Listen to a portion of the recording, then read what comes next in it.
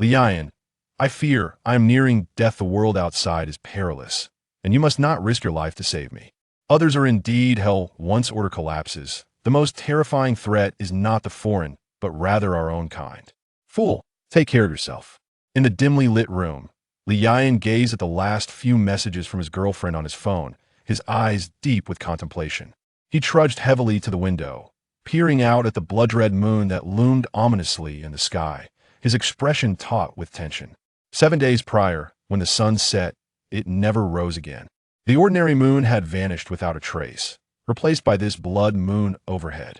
At first, people paid little heed to the blood moon, perceiving it merely as a spectacle, snapping photos and commemorating the event, until, under the eerie glow of the blood moon, vegetation surged uncontrollably, animals mutated, and society unraveled.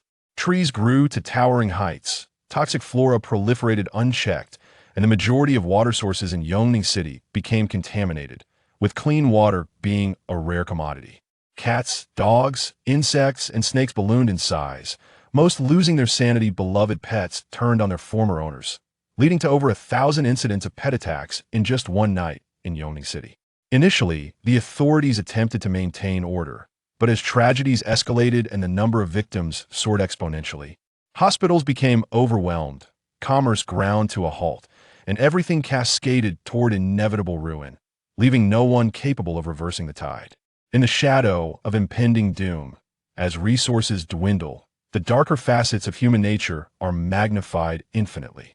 In the struggle for sustenance, individuals resort to theft, and heinous acts of assault, abduction, and murder proliferate. Within mere days, Yongning City came to a standstill, transforming into a veritable hell on earth. Lian, at the tender age of 20, had lost his parents at an early age and was the sole heir to a lonely existence. In this world, there was little to cherish for him. The apocalypse was merely a descent from the abyss into the inferno, hardly a distinction. Yet, 3 months prior, he had found a girlfriend, Gu Yuelian. Their paths crossed at university, and although their romance had only blossomed for a brief 3 months, the bond they shared was profound.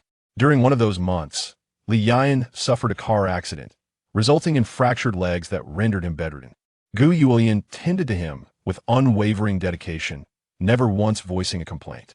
Even in the face of prolonged illness, filial piety is often scarce, how much more so in the realm of love. Lian, who had never placed expectations upon others, found himself filled with a newfound yearning for life. He recognized that Gu Yuelian was the greatest treasure of his existence and vowed never to relinquish her. However, as the blood moon rose, Gu Yuelian found herself isolated at the university. The once familiar campus had transformed dramatically, besieged not only by monstrous hordes, but also fraught with the treachery of those around her. Gu Yuelian, a celebrated beauty of her cohort, had once garnered countless admirers who, in times past, had exhibited a semblance of decorum. Yet now, with the world crumbling, in a recent message, Gu Yuelian recounted an incident wherein she had been attacked with a dagger by a spurned suitor after declining his advances. Though the assailant had been subdued, her wound became infected, leaving her in the throes of a persistent low-grade fever, interspersed with bouts of high fever that refused to abate. The medical resources within the school have been monopolized, and all the pharmacies outside have closed their doors. If Gu Yuelian cannot reduce her fever, her life hangs in the balance. Li Yan, residing near the university, has not taken up accommodation on campus. Although there are medicines at home, reaching the school necessitates traversing a perilous distance of 4 to 5 kilometers. This distance may appear trivial, yet is fraught with danger, particularly due to a mutated large dog that roams the streets with impunity, exhibiting both speed and strength. This beast has claimed the lives of numerous individuals, proving to be even more terrifying than a tiger. In recent days, Li Yan has made several attempts to journey to the school, each time encountering the vicious creature from afar. On one occasion, he narrowly escaped with his life, forcing him to retreat back home. Without addressing the threat posed by this ferocious dog, he cannot save Gu Yuelian yet. Li Yan is no warrior, lacking the strength to confront such a beast. I must save her. Li Yan clenched his fists in determination. At that moment, a stiff mechanical voice resonated in his ear. Loading the romance game. Progress at 99. Romance game loaded. Love can be as sweet as sugar, as intoxicating as honey, or as perilous as poison. Players are encouraged to embark on a delightful romantic journey. Note: love carries risks. Proceed with caution. A romantic partner can be like wings soaring toward the sky. Too many wings may elevate one higher, but they may also lead to a more devastating fall. Listening to the mechanical voice, Ian was momentarily taken aback. Is this a system? While joy surged within him, confusion also clouded his mind.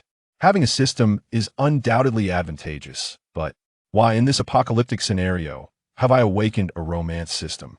Shouldn't there be a more brutal system, perhaps one akin to a cutthroat survival mechanism? What I require are means to endure in a post-apocalyptic world. Am I to engage in a romantic system, attempting to befriend a mutated, colossal canine through the art of seduction? With a sense of perplexity, Li Yan activated the love game, and before him appeared a blue screen visible solely to his eyes. The blue screen comprised 4 sections: player panel, love interest, romantic allies, and romantic achievements. Curiosity piqued, Li Yan clicked on the topmost section, player panel. Player: Li Yan powers. None a mere fish, a small fry items. None little trinket, a tiny bauble physique. 6 a feeble chick, a slight weakling. Charm: 9 whom they'll begrudgingly call you a handsome lad. Do not overestimate your allure. Is this wretched game mocking its player? What insolence! I sense a profound malice emanating from this game. A multitude of dark lines appeared on Li Yan's forehead. However, what precisely does powers entail? Li Yan's gaze flickered the panel, offered scant useful information. He swiftly opened the second section, love interest. Love interest. Naturally, one must have a romantic counterpart of the opposite gender. Though if the player possesses peculiar preferences, the love game remains silent, extending only its blessings. Slot 1.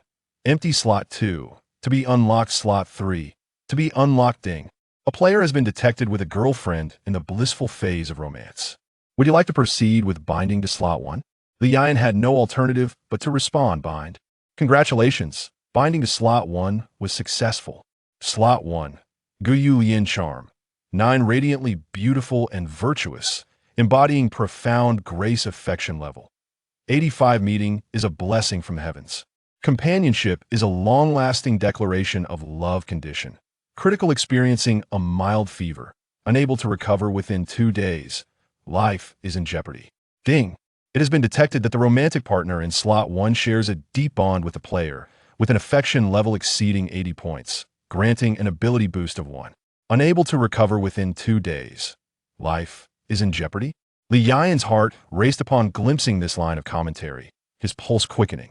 Once again, the alert from the romance game echoed in his ears.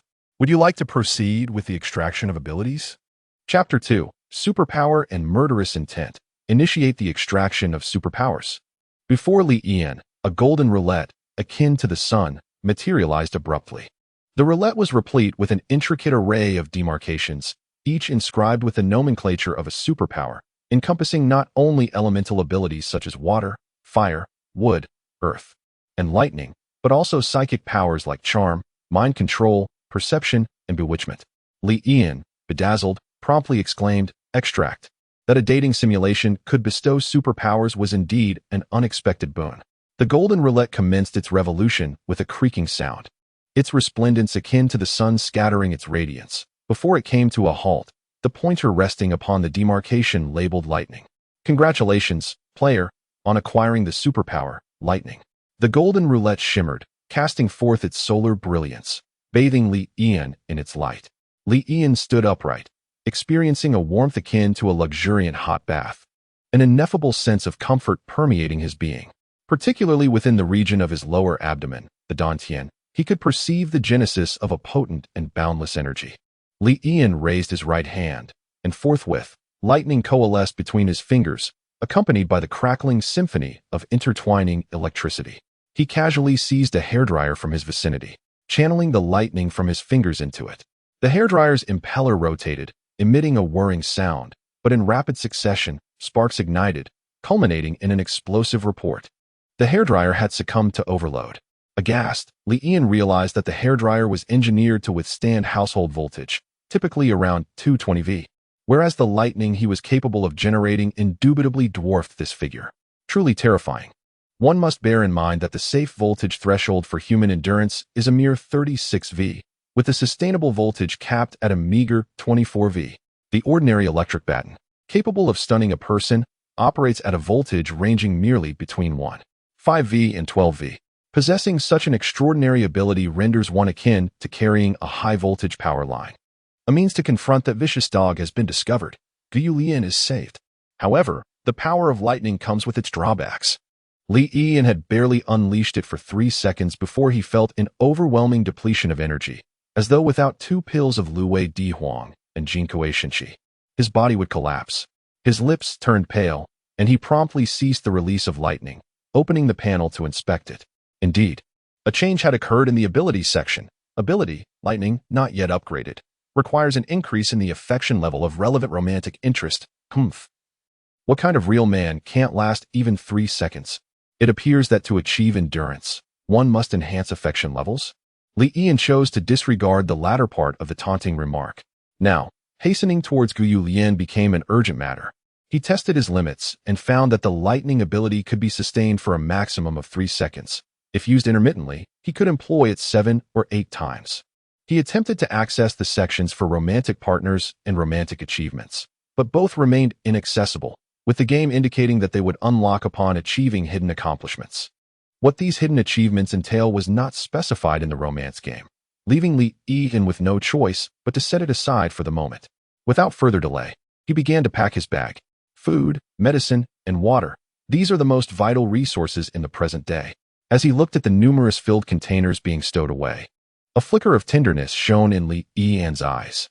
Inside the containers were dishes lovingly prepared by Guyu Lian herself. As his injuries from the vehicular accident were not entirely healed, precluding him from readily preparing meals, Guyu Lian had thoughtfully placed the dishes in the freezer, ensuring he could easily reheat them. During these days of food scarcity, when others were bereft of provisions and appeared gaunt, Li Yian, in contrast, enjoyed ample sustenance and possessed a ruddy complexion, all thanks to Guyu Lian's meticulousness. Li Yian swiftly packed his backpack to its full capacity. He hoisted the backpack, equipped himself with 2 flashlights, and prepared to descend. Beneath the crimson moon, vegetation grew rampantly, and most electrical systems were compromised, rendering streetlights inoperable. Although the moonlight was luminous, many thoroughfares remained dim, and it was easy to become disoriented without illumination. Help! Someone, please save me. Suddenly, a woman's piercing cry for help echoed from the building across the way. Li Yian recoiled, startled. He quickly moved to the window and observed that, in the building not far opposite, 2 men had invaded a woman's home, murdered her husband, and tossed her infant child from the window. The woman was visibly terrified. Her clothing disheveled, exposing her fair shoulders, and her alabaster bosom was marred with bruises. Li Yian resided on the 13th floor, and the building across the way was also 13 stories high. The ground was at least 40 to 50 meters below. The infant, upon impact, was instantly reduced to a mass of crimson, indistinct flesh. Li Yian's mind was as if struck by lightning, detonating with a thunderous roar. He recognized the young couple. He had been hospitalized due to a car accident, and the woman had also been hospitalized for childbirth. Guyu Lian, while pushing him in a wheelchair to bask in the sun, had encountered the young couple. Li Yian had conversed with them. The husband was generous and amiable, the wife beautiful and gentle, and the infant's face was round and adorable. It was a very happy family. Li Yian envied such a family, and Guyu Lian longed for their life. Yet little did they anticipate. The woman had endured inhuman torment, and after a desperate struggle, she miraculously crawled to the window, where she happened to catch sight of Li Yian across the way. Help! With half her face stained in blood, she reached out her bloodied arm towards him, resembling a drowning soul grasping for a fragile straw. Suddenly, her voice was cut off. Someone behind her yanked her hair fiercely, dragging her back with brutal force. After a brutal beating, she summoned all her strength and managed to reach the window once more. Her expression a haunting blend of despair and madness as she offered Li Yian a crazed smile, before leaping out into the void. Thud! The sound of her fall echoed like a power drill, penetrating deep into Li Muyun's ears, resonating in his heart as if a massive stone had plunged into a serene lake, sending waves of turmoil crashing forth. Li Yian stood in a daze. The woman's desperate smile reverberating in his mind, and in a fleeting moment, her pallid face morphed into that of his girlfriend, Gu Yuelyan, sending a shiver down his spine. Damn it, that wretched woman. A scar-faced man appeared at the opposite window, glancing downwards before spitting with disdain. Upon raising his head, the scar-faced man noticed Li Ian's gaze fixed upon him. With a gleam in his eyes, he eyed the bulging backpack behind Li Ian and, with a sinister grin, slowly traced his finger along his neck. At that moment, a scrawny man with small eyes leaned in beside him and remarked, "Brother, what a pity. That girl had quite a lovely appearance." Humph. In this world, as long as one possesses a strong fist, no woman is unattainable, the scar-faced man scoffed. Women have lost their value. Food is what truly matters. No, money has become mere scrap paper, utterly useless. Nothing surpasses the importance of sustenance. The man with small eyes nodded repeatedly. All the food we had is consumed. I just scavenged through this place, and there is hardly anything left. This family is truly foolish. Knowing they have little food, they still opened the door when I feigned desperation for a meal. The scar-faced man sneered. There are only so many edible items available. If one person consumes more, another has to eat less. Only a foolish pig would extend charity to others. The small-eyed man licked his dry lips, his face contorted with concern. Brother, what are we to do now? If we don't eat soon, I might resort to cannibalism. The scar-faced man chuckled softly, no need for alarm.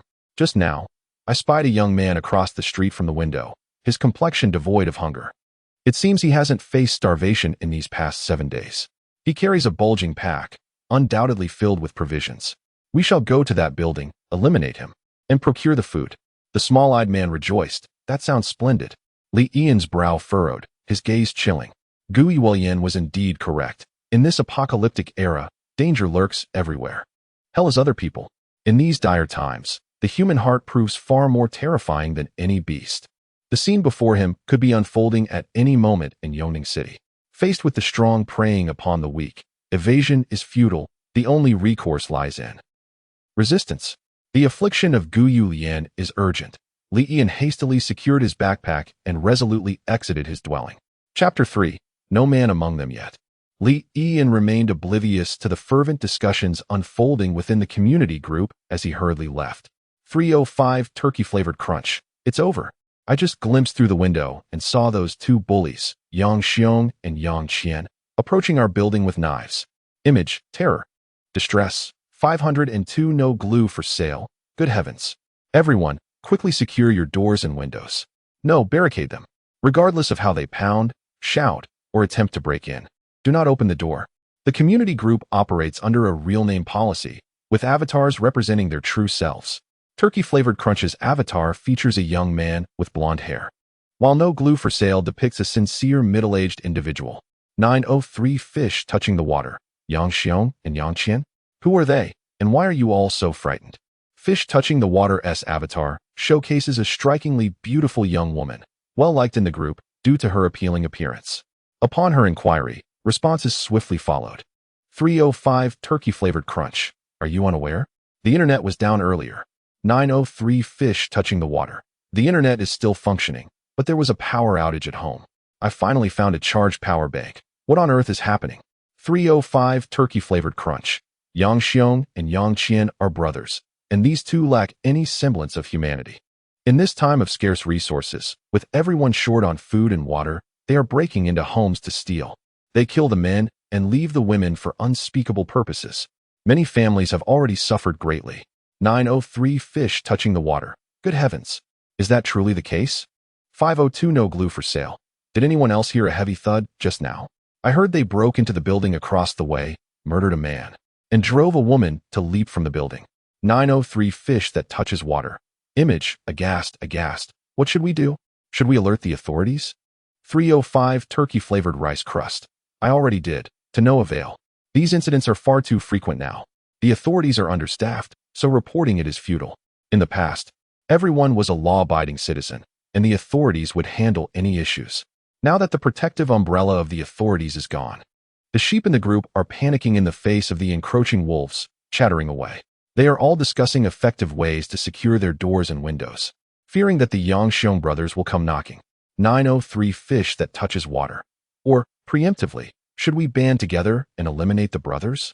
As soon as these words were uttered, the once clamorous group fell silent, as if the internet had collectively gone down. Everyone understands the principle that the first bird to sing gets shot. As long as one stays indoors, one won't be harmed. Unless the fire is burning oneself, the suffering of others is always irrelevant. The people in the group are utterly indifferent.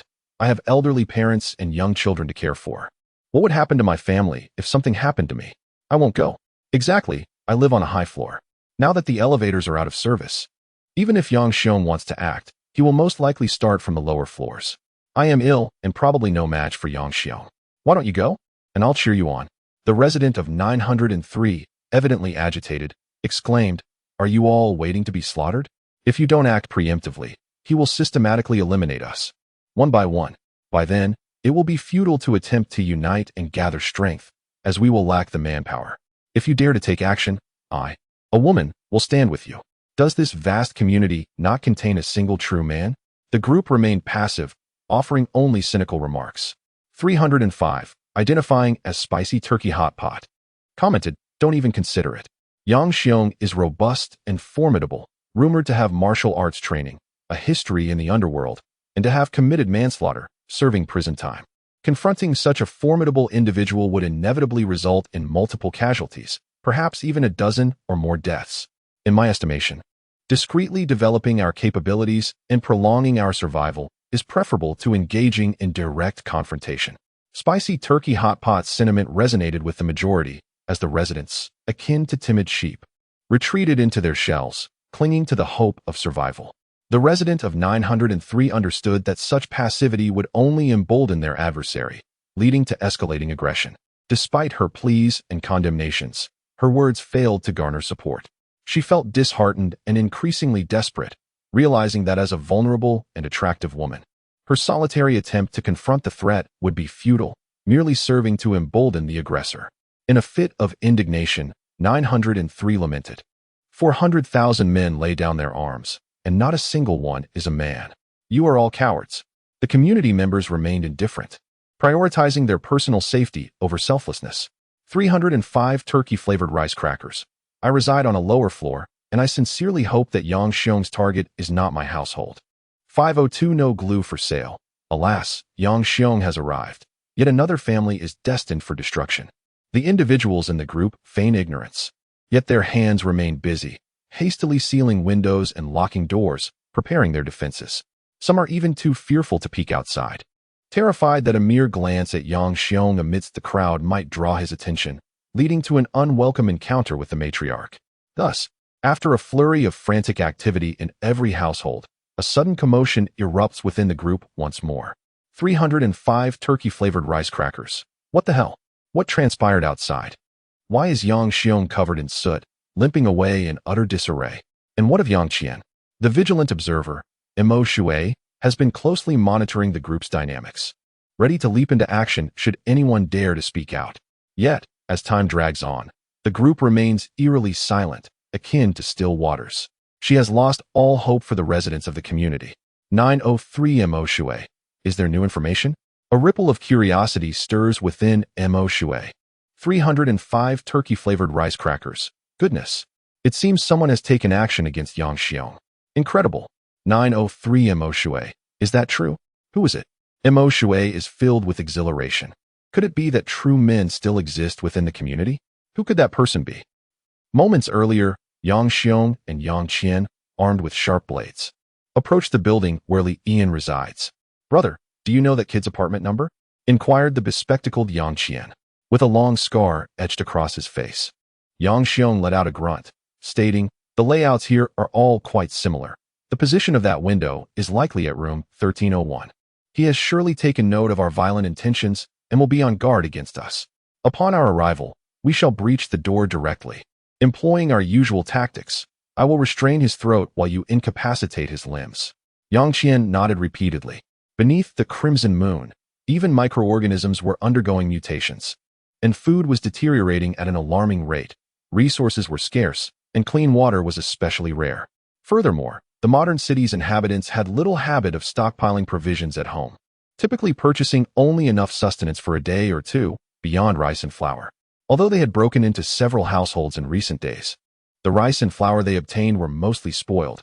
He had been surviving on instant noodles and other non-perishable junk food. He longed for something more nourishing. He hoped that the young man with the bulging backpack possessed a sufficient supply of quality provisions. Yang Qian licked his lips and pressed onward, ascending the staircase. When Yang Xiong abruptly grasped his arm, a grotesque grin spread across Yang Xiong's face as he remarked, "Well, we haven't sought out this young man yet. And he has come right to us." Yang Qian looked up, momentarily taken aback. Under the blood-red moonlight, a young man stood at the top of the stairs. This young man, poised and unflustered, regarded them with calm eyes. His complexion was robust and healthy, indicating that he had not suffered from hunger or thirst in recent days. His eyebrows were neither too thick nor too sparse, striking a balance that neither appeared overly gentle nor excessively sharp. His eyes, dark and bright like stars, radiated a calm intelligence, devoid of any trace of panic. His aquiline nose was accentuated by the moonlight, casting chiaroscuro patterns upon his face, one side flushed with a warm, ruddy hue, the other steeped in tenebrous shadows, lending him an air of profound mystique. Even amidst the luminaries of the entertainment world, the young man's visage would assuredly vie for preeminence. Yet, his lips were faintly pallid, his frame somewhat frail, as if recently enervated. Yang Xiong clutched the hilt of his dagger, ascending the stairs toward Li Yan with a sardonic grin. Suddenly, Yang Qian seized his arm, exclaiming, "Brother, allow me to deal with this one." Yang Xiong regarded him quizzically, observing Yang Qian as he licked his lips, exposing the yellowish lower portion of his teeth. "This lad is quite comely, far more so than those women from before." Yang Xiong chuckled wryly. His brother's lasciviousness was so acute that it transcended gender. Indeed, the young matron from the brothel had suffered much torment at Yang Qian's hands.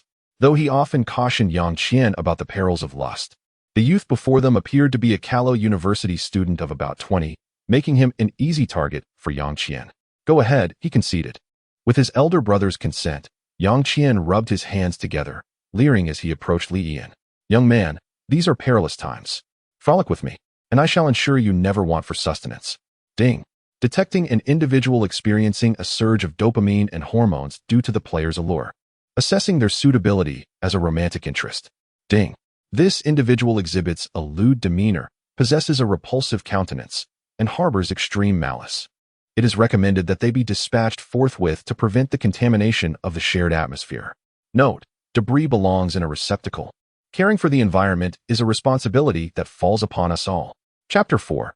Li Yan eliminates 2 threats. You certainly have a lot to say in this wretched game. As Li Yan listened to the notification chimes echoing in his ears, his eyes narrowed, casting a steady gaze towards Yang Xiong and Yang Qian at the foot of the stairs. There was no mistaking it. These two were the culprits responsible for the devastation of that young couple's home across the way. As Yang Qian approached, Li Yan did not flinch or evade. Yang Qian, feeling a surge of triumph, assumed that Li Yan's stillness signified a surrender, thus sparing him considerable effort. However, as Yang Qian drew nearer, Li Yan finally made his move. Striking with lightning speed, a swift palm landing squarely on Yang Qian's shoulder. Yang Qian was taken aback, utterly perplexed by Li Yan's sudden and seemingly gentle touch. In the next moment, excruciating pain radiated from his shoulder, as if countless needles had pierced his flesh. Every inch of his body was engulfed in agony, swiftly followed by a numbing paralysis that rendered him unconscious, his mind blank. With a single decisive action, Li Yan unleashed the maximum electrical current at his disposal. In a flash, Yang Qian was obliterated by the lightning strike, his body collapsing lifelessly to the ground, maintaining a look of bewilderment as it tumbled down the stairs. Yang Qian. Yang Xiong's eyes widened in horror, and he rushed forward. Yang Xiong's eyes were filled with rage as he set down Yang Qian's lifeless body and charged at Li Yan, shouting, "You wretched creature! I demand you pay for my brother's life." Possessing a robust physique and having trained in the formidable art of Hung Gar in his youth, he was confident that a single punch would be enough to obliterate Li Yan's head, provided he could close the distance. However, Li Yan was prepared. He swiftly retrieved a bottle of water, took a generous swig, and then sprayed it towards Yang Xiong. With a flick of his fingers, he summoned lightning that connected with the droplets falling through the air. The sound of crackling electricity filled the corridor, illuminating it with vibrant blue sparks. These electric sparks slithered like azure serpents along the stream, opening their venomous mouths and lunging at Yang Xiong below. Startled, Yang Xiong desperately swung his fists to defend himself. But how could mere flesh withstand the might of thunder? The lightning struck him, paralyzing half of his body and scorching it black. In an instant, he felt his strength drain away, as if a dam had burst. What is this? An electric baton? A stun gun? What sorcery have you employed? Yang Xiong's eyes widened in horror, his earlier bravado and fury dissipating, leaving only weakness and dread in their wake. He could not comprehend Li Yan's methods. But one truth became clear. He had to flee. Escape was imperative, or he would meet the same fate. Stumbling down the stairs, his steps faltered, leading to a series of clumsy tumbles that left him dirty and disheveled. Li Yan did not underestimate his adversary. Still recovering from a car accident, he lacked the confidence to win in close combat. Cautiously, he trailed behind Yang Xiong, intermittently using the water flow to shock him from a distance. In this manner, one fleeing and the other pursuing, Yang Xiong finally burst out of the building, only to be felled by Li Yan's electric shock, rendering him devoid of strength and collapsing to the ground. Watching Li Yan approach step by step, Yang Xiong, drenched in sweat, blustered. You mustn't come any closer. Practice leniency where it is due. Let me off, and I shall no longer dwell on the matter of Yang Qian. Li Yan continued his advance, undeterred. Yang Xiong hastily added, in these chaotic times, one requires assistance to thrive. I can serve as your subordinate. Your supplies, however abundant, will eventually dwindle, necessitating plunder. Henceforth, I shall undertake all the menial and arduous tasks on your behalf. All the spoils of our raids, I shall relinquish to you. Li Yan's pace remained unwavering. Yang Xiong exclaimed, we have no animosity between us. Why must you kill me? I should not have coveted your supplies, nor should I have offended you. If I have displeased you, I offer my apologies. As Yang Xiong spoke, he began to slap his own face. Li Yan's steps faltered slightly.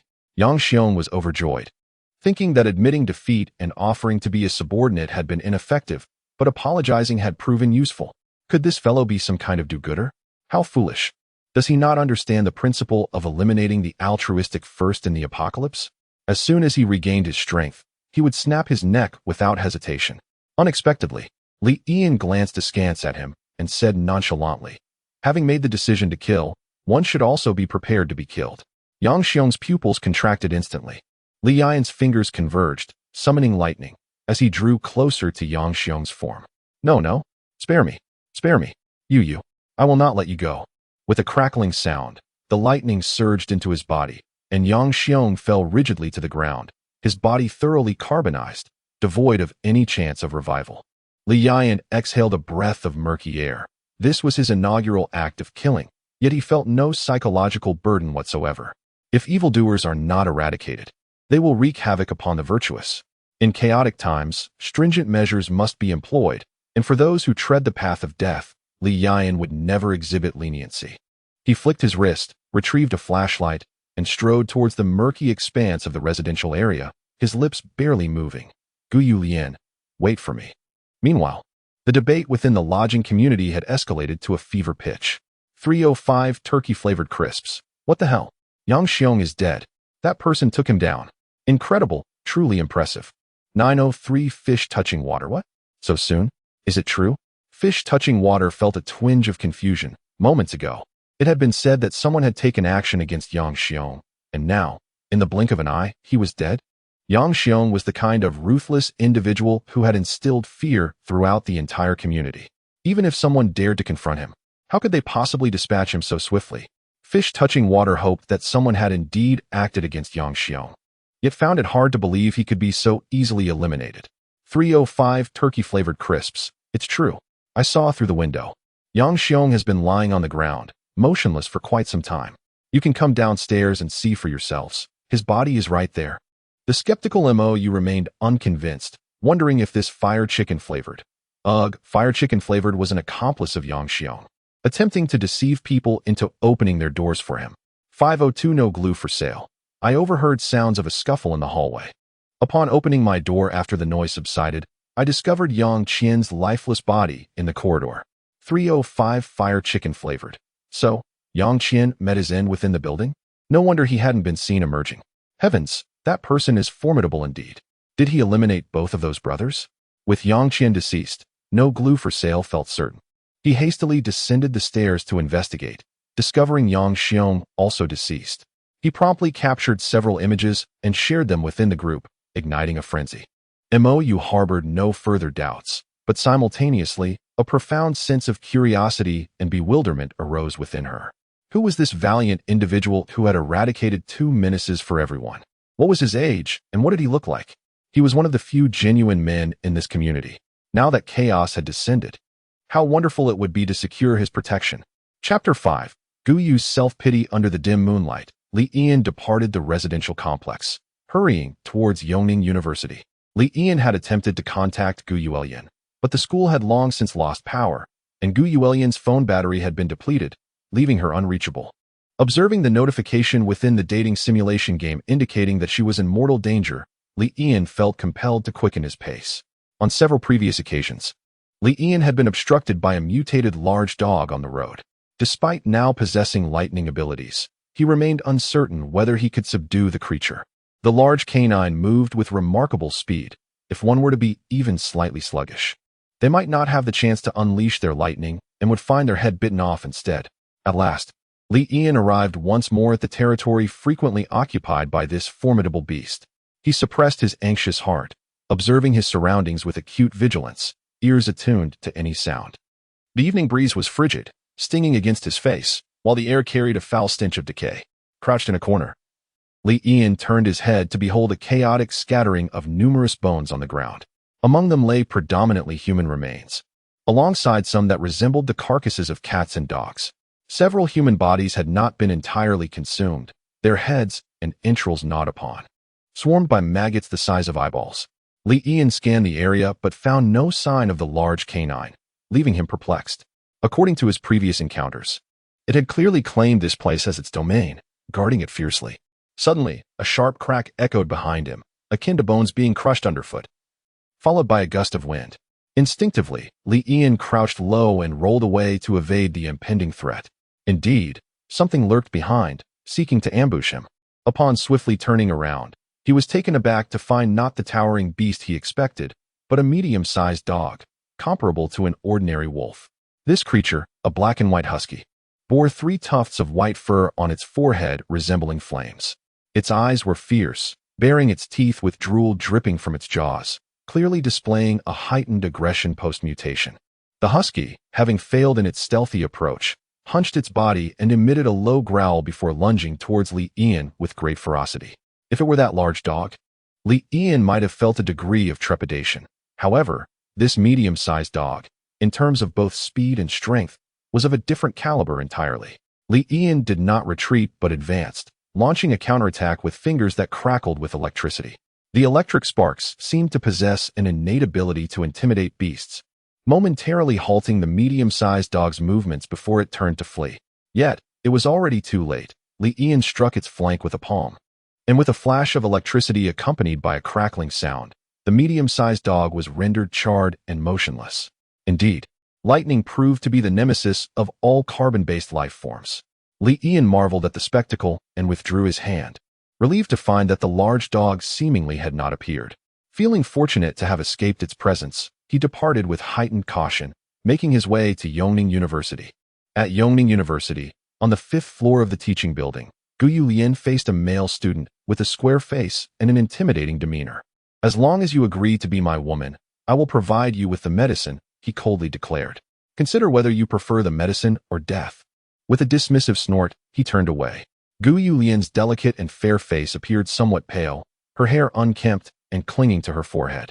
Her once bright and spirited eyes now looked dim, and her lips were colorless, clearly indicating that she had not had food or water for a day or two. Beside her, her roommate and close friend, Chung Yu, gazed at her in confusion, voicing her concern. Lian, the situation at school is chaotic. Food, water, and medicine are in severe shortage. This senior Wu Yu, being an athlete, has gathered quite a few followers and amassed considerable supplies. If there is anyone who can provide us with protection, it would be him. Fortunately, he has always harbored affection for you. As long as you consent to be his paramour, we shall possess sustenance, hydration, and medication. Not only shall we partake in a repast of considerable proportions after an extended period of deprivation, but your fever shall also abate." Gu Yu, supporting her wounded arm, sighed softly and shook her head slowly. She picked up her mobile phone, wanting to behold the screensaver displaying her photograph with Li Yan, but after tapping it several times, her muddled brain recalled that the phone had long been devoid of power. Cheng Yu, taken aback by this sight, then exclaimed angrily, "Gu Yu, are you daft? At a time like this, you are still pining after that Li Yan of yours? Your previous relationship was indeed commendable, but in this era, survival is arduous. And what use is affection? He pledged to come and rescue you, didn't he? If he were coming, he would have arrived long ago. Why hasn't he come yet? He must be craven and has abandoned you." Gu Yu shook her head, her gaze dim and lusterless, lost in contemplation, oblivious to her surroundings. Regardless of Cheng Yu's incessant nagging, she no longer responded. Seeing Gu Yu obdurate, Cheng Yu became exasperated. "I believe you are delirious from the fever. I implore you to consider this carefully. If you continue to refuse, you will only await death." Having spoken, Cheng Yu also strode towards the exterior of the classroom. Gu Yu gazed deeply at Cheng Yu's retreating figure and sighed softly. Indeed, hell is other people. Under the apocalypse, even former bosom buddies have donned a different guise. She silently picked up the black screen phone, curled up her body, and her pale lips gently murmured, "Li Yan, are you faring well?" As Cheng Yu exited the classroom, she turned her head to see the square-faced Wu Yu, whose expression of anger instantly transformed into one of sycophancy as she warmly approached and linked arms with him. Wu Yu, with a casual squeeze of her rear, inquired, "So, has Gu Yu Lian agreed yet?" Cheng Yu shook her head. Wu Yu raised an eyebrow, pondering that had he not been averse to coercive tactics, Gu Yu Lian would have long been within his grasp. Why was she still reluctant to acquiesce? Did she not fear for her life? Wu Yu suppressed his fury.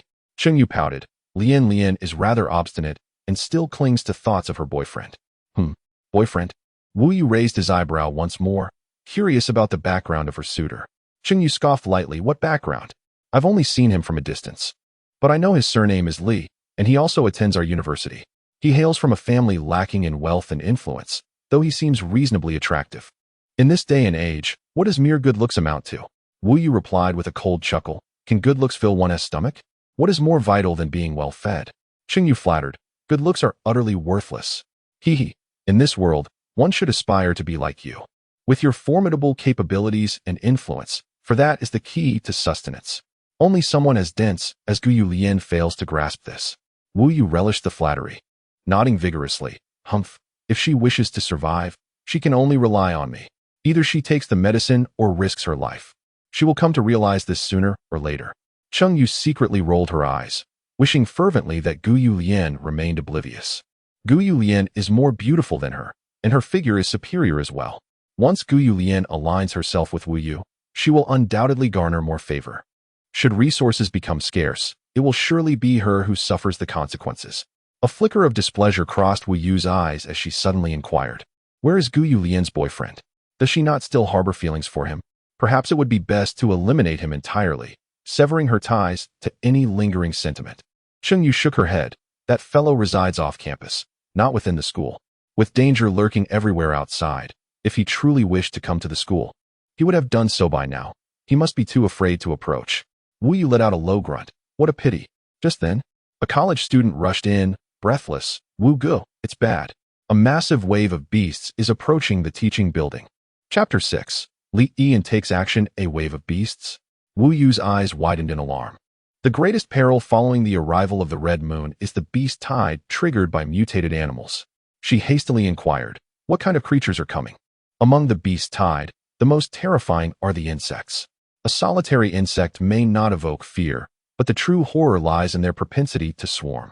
If it is indeed an insect tide, Wu Yu would not hesitate to be the first to flee. The student who delivered the news replied, 3 heads of mutated dogs, resembling huskies. Huskies? Wu Yu's eyes, initially wide with fear, gradually relaxed as relief washed over her. A smile began to form on her lips, almost making her chuckle. Dogs are far easier to contend with than other beasts, as long as their numbers are sufficient.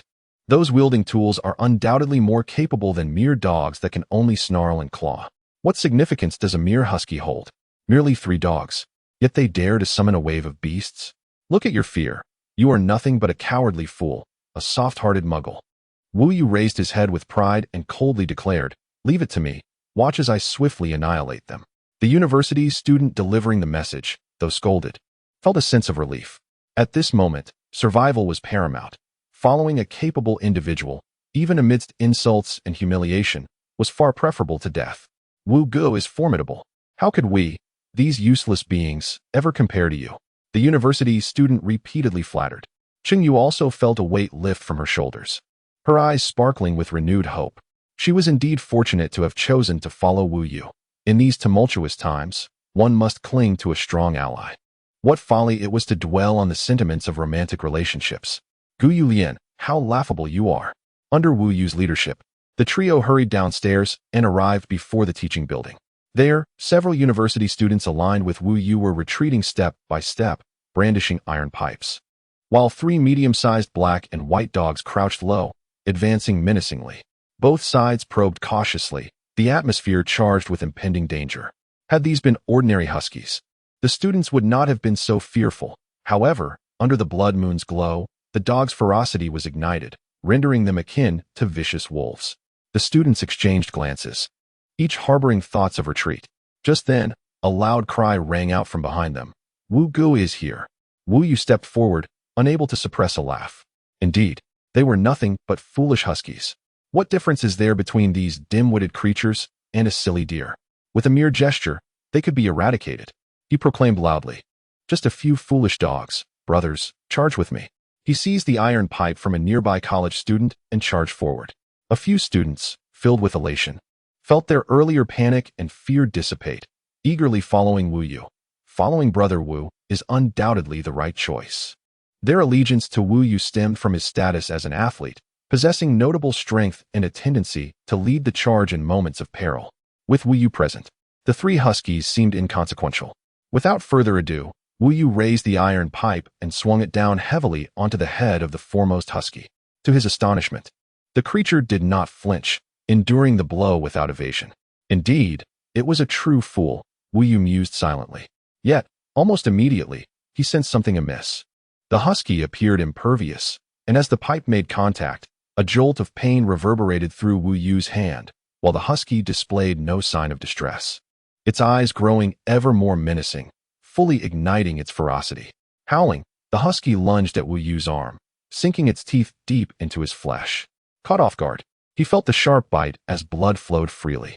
With a cry of agony, Wu Yu raised the iron pipe and struck the husky multiple times, prompting it to finally release its grip, yet it continued to leap towards him. In a state of panic, he grabbed a nearby student as a shield and turned to flee. Damn, this beast's head is like iron. Wu Yu had always relied on his brute strength, prevailing through sheer force, yet he found himself utterly outmatched this time. The cries of the students behind him fell on deaf ears as he focused solely on his escape. Wu Yu's retreat instilled terror in the remaining students, causing them to lose their resolve and scatter in all directions. Organized humans are formidable adversaries. However, Wu Yu's hasty retreat completely disrupted the formation of the university students. The 3 huskies, unrestrained, charged ferociously at the students, targeting their throats and lower bodies. Not to consume, but to kill one by one. In a matter of moments, 4 or 5 students fell to the ground. Wu Yu, you bastard. The surviving students shouted in outrage at Wu Yu, who had fled first, blaming him for their staggering losses. Gazing at the retreating Wu Yu and the vicious dogs in pursuit, Chengyu was filled with panic and cried out, "Save me. Take me with you." Wu Yu's eyes brightened. He kicked Chengyu aside and continued his flight without a backward glance. When pursued by 2 bears in the wild and armed with but a single bullet, one must take down a companion to ensure their own survival. The slowest runner becomes the prey.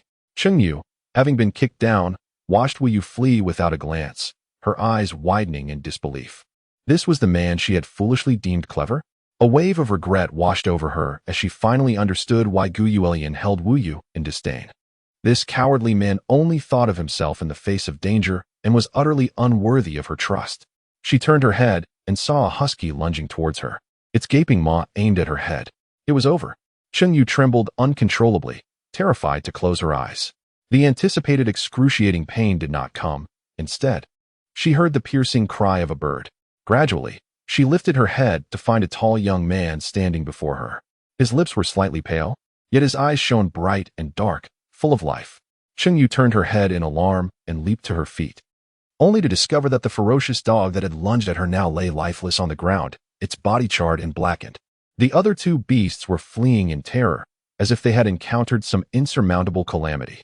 Li Yan gazed at the retreating dogs with a furrowed brow. Although his lightning abilities were formidable, he knew that 2 legs could not outpace 4. If they continued to flee, he would be unable to capture them. Brother, thank you for saving our lives. We owe you a great deal.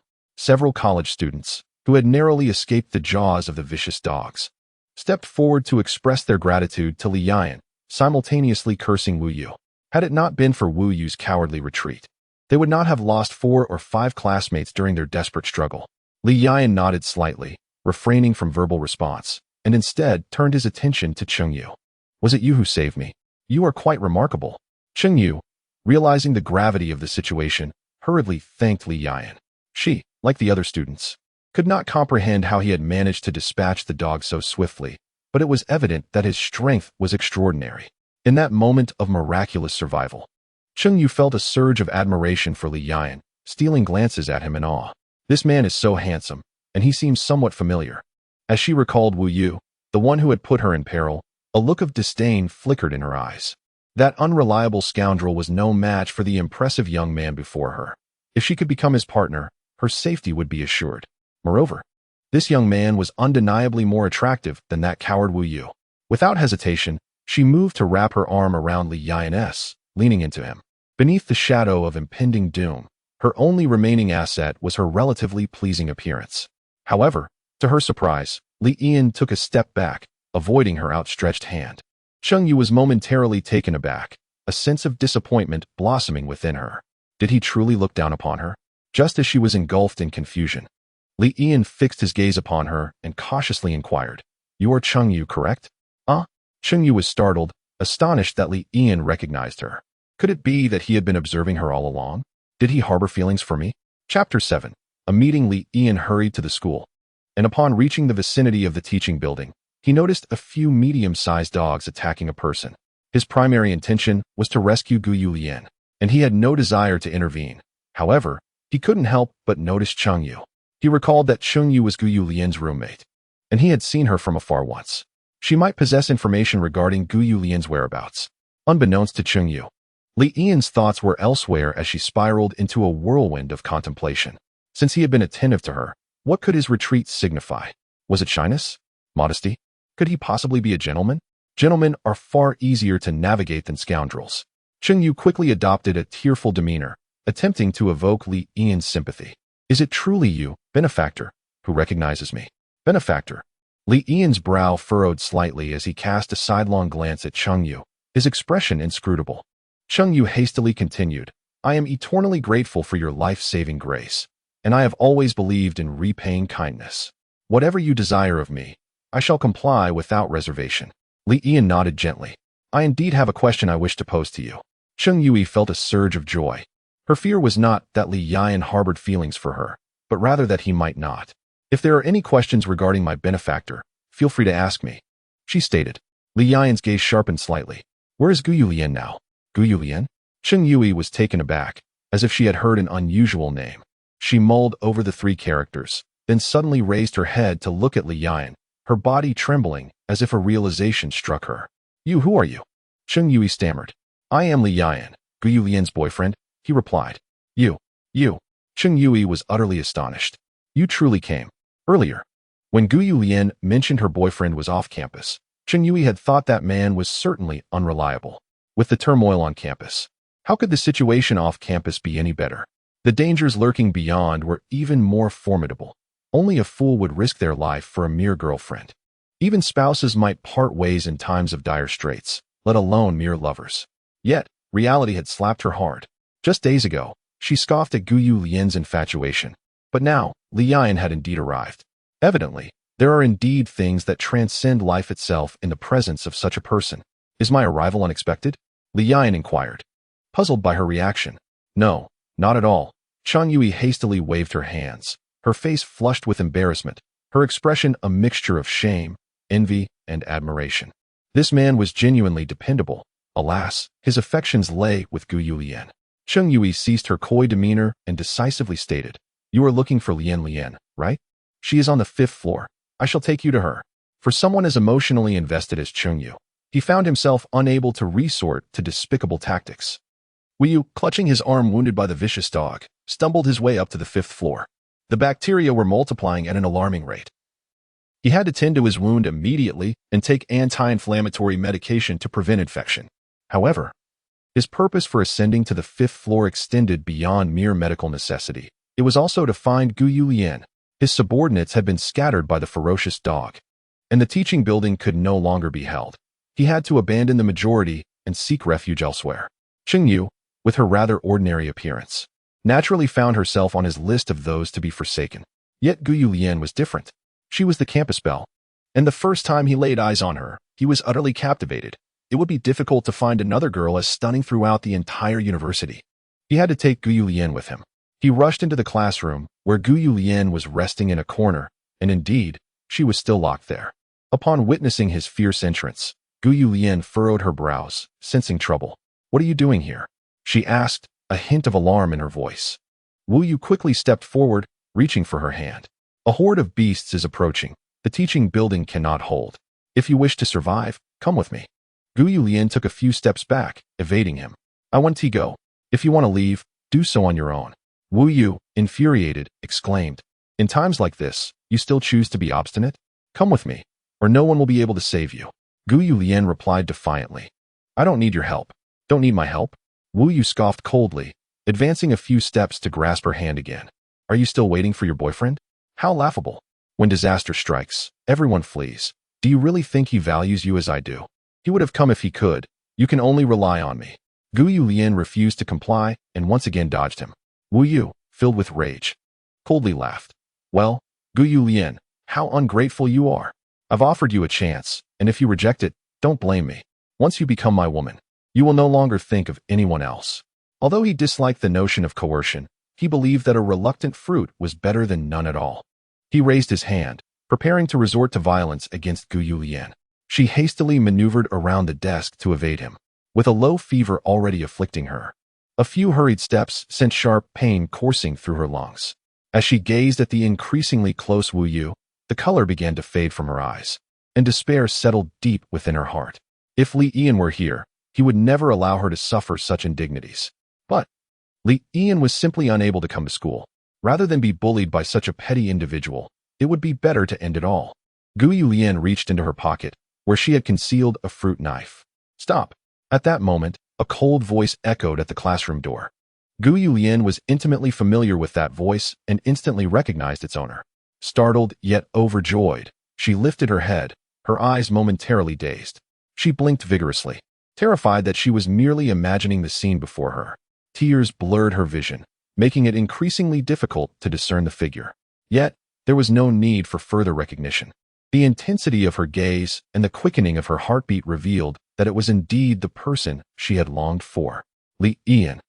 Guyu Lian murmured the name she had called out countless times in her heart, tears cascading down her cheeks to her smooth chin. Wu Yu turned his head and caught a glimpse of Li Ian and Chengyu behind him, momentarily taken aback. Chengyu, how is she still alive? Even he, with all his strength, was no match for that vicious dog. How could the defenseless Chengyu have survived? Could it be that this person saved her? Wu Yu scrutinized Li Ian, then scoffed coldly. "No, it is impossible." This individual, while possessing an appealing visage, had pale lips and a frail frame, far weaker than himself. It was unlikely he had the strength to contend with that ferocious beast. Surely, it must have been that dog, showing mercy and sparing Qingyu. Or perhaps it was someone else who intervened. Suddenly, upon hearing Guyu Lian's soft call, Wu Yu's eyes narrowed. "Li? So this person is Guyu Lian's boyfriend? How delightful. Wasn't Guyu Lian utterly infatuated with you? Then I shall eliminate you right before her eyes, severing her hopes entirely." Previously, Chengyu harbored some expectations for Wu Yu, but after the near-fatal crisis he had just inflicted upon her, all that remained was hatred. She wished nothing more than to flay Wu Yu alive and feed him to the dogs. Instantly, she raised her head and said to Li Ian, "This scoundrel is no good. He has repeatedly coerced Lian into being his woman, relying on his possession of drugs." "You vile creature," Wu Yu shouted, directing his gaze fiercely at Li Ian. "What are you, to dare oppose me? So, you are Guyu Lian's boyfriend? Excellent. I was just lamenting over where to find you." Wu Yu lifted a bench and charged at Li Ian with formidable intent. As Chung Yu witnessed Wu Yu charging towards her with an imposing demeanor, a sense of dread washed over her, prompting her to retreat several steps before turning on her heel and fleeing. She had witnessed Wu Yu's prowess and knew that an ordinary individual stood no chance against him. Although Li Yan had vanquished a menacing dog, she had not seen it firsthand and remained oblivious to his capabilities. If Li Yan were to be overpowered, she would undoubtedly be the next target. Gu Yuelin was equally alarmed. With Li Yan still recovering from his car accident, his body was far from mended. While Wu Yu was a robust athlete, how could Li Yan possibly contend with him in a brawl? The joy Gu Yuelin had felt upon seeing Li Yan was swiftly overtaken by anxiety and panic, causing her to exclaim, "Li Yan, hurry and leave." Chapter 8. With Ian present the moment Li Yan laid eyes on Gu Yuelin, the alert tone of a dating game echoed in his mind. Ding. Love interest detected in peril. Please rescue immediately. The pure love warrior rejects any form of minotaur. For minotaurs, the dating game offers but one suggestion: eliminate. Eliminate. Eliminate.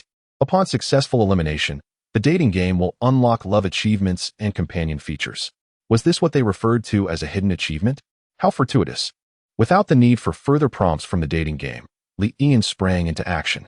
He swiftly retrieved a flashlight and directed its beam into Wu Yu's eyes. Beneath the crimson moon, while the surroundings were not engulfed in complete darkness, they were sufficiently dim, and the sudden burst of light caused Wu Yu to momentarily falter, instinctively raising a hand to shield his eyes. In that fleeting moment, the stakes were life and death. Li Yan strode forward, placing his hand firmly on Wu Yu's shoulder as his lightning ability activated. The thunder roared and the electric sparks crackled, causing Wu Yu's body to stiffen, followed by an overwhelming sensation of pain and numbness. He cast a terrified glance at Li Yan, too late to plead for mercy or flee, as his body succumbed completely, collapsing into a charred heap. Li Yan did not spare Wu Yu another look. Under the tremendous surge of electricity, the possibility of Wu Yu reviving was utterly non-existent. He retracted his flashlight and turned his gaze towards Gu Yulian. Gu Yulian's mouth slightly parted, words urging Li Yan to leave frozen on her lips, quickly transforming into an expression of astonishment. What had just transpired? The tyrant Wu Yu, who had terrorized others since the arrival of the Red Moon, leveraging his strength to forge alliances and commit atrocities, had been vanquished by Li Yan in an instant. She stared at him, torn between speech and silence, her mind swirling with questions. Yet, in the face of their reunion, all else seemed trivial. Gu Yulian stumbled toward Li Yan, embracing him tightly, her delicate frame trembling as she sobbed softly. "Fool, it's so dangerous here. Didn't I tell you not to come?" Without needing Li Yan to elaborate, she understood that his journey had not been easy, and he must have resolved to risk his life for her sake. How fortunate it is to have a lover willing to brave fire and water for you. If you were not here, what sorrow would accompany death? Li Yan gently caressed her silky hair, softly patting her back, and whispered tenderly in her ear. Feeling the warm and tangible presence of her lover, Li Yan rediscovered his entire world. His heart, which had long been suspended, finally found solace. In the journey of life, nothing holds greater significance than one's career and love. For as the sun rises, one must hasten to work, and when the sun sets, one seeks the embrace of their beloved. Beep. Detection of romantic interest. Gu Yulian's affection level surpasses 90 points, gaining Healing Potion 1. As affection continues to elevate, corresponding abilities will enhance, and every 2 levels will unlock respective skills. Beep. Congratulations to the player for achieving the Hero Saves the Beauty milestone, gaining Constitution 1. Beep. Congratulations to the player for unlocking the Romance Achievement and Romance Wingman feature. Please check promptly. Li Yan paid little heed to the prompts of the romantic game, for a more pressing matter demanded his attention. He gently nudged Gu Yulian aside to examine her arm. Indeed, as indicated previously on his phone, her arm bore a gruesome knife wound that had become infected, and the severity of her condition was alarming. Li Yan had initially believed that the anti-inflammatory and antipyretic medications he carried would suffice, but it appeared that their efficacy would be minimal. Gu Yulian timidly pulled her sleeve down to conceal the injury, her delicate face betraying a hint of embarrassment. The proliferation of bacteria is much faster now, once injured. The infection spreads with alarming rapidity. I may not have much time left. Li Yan, we have arrived at the darkest of times, and to see you again, I am already content. Her expression was sorrowful, her lips quivered, and while her gaze met Li Yan's, it quickly darted away. Li Yan could not help but furrow his brows as he summoned the blue screen of the dating game, visible only to him. After a thorough search, he discovered an additional icon resembling a warehouse. Intrigued, he activated the warehouse, which opened to reveal neatly arranged compartments. In the foremost position of the first row lay the healing elixir referenced earlier. An icon marked with a question mark adorned the healing elixir, and as Li Yan focused on it, a line of notes appeared beside the question mark. Healing elixir. As the name suggests, it can cure all ailments, including kidney deficiency. Li Yan exhaled in relief, only to raise an eyebrow at the latter phrase. Who exactly was that note intended for? With a flick of his wrist, the warehouse was instantly emptied, and a healing elixir, no larger than a pistachio, materialized in his hand. Gu Yulian, unaware of Li Yan's actions, felt a pang of sorrow as she contemplated their imminent and complete separation after such a brief encounter. Her delicate nose began to tingle, and her eyes grew warm. Li Yan, if I truly find myself in a hopeless situation, you must. Gu Yulian bit her lip in determination, yet before she could complete her thought, Li Yan reached out and pressed an indescribable object against her lips. Caught off guard, the healing elixir transformed into a warm current that surged into her stomach and radiated throughout her limbs. Gu Yulian felt as though she had swallowed a tiny sun. Warmth enveloped her entire being, reminiscent of sitting beside a cozy hearth while indulging in hot pot and sipping on milk tea in a frosty world. Her eyes sparkled more brightly, her skin grew increasingly supple, her cheeks flushed with color, and an indescribable sense of ease washed over her. Li Yan remained acutely aware of Gu Yu's changes, gently lifting her sleeve once more. To his astonishment, the gruesome wound on her arm, ravaged by infection, began to mend at a visibly astonishing pace, reminiscent of correction fluid erasing an erroneous answer. In the blink of an eye, the injury transformed into a flawless state. Even Gu Yu, whose composure was typically unwavering, couldn't help but gasp in astonishment, her mouth forming an O-shape. Li Yan grasped her arm gently, inquiring, "How does it feel? Is there still pain?" Gu Yu shook her head repeatedly, her radiant face reflecting a myriad of questions.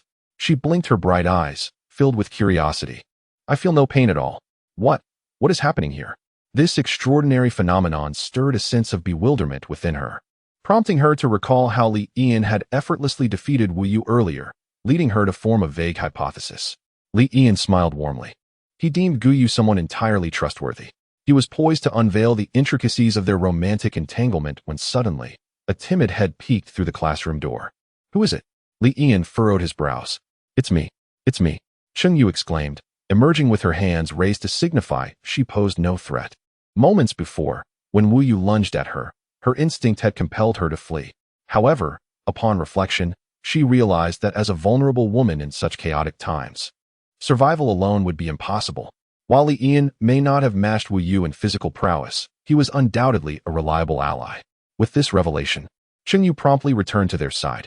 If Li Yan were to be bested by Wu Yu, she would make every effort to assist him. Of course, it would only be an endeavor. Her sole desire was to survive. She would not sacrifice her life for anyone. Chapter 9. The romance of the wingman. Li Yan was somewhat taken aback by Cheng Yu's return.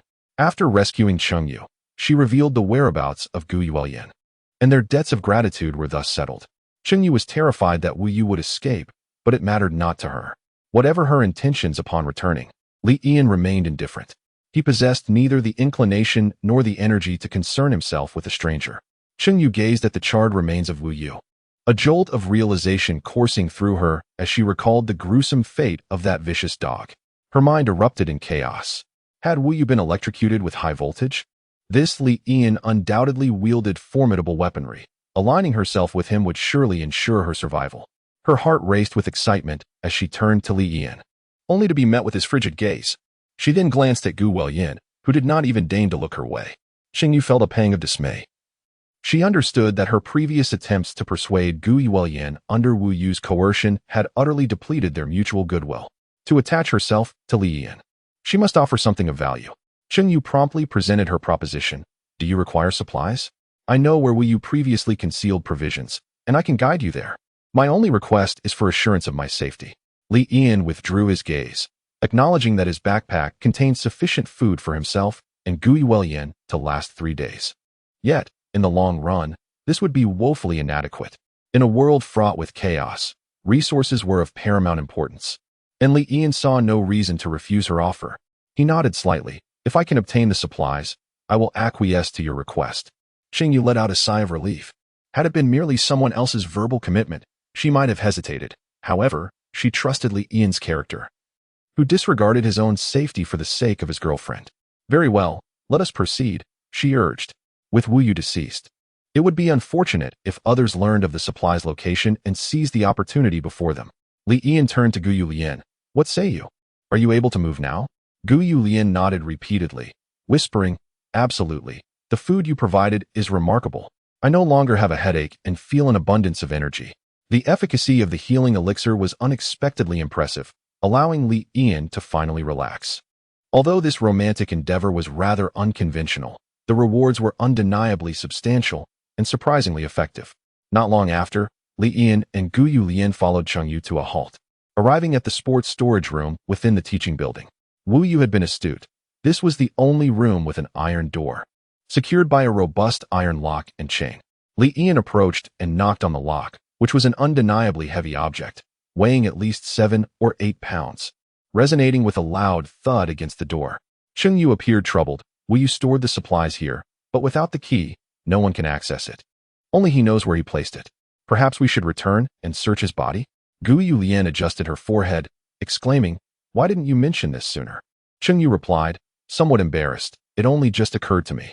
Guyu Lian turned to Li Ian and inquired, this iron lock cannot be opened without tools. Shall we return? Li Ian chuckled softly, shaking his head, there is no need. He enveloped the iron lock with his palm, as lightning coalesced within his fingers, and the iron chain erupted with a deafening crack. Previously, Li Ian's physical constitution was rated at 6 points, and exerting his full strength to unleash lightning for 3 seconds would leave him breathless. However, after achieving the heroism of saving a damsel in distress, he received a 1-point enhancement. Though it was merely a single point, the maximum score for physical constitution being 10, this slight increase brought about a transformative change. Li Ian could now double the duration of his lightning release. Boom! The iron lock emitted a piercing roar as Li Ian withdrew his hand, lifting a metal pipe he had collected on his journey, and struck the iron lock with great force. Bang! The iron lock crumpled like a freshly fried potato chip, crashing down from the chain. What had he just done? How impressive! Chengyu was astounded, and her heart steadied. Though she had not witnessed the tools Li Ian employed, she understood that as long as she did not foolishly position herself against him, the more mysterious he became, the better. Li Ian extended his hands, pushing forcefully against the heavy iron door. The 2 doors creaked open slowly, reminiscent of aged individuals, as Li Ian retrieved a flashlight, illuminating the dark interior.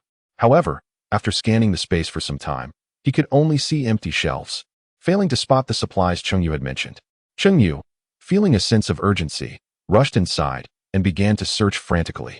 After a full 10 minutes, aside from a heap of consumed wrappers, she managed to find only 3 bottles of purified water and 2 bags of biscuits. Chengyu scratched her head and exclaimed in despair, damn you, Wu Yu. No wonder he never allowed anyone to enter and take supplies. It turns out he had long since depleted his own resources, fearing others would discover the truth. A pang of sorrow pierced her heart. She had followed Wu Yu under the promise of safety and plentiful meals, yet she had encountered his treachery not once, but twice. Guyu Lian whispered to Li Ian after the arrival of the Red Moon, Wu Yu led a group to seize the school's supermarket. His numbers were not substantial, so they likely did not take much. Moreover, over the past 7 days, he has amassed resources to win over people's hearts, and it seems he has nearly exhausted them. Li Ian furrowed his brow. These few bags of biscuits were but a drop in the bucket for their future. Chengyu cradled the biscuits and purified water in her hands, looking weakly at Li Ian. Is this all there is? Will you still be willing to protect me? Her gaze resembled that of a lost cub, pitiful and forlorn. Li Ian did not respond, nor did he take the biscuits. Instead, he addressed Guyu Lian. I have brought food. Let us eat something simple first. Acquiring resources is no trivial matter. We must plan carefully. All right, Guyu Lian replied. Her health recently restored, yet she felt a twinge of hunger. Li Ian scavenged materials in the gymnasium, dismantling a few tables and chairs, tearing pages from books, and igniting a fire with his lighter, using the furniture as kindling. He then placed his backpack down and retrieved 2 stainless steel food containers from within. Li Yian placed the food box atop the fire, while Gu Yuelian nestled quietly beside him, their fingers intertwined, gently caressing each other's hands. Although their romance had only blossomed for 3 months, they seemed like kindred spirits. Their bond consistently profound. Both having lost their parents at an early age, Gu Yuelian also cared for her younger brother, filling the roles of both sister and mother. United by shared sorrow, their lonely yet mature hearts recognized each other as destined companions. "I'm sorry for being late," Li Yian murmured as he sat before the fire, tenderly stroking his beloved's hair. "Silly, that should be my line," Gu Yuelian replied with a soft smile. "I'm sorry to have worried you." The flames flickered, casting elongated shadows of the 2 entwined figures. Li Yian gently kissed Gu Yuelian's forehead, and with a fleeting thought, he opened the romance game. Moments ago, the notification sound had indicated that the auxiliary and achievement sections were unlocked. He wondered if these sections would present any delightful surprises. Upon accessing the achievement section, he noticed a recently completed feat of heroically rescuing a damsel in distress, which granted him a 1 bonus to his physical constitution. However, aside from this, the achievement section remained devoid of any further accomplishments. It appeared that unlocking additional achievements required certain special conditions, akin to the heroic rescue that had just bestowed him with increased vitality. Since the car accident, his physical condition had not been optimal, and enhancing his constitution swiftly would be immensely beneficial. Li Yian shook his head slightly, realizing that exploring the achievement section would require time. Immediate results were unlikely. He turned his attention to the allies section, and with just a cursory glance, Li Yian felt his heart race with excitement. This section is extraordinarily powerful. No, it is not merely strong, it is astonishingly formidable. Chapter 10. Loyalty. The so-called ally refers to the aircraft that flies in formation with the lead aircraft, responsible for observing aerial conditions, protecting the lead aircraft, and executing its commands. In romantic relationships, an exceptional ally can serve as a remarkable support, and its significance is self-evident. Just as in a romantic game set in the 3 kingdoms, once your team members have unlocked De Qiao, Xiao Qiao, Sun Shangxiang, Jinji, and Kai Wenji, there will be an urgent need for Hua Tuo. As expected from a light-hearted romance game, the commentary on romantic allies is unparalleled. Li Yian smiled faintly and turned his gaze to the role of romantic allies, instantly taken aback. There are no limitations in number or gender for romantic allies. With a loyalty of 80 points, binding is possible. The resources consumed by the romantic ally will yield a 10-fold return for the player. Once a target is identified, the romantic game allows for the detection of ally qualifications at any moment. A 10-fold return on resources. Li Yian could not help but feel invigorated. Currently, resources were scarce and would be depleted within 3 days. However, as long as he could bind with an ally, he would be free from worries about sustenance. If the ally consumes 1 portion, he could receive 10 in return. A true perpetual motion machine. Without hesitation, Li Yian focused his thoughts and locked onto Gu Yuelian. He was confident that with 80 points of loyalty, Gu Yuelian could effortlessly meet the requirements. Ding. Detected that Gu Yuelian is the romantic interest of the player, which does not meet the criteria to become a romantic companion. Li Yian was momentarily taken aback, bewildered by this unfairness. Why should a romantic companion be precluded from being a romantic interest? What if there exists a player with a unique taste in the 3 kingdoms, who wishes to include Hua Tuo in their harem? Such a thought provoked his indignation. I stand in solidarity with the players who adore Hua Tuo. Li Yian cast a glance at Cheng Yu, who was cowering in the corner, and her presence piqued his interest. Ding. Detected Cheng Yu's loyalty level at 60 points, failing to qualify as a romantic companion. 60 points? Li Yian was not surprised. His acquaintance with Cheng Yu was merely a chance encounter. Her allegiance to him was solely for self-preservation, conveniently reaching the threshold of 60 points. Were her loyalty to exceed 80 points, Li Yian would have reason to suspect that she harbored ulterior motives towards his perfect physique. Loyalty, much like affection, should be capable of growth and decline. He resolved to test this theory. Li Yian focused his gaze, formulating a plan. The flames of the fire blazed high, and the rich aroma of food wafted from the stainless steel containers perched upon the rack. He elongated his sleeves, donned them, and retrieved 2 food containers from the rack, lifting their lids. Inside were the bubbling sweet and sour pork, a pre-prepared dish crafted by Gu Yuelian during his quiet days at home. Li Yan extracted chopsticks and a spoon from his backpack, offering them to Gu Yuelian. Shall we dine together? Despite his ravenous hunger, Gu Yuelian's first thought was not of herself. Li Yan gently squeezed her small hand. I have already eaten. Please, you go ahead. Gu Yuelian slightly nodded, no longer refusing, and began to eat her meal in small bites. There was no need for the pretentious theatrics of politeness between them.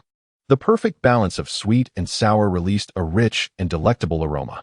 Just the scent alone stirred a ravenous hunger within Chengyu, causing her stomach to churn violently and her gastric juices to surge. She could not help but glance repeatedly at the food box in front of Gu Yuelian. How fragrant it was! Chengyu swallowed hard. Since the arrival of the Red Moon, food had decayed rapidly, and for days she had subsisted on biscuits and instant noodles, never having tasted a proper meal. Moreover, even the fast food was not sufficient to satiate her hunger, as Wu Yu had never allowed her to eat her fill. Now, with the enticing aroma of the cooked dishes wafting through the air, her mind grew hazy. For her, at this moment, the allure of food far surpassed that of cigarettes for a smoker. She stood up, moving toward Gu Yuelian to beg for a morsel, or even just a single bite. However, as soon as Chengyu rose, she met the cold gaze of Li Yan, devoid of any emotion, chillingly vacant. Remembering Wu Yu's demise at Li Yan's hands, Chengyu trembled, her rationality reasserting itself. At this juncture, food equated to life. Its significance was undeniable.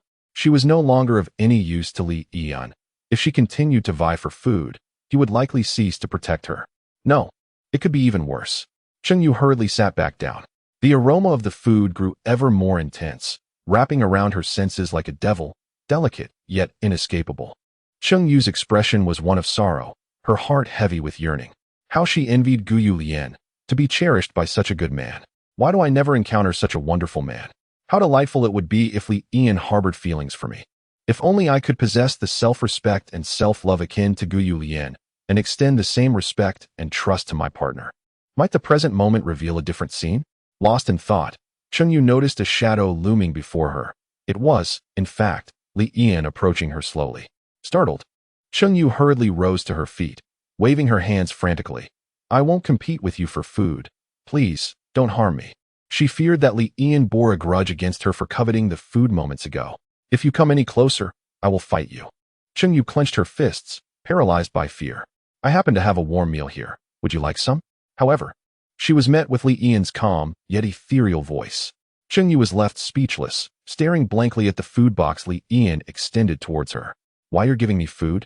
She thought she must have misheard. Li Yan replied nonchalantly. If you desire it, then it is yours. I want it. I want it. Chengyu eagerly accepted the food box, her eyes brimming with tears. You truly are a remarkable person. Chengyu was overwhelmed with joy, astonished by Li Yan's kindness and compassion. Although the light was dim, the flames of the fire seemed to cast a divine halo behind Li Yan. In this frigid world, how could such a good soul exist? I must have encountered an angel. Chengyu was so moved that she was on the verge of tears. Meanwhile, Li Yan refocused on Chengyu within the romantic game. Ding! The loyalty of Chengyu has been detected at 65 points, which does not meet the criteria for becoming a romantic companion. Li Yan furrowed his brow slightly. A precious meal, equivalent to a lifeline in chaotic times, had only contributed a mere 5 points to her loyalty. How utterly trivial. Chengyu eagerly lifted the lid of the food container, revealing a portion of stir-fried beef, accompanied by vibrant red chili peppers, particularly appetizing. She rubbed her hands together, ready to dig in, when suddenly, Li Yan, quicker than she could react, snatched the container away and closed the lid once more. Chengyu stood there, perplexed, her eyes brimming with confusion. What's wrong? Li Yan let out a low grunt, turning away with the food container. I despise being handed a good person card by others.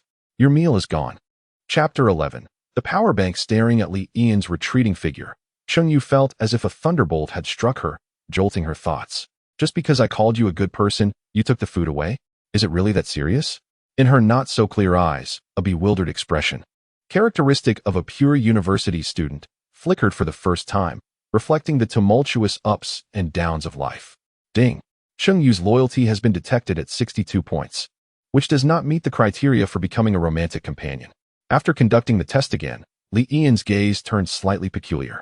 He had anticipated that his abrupt change of heart would lower Chengyu's loyalty to below 60 points. To his surprise, even after such teasing, she had not become entirely vexed. This woman was unexpectedly easy to manage. Li Yan nodded slightly and then turned to Chengyu, extending the food box towards her. What? What is this? Chengyu was momentarily taken aback. Li Yan replied calmly, just a jest. I was merely teasing you. Chengyu remained stunned, refraining from taking the food box, and gazed intently at Li Yan. What do you mean? Please, speak plainly. Li Yan's expression turned serious. Previously, when you encountered danger, you abandoned us and fled. At that time, we had yet to reach a consensus, and I can overlook it. I am not a bleeding heart saint, nor do I take pleasure in the unwarranted shedding of blood. I will not coerce you. If you are unwilling, you may leave at this moment. However, if you wish to be mine in the future, I will not tolerate such occurrences again. To me, betrayal is akin to a death sentence. Listening to his blunt and almost callous words, Chengyu's heart raced, and a chill ran down her spine. Yet, she soon felt a sense of relief. Li Yan had previously shown indifference towards her, which had left her feeling quite anxious. Now that he was being forthright, she felt considerably lighter. She blinked and cautiously ventured. I can be yours, but what will I gain, and what will I lose? Li Yan stated. I require but one thing from you. Take good care of Gu Yuelian and act with her as the priority. Should any harm befall her, I will demand your life in return. As long as you remain steadfast and free of ulterior motives, I shall provide for your sustenance. Regarding your safety, I can only promise to do my utmost to ensure it. Ah? Chengyu was taken aback. You are unwilling? Li Yan turned to leave. No. Chengyu hastily grasped Li Yan's arm, but upon meeting his indifferent gaze, she timidly released her hold. I agree. Chengyu was momentarily stunned, believing she had misheard. The promise of meals was a benefit that, in the past, could hardly entice even a college graduate earning 3,000 yuan. Yet, in the present, it was extraordinarily generous. Following Wu Yu, she often found herself going hungry for days. Alone, she feared that after 3 days, she would resemble a gaunt, yet still graceful corpse, at least in her own estimation. As long as she could have a meal, she was willing to do anything. Regarding safety, if Li Yan assured her, she felt even more uneasy, suspecting he might be merely placating her. In this world, where fortunes can change overnight, who can guarantee anyone's safety? Even Li Yan himself could not assure that. His use of the word try indicated he had seriously contemplated the matter. He was not merely trying to win her over. Li Yan slightly nodded and handed her the food box. I have said all that needs to be said. I shall not repeat myself. While enjoying the benefits, do not forget the obligations you must uphold. Consider this a fair warning. Chengyu nodded eagerly, like a chick pecking at grains, and slowly, with gravity, accepted the food box and wooden chopsticks from Li Yan. As she held the box, which weighed less than 2 pounds, it felt as if it bore the weight of the world in her hands, symbolizing not merely a meal, but her lifeline in this apocalyptic world. Ding!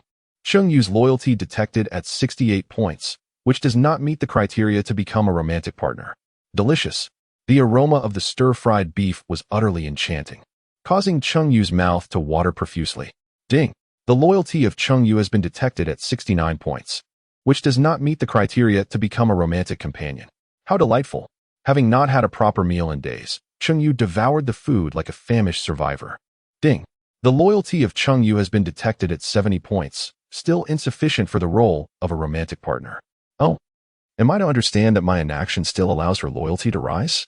Is this what it means to manipulate oneself? Li Yan waited a bit longer, and Chengyu's loyalty stabilized at 70 points, ceasing to increase. He pondered. Currently, a loyalty of 70 points is Chengyu's limit. It seems unlikely to elevate further in the short term. To bind a romantic companion, a score of 80 points is required. Without reaching this number, Chengyu would merely be a freeloader of no practical use. Perhaps it would be more efficient to seek a companion with higher loyalty. However, he had no childhood friends or confidants to speak of, and given his previous social circle, finding a suitable candidate appeared improbable. It seems the only option left is to adjust Chengyu's loyalty, regarding it as an investment, waiting for her gradual appreciation. Li Yan returned to sit beside Gu Yulian, who was quite perplexed by the earlier events, analyzing the situation rationally. She was reluctant to share her food with Chengyu. To achieve success is to benefit the world, while in times of hardship, one should focus on self-preservation. Aiding others when one is unstable is an act of overreach. Yet, since Li Yan chose to act this way, She believed he must have his reasons. "Hand me your phone." Li Yan extended his hand. Gu Yulian set down her chopsticks and rummaged through her pocket. "What do you need the phone for?" "My phone had run out of battery and shut down, rendering it no different from a mere brick." While Gu Yulian was puzzled, she had already placed the phone into Li Yan's hands. Li Yan blinked and said, "Let me perform a magic trick for you." "Magic?" Gu Yulian tilted her head, a hint of naive curiosity adorning her fair visage, reminiscent of a typical university student. Li Yan positioned the phone between his fingers, took a deep breath, and summoned the power of lightning in his palm. Having possessed the ability to harness electricity for some time, he could now precisely release the desired voltage. "What are you doing?" Gu Yulian still struggled to comprehend Li Yan's actions. With a light chuckle, he replied, "Don't blink. What follows will be a moment of wonder." As his words fell, the phone in his palm suddenly illuminated, revealing a battery icon marked with 1, 1, 2, 3. The battery percentage escalated at a visible pace. After enhancing his physique by a point, Li Yan could release lightning for a maximum of 6 seconds at a time. He intermittently charged the device. And after 3 minutes, the battery reached an impressive 36. Gu Yulian's astonishment left her mouth agape in an A shape, and she dared not disturb Li Yan until he had completely recharged the phone. "So how was that magic?" Li Yan inquired as he returned the phone. Quickly, Gu Yulian pressed the power button, and the phone indeed booted up normally. Overwhelmed with joy and disbelief, she clung to Li Yan's arm and excitedly asked, "How did you do that?" Li Yan blinked and replied, "Take a guess." Gu Yulian furrowed her brows in contemplation for a moment, and then a spark of wisdom flickered in her eyes. "Ah, I understand now. In fact, you." Li Yan nodded slightly. "Indeed, this is my extraordinary. You have been possessed by the power bank." Chapter 12. A breakthrough in affection. With a swift motion, Li Yan lightly struck Gu Yulian's little head. "What a fool." "Oh." Gu Yulian feigned pain, pouting playfully. Li Yan chuckled softly, pinching her delicate face, her skin smooth and rosy, a delight to the touch. Gu Yulian relished the intimacy with Li Yan. She wrinkled her dainty nose and glanced at Chengyu, who was not far off enjoying her meal, then lowered her voice. "So, is this your superpower?" While it's true that the eyes of university students often possess an innocent clarity, Yongning University stands among the top institutions in the country, and few dullards manage to gain admission. Gu Yulian, always quick-witted, connected the dots from the earlier scene of Li Yan turning Wu Yu into charcoal, deducing that he had acquired a superpower related to thunder and lightning. "Indeed, I have obtained the ability of lightning." Li Yan nodded. Just as he was about to explain the matter of the love game to Gu Yulian, her phone suddenly vibrated, ringing incessantly with a series of 10 chimes. Gu Yulian glanced down at the screen, her brows knitting tighter, her gentle face marred by worry. Li Yan asked with curiosity, "What's wrong?"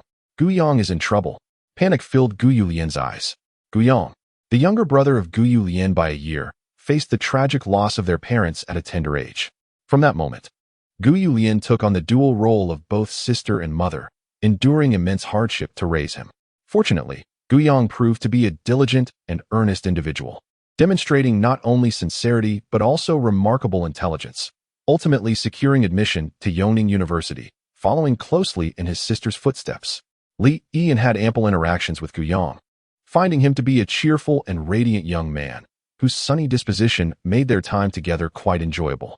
"Show me," Li Yan requested, as he took Gu Yulian's phone to peruse the messages exchanged between the siblings. Both Guyong and Gu Yulian resided on campus at Yongning University.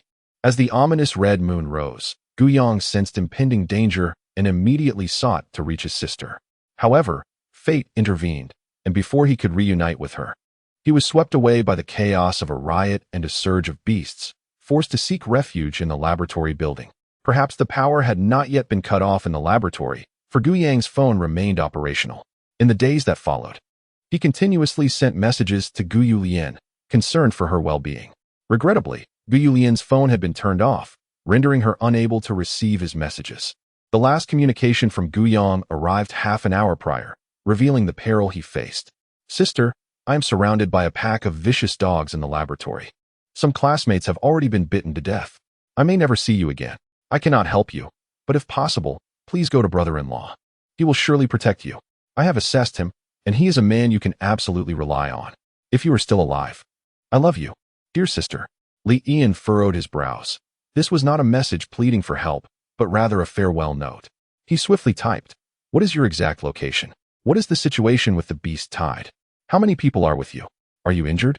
However, the message he sent seemed to vanish into the abyss, stirring no response. Could it be that his phone had merely run out of battery? Or perhaps he was no longer able to reply. Gu Yulian was in a state of acute anxiety. Each unanswered message felt like a summons from the king of hell, striking her heart with heavy blows. Li Ian gently squeezed Gu Yulian's shoulder and suddenly had a flash of inspiration. "Of course. I have a way to verify." "Verify?" Gu Yulian gazed at him in confusion. Li Ian opened a dating game, focusing on the image of Gu Yang that lingered in his mind. Ding. Loyalty level of Gu Yang detected at 82 points, qualifying him as a potential romantic partner. Upon physical contact, he will automatically bind as a romantic ally. He could search for him. This indicated that Gu Yang was still safe. A wave of joy surged through Li Ian. The loyalty level of Gu Yang was surprisingly high at 82 points. If he could rescue him, he would not lack for resources. Gu Yulian, meanwhile, was consumed with urgency, unable to sit still. Gu Yang and Li Ian were the only two individuals she deeply cared for. The mere thought of Gu Yang potentially being in danger sent her into a frenzy. "I must go to the experimental building," Gu Yulian exclaimed, rising abruptly. Her last remaining family member was in grave peril, and she could not turn a blind eye. "Sit down," Li Ian commanded sharply. "Oh." Gu Yulian clenched her fists and obediently returned to her seat. "Are you really going to proceed like this?" Li Ian cast her a sidelong glance. It was rare for Li Ian to adopt such a commanding tone, prompting Gu Yulian to pout slightly. "I am worried," she murmured. Li Ian rolled her eyes in response. "Are you concerned that Gu Yang cannot feed the beast horde alone? Or perhaps that you, the knight at risk of starvation, are too slow to deliver?" Gu Yulian felt a wave of dejection wash over her, her shoulders slumping and her head bowing in despair. Li Ian tossed a piece of a chair leg into the fire. "I am quite certain that Gu Yang is still alive. You should stay put and allow me to rescue him." "What?" Gu Yulian exclaimed, her head snapping up in surprise. Li Ian and Gu Yang were not related. Their connection stemmed solely from her. Logically, it would be within Li Ian's rights not to rescue Gu Yang, and no one could fault her for it. Gu Yulian was not one to be selfish. She had never considered endangering her beloved for the sake of her brother, as that would be egregiously self-serving. No way. Without a moment's hesitation, she rejected the notion. The situation over there is unknown. What if you encounter unforeseen dangers? How am I to live with that? Fool. Li Ian chided, delivering a playful chop to her head. "Have you forgotten that I possess extraordinary abilities?" Gu Yulian was momentarily taken aback, then fixed her gaze upon him, wide-eyed. "You have confidence?" Li Ian poked at the fire with the chair leg, the flames dancing playfully across his face. He smiled softly. In life, one cannot only engage in endeavors that guarantee success. Gu Yulian gazed at Li Ian, her heart racing. It is often said that couples are like birds of a feather, flying away from danger when calamity strikes. Yet this was the second time Li Ian had ventured into peril solely for her, embodying a spirit of self-sacrifice. She bit her lip with intensity. Her lips flushed with both red and white. "If you do not return within 2 days, I shall come to find you." Li Ian gazed into her clear, luminous eyes, his expression grave. Though she did not specify where she would search, Li Ian understood in his heart. Ding. Detection indicates that romantic interest. Gu Yulian's affection level has surpassed 92 points. Lightning ability level 2, skill acquired, Thunderstep. The notification sound from the romantic game warmed Li Ian's heart. He leisurely rose, brushing off his trousers, and made his way toward the door. Gu Yulian stood up as well, raising her hand to tightly clutch the hem of Li Ian's clothing, her fingers gripping so hard that they turned pale. She wished to share life and death with Li Ian, yet feared that accompanying him would hinder rather than help, distracting him and ultimately causing harm. "Fool, you must return." Gu Yulian gazed intently at Li Ian's face, as though she wished to imprint every detail into her memory. Li Ian reached out, tousling Gu Yulian's hair. "Do not worry. I shall definitely return." Chapter 13. Gu Yang. Li Ian proceeded towards the experimental building while simultaneously accessing the romantic game. Upon reaching 90 points of affection, for every subsequent increase of 2 points, the player would acquire corresponding abilities. In the recent notification, Li Ian had received a new skill, Thunderstep. "Would you like to learn the lightning ability skill, Thunderstep?" "Yes." Li Ian did not hesitate for a moment. Zila. In an instant, it felt as though an iceberg had melted. A tremendous surge of electrical energy erupted from Li Yan's dantian, coursing through him like rivulets of electricity, flooding his organs and limbs. The process was remarkably swift, completed in but a fleeting moment. Li Yan spread his hands, his gaze gradually shifting as he scrutinized his body. In the next instant, with a flicker of thought, his form transformed into a cerulean stream of energy, relocating 5 meters away. Was this teleportation? Li Yan was filled with elation. He had previously felt that 2 legs could never outrun 4, but now, endowed with the flying thunderstep, he no longer feared being besieged. Ferocious dogs would flee.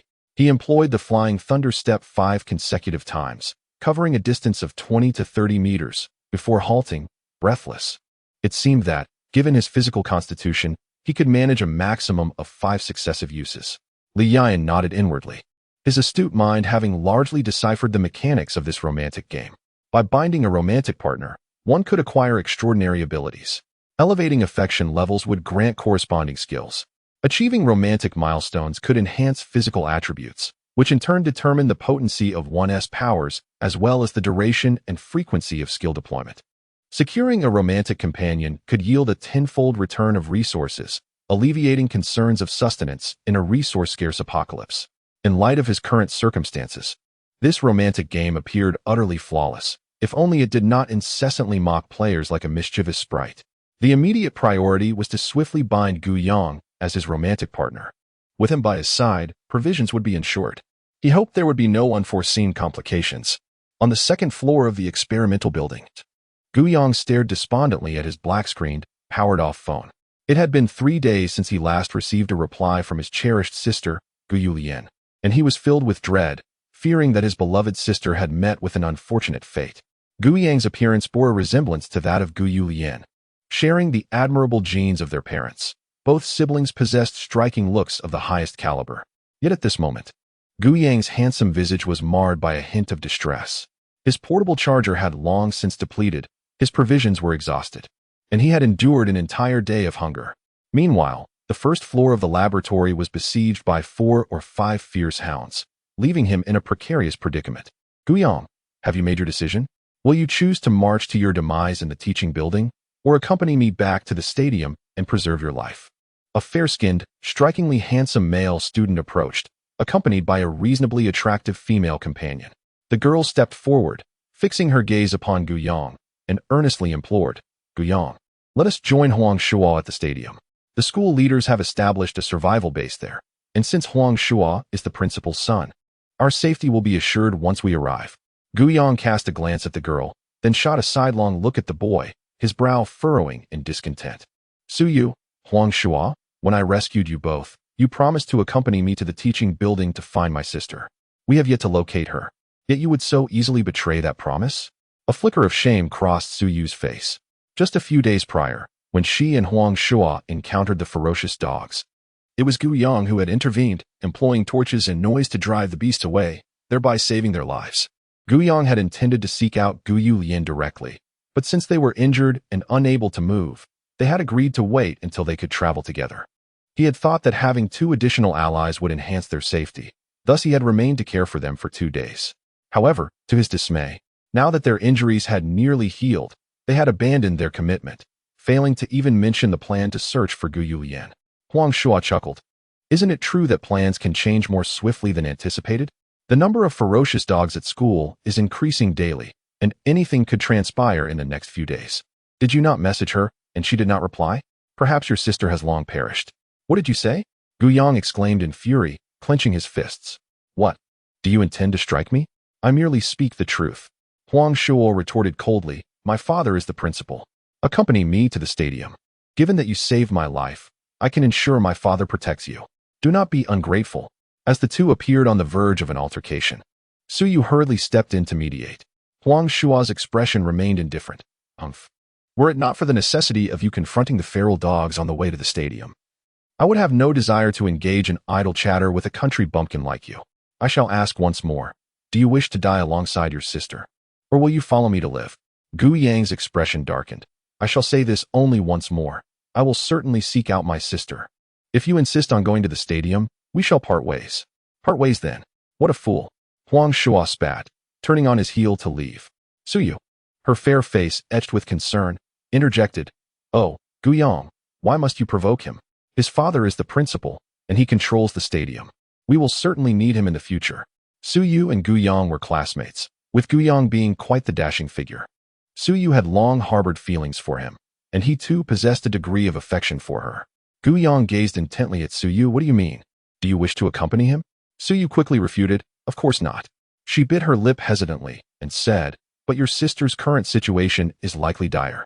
Going to the teaching building would be a reckless endeavor." Guyang abruptly interrupted her. "Silence. My sister has shown me immense kindness, whether she lives or dies. I must find her. I only wish to know your decision." "Of course, I will follow you," Suyu exclaimed, then lowered her voice, whispering, "You know how I feel about you. It is not a secret." Guyang let out a sigh of relief, feeling gratified. "Good, yeah. Once we reunite with my sister, I will introduce you to her." "Oh," Suyu replied, lowering her head. Guyang rubbed his hands together, gazing down the railing. "Our provisions are depleted. If we linger any longer, we will lose our strength and inevitably become prey for the ferocious hounds. We must break through immediately." The experimental building has 2 doors. The front leads to the teaching building, while the back opens to the sports field. I have counted, and there are only 5 hounds surrounding the first floor. If we can lure them to the back door and seal them with fire, we can seize the opportunity to escape through the front door. Time is of the essence. Any delay could spell disaster. Let us set forth at once. "All right," Suyu said, slowly clenching her fists. The 5 hounds rested in the center of the first floor, and any noise would cause them to surge forward. Guyang and Suyu treaded cautiously down the staircase. Guyang slowly retrieved a torch, saying, "In a moment, I will count to 3. Upon reaching 3, I will ignite the torch and rush out, drawing the attention of those vicious hounds while you slip through the front door. Once I have them occupied, we shall proceed together to the teaching building. You must be exceedingly careful, make not a sound. Should you attract the attention of those malevolent beasts, the consequences would be dire." Suyu bit her lips until they turned pale, urging him, "Go ahead and count." Taking a deep breath, Guyang gradually articulated, 3, 2, 1, bang. Suddenly, Guyang felt an oppressive force upon his shoulder, as if he had been violently shoved. He tumbled down 20 steps, landing heavily on the first floor. Clutching his bleeding head, he looked up in shock, only to be met with Suyu's expressionless face. Chapter 14, Brother-in-Law. Possessed by a power bank? "Suyu, is it you?" Guyang stared blankly at Suyu, and were it not for the icy detachment etched upon her visage, he might have believed she had merely acted out of nervousness and inadvertently pushed him. "Why?" Guyang remained bewildered. "Why? Ah, of course, it is because of me." Suddenly, the flamboyant Huang Shuo appeared, stepping behind Suyu and draping his arm over her shoulder, pulling her into his embrace. With a smirk, Huang Shuo remarked, "Guyang, you fool, in your reckless pursuit to save your sister, who is most likely already deceased, you insist on dragging Suyu to her demise. Did you think Suyu is as foolish as you? She had long promised to accompany me to the stadium, and once there, being the principal's son, I could naturally ensure her safety. As for you, your role is to divert the attention of those vile hounds, even if it means perishing here for our safety." Guyang stared blankly at Suyu. "Yeah, is he telling the truth?" Guyang remained unwilling to believe it. Even if Huang Shuo was reluctant to follow him to the teaching building, they could part ways without endangering themselves, could they not? Could it be that their bond had grown so frail? His questioning gaze was like a sharp blade, prompting Suyu to suddenly shout, "Yes, it is true. Guyang, I offered you an opportunity, yet you failed to cherish it. If you must blame someone, blame yourself for being a sister con, only thinking of your sister. You are aware that your sister might be in peril, yet you do not consider that my following you could also be hazardous. Am I destined to accompany you to death, without a thought for my safety?" Suyu crossed her arms, lowering her head. "Both Huang Shuo and I are injured and cannot run quickly. If those hounds set their sights on us, escape will be exceedingly difficult. With your assistance in drawing their fire, our chances of safety would greatly increase." Upon hearing Suyu utter the harsh truth, Guyang's heart turned to ash. He bit down hard on his lip, letting out a roar akin to a wild beast. "You two shall not meet a good end." Huang Shuo chuckled coldly. "We shall not meet a good end? Ha! Our fates are not yours to fret over. You should focus on yourself instead. Look, they are already upon us." With a sudden turn, Guyang found himself encircled by 5 vicious hounds, forming a half-circle around him. The ferocious hounds bared their blood-stained maws, exhaling wisps of white mist, their claws scraping against the ground, producing a sharp sound as they cautiously approached Gu Yang. The noise from his earlier tumble down the stairs had indeed drawn their attention. Gu Yang's face drained of color. He ignited a torch and brandished it at the ravenous beasts. Although the hounds were wary of the flames, their numbers instilled a sense of overwhelming confidence, and they steadily advanced. Should one hound sink its fangs into Gu Yang, the rest would swarm him like locusts, tearing him apart. Gu Yang was doomed. Why linger? Huang Shuo urged Su Yu to retreat towards the back door. After casting a deep glance at Gu Yang, Su Yu gritted her teeth and turned to flee. Gu Yang, this is all your fault. If only you had considered my plight, I would not have been driven to such extremes. You only think of your sister. You, who would forsake everything for her. I shall see, in this life and death moment, what your sister is truly capable of. Does she care for you? Can she come to your rescue? The hounds were now closing in, beads of sweat rolling down Gu Yang's forehead. He gripped the torch tightly, his heart heavy with despair. Facing a single hound was feasible, but 3 posed a perilous challenge, and 5 would surely spell his demise. Howl. Suddenly, one of the hounds lunged, seizing the torch's handle and engaging in a fierce tug-of-war with Gu Yang. He stumbled, and another hound leapt forward, aiming directly for his throat. This is bad. Gu Yang felt a sinking dread in his heart. Sister, are you safe now? Is your husband by your side? Suddenly, a surge of cerulean electricity flashed, striking the menacing dog lunging at Gu Yang's throat.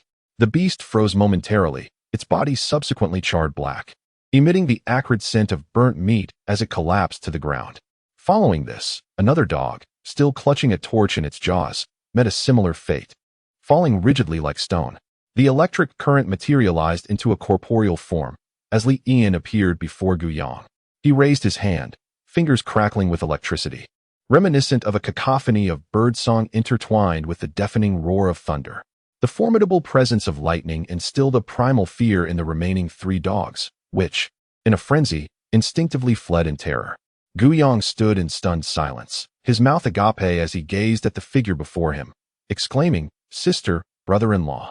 Li Yan glanced sideways at him, assessing him from head to toe, and inquired, "Are you all right?" "I'm fine." Gu Yang fervently shook his head. "Brother-in-law, how did you get here?"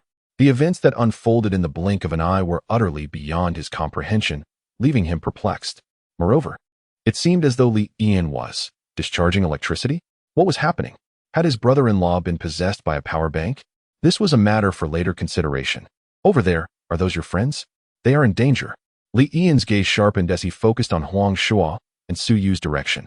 Indeed, the 3 dogs, having been deterred by the might of the lightning, turned to charge towards Huang Shuo.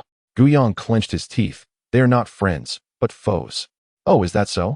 Li Yan slowly retracted his gaze. "Since they are enemies, there is no need for mercy."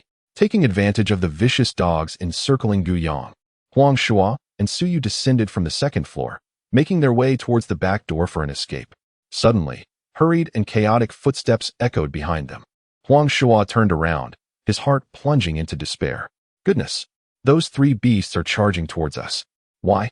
Is Gu Yang not enough for them to feast upon?" Upon hearing the commotion, Su Yu turned to see the 3 ferocious dogs racing towards them, drawing ever closer. What is happening?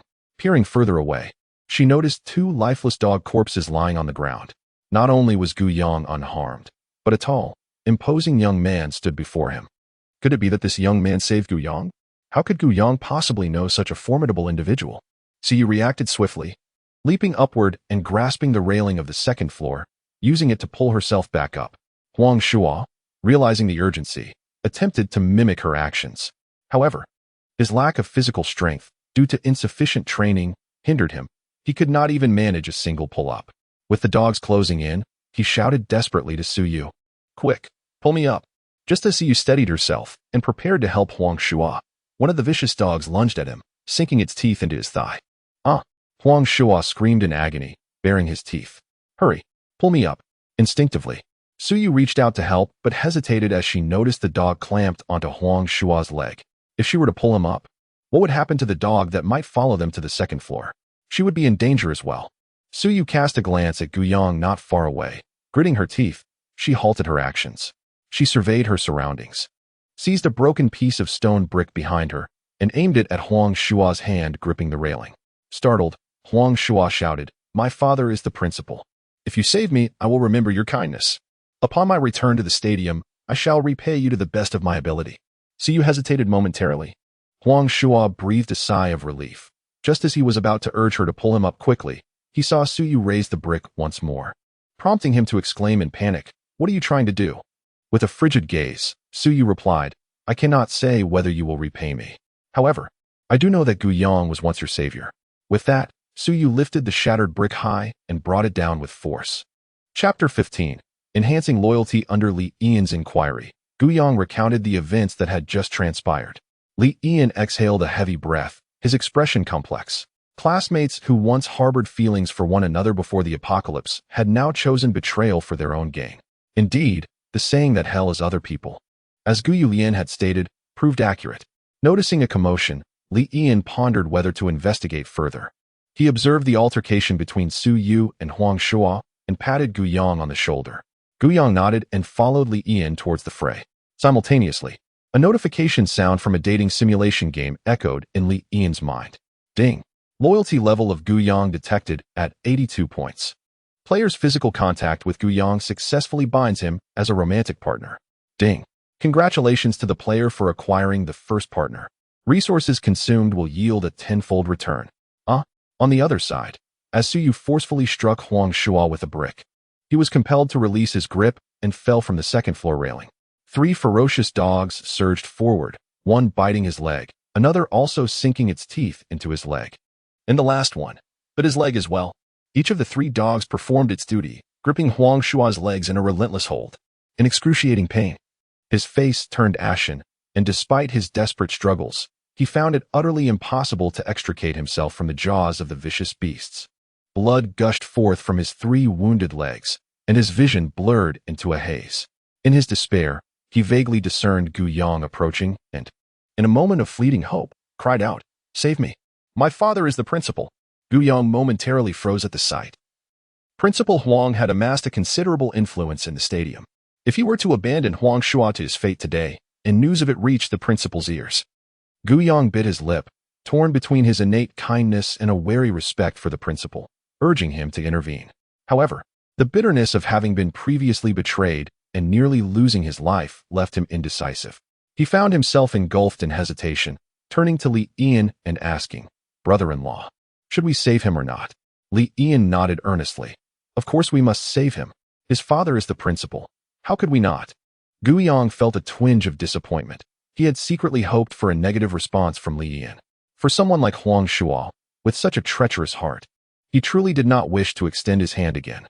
Meanwhile, Huang Shua's heart surged with joy. He had initially believed that Gu Yang would certainly leave him to his fate this time. To his astonishment, the fool beside Gu Yang was so concerned about his identity as the principal's son. How fortunate it is to have been born into a good family. Indeed, the greatest turning point in life is the amniotic fluid. This saying holds true. However, although Li Yan promised to save him, he remained inactive, causing Huang Shua to grow anxious. "Why aren't you taking action? Hurry and save me. My father is the principal." I understand that your father is the principal. There's no need to reiterate," Li Yan said nonchalantly, taking out his phone and shaking it. "Now, tell me your father's phone number." Gu Yang was taken aback. Staring blankly at Li Yan, Huang Shua exclaimed, "What do you need a phone number for at a time like this?" Li Yan responded with surprise, "Are you foolish? If you don't provide the phone number, how can I call him to rescue you?" Huang Shua's eyes widened, at this moment, making a phone call. "By the time my father sends someone over, I'll already be dead." It dawned on him that Li Yan had no intention of saving him at all. He was merely treating him as a fool. I won't let it go even as a ghost." Before Huang Shua could finish his ominous words, a vicious dog lunged at his upper body, sinking its teeth into his throat. A distinct crack echoed as his throat bone snapped, and Huang Shua's head tilted, falling into stillness. Ding. Loyalty of Gu Yang has surpassed 85 points. Oh, little fish. Your charm truly captivates both genders. Players are encouraged to enhance the loyalty of the companion. Once loyalty exceeds 90 points, new romantic companion features will be unlocked, along with access to the romance store. Li Yan glanced at Gu Yang, secretly amused. His little brother-in-law appeared bright and cheerful, yet he was, in fact, a cunning character, much like his sister, with a clear sense of grudges and favors. The blood has thoroughly awakened the ferocity of the vicious hounds, who savagely tore at Huang Shua's lifeless body, drinking deeply of his blood. Suddenly, they all fell silent, their crimson eyes fixating on Li Yan and Gu Yang. Lowering their bodies, they slowly advanced towards the two, emitting deep growls. The primal instinct to hunt drove them to yearn for the demise of every feeble creature within their territory. In a moment of panic, Gu Yang exclaimed, "Brother-in-law, while we still maintain a safe distance, we must flee." Li Yan chuckled softly, extending his right hand, where sparks of electricity flickered between his fingers. Accompanied by the sound of thunder, a bolt of lightning struck the ground before the hounds, creating a fist-sized black hole. The three hounds immediately recoiled, their once crimson eyes turning clear as they swiftly pivoted towards the second floor where Su Yu was, leaping towards her. Su Yu was startled, her heart racing. The hounds possessed remarkable leaping abilities. One of them easily vaulted to the second floor railing using the experimental equipment beside the staircase, lunging furiously at Su Yu. However, its head became trapped between the railings. Its limbs flailed desperately, trying to extricate itself, as it bared its crimson maw, barking frantically at Su Yu. The sound of its teeth clashing echoed, reminiscent of the final drop of the guillotine that Louis XVI heard. Overcome with fear, Su Yu's legs buckled, and she collapsed to the ground. Turning her gaze towards Gu Yang on the first floor, she cried out, "Gu Yang, save me, save me." Amidst the lingering affection in his heart, a flicker of hesitation crossed Gu Yang's face. However, the memory of Su Yu pushing him down the staircase chilled his expression. He questioned in a somber tone, "Rescue you? So next time you encounter danger, you'll push me out again, will you?" Su Yu momentarily fell silent, then exclaimed, I had no choice. You know me. I wouldn't even dare to harm a chicken. It was Huang Shua who forced my hand. Otherwise, how could I have acted that way?" Gu Yang furrowed his brows. "It is precisely because I do not know you well enough that I fell victim to your schemes." Su Yu's voice faltered. Suddenly, the menacing dog's front paw clawed desperately at the ground. In an instant, one of its front paws slipped through the railing's gap. If it managed to free itself, it would be able to lunge at Su Yu without restraint. Su Yu gasped in horror and cried out, "Just now. It was because I helped you take Huang Shua down from the second floor that I sought revenge for you. Even if I disappointed you once, is our bond not strong enough to mend that rift? Save me. I will repay you in kind." Bond. Remembering their past companionship, Gu Yang clenched his jaw. He refrained from making a unilateral decision and turned to Li Yan, "Brother-in-law, what do you think I should do?" Having been rescued by Li Yan and witnessing his prowess, Gu Yang now regarded him as his anchor. Li Yan chuckled lightly. "Are you asking me? I do indeed have a suggestion." Chapter 16. The playful girl Gu Yang hurriedly pressed, "What suggestion?" Li Yan spoke softly. "This can hardly be deemed a suggestion. At best, it is mere counsel." He turned to Gu Yang, gazing intently while a faint smile graced his lips. "I cannot predict whether she will serve you like a beast of burden in the future, but I am certain that those who disappoint you will never do so just once." Gu Yang's body trembled as the hesitance in his eyes gradually transformed into resolve, his awakened mind reclaiming its stronghold. To enhance his chances of survival and to ascend the lofty branches of the principal's lineage, Su Yu cared little for her own life. Such a self-serving woman, remaining in this world, would only bring ruin upon herself and others. Gu Yang inhaled deeply, choosing to avert his gaze from Su Yu above. Su Yu was utterly astonished. She recognized Gu Yang's kind-hearted nature and his propensity to relent upon hearing pleas for mercy. However, she could not fathom that this young man could so easily sway Gu Yang's decision with just a few words. Who was this youth? Possessing not only immense strength, but also holding such a significant place in Gu Yang's heart? Creak. At that moment, the other front leg of the trapped hound broke free from the railing's grasp and was on the verge of fully liberating itself, lunging towards her. Su Yu cried out, "Gu Yang, save me. From now on, I shall heed your every word. I implore you." Gu Yang remained indifferent to her pleas. Enraged and humiliated, Su Yu retorted, "Do you still blame me? It was you who insisted on seeking your oblivious sister, disregarding my safety, thus forcing me into this desperate measure. You, the sister's devotee. Only think of her. When you found yourself in peril, did your sister come to your aid? What makes her superior to me? She cares not for you at all. Such a fool, who blindly shows kindness to his sister, will inevitably perish at her hands." Silence. Gu Yang's forehead was lined with veins as he shouted, "My parents passed away early, And it was my sister who painstakingly raised me, pouring countless efforts into my upbringing. You, Yuval Mutt, are not worthy to be compared to my sister. Su Yu froze, her entire being rendered motionless. Guyang had always been gentle and cheerful, and this was the first time he had raised his voice at her, uttering such crude and hurtful words. Guyang fixed his gaze upon Su Yu's eyes, a scornful smile gracing his lips. Did you not claim that my sister does not care for me? Do you even know who she is? Guyang spread his left hand toward Li Yian. With a grin, he declared, he is my brother-in-law. What? This formidable individual is. Su Yu's eyes widened in disbelief. She had never anticipated that Guyang would have such a powerful brother-in-law. If only she had not heeded Huang Shua's instigation and instead followed Guyang to seek out his sister. She too could have enjoyed the protection of such a strong ally. It was all Huang Shua's fault. All Huang Shua's fault. An overwhelming wave of regret surged within her, leaving no time to cast blame upon others, as the vicious hound had already broken free, lunging toward her. No.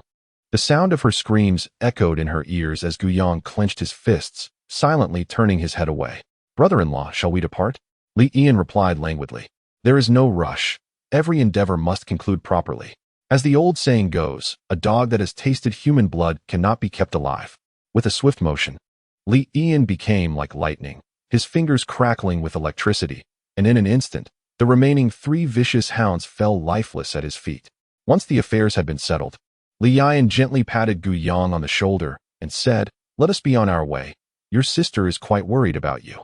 As memories of his most cherished family member flooded back, Guyang felt as though a gentle spring breeze had swept through his heart, dispelling the heavy clouds of melancholy that had lingered within him.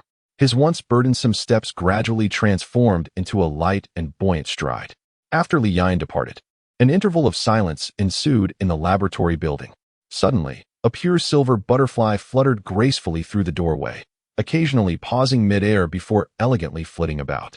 At last, as if it had found its intended destination, the silver butterfly alighted upon the charred remains of a dog, becoming still. Oh, it seemed to have arrived a moment too late. The atmosphere was suddenly pierced by a sound as melodious as silver bells, the voice of a young girl. Almost instantaneously, the air shimmered, and a fiery red figure materialized out of thin air. The girl wore a half-golden mask, her exposed skin smooth and pale as cream, and her sly eyes sparkled with mischief. Beneath her pert nose, her lips were as red as cherries, dressed in a resplendent gown of fiery red. Her graceful figure was complemented by waist-length, flowing hair that cascaded down her back, accentuating her delicate waist. The intricately patterned hem of her skirt revealed 2 long, slender legs. Elegantly positioned, she wore no shoes, and around one dainty, fair foot was a red thread entwined with a silver bell. With each gentle step she took, the bell chimed sweetly. Come, the girl called softly, extending her right hand. The silver butterfly fluttered once more, landing delicately on her exquisitely pale finger. She lowered her head, gently inhaling, and with a playful tone remarked, Ah, indeed, it carries the scent of the divine. Is it the fragrance of thunder and lightning? Thunder is indeed one of the most formidable divine powers. Could it be that there are individuals with innate awakened abilities in Yongning City? As the period of the full moon approaches, and the lunar fruit is about to ripen, the presence of such numerous variables is truly akin to a tempest brewing on the horizon. The maiden surveyed her surroundings, her gaze falling upon the 2 lifeless human bodies and the 5 deceased hounds. She delicately flared her nostrils and then, with a graceful flourish, spread her arms and twirled, her alabaster feet tapping out a joyful and brisk rhythm upon the ground, her skirt billowing like lotus leaves swaying in the wind. Oh, in addition to the scent of divine power, the air here is also tinged with the aroma of betrayal and judgment. How intriguing. I wonder if that individual with innate awakened abilities is a scoundrel or a gentleman. Regardless, whether a rogue or a noble, they shall ultimately serve as entertainment. I do so delight in amusement. It seems this journey shall not be dull. The maiden's gaze was profound as she gently released the silver butterfly from her hand, her delicate tongue greedily licking her ruby lips. Good butterfly, go forth and seek that individual. Let me see whether to take him away or devour him. On the way back to the teaching building, Guyang inquired, Brother-in-law, I haven't had the chance to ask, how is my sister faring? Li Yian clicked his tongue in response. She is not doing well, for her stubbornness and lack of wit have led me to strike her several times in frustration. What? Guyang halted in his tracks. Li Ian shot him a sidelong glance. Are you still worried about her? She is undoubtedly living a far more comfortable life than you. Just look at your pallid complexion. Have you gone an entire day without food? Guyang scratched his head, a look of shame crossing his face as he was discovered in such a disheveled state before his relatives. As if a dagger had pierced the heart of this young man, Li Ian retrieved 2 pieces of DeFu chocolate brought from home from his pocket and handed them over. Sugar is the quickest source of energy. Let us replenish your strength a bit. All right. Guyang did not decline, swiftly tearing open the packaging and stuffing the chocolate into his mouth. He licked his lips, although the chocolate was somewhat dry. The influx of sugar seemed to instantly invigorate his body. Ding! Detecting consumption of smooth chocolate 2 by the love companion. Receiving a return of smooth chocolate 20. Automatically stored in the inventory for the small fish player. Available for immediate use. Chapter 17. Guyu Lian in danger. Ding! Detecting consumption of smooth chocolate 2 by the love companion. Receiving a return of smooth chocolate 20. Automatically stored in the inventory for the small fish player. Available for immediate use. Li Ian opened the love game and, indeed, found the returned 20 pieces of chocolate in the inventory, identical to the originals. This is incredible, Li Ian thought with joy. Now, with Guyang, this perpetual motion machine, they had a tenfold treasure trove. No longer needing to worry about sustenance in the apocalypse. Have you finished the chocolate? Li Ian inquired, tilting his head. Guyang was taken aback. He suddenly realized that in this dire time of scarcity, 2 pieces of chocolate were exceedingly precious, perhaps even equivalent to 2 lives. If he consumed more, his sister and brother-in-law would have less. Why am I so foolish and selfish, not leaving even a piece for my sister and brother-in-law? I have eaten it all. Guyang's face flushed with shame. Brother-in-law, rest assured, I am not one to take without giving back. I will find more food. Just finish what's in front of you, Li Yan said casually, summoning 10 pieces of chocolate from the storeroom into his palm, filling it to the brim.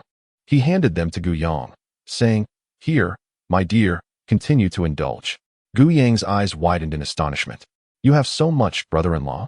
That's wonderful. But my dear, isn't that term a bit too intimate? Li Yan gazed at Guyang with fervor, as if beholding a treasure trove. Why are you dazed? Keep eating. Guyang swallowed hard, repeatedly shaking his head in refusal. Brother-in-law, you don't need to give me so much. Save some for yourself and sister. This is just the beginning, Li Yan feigned pulling something out of his pocket, smoothly producing another 10 pieces of chocolate that filled his hand. I have plenty of these. Guyang, where did all this chocolate come from? Do you have a specialty store in your pocket? Under Li Yan's persistent encouragement, Guyang managed to eat 6 pieces before stopping due to thirst. Watching the 60 pieces of chocolate return to the storeroom, Li Yan felt a sense of relief. He patted Guyang's shoulder. Let us go see your sister. Okay. Guyang wiped his mouth, and the two made their way towards the teaching building, encountering several ferocious dogs along the way, all of which Li Yan effortlessly dealt with. Amidst the rampant tide of beasts, the roadside is littered with countless corpses. Some are so mangled that their faces are unrecognizable, while others lie with their entrails extracted, their limbs resembling tattered banners, flapping in the chilling wind. The sight of more dismembered bodies is heart-wrenching. They were once cherished pets, the pride of their households, the very pillars of future society. Yet now, they have become mere sustenance for the monstrous horde, lifeless bones along the roadside, destined to be reduced to dust. Li Ian raised his gaze to the blood-red moon, his expression heavy with sorrow. How swiftly the once peaceful and serene campus has transformed into a hellish realm. Brother-in-law, do you not sense that this blood moon is growing ever more round? Guyang suddenly inquired with curiosity. Li Ian raised an eyebrow. Guyang was indeed correct. 7 days prior, he had observed that the red moon was not yet full, its western half shining brighter, akin to the waxing face. Now, however, the crimson orb has become increasingly circular, and in a few days, it will reach its fullest extent. The term full moon refers to the moment when the moon is at its roundest, occurring on the 15th day of the lunar month. Li Ian gazed intently at the scarlet moon, an inexplicable feeling nagging at him. When the full moon arrives, something significant will transpire. Whether it be a portent of good or ill, he could not discern. Muttering softly to himself, he lifted his gaze once more, having arrived beneath the teaching building. Just around the corner lies the sports storage room, where Guyu Lian is located. Guyang adjusted his clothing, eager to reunite with his sister. But he found Li Ian halted at the corner, his head propped to the side, motionless, signaling him to be silent with a gesture of his hand. Gu Yang was taken aback, instantly realizing that something was amiss. He quickly crouched down, lowering his head to follow Li Yan's gaze. What he saw was alarming. 5 men were encircling the equipment storage room, shouting and violently striking the iron door with baseball bats. The noise echoing thunderously as the door teetered on the brink of collapse. Not long after Wu Yu's death, the news had spread through his former subordinates, and those who had previously feared Wu Yu while coveting his resources were now overjoyed, preparing to claim what belonged to him. Among the 5 men, a shifty-eyed fellow rubbed his hands together and fawned over a youth who bore a striking resemblance to Li Ronghao while shouldering a baseball bat. Zhao Gu. Wu Yu had hidden the supplies here. He was the only one who could come and go. When I came to look for the supplies, I also discovered the campus beauty Gu Yulian hiding here. This shifty-eyed character, resembling a scrawny monkey, was Ma Lu, a former follower of Wu Yu. With Wu Yu's demise, he had quickly sought new support, aligning himself with a group gathered in the dormitory building, presenting Wu Yu's resources and Gu Yulian as tokens of allegiance. To his astonishment, the esteemed campus beauty Gu Yulian was indeed present, a true 2-for-1 opportunity. Gu Yulian was reputed to be the most beautiful girl in her 2nd year. One could scour the entirety of Yongning University and find no one as stunning. He had long heard tales of her beauty, yet at that time, he had not even dared to speak to her. Little did he expect that one day she would fall into his hands. Zhao Hao savored Gu Yulian's name, a lewd glimmer flashing in his sharp, small eyes. The remaining 3 individuals bore equally lascivious expressions. In recent days, they had indulged in the company of numerous women alongside Zhao Hao. However, they had yet to encounter someone of Gu Yulian's caliber. Zhao Hao would not readily share a beauty of such high standing. The sly-eyed Ma Lu interjected, "Do not fret, everyone. A beauty like Gu Yulian is undoubtedly Zhao Ji's. Yet, within this storeroom resides another, Cheng Yu, who is also quite fetching and should suffice for our enjoyment." Upon hearing this, the others found their breaths growing heavy with anticipation. Ma Lu nodded in satisfaction. While Zhao Hao was not a virtuous man, he lacked the moral scruples of Wu Yu and would readily share women who had lost their novelty, even those of mediocre beauty. Although he dared not hope for someone as exquisite as Gu Yulian, to have some fun with Cheng Yu would be delightful. Turning towards the iron door, Ma Lu banged upon it and shouted, "Gu Yulian, Cheng Yu, open the door and hand over the supplies, or when we break in, you shall regret it." The sound of his knocking resonated like thunder, striking fear into Cheng Yu's heart. In a state of panic, she turned to Gu Yulian, exclaiming, "What shall we do? Where is Li Yan? Quickly, call him to rescue us." Gu Yulian's brow furrowed in concern. Li Yan was currently occupied with rescuing Gu Yang, and it would be perilous to distract him now. She surveyed the surroundings and spoke with a firm tone, "Do not panic. The iron door is sturdy, and the storeroom is filled with shelves and heavy objects. If we pile these items at the entrance, they will not be able to breach it easily." With that, Gu Yulian immediately sprang into action, toppling shelves and stacking them at the door, securing them with heavy objects. Relying solely on the 2 of us women, how can we possibly withstand this? Cheng Yu gritted her teeth, but ultimately chose to assist. Inside the room, goods were piled high, and Ma Lu and his companions had tried numerous times to open the door, feeling both furious and exasperated. Zhao Hao's small eyes darted around, and a clever plan suddenly struck him. He forcefully pushed Ma Lu aside and stepped forward, calling out, "Cheng Yu, we have come solely for Gu Yulian. If you open the door, we will let you go without any trouble. However, should you choose to resist alongside Gu Yulian when we break in, well, our brothers have been yearning for women, each possessing remarkable skills, and they will surely present you with a variety of experiences." The thought of burly men filled Cheng Yu with trepidation.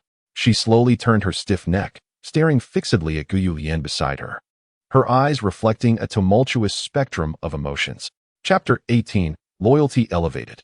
"What do you intend to do?" Gu Yulian gazed at Cheng Yu's shifting expression and hastily retreated a step, seizing a nearby chair tightly in her grasp, ready to deliver a decisive blow should Cheng Yu betray her. She vowed to show no mercy if Cheng Yu dared to turn against her. Yet, Cheng Yu merely raised an eyebrow and proceeded to move heavy objects to barricade the door. Gu Yulian was momentarily taken aback, suspecting that Cheng Yu was attempting to lower her guard to seize an opportunity to strike. Cheng Yu shot a sidelong glance at Gu Yulian and scoffed. "What are you standing there for? Hurry and block the entrance. If they break in, will we not be outnumbered?"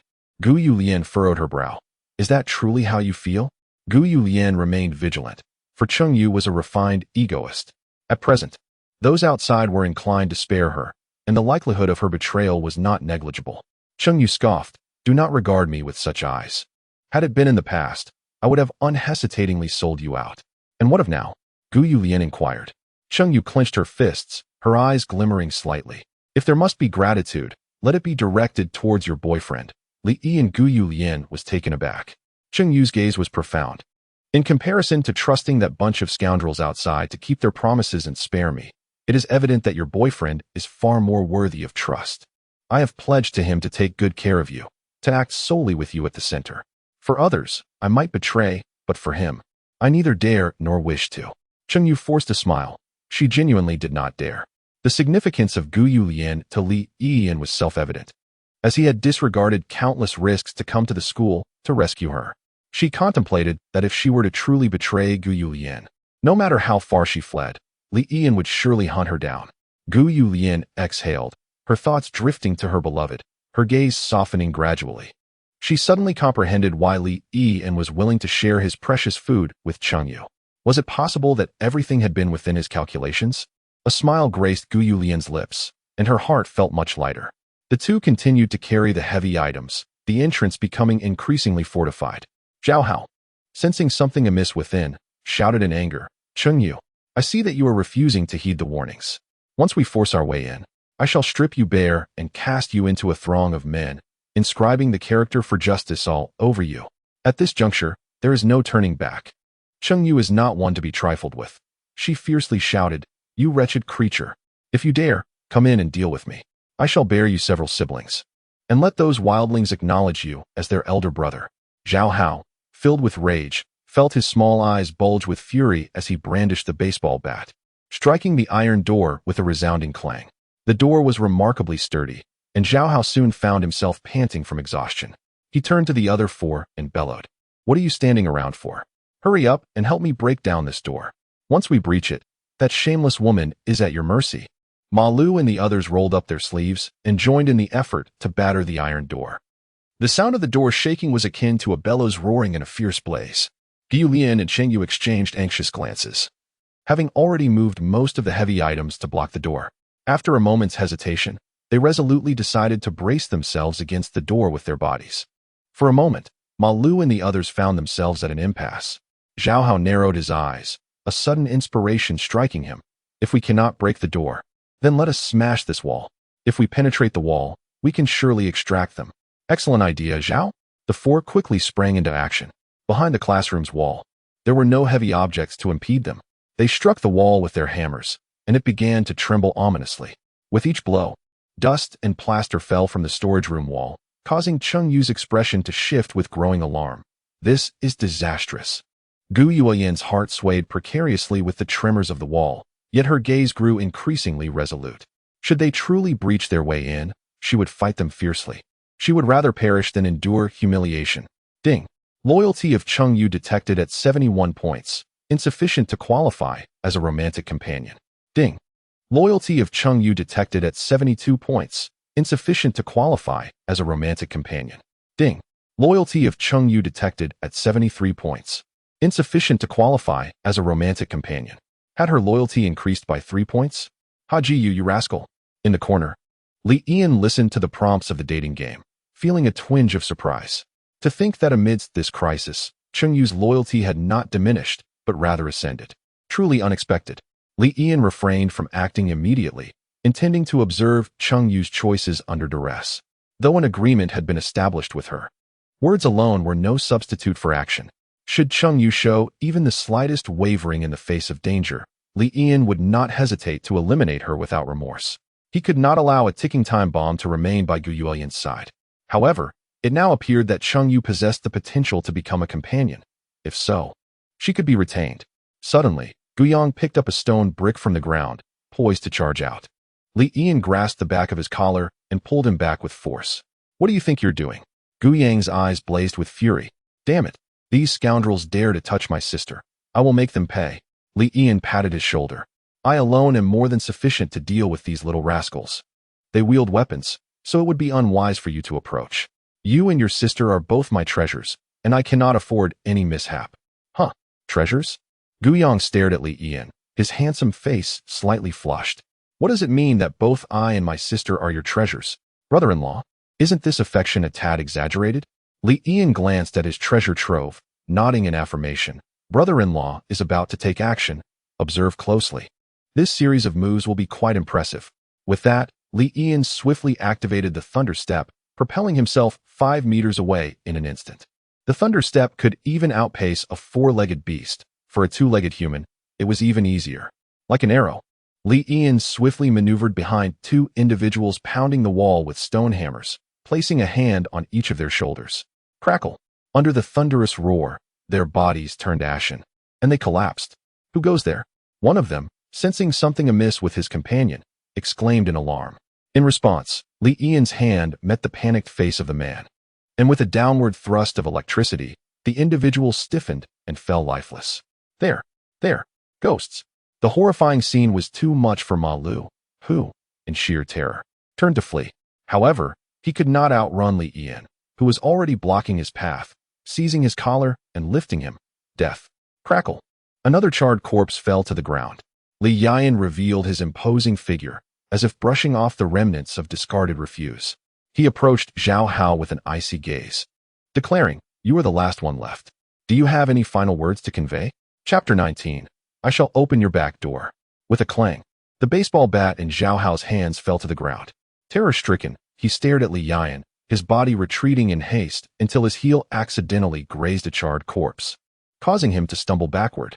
His right hand encountered the blackened body of a comrade, and Zhao Hao, seized by fright, widened his eyes to an unprecedented extent as he beheld Li Yan advancing toward him. He exclaimed, "What are you?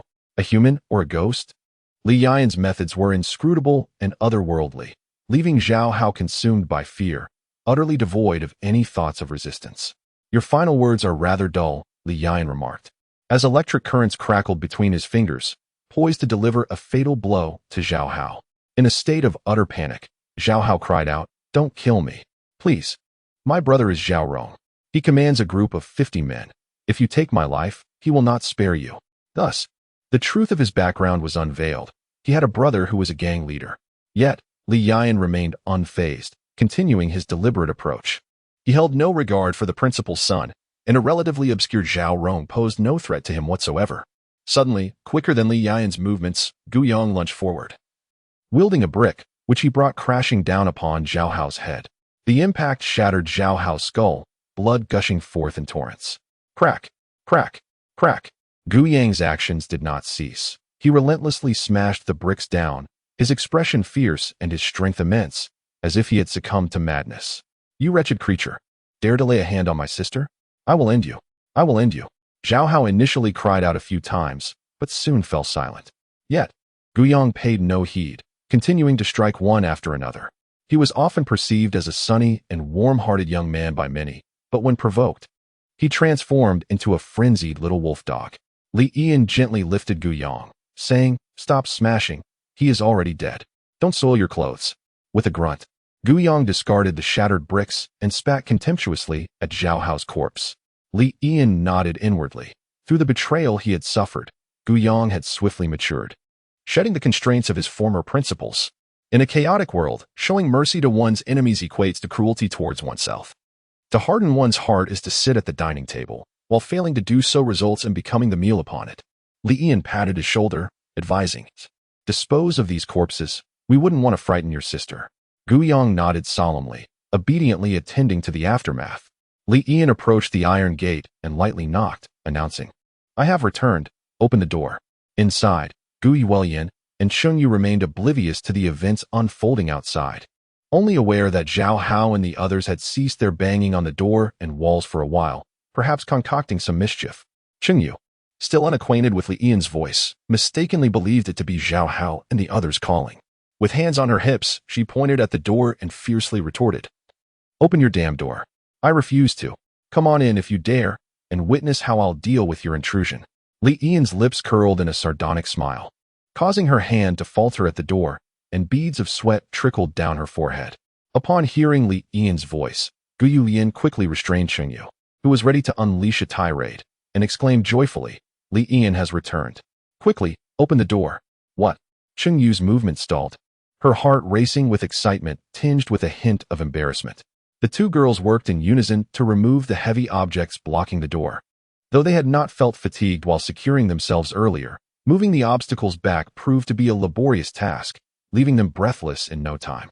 After a full 10 minutes, they finally cleared the way and creaked the door open. Li Yan. Although their separation had been brief, the harrowing experience had rendered it feel like an eternity. Gu Yulian's heart surged with excitement upon seeing Li Yan again. She rushed forward and enveloped him in an embrace, her arms encircling his neck. Li Yan gently patted her back and chuckled softly. "Look who else has come." "Sister," Gu Yang called out in a teasing tone, his eyes glimmering with mischief. By the time the two girls had opened the door, he had already dealt with several corpses. "Oh, Gu Yang, you're here too," Gu Yulian said, her cheeks flushing as she quickly released her hold. She approached Gu Yang, scrutinizing him with concern. "Are you all right? Were you hurt? What was that message you sent me earlier?" Gu Yang rubbed his nose and chuckled. "I'm fine, really. Nothing at all. Just encountered a minor inconvenience." Brother-in-law handled it effortlessly. Gu Yulian let out a long sigh. "Shouldn't you express your gratitude to your brother-in-law?" Gu Yang chuckled, playfully winking at Li Yan. "We are family, so what is the need for thanks, right, brother-in-law?" Li Yan nodded and said to Gu Yulian, "Let us not linger on idle chatter. Gu Yang must be hungry now. Please go start a fire and warm some food for him." "Of course." Gu Yulian hurriedly beckoned Gu Yang to enter. Cheng Yu rose on her toes, scanning the surroundings, and noticed that Zhao Hao and the others were nowhere to be seen. Her astute mind quickly pieced together the situation, and she couldn't help but marvel. Did Li Yan effortlessly dispatch those scoundrels? How impressive. Following him was indeed a wise choice. As Cheng Yu withdrew her gaze and turned around, she found Li Yan staring at her. Recalling the earlier misunderstanding where she had scolded him, her heart skipped a beat. She hastily lowered her head. "I'm sorry, I thought earlier." Li Yan stepped closer and patted her shoulder. "You performed admirably just now. You did not betray your promise. I am quite pleased, and this is your reward." He casually pulled out a bar of chocolate and handed it to her. Cheng Yu was momentarily taken aback, followed by a surge of joy. Chocolate is an excellent source of energy, often included in the rations of soldiers across many nations. "This is what I ought to do. Why are you being so courteous?" she said, her actions not slowing as she hurriedly stuffed the chocolate into her pocket. Li Yan remarked nonchalantly, "When one performs well, there are naturally rewards. When one does poorly, there will inevitably be consequences. The days ahead stretch long, and I hope you continue to strive diligently." Cheng Yu nodded fervently, nearly creating an afterimage with her rapid motions. Li Yan effortlessly dealt with Zhao Hao and others, her strength beyond doubt, and she had completely abandoned any thoughts of betrayal. Moreover, Li Yan was generous in her actions, distributing food without reservation. The workers' grievances did not stem from the relentless overtime they endured, but rather from the cold criticism of their employer, who attributed their extended hours to a perceived lack of capability. If overtime were accompanied by substantial bonuses, workers would stifle their complaints and reserve only cordial smiles for their boss. Under the auspices of a generous employer like Li Yan, one would have to be quite foolish to consider changing jobs. Ding.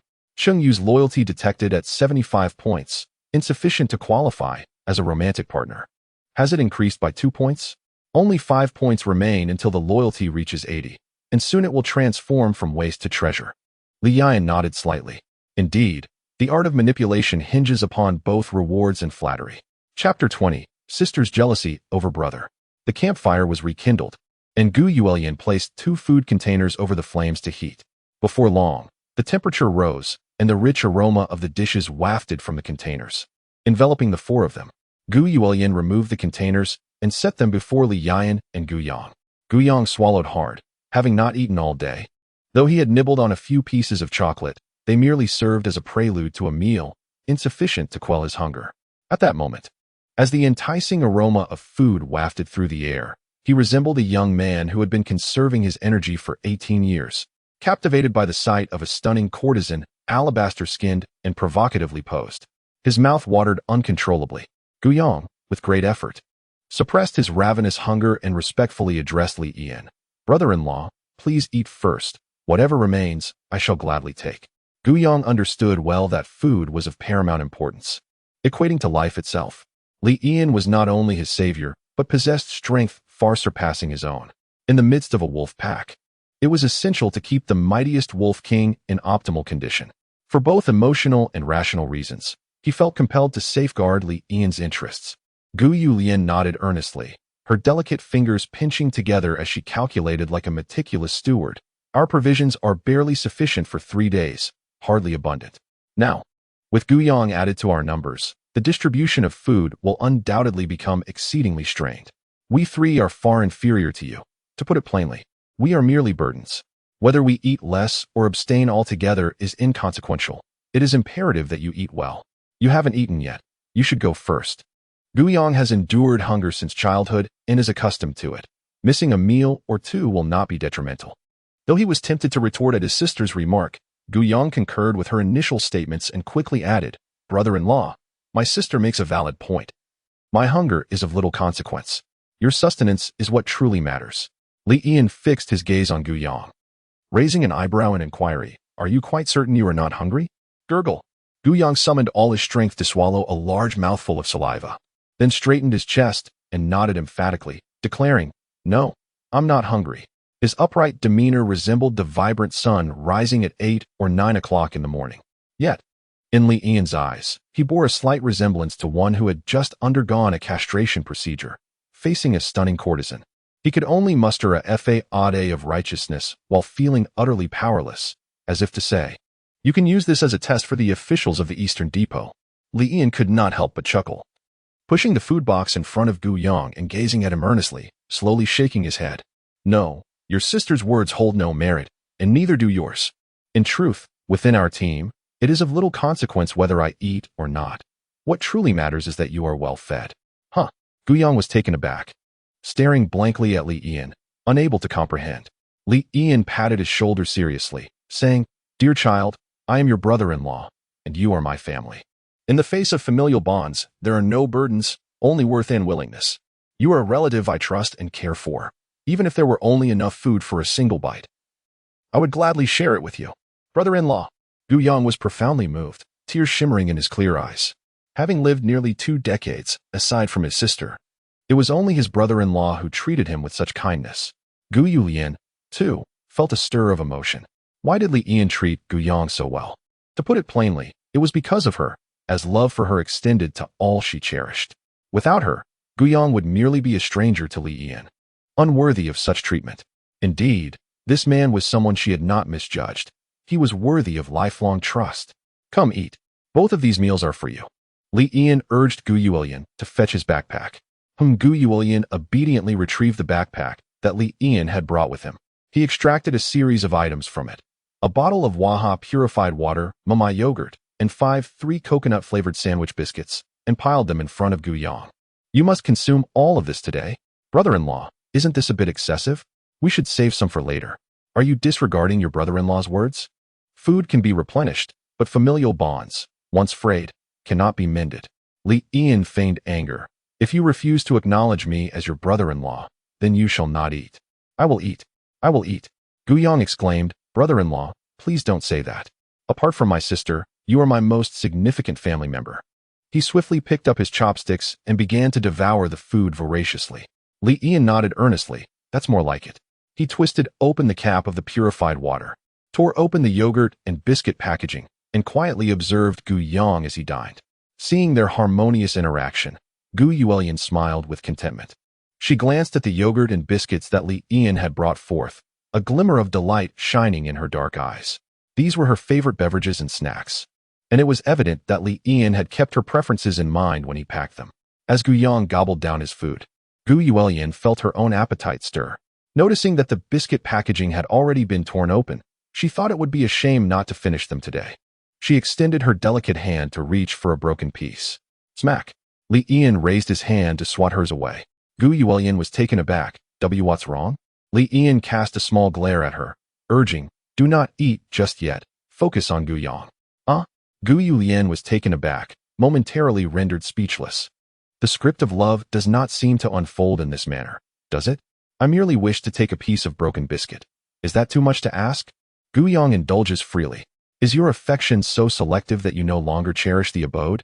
With her head bowed and lips pouting, a wave of unexplainable grievance washed over her.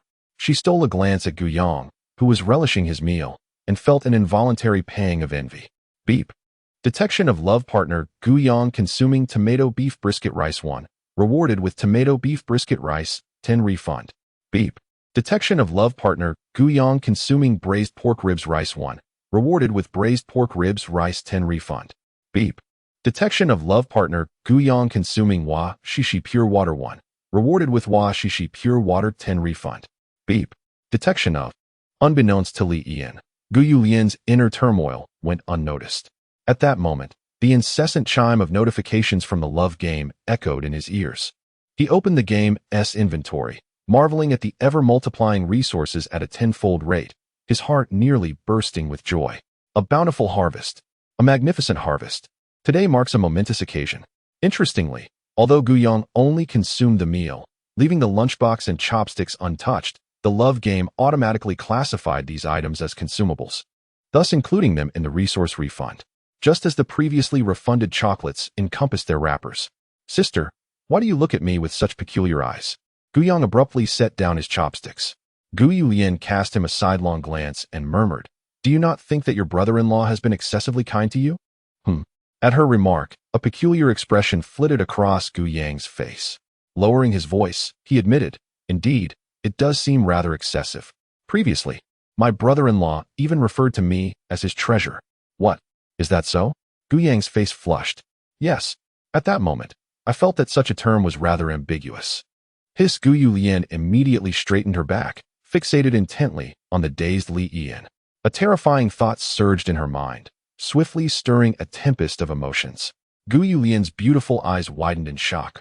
What shall we do now?" Chapter 21. Straighter than Jiang Taigong's fishing hook, Li Yan was lost in the joy of harvest. Completely oblivious to the unusual glances exchanged by the siblings of the Gu family, he began to contemplate various strategies within the realm of romantic endeavors. Increasing the affection of his love interest would allow him to acquire supernatural skills, meaning the more his girlfriend loved him, the stronger he would become. Next, he considered binding with a new romantic partner to gain new abilities, crossed out. Although rationally this seemed correct, he held Gu Yulian's feelings in higher regard. She was the only treasure in his life, and he must first obtain her consent. Unlocking romantic achievements was essential. However, the achievements module remained blank, awaiting his attempts to trigger it. This module could enhance his physical capabilities, thus holding significant value. Enhancing the loyalty of one's romantic companion can yield a higher return of resources. Previously, the love game hinted that upon reaching a loyalty score of 90, new functionalities for the romantic companion would be developed, unlocking the love shop. Although the specifics of this new feature and the offerings of the love shop remain unclear, past experiences suggest that both will undoubtedly be of remarkable quality, provoking considerable anticipation. Subsequently, Li Yan began to assess his current circumstances. Although the immediate crisis had been temporarily averted, it is essential to remain vigilant, for complacency breeds peril. Continuous self-improvement across various dimensions is imperative, encompassing, but not limited to, one's living environment and team size. The sports storage room can only serve as a temporary refuge. The conditions are subpar, and it is untenable to reside there indefinitely. The number of romantic companions must also be augmented, as I require not only the resource returns from my romantic partner, but also a few trustworthy individuals to safeguard my loved ones.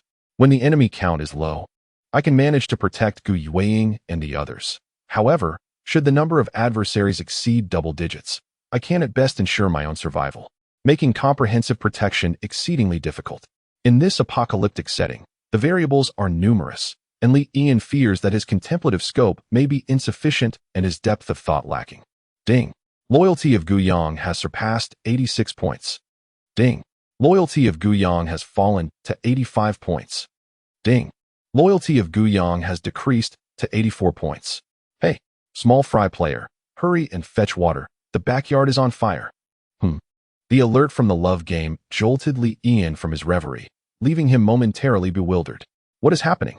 Gu Yang has devoted himself wholeheartedly to Gu Yu, and yet his loyalty seems to be waning. Li Yan turned his head and beheld the siblings, Gu Yu and Gu Yang, sitting upright, their gazes fixed upon him with an exceedingly peculiar intensity. The two strikingly handsome faces, which bore a slight resemblance, were adorned with expressions of bewilderment. Li Yan raised an eyebrow and inquired, Is there something amiss? Gu Yu bit her lip, finding it difficult to articulate her thoughts. Unable to restrain himself any longer, Gu Yang spoke earnestly. Brother-in-law, you treat my sister and me with great kindness. I would entrust my life to you. If I were a girl, I would surely fall for you just like my sister has. However, I am unequivocally straight, as steadfast as the fishing hook of Jiang Taigong. Even if I were to starve for 10 days, I would not waver.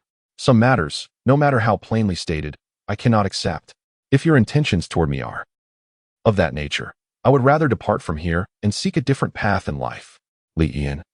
A shadow of concern crossed Gu Yu's bright eyes as she sighed softly. Let Gu Yang go. If he were to act impulsively and something unfortunate were to occur, I could never face our parents' spirits. Li Yan. Glancing from side to side, Li Yan recalled the events that had transpired and suddenly felt as though struck by lightning, frozen in place. Wait a minute, my friends. I have never claimed to be both a plug and a socket, have I? Just because I have shown a modicum of kindness to Gu Yang. You siblings have concocted such a narrative about me? Li Yan was infuriated, the veins on his forehead pulsating. Like lightning, he raised his hand and delivered a swift chop to the heads of the two seated before him, exclaiming, "If you wish to eat, then eat. If not, leave." How absurd. With a flick of his sleeve, he cursed under his breath and retreated to a corner, turning to rest. Ugh. Oh. Gu Yan and Gu Yang, clutching their numbed heads, exchanged cautious glances. Sister, could it be that we guessed incorrectly? Gu Yan bit her lip. Based on my understanding of your brother-in-law, he wouldn't be this angry if we had not. Gu Yang was taken aback and retorted, if you truly understood my brother-in-law, you wouldn't speculate so foolishly. Now look, I'm caught in the crossfire. Gu Yan felt wronged. She had no intention of making baseless guesses. Yet Li Yan had indeed been excessively kind to Gu Yang just moments ago. She straightened her posture. Regardless, your brother-in-law's kindness towards you is a fact. From now on, do not doubt him. All right, I understand. Gu Yang nodded earnestly. Beep. Loyalty of Gu Yang has been restored to 85 points. Beep. Loyalty of Gu Yang has been restored to 86 points. Hearing the sounds of the dating game, Li Yan pouted, at least this little one has a conscience. After a full day of relentless activity, weariness soon enveloped him, and before long, he felt himself drifting into slumber. It was then that a small hand gently rested on his waist, and a soft voice whispered in his ear, "Are you still angry? I was wrong. I was wrong. Please forgive me." Li Yan lazily opened his eyes, raising his hand to pat the empty space beside him. Gu Yan obediently crawled over and nestled beside him, naturally taking his arm as a pillow. Over the course of their 3-month relationship, their feelings had been steadily intensifying, yet they had not progressed to any substantial developments. Gu Yan, being rather traditional, felt shy about intimate activities. In her view, many affectionate gestures should only occur after marriage. Thus, their intimacy remained confined to holding hands and embracing, with perhaps a gentle kiss on the forehead at most. However, at this moment, Gu Yan had completely envisioned Li Yan as her lifelong companion, no longer adhering to her previous reservations. Li Yan wrapped his arms around Gu Yan's delicate waist, burying his head in her soft hair. You arrived just in time. I was about to discuss something extra I have. Gu Yan paused, instinctively lowering her head in flustered surprise. Hey, where are you looking? Li Yan playfully lifted her small face. You're not talking about that, are you? Gu Yan's cheeks flushed a deep crimson. Li Yan gently pinched her cheek. I was referring to a romantic game. A romantic game? Indeed. Li Yan held Gu Yan's soft form close, his lips brushing against her ear as he began to unravel the details to her. Gu Yan listened, entranced and awakening to the realization, oh, no wonder you had Gu Yang eat first, so that's how it was. Li Yan rolled his eyes in affirmation. Exactly. Gu Yan nodded repeatedly, pondering. In other words, the more I love you and the higher my affection for you, the stronger you become? Indeed. Gu Yan's expression became peculiar. Similarly, if you bind yourself to more romantic interests, will you not acquire more extraordinary abilities and grow even stronger? No. Hiss. Li Yan let out a low cry of pain. No. That's wrong. Entirely wrong. Humph. Gu Yan gradually withdrew her small hand that had been gently twisting at Li Yan's waist. Chapter 22. I only wish for your well-being. Li Yan grasped Gu Yan's hand and blinked at her bright, dark eyes. In the face of the impending apocalypse, where danger lurks at every corner, even a slight deficiency in strength could lead to dire consequences. Therefore, Enhancing one's own power is of utmost importance. If you do not allow me to bind other romantic interests, then the only option left is to elevate your affection for me. Gu Yulian immediately expressed her support. How can I enhance my affection for you? Li Yian shot her a glance. Are you asking me this? Simply love me a little more, and your affection will naturally increase. It seems to be that logic. Gu Yulian contemplated deeply. She gazed steadily at Li Yian, her eyes gradually softening, her long eyelashes fluttering gently. She slowly leaned her face closer, her delicate lips exhaling a breath as fragrant as an orchid. With the beauty in his embrace, Li Yian couldn't help but feel his emotion stirred, inching closer to her rosy lips. Suddenly, Gu Yulian raised her head, eagerly asking, "They say that gazing into each other's eyes increases affection. What do you think?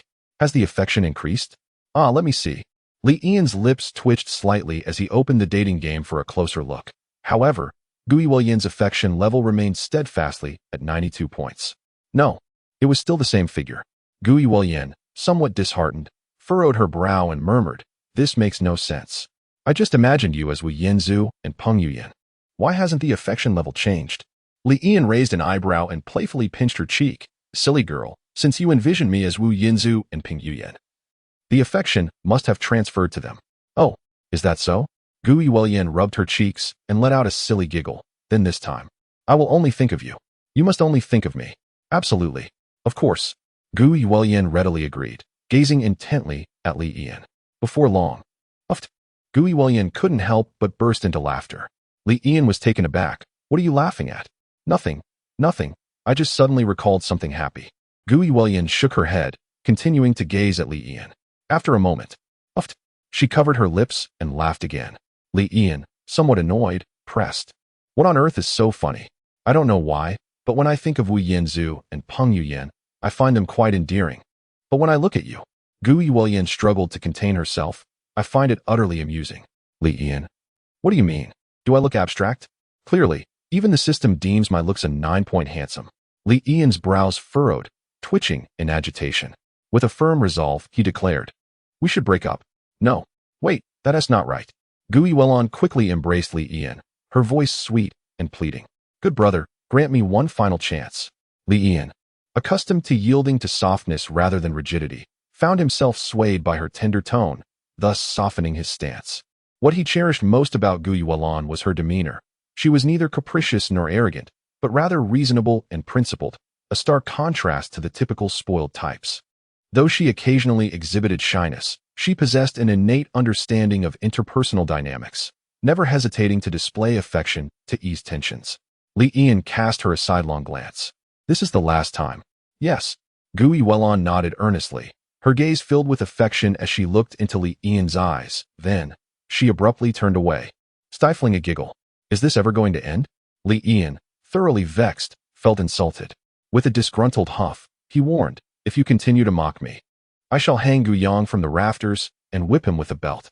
Gu Yulian shook her head vehemently. No, it's not mockery." Li Yian glared at her. "Then what do you mean?"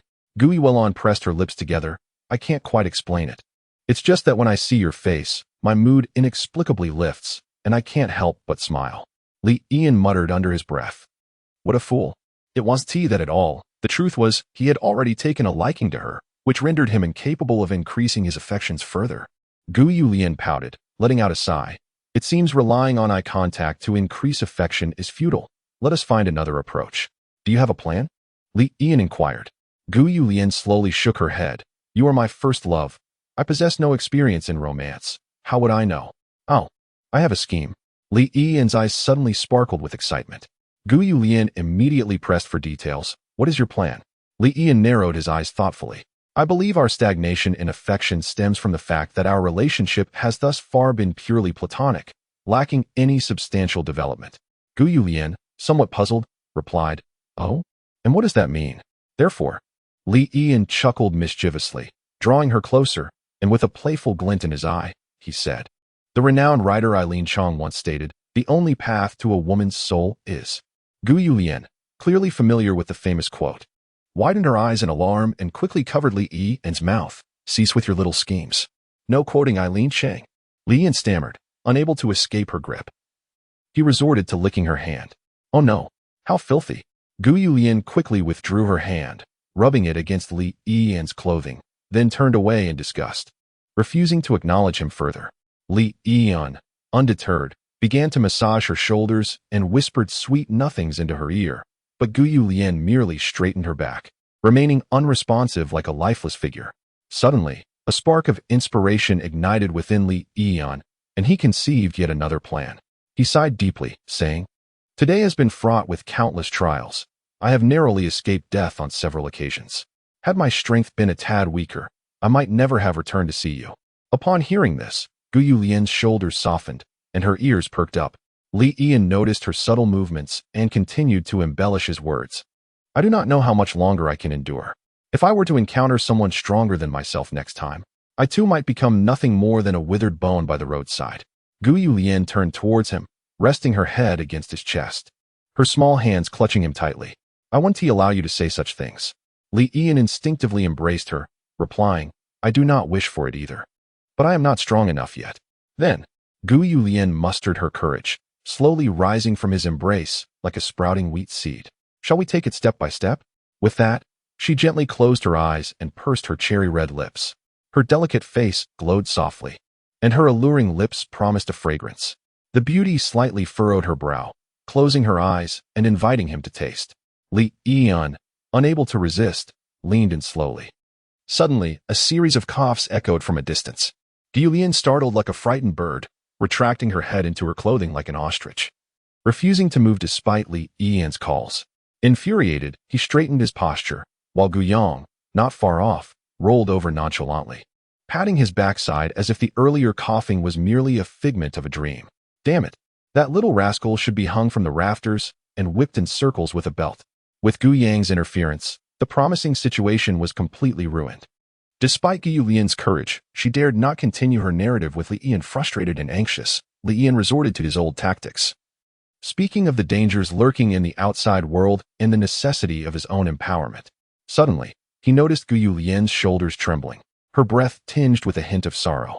"What's wrong?" Li Yian quickly bent down, whispering words of comfort. With reddened eyes, Gu Yulian quivered. "If you encounter a girl who cherishes you as much as I do, then bind yourself to her." Li Yian was taken aback. Gu Yulian's lips quivered like seaweed. I only wish for your well-being." Chapter 23. The Virtuous Assistant in the Dormitory Building. Zhao Rong led a group of 10 or so individuals, patrolling the vicinity. Zhao Rong was robustly built, a man of imposing stature, having trained in martial arts since childhood. His skills were truly remarkable. Following the arrival of the Red Moon, he leveraged his formidable strength to amass a large following, seizing territory, food, and women, thriving in chaos. He was the elder brother of Zhao Hao, sharing a resemblance with him, particularly in their eyes. Zhao Rong's were smaller. Thus, he never allowed his subordinates to act according to his moods. Where could Zhao Hao be at such a late hour? Upon inspecting Zhao Hao's dwelling, Zhao Rong discovered his absence and promptly inquired with Zhao Hao's subordinates. One of them, bending slightly, replied, "Brother Rong, Ma Lu from Wu Yu's faction has come to pledge allegiance to Brother Hao, claiming that Wu Yu is dead and has taken Brother Hao to retrieve the supplies left behind by Wu Yu." "Oh, Wu Yu is dead?" Zhao Rong was momentarily taken aback. His covetous gaze upon Wu Yu's resources was not a fleeting desire. However, Wu Yu was no easy target, and without absolute certainty, he refrained from taking action against him. To his astonishment, Wu Yu had inexplicably perished. Who could have wielded such power? It was truly formidable. No, he had already discerned the factions around the teaching building. None were capable of confronting Wu Yu. It seemed Wu Yu had succumbed to the beast tide. With a raised brow, Zhao Rong mused. It makes little sense to linger for so long to procure resources. Could there be some unforeseen circumstance? Are you concealing something from me? His subordinate hastily shook his head. How could we dare? Ha, Brother Rong. According to reports from Ma Lu, Wu Yu had long monopolized the enchanting Gu Yuelian, and this time, Hao Gu would naturally take over her. Gu Yuelian? Zhao Rong savored the name, his brows dancing with intrigue. He licked his lips. He had long been aware of her reputation, said to be the most beautiful woman in the entire university. No wonder she had not returned yet. The second one certainly knew how to indulge. His subordinate, eager to flatter, remarked, "Hao Gu may be a tad playful, but he will surely return soon, and at that time, he will undoubtedly present Gu Yuelian to you, Brother Rong." Zhao Rong nodded slightly. a hint of lasciviousness creeping into his expression. Suddenly, a commotion erupted. No, no, this is terrible. How go? He has met with misfortune. A young man clad in tattered sportswear stumbled towards them, collapsing at Zhao Rong's feet. Zhao Rong's eyes widened in disbelief as he hoisted the young man up, demanding, "What did you say? What has happened to the second one?" The young man's face flushed crimson as he gasped, "How go? He is dead." "What?" Zhao Rong exclaimed in astonishment, his voice rising in panic. "What is happening? What exactly has occurred?" The young man replied, "We just discovered a corpse outside the teaching building. Though the face has been distorted, it is unmistakably Brother Hao." Zhao Rong, harboring a flicker of hope, questioned, "How can you be certain it is Lao Er when his face is so disfigured?" The young man hesitated, his words caught in his throat. Enraged, Zhao Rong insisted, "Speak plainly, do not beat around the bush." The young man swallowed nervously, because we examined the body, and its eyes remained open in death, strikingly similar to yours. "Brother Rong." Zhao Rong's lips twitched in distress as he forcefully pushed the young man to the ground, crying out to the heavens, "Lao Er, your demise is truly tragic." A silver butterfly quietly alighted on Zhao Rong's shoulder, and with reddened eyes, he bellowed, "Brothers, I have treated you well. The women I seized, I have generously shared with you. Now that my own brother has perished, I shall exact vengeance. Arm yourselves, for I shall leave no stone unturned in the teaching building." Though the floor was hard, Li Yian found comfort in the warm embrace of beauty, falling into a deep slumber. Outside, the world was shrouded in dimness and mist. Yet gazing upon the sleeping beauty in his arms brought him tranquility. Despite the lack of tangible progress the previous night, they had shared their innermost feelings. Though Gu Yulian yearned for a lifelong romance, fate had left her with no options, just as it had for Li Yian's survival is the paramount concern. Possessing a singular extraordinary ability is naturally less advantageous than having multiple such abilities for self-preservation. Gu Yulian is willing to concede, supporting Li Yian in his future endeavors to form bonds with other romantic partners. In this world, there are often no absolute rights or wrongs. For instance, disputes between lovers frequently arise from worthiness and willingness, leading to concessions and compromises. Because Li Yian is deserving, Gu Yulian is willing to oblige. Li Yian gently caresses the beauty's cheek, her warmth seemingly imbued with a bewitching quality that stirs a wave of warmth within his heart. He rises languidly, surveying the surroundings, and gazes thoughtfully at the peacefully sleeping Gu Yang and Cheng Yu in the distance. It is time to relocate. This place offers neither security nor satisfactory living conditions, and most crucially, Gu Yang's presence inhibits any intimacy with Gu Yulian. Gu Yulian harbors no aversion to more intimate gestures. The sole hindrance to progress stems from Gu Yang's presence. She is quite bashful, and should her brother catch sight of her, she would be mortified enough to leap into the depths of the Tanggula mountain range. Only by securing a residence that meets both discretion and safety can they proceed with their proper decorum. What? You inquire about the nature of this decorum. Of course, it pertains to the ceremonial rites shared between spouses. Awake? Li Yian tilts his head, drawing the slowly rising Gu Yulian into his embrace. She rests her head upon his shoulder, her voice a soft murmur. What time is it now? Presently, the sky is dominated by a crimson moon, rendering it impossible to ascertain the time by celestial phenomena. Li Yian retrieves his phone. The screen displays 7 o'clock in the morning, and in 2 days. It will be the 15th day of the 10th lunar month. I see, she replies. Gu Yulian gently nuzzled against Li Yian's neck and murmured, Li Yian, I feel we cannot remain here any longer. This place is far too perilous. Li Yian nodded slightly. It seems that heroes and heroines share a mutual understanding. I currently have 2 possible courses of action. One is to head towards the dormitory building nearby, and the other is to return to my home. Each option has its merits and drawbacks. The dormitory is unfamiliar territory for me, and I fear that venturing there impulsively may lead to unforeseen troubles. Conversely, returning home is quite distant, and I worry about encountering dangers along the way that could compromise your safety. Li Yian remained troubled by the memory of the massive dog that had blocked their path. Its size, speed, and strength were astonishing, a stark contrast to the beasts they had previously vanquished. Although he no longer feared that creature, its swiftness was alarming, and he was concerned he might not be able to protect Gu Yulian and the others should it choose to attack. Shall I awaken Gu Yang and Cheng Yu? Once everyone has had their fill, we could first explore the dormitory. If it proves unfeasible, We can devise a new plan, Gu Yulian suggested. Li Yian playfully pinched her delicate nose, agreeing. Indeed, you are truly my capable partner. Your words resonate with my thoughts. Who is your capable partner? Gu Yulian retorted playfully, blushing as she swatted his hand away. Li Yian nodded repeatedly. Indeed, as a capable partner, you still have yet to prove your worth. Li Yian's remark ignited a spark of defiance in Gu Yulian. In what way am I lacking? Li Yian raised an eyebrow, because to be a capable partner, one must first support the foundation. Gu Yulian was momentarily taken aback, casting a glance downward before her delicate face blushed a deep crimson. With a playful fist, she struck Li Yian's chest, exclaiming, "You mischievous tease." Chapter 24, Reasonable. So exceedingly reasonable. Gu Yulian swiftly roused Gu Yang and Cheng Yu. And after procuring 7 portions of food from Li Yian, she ingeniously fashioned a fire from the legs of a stool to prepare a meal. Li Yian raised his hand, beckoning. Cheng Yu, come here for a moment. I have an urgent matter to discuss. Cheng Yu, with a playful bounce, approached eagerly and stood before Li Yian. He straightened his posture, his gaze clear and earnest, fixed intently upon her. Cheng Yu's cheeks flushed uncontrollably. What could this mean? Did Li Yian harbor feelings for her as well? That would be absolutely marvelous.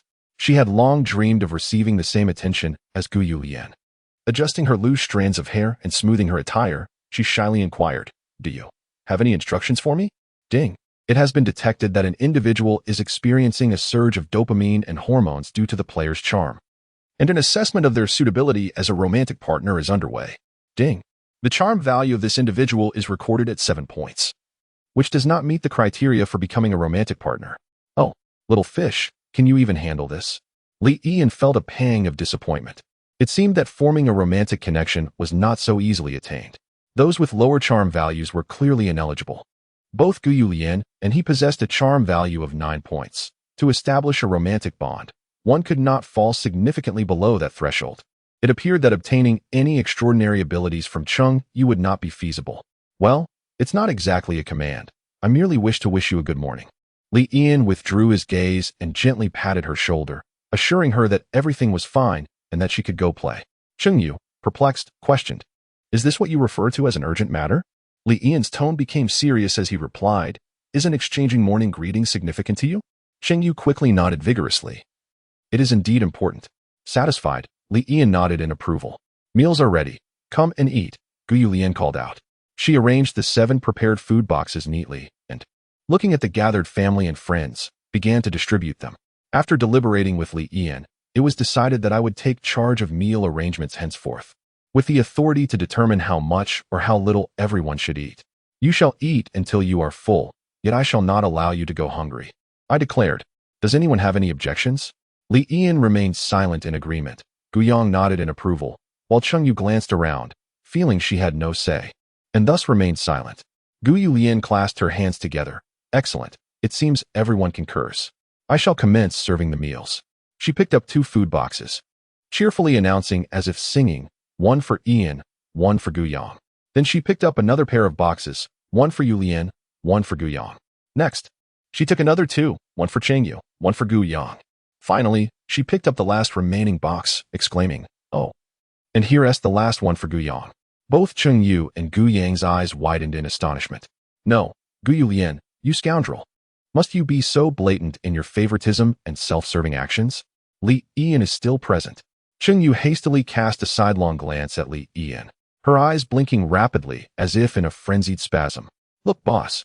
The boss lady is openly using company shares to support her brother, displaying her favoritism without a hint of discretion."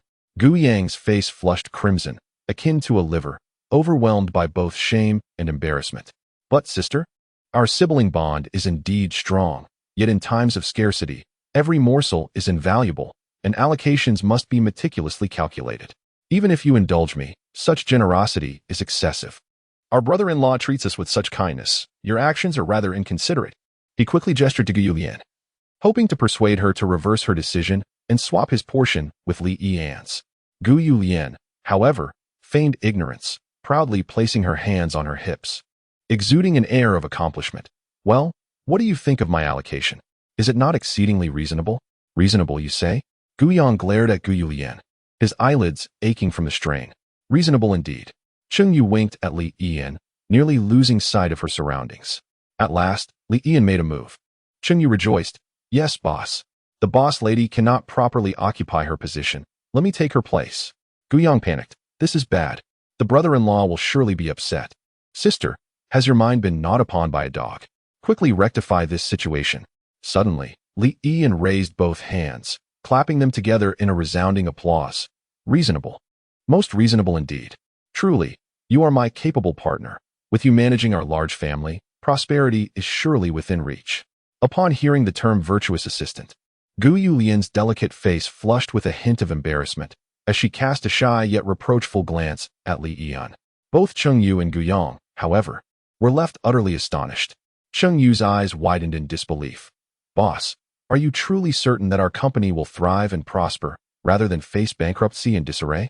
Guyang's jaw dropped in shock. Brother-in-law, has my sister's mind been gnawed by a dog?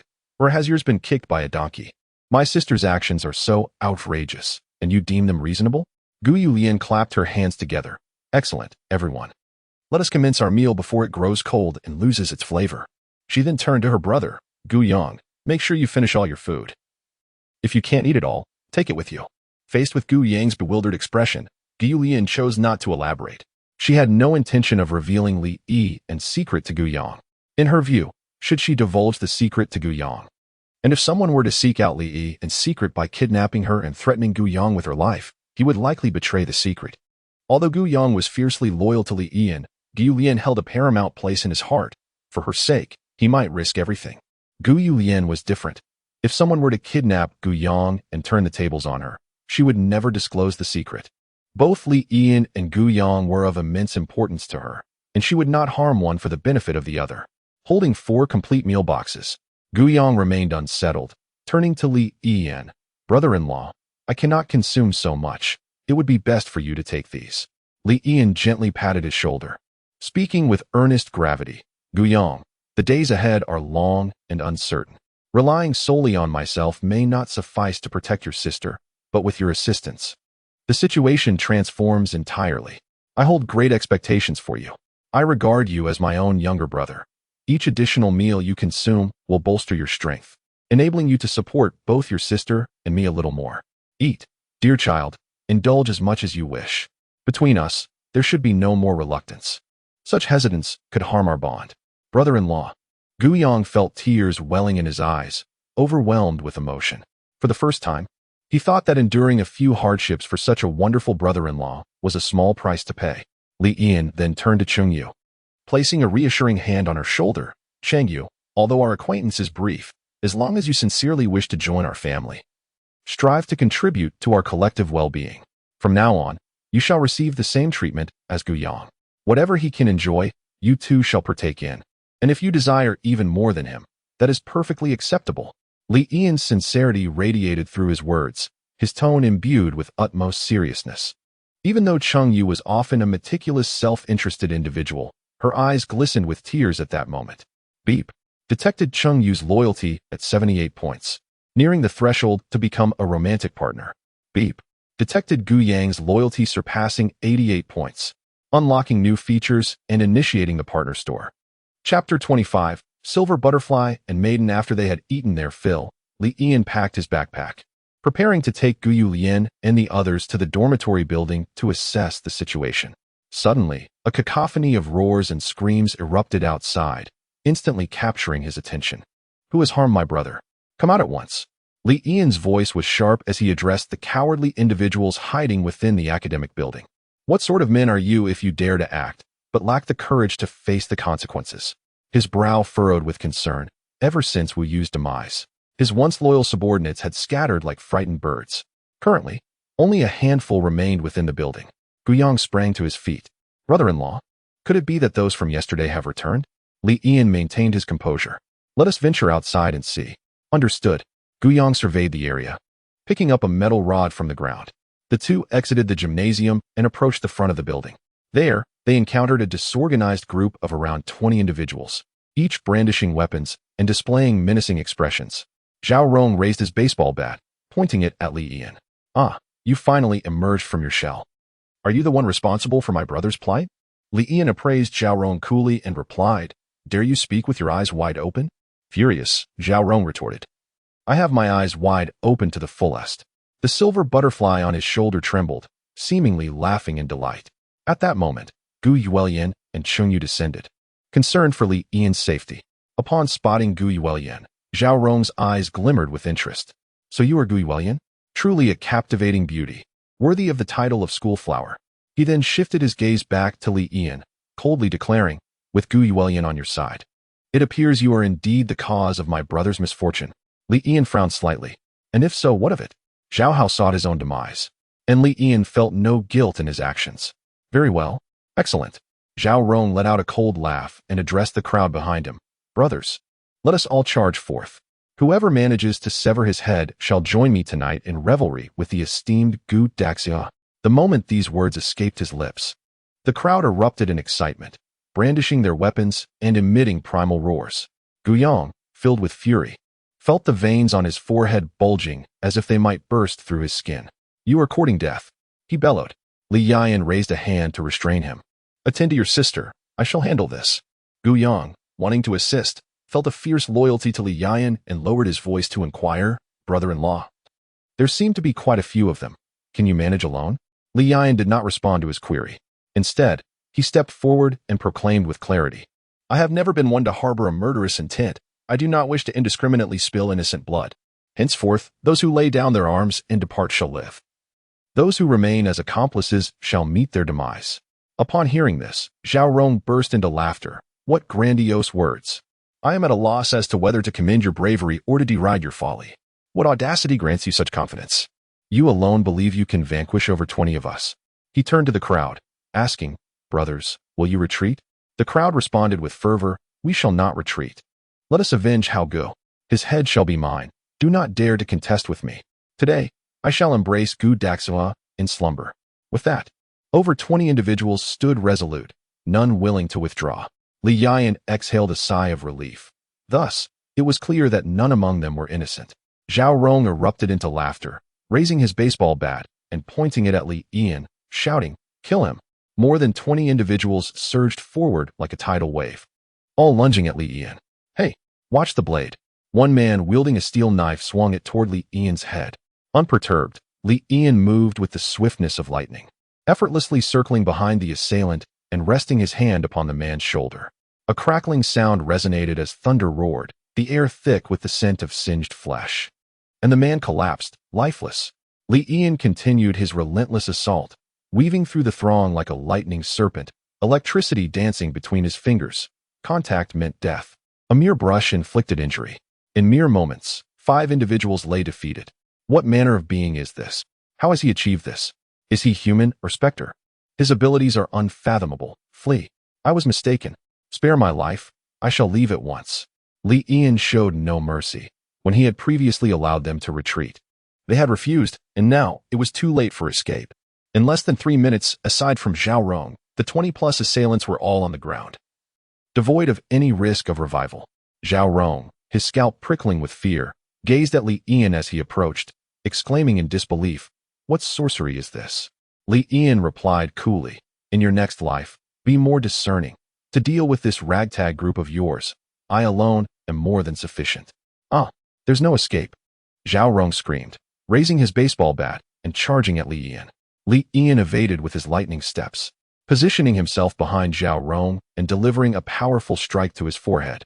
Zhao Rong's body stiffened, his expression frozen, and he fell to the ground, lifeless.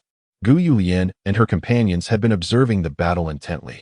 Initially, she harbored concerns, but within less than 3 minutes, her apprehension transformed into astonishment and elation.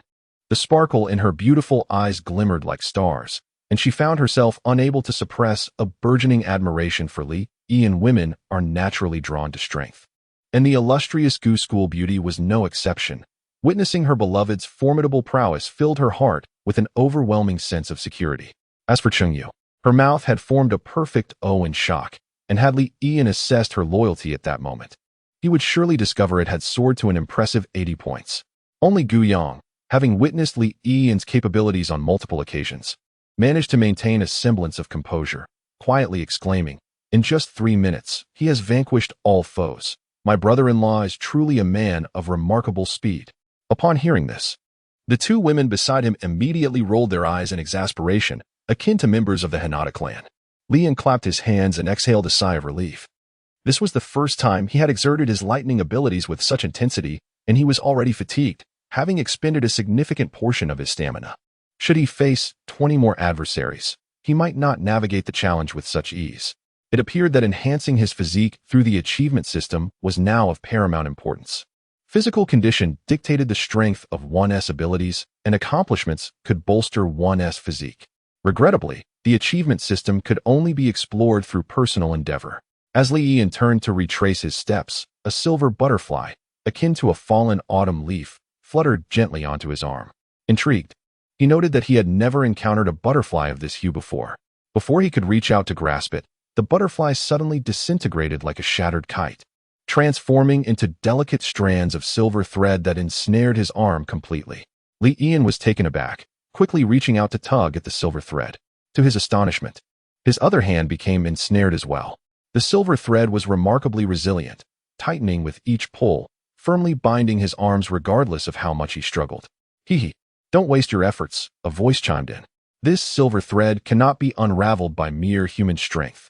Suddenly, the space before Li Yan rippled, and a girl clad in red emerged from the shimmering air. Upon closer inspection, he noticed she wore a golden mask that concealed the upper half of her face, her eyes sparkling with a mischievous glint. Her delicate nose and cherry-like lips were well-defined, curling into a sly smile. Standing at roughly 160 centimeters. She was not particularly tall, however, her legs, visible beneath her skirt, were elegantly proportioned and fair-skinned, glistening with a radiant sheen. Most striking of all was the fact that she wore no shoes. Her dainty, pale pink feet were perfectly formed, and around her slender ankles jingled a silver bell that chimed melodiously with each step. Beep. Detected a human female of high quality with a charm value of 9 points. Suggest binding as a romantic interest. Beep. Detected her strong interest in the player, suggesting a potentially lower difficulty in pursuit. Hey, little fish, I adore being barefoot. Hurry and win her over. Chapter 26. Qi Linger. As Li Yan gazed at the suddenly materialized girl in red, a shock coursed through him. This extraordinary ability was supernatural. What was happening? Besides himself, there was someone else with such powers. With his hands tightly bound by the silver thread, the likelihood of the girl being a foe rather than a friend seemed far more probable. Compared to the playful hints provided by dating simulation games, Li Yan felt a greater sense of vigilance rising within him. He swiftly executed the thunder step, closing the distance to the girl, and with both hands unified, struck heavily towards her head, seizing the initiative. With a flourish, it was as if a brush had swept across a landscape of ink and water, causing the girl to dissolve into wisps of crimson threads that scattered in all directions. As the red threads intertwined and coalesced, her form re-emerged once more.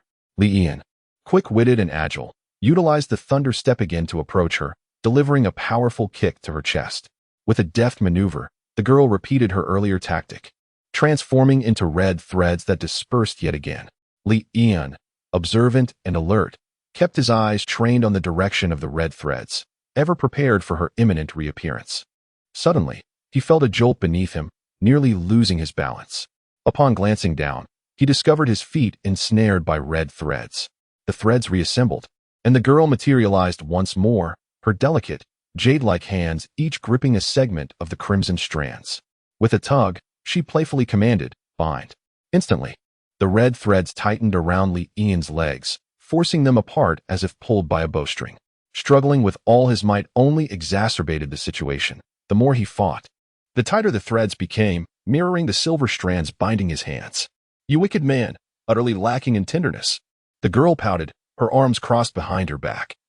And with a graceful leap, she hopped towards Li Yan, her dainty, unblemished feet seemingly untouched by the earth beneath them, as pristine as fresh milk.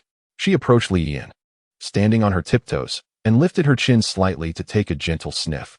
It seemed not to be the scent of an innate spirit. "Hey, wicked man, from where do you derive your supernatural powers?" "Innate spirit? Supernatural powers?" Li Yan raised an eyebrow, expressing his confusion regarding these specialized terms. The young girl, intrigued, exclaimed with a brighter tone, "You clearly possess supernatural abilities, yet you seem entirely oblivious. How amusing. Let us engage in a fair exchange. You pose a question to me, and in return, I shall ask you one. What do you say?" Li Ian furrowed his brow slightly. Although she spoke of a fair exchange, he found himself at her mercy, knowing nothing about her. Clearly, mutual inquiries would favor her in the current situation. Without a hint of pretense, he directly inquired, "What are supernatural powers, and what is an innate spirit?" "You are quite straightforward, wicked man. I do appreciate such perceptive individuals," the girl replied with a cheerful smile. "Supernatural powers refer to extraordinary abilities, like your lightning. An innate spirit, on the other hand, refers to those who awaken their supernatural powers after the arrival of the crimson moon. So, supernatural powers equate to extraordinary abilities, and innate spirits are those who awaken their powers post the crimson moon's arrival. It appears there are other pathways to awakening supernatural powers beyond what the romantic game grants."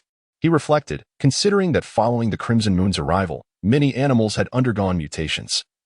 After all, humanity is but a variant of the animal kingdom, and it is not unreasonable for them to experience mutations, awakening supernatural powers, as well. Innate spirits often possess an overwhelmingly potent aura, yet yours is rather unremarkable, pitifully weak. The young girl chuckled, revealing her pearly white teeth. "Now it's my turn to ask you," she said. "So, Badman, how did you acquire your powers?" It seemed she was unaware of the existence of romantic games. Li Ian felt a sense of certainty within himself. He tilted his head and chose not to respond. The girl, not receiving an answer, curiously clapped her hands and exclaimed, "It's your turn to answer. Why are you silent? Didn't we agree on one question each?" Li Ian, maintaining his composure, replied, "Indeed, we did agree to one question each. But I never stated that I would provide you with an answer after you finish your inquiry. Your willingness to answer my question is merely your own sentiment." The girl was momentarily taken aback, her eyes behind the golden mask filled with astonishment. She had never encountered such unabashed shamelessness. With a quivering finger, she pointed at Li Ian, her small hand trembling. She clutched her stomach as sounds erupted from her throat. "Ha ha, hee hee." Her voice was melodious, ringing out like silver bells. Typically, it was she, Qi Linger, who played pranks on others, yet unexpectedly, she found herself at a disadvantage today. How amusing. How delightful. This Badman is indeed quite entertaining. After her laughter subsided, Qi Linger shifted her tone. "However, I am not one to suffer losses without recompense. I firmly believe in an eye for an eye and a tooth for a tooth. You dare to toy with me, but have you considered the consequences?" She stepped closer to Li Ian, the red threads binding her hands tightening ever more around his feet, as if they were about to snap. Yet, Li Ian exhibited no sign of panic. Rather, he felt a subtle thrill of excitement. After a prolonged wait, "Has he finally come close to me?" Li Ian exclaimed softly, channeling all the power from his dantian. In an instant, thunder roared and lightning crackled. Li Ian's hair stood on end, and his entire body was enveloped in electric light.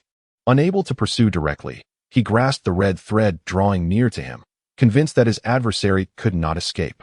The lightning, like silver serpents, danced through the air. Lunging towards Qi Linger, caught off guard, Qi Linger was instantly engulfed by the lightning, the red thread in her hand severing inch by inch, while Li Ian successfully broke free from his restraints.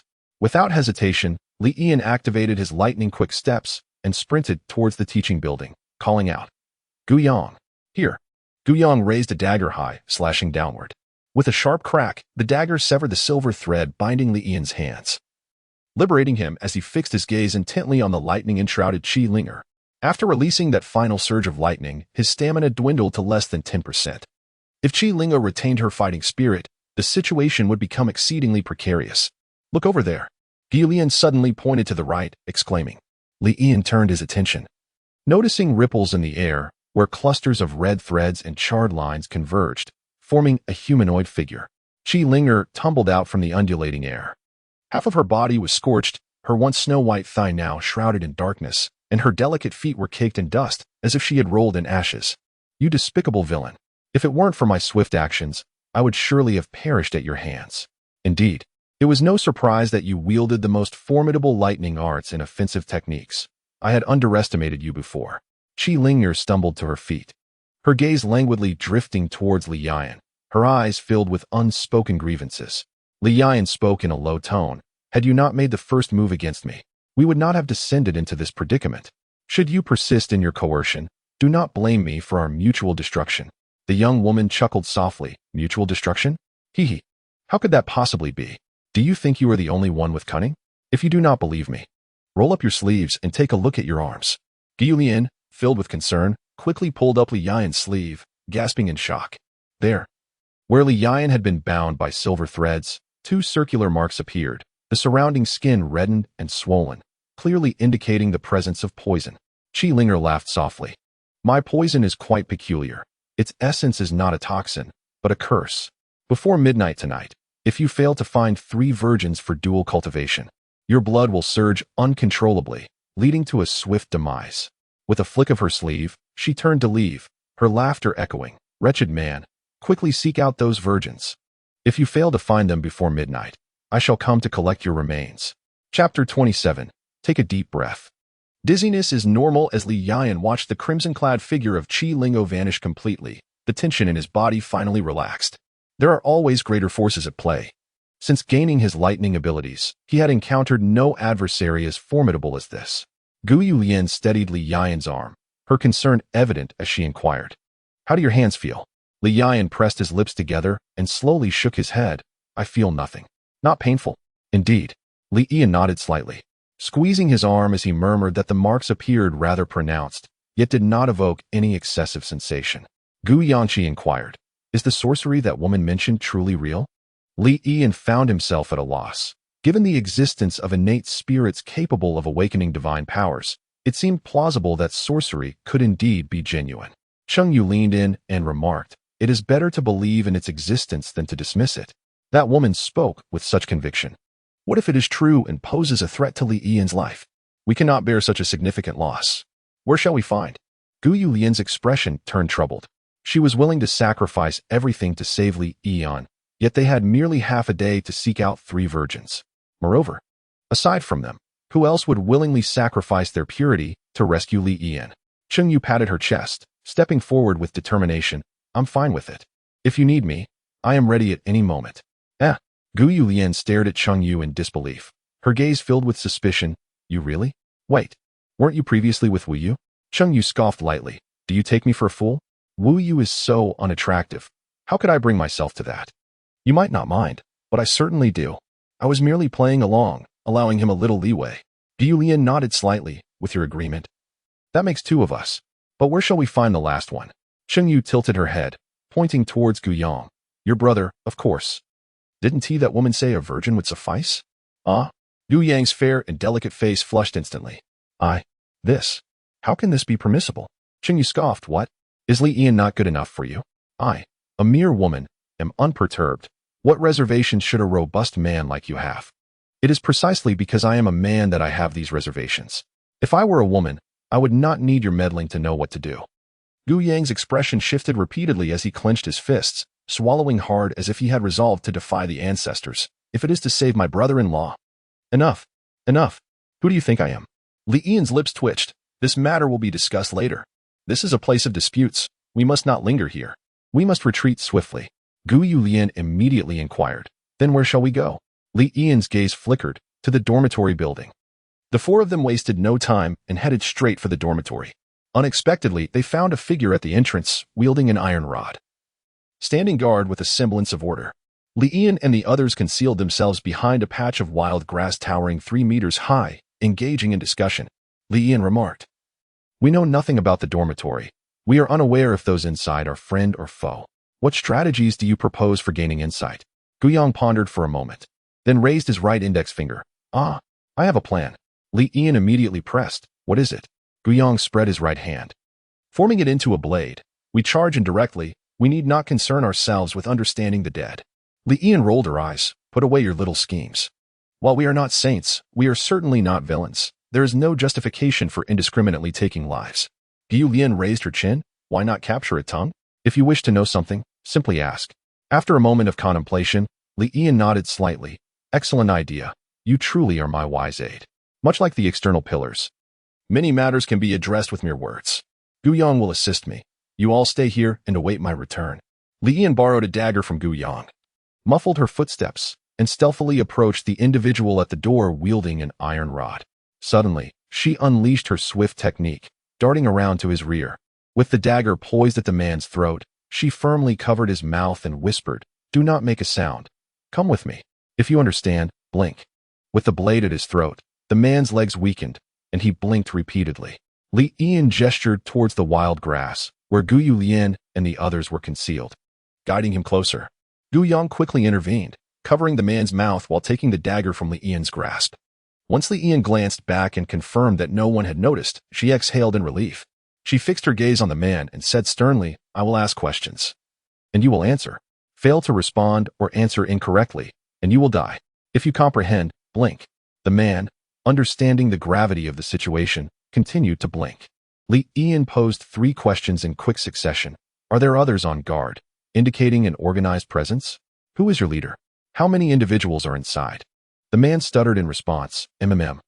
MMM. Gu Yang raised an eyebrow. You choose to remain silent. Are you a tough nut to crack? Serendipitously. Quit Gu Yang, clenching his fist. My fist possesses similar fortitude. He then delivered a pair of resounding blows to the man's flanks. Will you speak? Will you speak? The man, however, remained inarticulate, emitting only muffled whimpers. Gu Yang's brow furrowed in exasperation. Indeed, you possess a certain tenacity. He punctuated his words with another volley of blows. Will you speak? Will you speak? Li Yan, her countenance creased with a mixture of concern and exasperation, tilted her head and addressed Gu Yang with a touch of incredulity. Pray, is it not conceivable that by obstructing his oral passage, you have rendered him incapable of verbal communication? Gu Yang paused, his expression softening into an affable grin. Indeed. That is so. He cleared his throat and gingerly released his grip. Attempt no clamorous outbursts, lest you incur my displeasure. The man, having endured a considerable pummeling, had evidently acquired a newfound appreciation for discretion. With alacrity, he responded to Li Yan's inquiry. Indeed, we are affiliated with an organization. Our leader is known as Zhao Rong. The organization once numbered 40 to 50 individuals, but our leader departed earlier with approximately 20 members. Currently, only a dozen or so remain within the dormitory. Departed earlier with approximately 20 members. Li Yan's brow arched in subtle inquiry. Pray, could you furnish a description of your leader? Does he possess particularly diminutive ocular organs? The man nodded vigorously. Precisely. You are acquainted with our leader? Li Yan emitted a soft chuckle. Let us merely state that we have a passing acquaintance, forged in the crucible of a contentious encounter. It transpired that the aforementioned individuals were, in fact, the occupants of the dormitory. The man, visibly relieved, chuckled obsequiously. Behold the magnitude of this misunderstanding. It appears we have inadvertently engaged in internecine conflict, akin to kinsmen failing to recognize their brethren. 2 brothers arrived at the teaching building, presumably drawn by the reputation of Rongge, seeking to align themselves with him. Indeed, our Rongge is quite generous towards his brothers. He often shares the women he has taken with his comrades. Those who come to our side are never deprived of female companionship. Li Yan narrowed his eyes. Women? Zhao Rong frequently takes women for himself? The man replied, absolutely. Brothers are like limbs, while women are akin to garments. We often exchange our clothes, and it is not uncommon for a group to share a single piece of clothing, which is quite amusing. Brother-in-law, Gu Yang called out sharply. Li Yan nodded. Gu Yang covered the man's mouth with one hand and swiftly drew a knife across his neck. The man immediately began to thrash violently, his body convulsing uncontrollably. Li Yan's gaze was as cold as the moonlight, his tone chilling. Take a deep breath. Dizziness is a normal reaction. Chapter 28. A hell on earth. Gu Yang wiped the dagger against the corpse's blade, fixing his gaze on Li Yan. Brother-in-law. What shall we do next? Li Yan looked towards the teaching building and took a deep breath. I suddenly find merit in your earlier scheme. Gu Yang nodded emphatically. These heartless individuals, eliminating one contributes to our karma. Having confirmed the nature of the individuals in the dormitory, Li Yan felt no hesitation. After reuniting with Gu Yuelian and Cheng Yuhui, they entered the dormitory to commence their cleansing operation. As they stepped into the corridor, Li Yan overheard a pair of armed individuals grumbling. Damn it. Why do I have to patrol the corridor again? They were all indulging in their vices on the 6th floor, stirring a restless feeling within me. A rotund man with a jolly visage was yelling angrily. Another man, whose face was so greasy it could be used for frying, replied with a scoff. What complaints do you have? The outside is perilous, and patrolling the streets is for everyone's safety. Once our shift is over and someone comes to relieve us, we too shall enjoy the company of women. He continued. What danger is there? Haven't these days been peaceful? The portly man rubbed his hands together, chuckling. That woman yesterday was quite a thrill. Especially when I nearly beat her useless boyfriend to death and bound him before her eyes. Ah, it was utterly delightful. Wow, you play so extravagantly? The greasy man raised his eyebrows. How about you take me along next time? Sure, let's go together. The portly man cackled, but suddenly, as if sensing something amiss, he exclaimed, Who goes there? Alas, quicker than his voice could echo, the swift approach of Li Ian was upon them. Before he could utter another word, the electric light emanating from Li Ian's fingers enveloped him. Without pausing, Li Ian appeared beside the greasy man, delivering a decisive blow. The two bodies fell lifelessly to the ground. On the first floor, there were only these two patrolling the corridor, while the other floors had but one each. In no time, Li Ian ascended to the 6th floor, having claimed the lives of 7 men in total. Suddenly, they arrived at a room where a cacophony of disarray filled the air. Li Yan gestured to Gu Yang, who cautiously approached the door and slowly pushed it open. Instantly, a wave of foul, oppressive air surged forth, causing Li Yan to furrow his brow in distaste. Gritting his teeth, he peered inside, his pupils widening in horror. Within the room stood dozens of iron cages, several of which contained women stripped bare, their skin a ghastly shade of blue, clearly victims of brutal violence. Others curled into themselves, trembling uncontrollably. Surrounding the cages were numerous large beds, where nearly 10 individuals mockingly gazed at the women within, reminiscent of hunters admiring their prey. One individual yanked a girl's head to peer at a boy bound to a chair. The boy, with dried blood congealed on his scalp, hung his head in silence. Li Yan had once believed that the tragic fate of a young couple at the hands of the Yang brothers, with their infant discarded from a window, was the epitome of human cruelty. Yet upon witnessing this scene, he comprehended the true depths of depravity and the hellish reality of human existence. Unable to contain his fury, Li Yan kicked the door wide open, causing it to crash against the wall with a resounding bang. Who dares? The commotion startled those inside, prompting immediate shouts of anger. With a countenance as cold as ice and lightning crackling between his fingers, he commanded, Seize them. The crackling energy slithered through the room like a serpent, followed by a series of short, terrified screams, and soon, nearly 10 lifeless bodies lay sprawled across the floor. Li Yan beckoned Gu Yang and the others to enter, and together, they set to work freeing the girls from their bonds. As Gu Yulian and Cheng Yu entered the room, their bodies trembled. Gu Yulian's bright eyes flickered with emotion, and she couldn't help but cover her lips with her hand. Cheng Yu was even more overwhelmed, her legs weakening as she cursed under her breath, These beasts. Stop dawdling, bring them some clothes. Li Ian swiftly approached the girl lying on the bed, working to untie her restraints. The moment she sensed his presence, her body quivered. Once he had completely freed her, a faint glimmer returned to her once dull eyes. Thank you. Li Ian barely caught her whisper, but her voice was too hoarse to be understood. Struggling, the girl managed to rise from the bed, only to collapse as she bent her knees. After a moment of adjustment on the floor, she stood again, swaying unsteadily as she made her way to the bound boy. She shook him vigorously and seemed to call out his name in a hoarse voice, yet he remained unresponsive. Trembling, she placed her bluish fingers near his nose. And after 5 agonizing seconds, her body slumped, her previously flickering eyes now devoid of life. Li Ian stepped forward, pressing his fingers to the boy's carotid artery and placing a hand on his heart. With a soft sigh, he shook his head. Suddenly, the girl straightened, summoning all her strength, and she forcefully slammed her head against the wall. Hearing the commotion, Gu Yulian rushed over. She cradled the girl, whose body was marred with bruises, only to discover that she had lost all signs of life. Tears streamed down Gu Yulian's cheeks. Li Yan gently helped her up and embraced her, saying, Let us bury them together. The other women who had been rescued fared no better than the girl. Some were driven to madness. Others wore expressions of hatred, while some curled up in fear, unwilling to gaze at the outside world. Li Yan instructed Gu Yulian and Cheng Yu to comfort the women, while he and Gu Yang began to inspect the supplies within the building, concurrently dealing with the bodies scattered throughout. A small solace was found in the fact that the resources amassed by Zhao Rong, due to his numerous followers, filled 2 rooms to the brim, offering a diverse array of foodstuffs. Among the provisions were grains, oils, and even packaged steaks and lamb chops, significantly broadening Li Yan's culinary options. After a period of industrious activity upon returning to the building, Li Yan was greeted by the enticing aroma of cooked meals wafting through the air. The women gathered around the fire, enjoying the sustenance prepared by Gu Yuelian. Yet, some women still refused to emerge from their iron cages. What are we to do with these women? Gu Yuelian inquired the moment Li Yan reappeared, her gaze filled with concern. Cheng Yu, though inherently self-serving, found herself unable to dismiss the plight of these women, as she envisioned a version of herself devoid of Li Yan's support, stirring a sense of compassion within her. After a moment of contemplation, Li Yan spoke slowly. I have dealt with their enemies. As for them, it is merely a choice between staying or leaving. For those who wish to remain, I will arrange for rooms, food, and water. For those who wish to depart, I shall also provide sustenance and water, allowing them to leave this place of sorrow.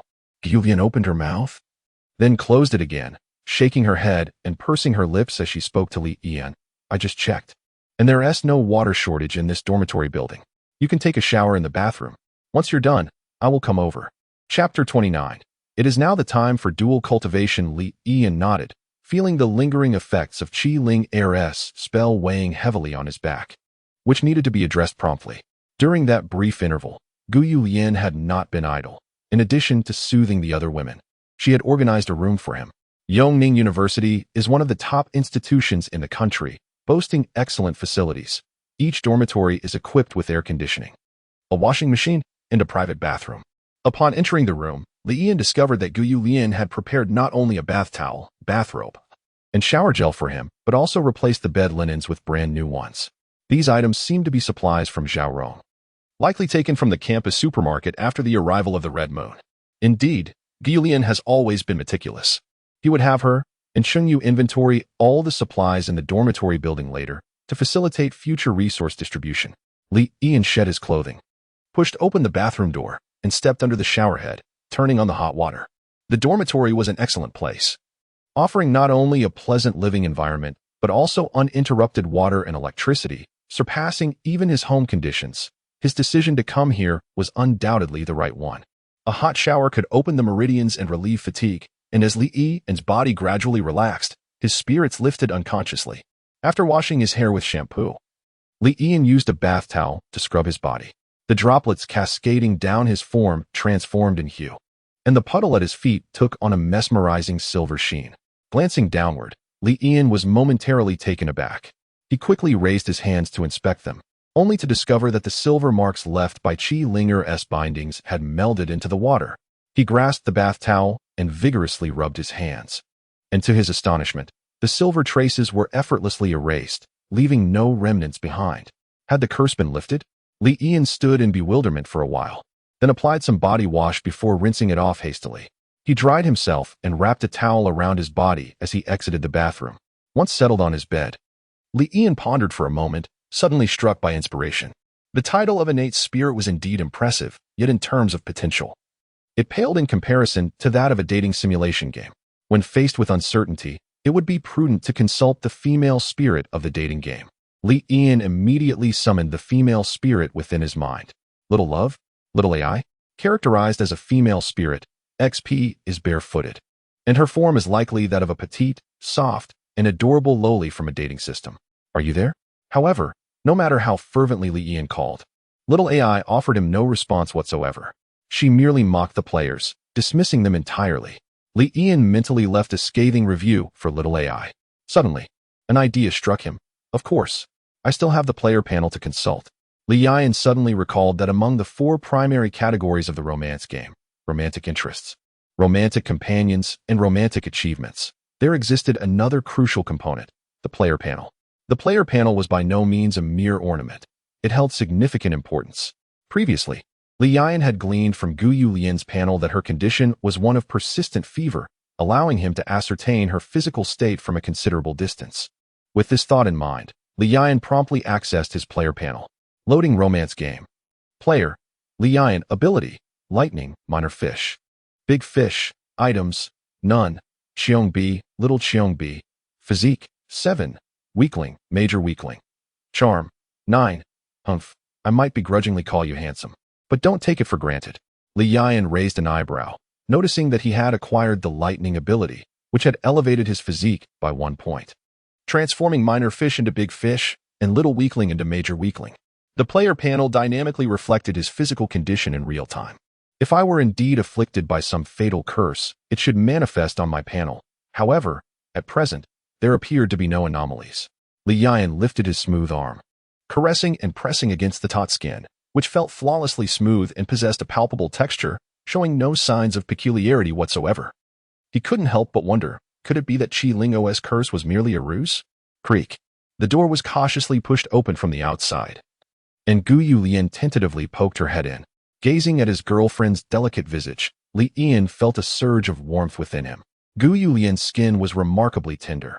She seldom adorned herself with makeup, embodying the purity of a lotus emerging from the water, unblemished by artifice.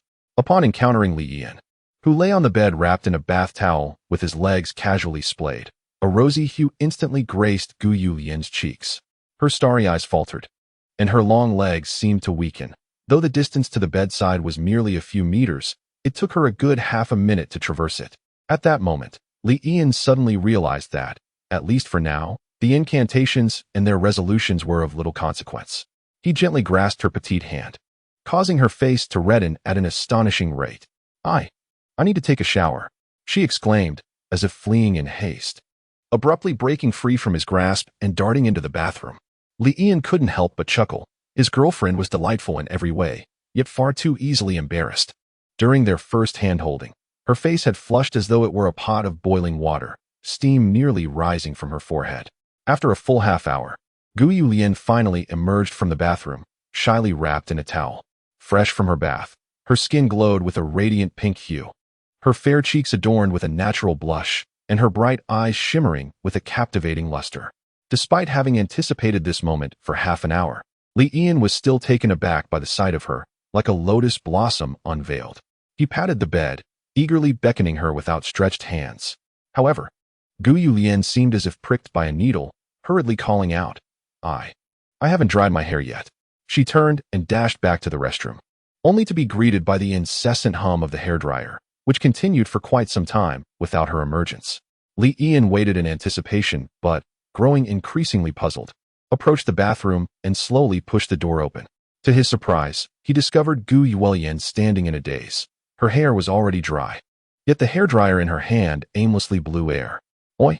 Li Yan called out, startling Gu Yulian, who nearly dropped the hairdryer. Caught in her ruse to delay, Gu Yulian, flustered and irritated, exclaimed, "What are you doing barging in here and scaring me?" Seizing the moment, Li Yan feigned breathlessness, exclaiming, "Oh no, you've taken too long. The curse is manifesting." Gu Yulian gasped, hastily abandoning the hairdryer, her concern palpable as she rushed to assist Li Yan. In a swift motion, Li Yan's gaze sparkled mischievously as he wrapped his arms around her waist, lifting her effortlessly onto his shoulder before tossing her onto the bed. He then positioned his hands on either side of her head, leaning closer. Whispering seductively in her ear, he said, "My dear, do not delay any further. Now is the time for dual cultivation." Chapter 30. A true kiss. Gu Yulian's face flushed crimson, her cheeks blooming with embarrassment as she bit her lip, avoiding Li Yan's predatory gaze. This was tacit consent. Li Yan instantly comprehended her thoughts and leaned down. Gu Yulian tilted her head, her bright eyes inadvertently glancing at the hand resting near her neck, her pupils suddenly narrowing. "Wait a moment." Gu Yulian raised her 5 fingers, enveloping Li Yan's face, forcibly lifting his head. She swiftly climbed to her feet, grasping Li Yan's hand to scrutinize it carefully, and then seized his other hand. "So, what about the traces of that spell?" Gu Yulian inquired, astonished. Li Yan could not conceal the truth, admitting candidly, surprisingly easy to clean. "A few rubs, and it comes right off." Gu Yulian gazed at Li Yan in disbelief. "Does this mean the spell is lifted?" "It should be, I suppose." Li Yan nodded slightly, though a sense of unease lingered in his heart. If the spell was indeed lifted, the reason for their dual cultivation would vanish. Would this enchanting beauty slip away from him? Yet, Gu Yulian remained earnest, stating, "This might merely be superficial. What if it only appears to be lifted while the spell has penetrated to the very marrow? You could be close to death. One should speak more auspiciously." Li Yan shot her a sidelong glance. Gu Yulian, undeterred, nodded repeatedly, her demeanor serious. "Better to be safe than sorry. There are still 3 hours until midnight. Dual cultivation remains essential." Li Yan's eyes brightened like flashing lights, dismissing her earlier ominous words, and he embraced his girlfriend, intent on engaging in their intimate ritual. Gu Yulian complied, but as she leaned against his shoulder, she whispered in his ear, "That woman said 3 people are needed. Once I finish here, I'll call Qingyu and Guyong over. 1 hour each, and I refuse to believe this spell cannot be broken." Li Yian felt a sudden twitch at the corner of his mouth, as if the culinary delights before him had transformed into mere chicken ribs, losing their appeal entirely. They were tasteless yet too precious to discard. He could reluctantly accept the dimming of the lights with Chengyu, but if Guyong dared to enter, he would hang him from the beam and administer a beating with 7 wolves circling around. As Li Yian reached to untie Gu Yulian's bathrobe, she unexpectedly grasped his hand tightly. Lowering his voice, he inquired, "What is the matter?" "Well, let us take it one step at a time," Gu Yulian replied, her eyes glistening with moisture, appearing timid like a fawn foraging in the dew, suddenly encountering a hunter in the woods. "Please don't rush, I'm afraid." "What should a servant do for the first step, as you said, Your Excellency?" Li Yian asked patiently. With 3 hours at his disposal, he only had to attend to one person, leaving ample time. Gu Yulian wrapped her arms around his neck, her gaze evasive. "Shall we, kiss first?" "All right." As Li Yian leaned down to meet the soft, moist petals of his beloved's lips, the sensation was warm, tender, and sweet, akin to encountering a refreshing spring amidst the sweltering summer heat, or resting upon a plush, delicate pillow during moments of weariness. Ding! Congratulations. Player has achieved the true love kiss achievement, gaining 1 in Constitution. Ding! Detected that the affection level for the romantic interest Gu Yulian has surpassed 94 points. Lightning ability level 2, acquired skill, Thunder Network. Li Yian's eyes sparkled with delight. Oh, what a delightful surprise. Truly, it seems that one may cultivate flowers without intent and yet find willows thriving in abundance. This romantic achievement has been effortlessly attained, and the affection level has risen by 2 points. If such heights can be reached merely through a kiss, what wonders lie ahead should we venture further? Li Yian abruptly cast aside his bathrobe, revealing his flawless physique. Suddenly, a tinkling sound echoed, accompanied by a delicate and teasing voice that chimed, "Oh, it appears I have arrived at the perfect moment. The grand performance is about to commence. Who goes there?" Li Yian immediately straightened his posture, hastily shielding Gu Yulian behind him. He directed his gaze toward the window from which the sound emanated, and there stood Qi Linger, resting her chin on one hand, her legs elegantly crossed, as the silver bells tied to her dainty feet swayed gently. Though a golden mask concealed half of her face, it was evident that her fair complexion was adorned with a mischievous expression. Li Yian's sudden movement to protect Gu Yulian inadvertently exposed his own form. Qi Linger, taken aback by the intensity of his reaction to her mere words, found her gaze uncontrollably drifting from Li Yian's face to his neck, then to his chest and abdomen. Continuing downward, her cheeks flushed slightly, and her petite lips curled into a playful smirk. "Ah, what a charming little fish you are." Li Yian's lips twitched as he hastily wrapped his bathrobe around himself once more, his eyes filled with caution. "What brings you here?" Although Qi Lingo had appeared unexpectedly, she did not immediately launch an attack, suggesting a lack of hostility. Yet, it was difficult to believe she bore no ill intentions, especially considering that their current standoff stemmed from her initial act of binding him with silver threads. Qi Linger waved her hand lightly and spoke in a soft voice. "Do not be alarmed, nor act impulsively. I am not a villain. I have always harbored no malice towards you." Gu Yulian propped her head up behind Li Yian, glaring at her with indignation. "No malice? If there were no malice, would you cast a spell that ensures his demise today?" Qi Linger paused in surprise, her eyes wide with innocence. "A spell? What is a spell?" "Oh dear. There is nothing of the sort in my divine abilities." Gu Yulian was taken aback, her brows knitting together in concern. If she truly lacked the ability to cast spells, then the implication of her earlier words was. Seemingly sensing Gu Yulian's confusion, Qi Linger cheerfully explained, "Hee, what I said earlier was merely a fabrication. Imagine if a fool believed it and sought out 3 virgins for dual cultivation. That would be quite the amusement. I adore such spectacles." Gu Yulian's body stiffened. "Then what about the silver mark left on his arm?" Qi Linger waved her hand dismissively. "That's just silver powder applied to a silver line. It can be washed away with clean water." Gu Yulian's expression fell, leaving her in a state of shock. Li Yian remained relatively composed, as he had already begun to doubt the authenticity of the spell, thus having no particular faith in Qi Linger's words. Observing Guyu Lian's despondent countenance, Qi Ling Er burst into laughter, tears brimming in the corners of her eyes. No way, no way. You actually believed me? You fell for such an absurd lie? Oh, the divine spirit of amusement above. Thank you for your manifestation. This is truly the greatest amusement I've encountered on my journey to Yongning. Guyu Lian clenched her fists, her face contorted in despair, resembling one who had just consumed a dish of bitter gourd sautéed with yellow bitter herbs. Oh dear, please don't be angry, don't be angry. Qilinger extended her delicate little hand, playfully poking at Li Yan, asserting that his disposition was not as harsh as it seemed. If blame were to be assigned, it would be directed at him, for he had instigated her first. As a young woman, Qilinger held on to grudges tightly. She believed in avenging wrongs without delay. The grievance she referred to was concerning a previous encounter where Li Yan had posed questions but provided no answers. Li Yan raised a hand to interrupt her ramblings. Speak plainly. Come over here and tell me what you intend to do. Of course, Qilinger replied with a mischievous grin. Raising a finger to declare, I am here to evaluate the results of your dual cultivation. She then covered her mouth with both hands, playfully murmuring, I shall refrain from speaking and disturb you no longer. Shall you continue? Chapter 31. Cooperation continue? What nonsense. Li Yan glared at Qilinger, stating firmly, if you have something to say it directly. If not, please leave. If you desire a confrontation, I am more than willing to oblige. Qilinger waved her tender hand. Chuckling, I am not a battle fanatic. I have no interest in fighting. She neatly placed her rounded legs down, straightened her back, and placed her hands on her knees. Sitting obediently, since you, this wicked man, are not inclined to engage in foreplay, I shall get straight to the point. I have come to seek your collaboration. Collaboration? Li Yan raised an eyebrow slightly. Indeed, Qilinger nodded. I discovered a monstrous beast outside Yongning University, and I cannot handle it alone. So I wish to request your assistance in eliminating it. A monstrous beast?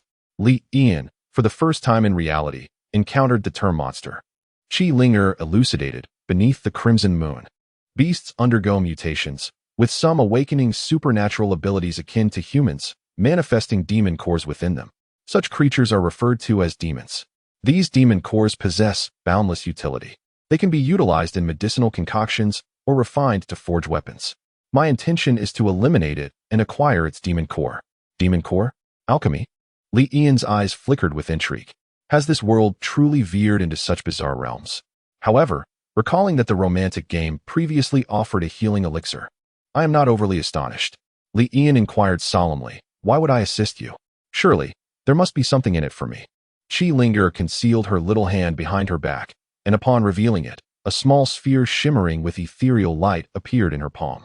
This is a recovery pill, capable of enhancing one's physique. For an ordinary individual, it promotes fitness and vitality. For those of us who have awakened supernatural powers, its effects are magnified. It not only boosts cellular vitality and fortifies the body, but also temporarily amplifies energy and endurance. Even if your prowess is akin to that of a silver spearhead. Should it fail to satisfy your little girlfriend, consuming this will invigorate you, enabling you to engage in battle for an additional 3 minutes. Li Yan maintained a stoic expression. If that demon beast is formidable enough to pose a challenge to you, it is likely no trivial adversary. You expect me to brave peril for merely a single pill? Do not underestimate the recovery pill. It is a challenging concoction to produce. In battles among supernatural beings of equal strength, those possessing recovery pills are nearly guaranteed victory. Qilinger bit her lip and proposed, how about this?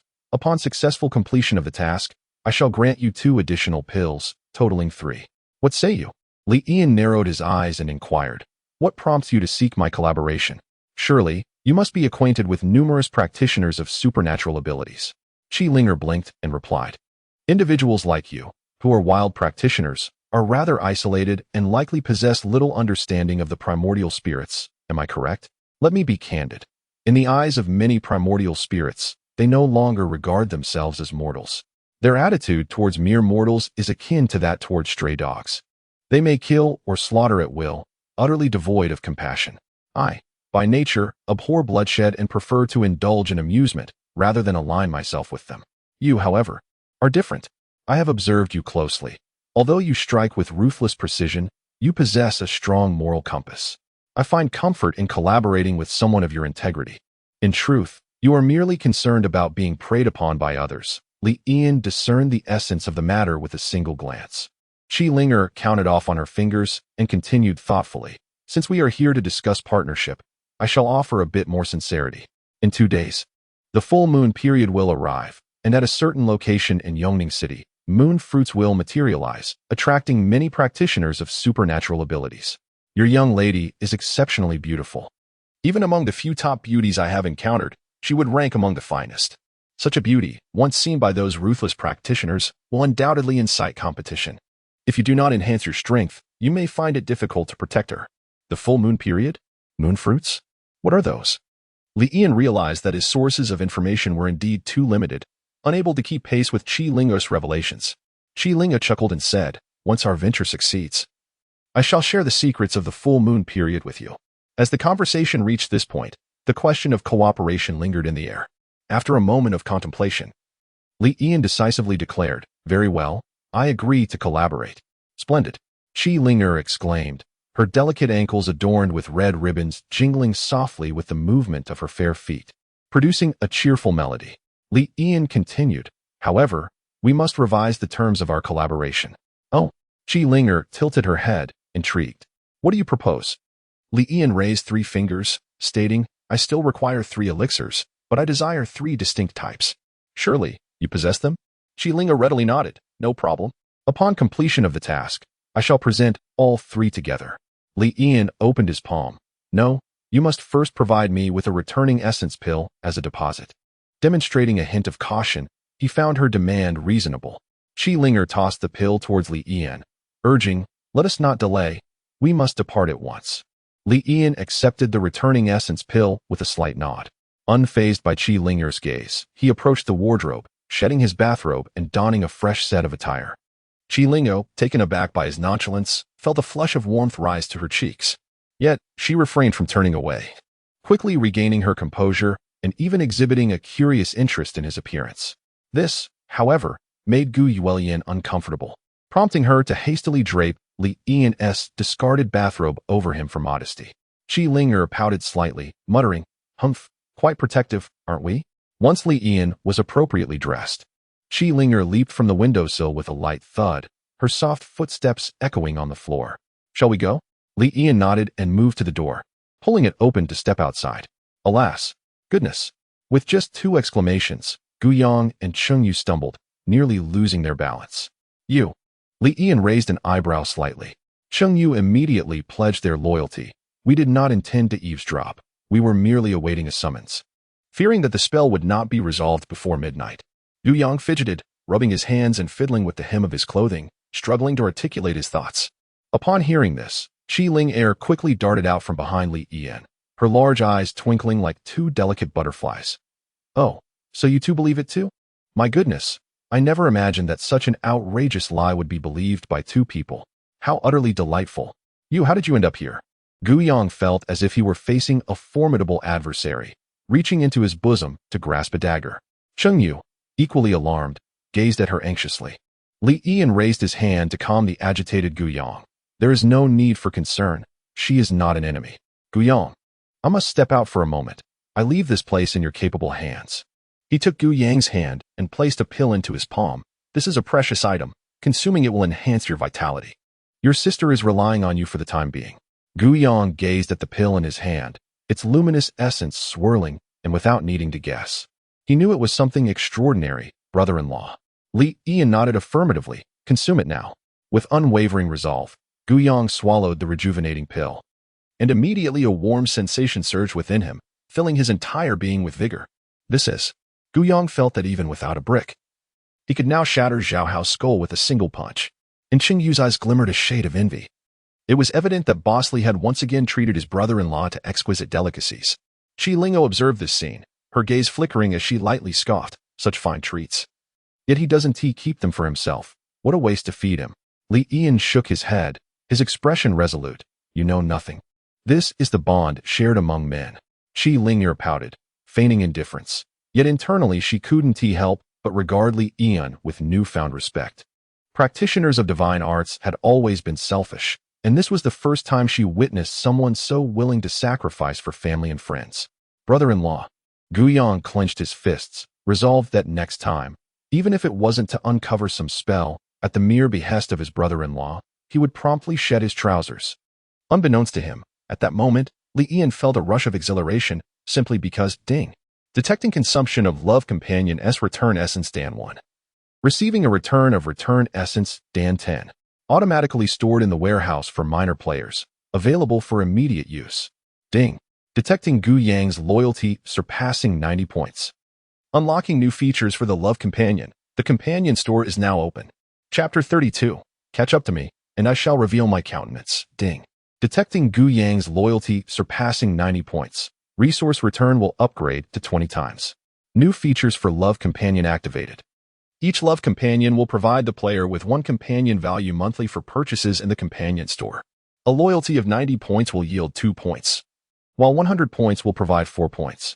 Oh, does this new feature imply that companion value is akin to currency, which can be utilized to acquire items from the Companion Store? In the Companion Shop, what treasures might await? Li Ian eagerly opened the Companion Shop, his eyes shimmering with anticipation. Although the store contained only 2 items, each was of exceptional quality. Constitution Pill increases Constitution by 1 upon consumption, requires 5 companion points. Healing Pill cures all ailments, including kidney deficiency, upon consumption, requires 100 companion points. Note: items from the Companion Shop do not participate in the return of companion resources. The Constitution Pill is self-explanatory.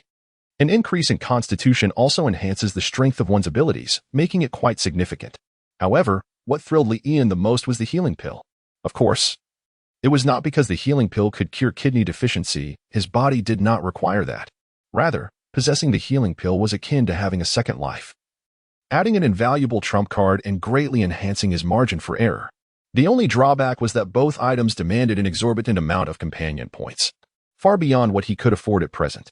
Li Ian gazed at Gu Yang, his heart swelling with gratitude. Having sown the seeds of Gu Yang, he was finally reaping the rewards. Today was indeed a momentous occasion. With Qi Linger by his side, Li Ian refrained from allowing Gu Treasure Trove Yang to exert his abilities again, suppressing the impulse to continue feeding him recovery pills. After casting a look of approval toward Gu Yang, Li Ian turned his attention to the eager Cheng Yu beside him. He placed a reassuring hand on Cheng Yu's shoulder and said earnestly, "Do your best. I shall not neglect any member of our family." Cheng Yu's eyes sparkled as he nodded vigorously. She now firmly believes in the words spoken by Li Ian, despite her awareness that he is merely painting illusions. Yet, he has never betrayed her trust. If he has conjured a vision, she is certain that she will eventually savor its fruits. Ding. The loyalty of Cheng Yu has surpassed 80 points. The player has made physical contact with Cheng Yu, successfully binding her as a romantic companion. Ding. Congratulations to the player for acquiring the second companion. Cheng Yu consumes resources to achieve a 10-fold return. The player receives a total of 3 companion points, which have been automatically claimed. During the fierce battle with Zhao Rong, Cheng Yu's loyalty had already reached 80 points. But it was only now that Li Ian found the opportunity to bind her. Are we going or not? Qi Linger, growing increasingly impatient, tapped her delicate, fair feet, producing a flurry of chimes. Gu Yuelin emerged from changing her attire, and Li Ian approached her, gently kissing her forehead. "Do not worry, I shall return swiftly." As the crimson moon hung high, a chilling wind swept through.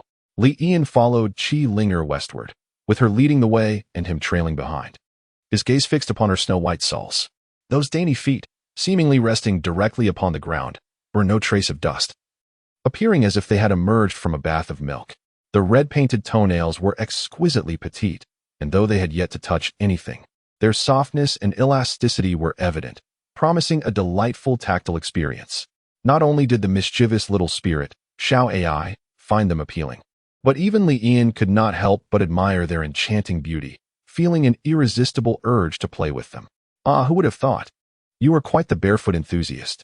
Qi Linger turned around, her head tilted in curiosity as she observed Li Ian. She did not seem to mind his appreciative gaze.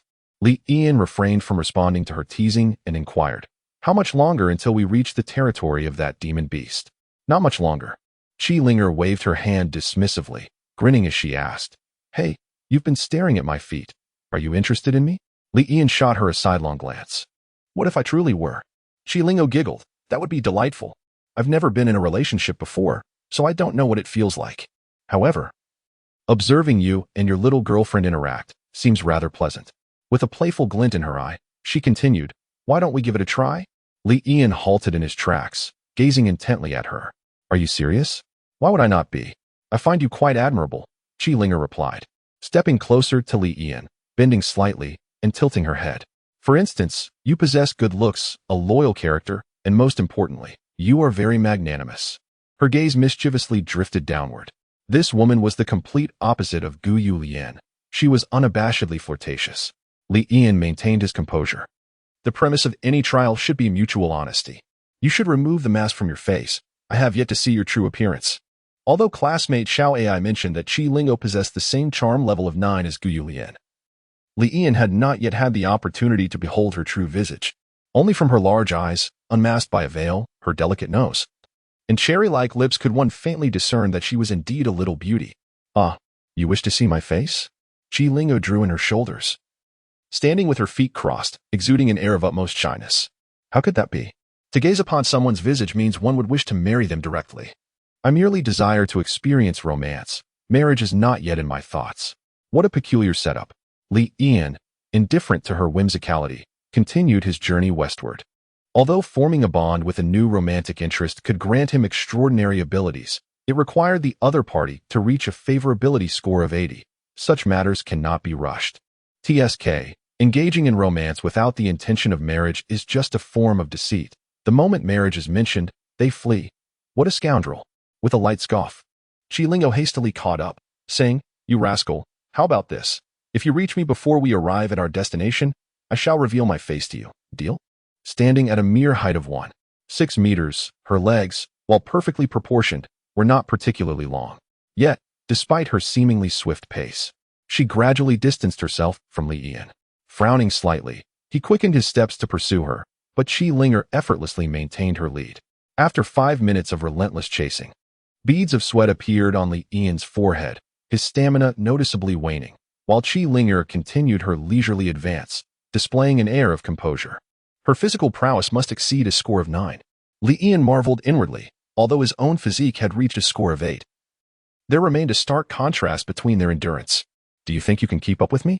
With a soft chuckle, Qi Lingo thought to herself, "Your constitution is so frail that you cannot possibly keep up."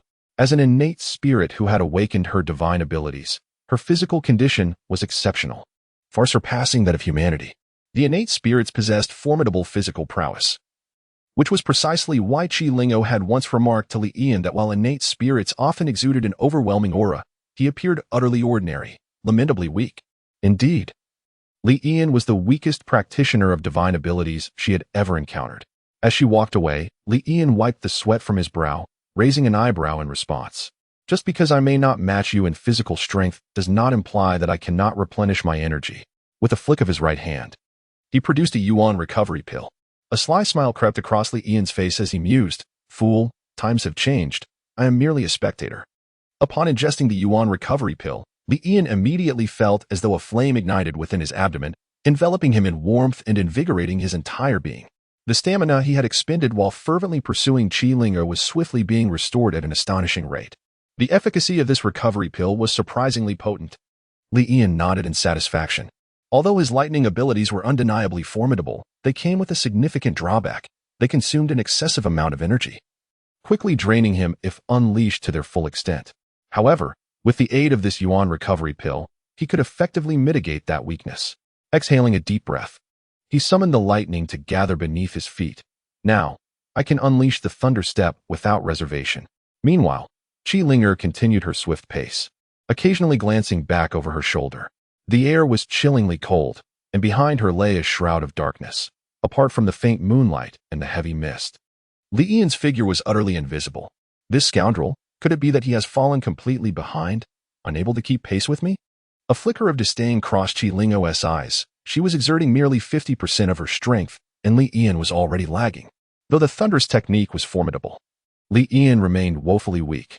It was indeed a pity that such a potent ability belonged to such a frail master. With a shake of her head and a light chuckle, Qi Linger was about to reduce her speed and wait for the little turtle behind her, when suddenly, a series of sounds slicing through the air reached her ears. The mist behind her stirred, imparting a sensation of being pushed forward. She swiftly turned her head. astonished to discover that amidst the thick fog, a streak of lightning was dashing forth like a piercing arrow, cleaving through the oppressive night sky with unstoppable momentum. It was Li Yan, employing the flying thunder step, catching up to her. Qi Linger raised an eyebrow, her heart filled with surprise at the speed of the thunderous technique. Who could rival such swiftness, save for those endowed with wind abilities?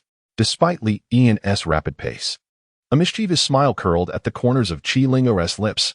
Unleashing his full power would only hasten his fatigue once his stamina was depleted. The prospect of catching up to her would be utterly impossible. A brief burst of speed could hardly compare to the enduring depth of sustained effort. Hee. It seems my lovely visage will be hidden from that scoundrel. Drawing upon 70% of her strength, Qi Linger proceeded with swift strides. Initially, they maintained a relatively similar distance, but within less than 3 minutes, the tail of lightning behind her gradually faded, and Li Yan vanished once more into the oppressive atmosphere. Qi Linger gradually slowed her pace, using the back of her hand to wipe her flushed cheeks. The prolonged exertion had taken quite a toll on her stamina. Fortunately, Li Yan had been left far behind.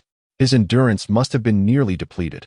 Although he had managed to keep up to this extent, he was still no match for the innate spirits. Nonetheless, that rogue certainly possessed some commendable abilities. As Qi Linger contemplated this, a flash of lightning erupted behind her once more. Li Yan had inexplicably caught up. Was he still able to summon energy? A look of disbelief crossed her face, and she dared not linger, channeling 9/10 of her strength to press onward. Before long, the lightning behind her dissipated. Wiping the fragrant sweat from her brow, she mused. Surely that scoundrel's stamina must be completely spent now. To have pursued me to this extent places him on par with those relatively weaker innate spirits. It appears he had concealed his true strength. I had underestimated him. Just as Qi Linger was lost in thought, another burst of lightning ignited behind her. How could this be? She was filled with doubt. How could this rascal still have energy after all this time? I am nearly out of stamina myself. Is he some sort of beast, possessing such formidable endurance? The production team ought to recruit him to grind grain. Daring not to pause for even a moment, Qi Linger summoned all her remaining strength to surge forward. However, her energy was waning, and the lightning grew ever closer. Her legs began to blur, leaving fleeting after images. Suddenly, a glimmer of hope sparked in her eyes. She turned her head and shouted, "Only 20 meters to go. No matter how fast you move, you shall never catch up to this young lady." Ahead lay a small earthen slope. Reaching it would mean the end of her race, as it was the destination Qi Linger had meticulously planned. Li Yan furrowed his brows slightly. While the thunder step alone would not allow him to catch up to her within 20 meters, a wicked smile crept across his lips. However, I possess more than just the thunder step. He raised his hand, and instantly, arcs of lightning shot forth from his fingertips, intertwining and forming a dense web of lightning, reminiscent of spider silk, rapidly advancing toward Qi Linger from behind. This was the second ability of his lightning manipulation, Lightning Net. After a heartfelt kiss, Guyu's affection for him soared past 94 points, granting Li Yan access to this new skill. If the thunder step was akin to an evasion technique, then the Lightning Net served as a control ability. Once ensnared by the net, one would immediately endure the electric charge within, rendering them paralyzed. Li Yan chuckled softly, saying, "While I may not reach you before the finish line, this will certainly catch you." Upon hearing the sound of slicing air behind her, Qi Linger turned in alarm. Before she could react, the lightning net was upon her, ensnaring her arms and thighs. Oh no! Just as Qi Linger attempted to transform into a fleeting red thread, the net crackled with electric energy. Zzz. The tingling sensation of electricity coursed through her skin, causing her body to weaken, her limbs rendered powerless, and she tumbled forward. Seizing the opportunity, Li Yan dashed forward, disregarding her head's impending impact with the ground, and successfully crossed the finish line. I have won. Li Yan waved his hand, dissipating the lightning net. Qi Linger gradually emerged from her stupor, slowly raising her body and climbing up from the ground. A large patch of dark soil smeared across her golden mask. She dusted off the mask and glared at Li Yan, exclaiming, All you care about is winning and losing. You could have easily caught me.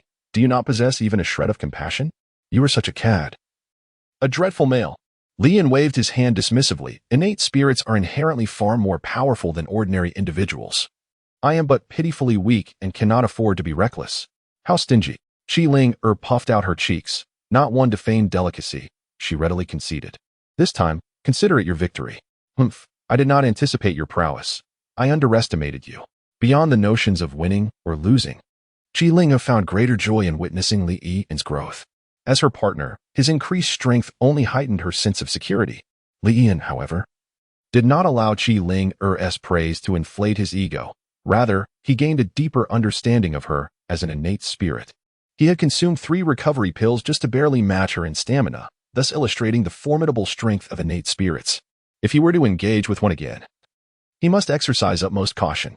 The path to enhancing his own strength was arduous and long. Clearing his throat, Li Yi remarked, "Since I have one, shouldn't you fulfill your wager?" He was genuinely curious about the visage concealed beneath that golden mask. Qi Linghe bit her lip, her gaze intricate. "Very well. Very well. I, Qi Linghe, have always been one to accept the outcome of a bet." She lifted her delicate hand and gently placed it upon the golden mask. Chapter 34. The 3 Innate Spirits. The fair hand slowly rested on the golden mask as Qi Linghe carefully removed it. Suddenly, a tremor shook the ground, and the small hill beneath their feet began to sway violently. Li Yi, unable to spare a glance at Qi Linghe's face, swiftly turned to conceal himself, directing his gaze towards the source of the commotion. There stood a colossal, ferocious hound, rampaging against the surrounding buildings. The noise resulting from its collision with a 10-meter-tall structure, towering at 4 to 5 meters and measuring 8 to 9 meters in length. Its black and white coat initially resembled that of an oversized husky. Yet, upon closer inspection, one would discern significant differences. Its forehead was pointed, adorned with a horn measuring approximately 40 to 50 centimeters in length, and red patterns swirled across its black and white body. This monstrous hound. Why does it seem so familiar? Li Yi's brow furrowed in realization. This was indeed the very hound that had obstructed his path to Yongning University. However, at that time, the creature had neither the horn nor the red patterns. Yet, its black and white markings remained unchanged. He had not encountered it on the road before. Had it come here instead? Qi Linghe approached, leaning beside Li Yi. "This is the beast I wish to enlist your help in vanquishing. What do you think? Do you feel confident?" Li Yi, having never witnessed the full might of this beast, refrained from boasting. He retorted, "If you were confident, you wouldn't seek my assistance. This creature is likely stronger than you, if not equal." Qi Linghe nodded in acknowledgement.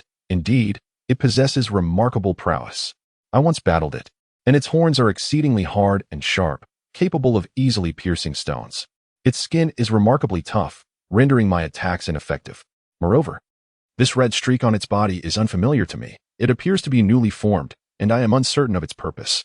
Li Yi slightly nodded, understanding why it sought my collaboration. Unable to breach its defenses through physical means, it likely intended to test my lightning abilities.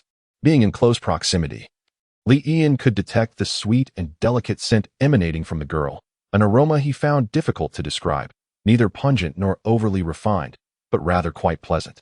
The ferocious beast continued to ram against the building with a thunderous clamor, colliding with numerous structures.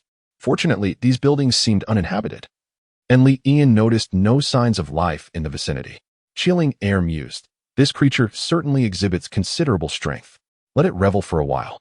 We shall take a moment to rest and replenish our energy before we confront it again." Li Yi nodded in agreement, then turned to the girl, shifting the subject.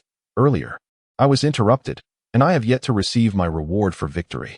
Please, remove your mask once more." Qi Linghe shook her head playfully. "I truly removed the mask just now. It was you who failed to observe. That opportunity was singular, and now, you shall not have another chance." Li Yi cast her a sidelong glance. Qi Linghe giggled. "Oh, do you truly wish to see? Well, I shall indeed withhold it from you. The unattainable is often the most desirable. The sense of loss is far more memorable than perfection. Thus, you will find your mind consumed by thoughts of me, and in the stillness of midnight, you shall dream of my exquisite beauty." Li Yi waved his hand dismissively. "That's hardly the case. A person like you, wearing a mask, is driven by 2 possible reasons." "2 reasons?" Qi Linghe tilted her head in curiosity. "Either to put on a facade or what? Or to be as ugly as a ghost." Qi Linghe, greatly displeased, pointed an accusing finger at Li Yi but hesitated, ultimately lowering her trembling hand in frustration, choosing silence. She muttered under her breath, "Cunning rascal. I want to fall for your provocations." The two fell into a quietude, each finding a comfortable position to rest.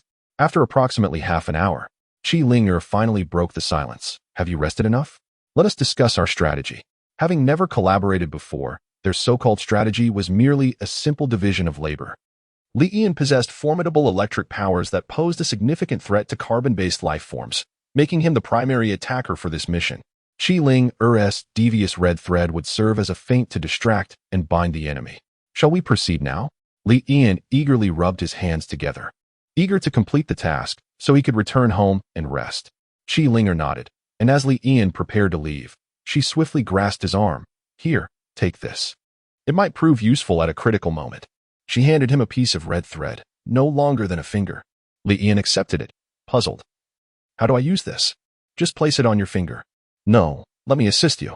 Qi Lingo gently took Li Yan's hand, and with a subtle touch of the red thread, it instantaneously transformed into a ring that coiled around his middle finger. Li Yan raised an eyebrow as the girl gently adorned herself with a crimson ring, evoking an inexplicable sensation within him. Shaking his head to dispel the unfounded thoughts, he leaped down the slope, charging directly towards the ferocious dog that was still butting its head against the wall. As he approached, he delivered a swift kick to the creature's side, exclaiming, "You wretched beast, do you possess any official documents for demolishing residential buildings?" Almost instantaneously upon his appearance, the dog took notice, ceasing its actions and turning to charge at Li Yan. With a resounding thud, the dog endured Li Yan's kick, only slightly staggering before raising its head and attempting to ram him with its horns. Indeed, the creature's physique was remarkably sturdy. Having successfully captured the dog's attention, Li Yan swiftly employed his agility to escape, sprinting ahead as the dog pursued him. Suddenly, a series of crimson threads ensnared the dog's forelegs. As they intertwined and enveloped it, the frantically running creature lost control of its body and stumbled forward heavily. "Strike now, you rascal," commanded Qi Linger, who was maneuvering the red threads. As the plan unfolded seamlessly, Li Yan promptly turned back, leaping onto the dog's back and pressing down with both hands. Electricity surged through his fingers as he unleashed the full might of his lightning powers upon the beast. With a howl, the dog's eyes glowed a fierce crimson as it struggled to rise, yet it was powerless against the thunder's might, collapsing like a mountain being toppled. "Success!" Qi Linger exclaimed with joy, astonished by the unexpected ease with which events had unfolded. To her surprise, the ferocious beast crumbled under Li Yan's prowess without even lasting a single round. The formidable abilities of this rogue were truly astounding. Li Yan leaped down from the beast's back, initially prepared for a fierce battle, but was taken aback by how effortlessly it had unfolded. "How do we extract the demon core?" he inquired of Qi Linger. Qi Linger raised a sharp dagger, stating with enthusiasm, "It's simple, just slit open its abdomen, and the demon core will most likely be found there." The young woman beamed. "This operation went unexpectedly smoothly, all thanks to you." Li Yan nodded slightly, about to respond when suddenly, a chilling voice echoed ominously. "Indeed, this operation has been unexpectedly smooth, thanks to all of you." Startled, Li Yan quickly looked up, only to see two men and a woman approaching slowly. Their commanding presence was palpable, and Li Yan instantly recognized their identities. They were the innate spirits, 3 in total. They appeared to be in their 20s. The leading man boasted a healthy, sun-kissed complexion and wore a gentle smile, exuding a kind demeanor. He was clad in a deep green tracksuit adorned with leaf and vine embroidery, cinched at the waist with a belt resembling tree bark. To his left stood a man with fiery red short hair and intense orange eyes, dressed in a tight red outfit that left his arms bare. To his right was a woman with fair skin and striking features, her expression cold and devoid of emotion. Qi Linger scrutinized them, taking note of the emblem of a tripod adorning their garments, and murmured softly, "They appear to be from the Medicine King's Palace." The Medicine King's Palace? An organization of innate spirits? Li Yan silently committed this name to memory. Qi Linger continued, "They are a group fond of using demon beasts in their cores and concoctions. It seems their aim is also the demon core." Li Yan narrowed his eyes slightly. They had not appeared during the hunt, but now, after the battle, they sought to reap the benefits. The man in deep green athletic wear stepped forward, his demeanor quite graceful. "I am Lin Yi from the Medicine King's Palace. I have come to slay demon beasts and refine elixirs, but it seems my two friends have gotten a step ahead of me. We must acquire this demon core. I hope you will be understanding and allow us to have it." Li Yan frowned slightly. Although the man's tone was congenial, his words were sharp and domineering. "Just because you deem it necessary to have it, does that entitle you to demand it from us? Is it as if I desired your wife, and since I am determined, you would graciously let her go?" Qi Linger chuckled softly. "In any matter, precedence must be acknowledged. since we have slain the demon beast. The core rightfully belongs to us. Why waste words with them? The red-haired youth stepped forward, clapping his palms together with a sharp crack. Then let us fight. If we defeat these two, the demon core shall naturally be ours. Meng Wei, do not be rude. Lin Yi admonished sharply, wearing an expression of helplessness. My brother here is rather ill-tempered, and I cannot rein him in. Now leave, and no one will be harmed. Qi Lingo cast a scrutinizing gaze upon the silent and indifferent woman, her expression darkening. Though the woman uttered not a single word, her body remained taut, and her eyes were fixed on them, clearly prepared for battle. In a hushed tone, Qi Linger inquired of Li Yian, "What do you think, you scoundrel?" Li Yian responded with a rational analysis. Their demeanor is exceedingly hostile, suggesting they have engaged in numerous acts of robbery and smuggling. Their reluctance to act decisively and instead resort to persuasion indicates uncertainty about our strength. Such individuals prey upon the weak and fear the strong. If we withstand their intimidation, they shall not dare to underestimate us. However, should we show weakness, they will only escalate their aggression. Qi Lingo nodded in agreement. What is your plan then? Li Yian tightened his grip on his wrist, a cold smile gracing his lips. What is mine, I shall not relinquish. No one shall seize it. Excellent, Qi Lingo exclaimed, repeatedly nodding her head and clapping her hands in satisfaction. The Medicine King Palace has always bullied the weak. I've long been intolerant of these ruffians. An opportunity has presented itself, and I shall seize it without hesitation. Seeing that Li Yian and Qi Linger had no intention of retreating, Lin Ye's eyes flickered, and he suddenly nodded towards Meng Wei. Meng Wei's face lit up with delight, and he eagerly rubbed his hands together. Kill the men. The woman is quite appealing. Leave her to me for some fun. The indifferent woman cast Meng Wei a sidelong glance, her eyes betraying unabashed disdain. Li Yian, greatly displeased, retorted, I refuse to accept this. You exhibit gender discrimination. My physique is commendable as well. Why not slay the woman and leave me to enjoy? Qi Lingo chuckled, nudging Li Yian with her elbow. See? Even others acknowledge my charm, yet you insist on calling me as ugly as a ghost. Their playful banter incited Meng Wei's wrath. He could not abide their apparent disdain. With a sudden bend of his body, he unleashed the explosive power of his legs, propelling himself towards Li Yian like a cannonball. Delivering a thunderous punch, the force of his blows stirred the air, creating ripples that reverberated through the atmosphere. Li Yian's gaze sharpened, and he swiftly retreated using the flying thunder steps. Failing to land his strike, Meng Wei swiftly pivoted, directing a powerful punch towards Qi Linger. Unfazed, she transformed into a myriad of red threads that scattered away. These little mice certainly have a knack for evasion, Meng Wei thought as he brought his fists together, igniting a blazing inferno between them that raised the temperature of the surrounding space, distorting the air with waves of heat.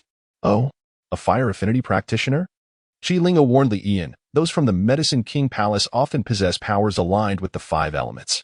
Meng Wei charged directly at Li Yian, his fists enveloped in flames, launching a barrage of fiery punches. The intense heat enveloped Li Yian, forcing him to retreat repeatedly, unwilling to engage directly. Despite Meng Wei's speed, the flying thunder steps proved swifter, allowing Li Yian to evade several of Meng Wei's assaults. Infuriated, Meng Wei concentrated his energy into a fireball, exclaiming, Let's see how many times you can dodge this. He hurled the fireball with force towards Li Yian, who continued to evade and sidestep. But the searing projectile struck the ground, creating a stone pit the size of a basketball. Despite casting numerous fireballs, Meng Wei remained frustrated as none found their target. With both hands raised skyward, he concentrated his energy to form an enormous fireball, over a meter in diameter. Now, let us see how you evade this.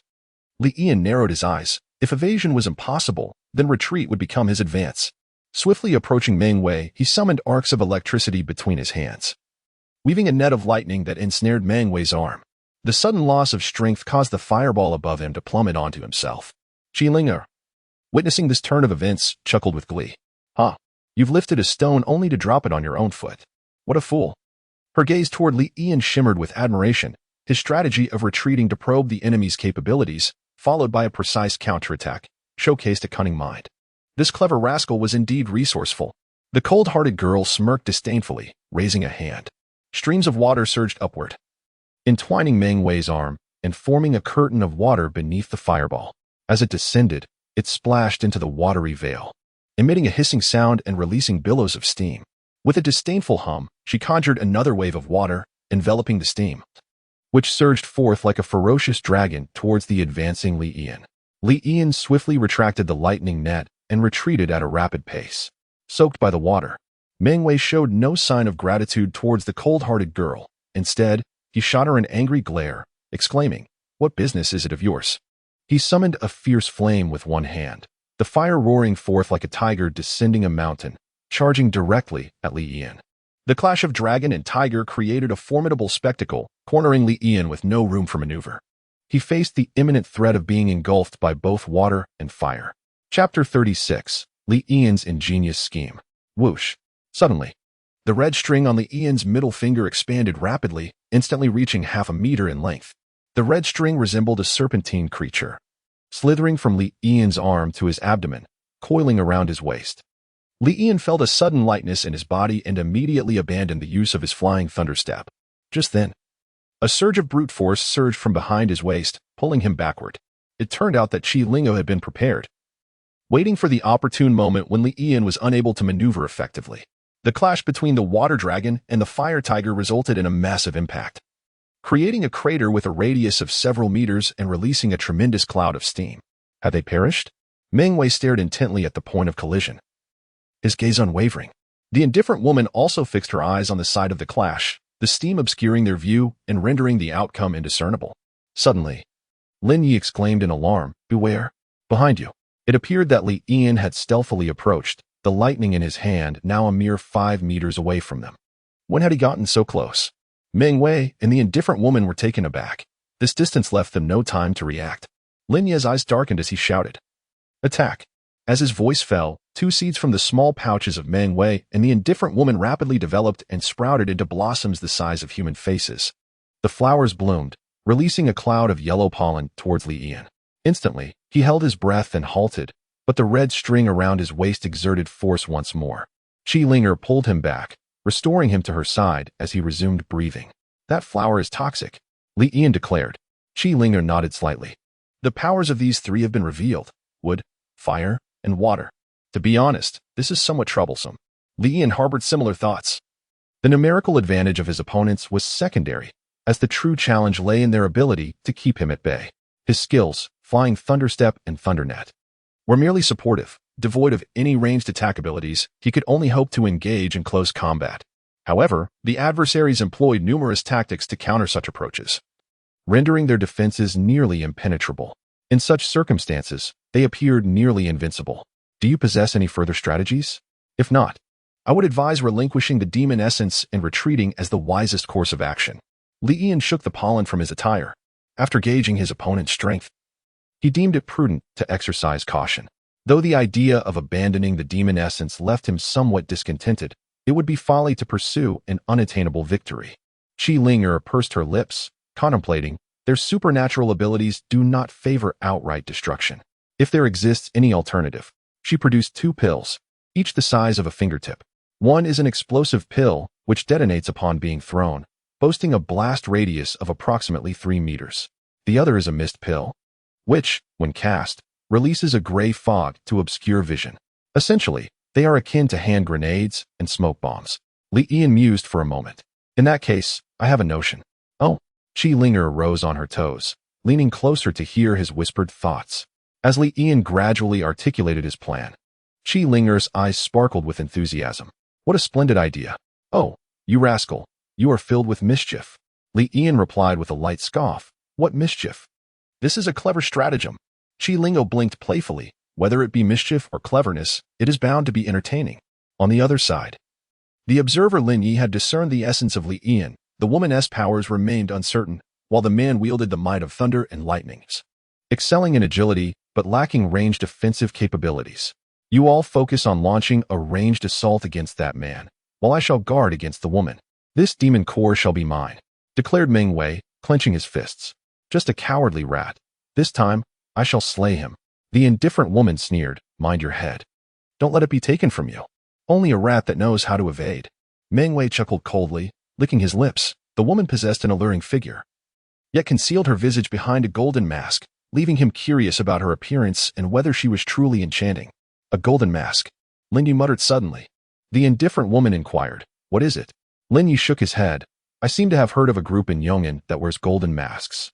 I cannot recall their exact affiliation." "Is that so?" The indifferent woman noted this matter. The rat has re-emerged. Not only does it not flee, but it dares to counterattack us. Meng Wei suddenly shouted. The indifferent woman glanced over and indeed saw Li Yan soaring toward them. He cannot attack from a distance. Let us deplete him together. With that, the indifferent woman conjured a stream of water, which transformed into a dragon, lunging at Li Yan. Meng Wei followed suit. Flames erupting from his hands, morphing into a ferocious tiger, charging toward Li Yan with the force of a descending beast. Li Yan abruptly halted, turning to flee toward the corpse of the vicious hound. Li Yan surged forward, casting a medicinal pill that landed on the ground, releasing a gray mist that enveloped the lifeless form of the monstrous hound. He aimed to utilize the beast's corpse as a shield, amplifying his offensive capabilities. Meng Wei restrained his arm, intensifying the flames in his grasp. Suddenly, however, Li Yan burst forth from the smoke, retreating before swiftly turning to charge towards Lin Yi. Lin Yi narrowed his eyes, reaching into his robe to extract a handful of seeds, ready to launch them should Li Yan approach. These seeds possessed the remarkable ability to take root and sprout instantly, entwining Li Yan in a cocoon of vines. The water dragon and fire tiger advanced relentlessly, forcing Li Yan to retreat, thwarting his close-quarter tactics. Yet, Lin Yi remained undeterred, casting the seeds towards Li Yan, which, guided by the water dragon, swam through the air while simultaneously taking root and sprouting into robust vines as thick as a thigh. With no escape in sight, Li Yan hurled another pill, which detonated upon contact with the vines, shattering them into countless fragments and releasing a cascade of green liquid. The water dragon and fire tiger swiftly closed in, encircling Li Yan completely. Lin Yi chuckled, declaring, I believe you have exhausted all your means. Surrender now. Li Yan responded with a low chuckle. Indeed, my resources are depleted. Yet it seems you have been so focused on me that you have overlooked a significant matter. A significant matter? Meng Wei and the aloof woman exchanged puzzled glances. Suddenly, Lin Yi realized and exclaimed, the demon core. He turned swiftly to behold the dissipating mist, revealing Qi Linger emerging from the remnants of the monstrous hound's body. Qi Linger held a black demon core in her hand, waving triumphantly in this direction. Lin Yi, slow to realize, finally understood why Li Yan had so boldly rushed over. Fully aware that he could not approach yet still attempting to draw near.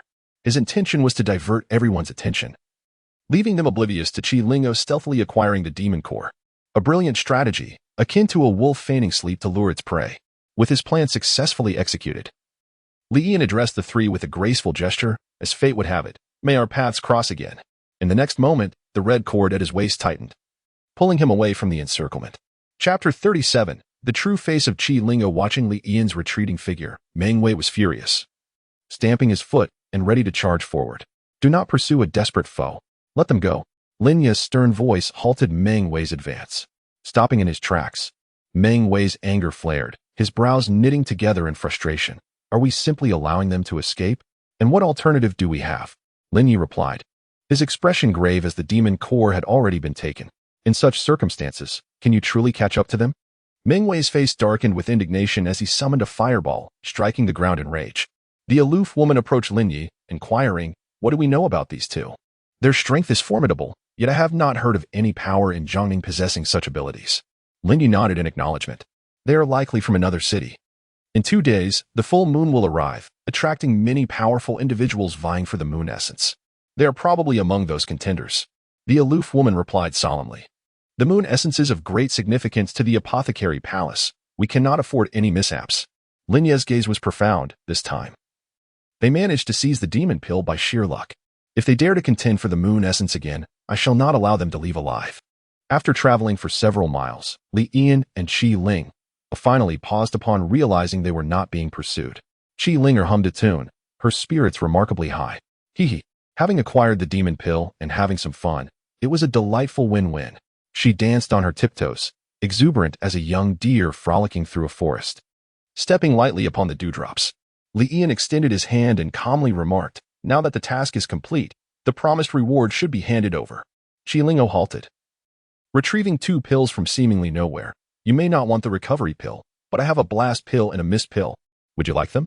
The resources for the love machine's return relied on consumption rather than mere ingestion. As long as Gu Yong utilized these 2 pills, he could still return them. It was akin to how consuming chocolate would return its wrapping, or a meal would yield the food container and chopsticks. This Li Yan had already verified. Nodding, Li Ian accepted the 2 pills, storing them carefully, and inquired, "You mentioned that after the task was accomplished, you would share the secret of the lunar phase with me.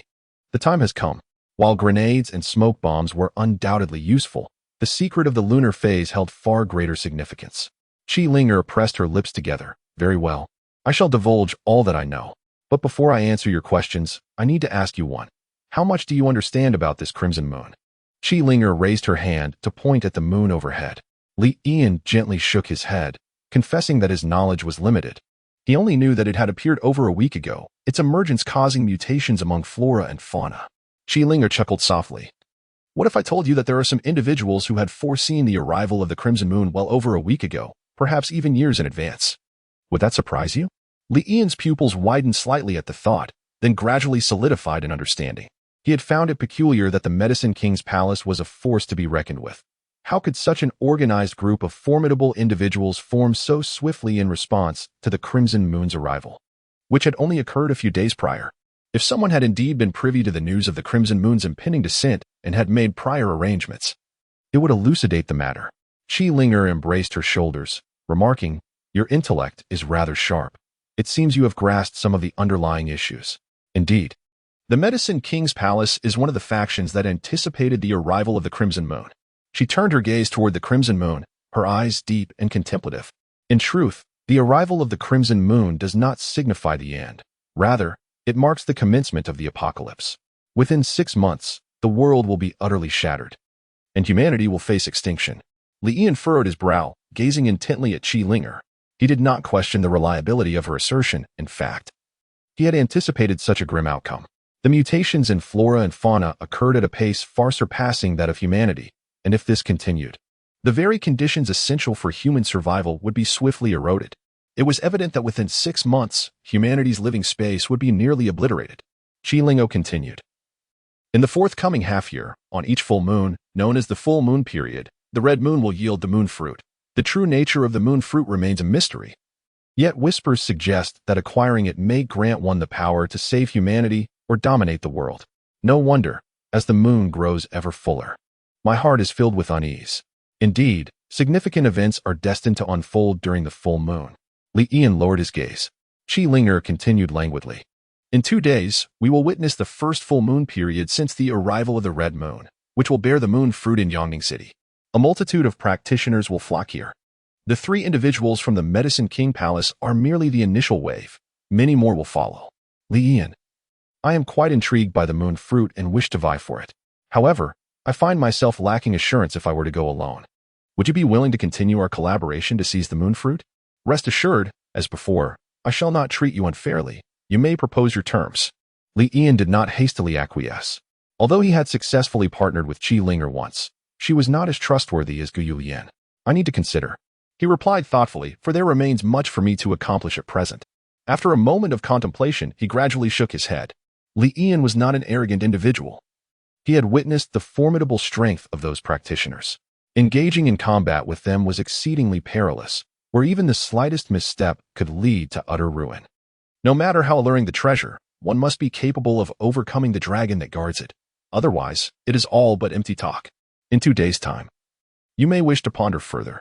Qi Linger exhibited no frustration from the rejection. Instead, she produced her mobile device and added Li Ian as a friend. "Should you arrive at a decision, feel free to reach out to me at any moment. You possess sharp intellect and formidable abilities. I hold great optimism regarding your potential involvement."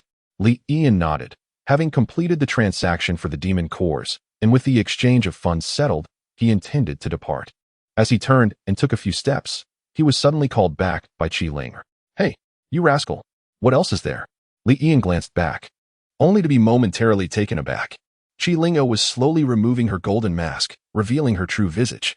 It was a face of pure sweetness, remarkably charming, with delicate eyebrows, long eyelashes, and large, luminous eyes. Her nose was elegantly upturned, and her lips were a soft pink. She stood quietly, reminiscent of a sweet and endearing neighborly sister. Yet her gaze held a mischievous sparkle, her eyes twinkling like stars. A tiny beauty mark at the corner of her eye added a playful touch, as if harboring countless whimsical ideas. Beautiful, truly beautiful.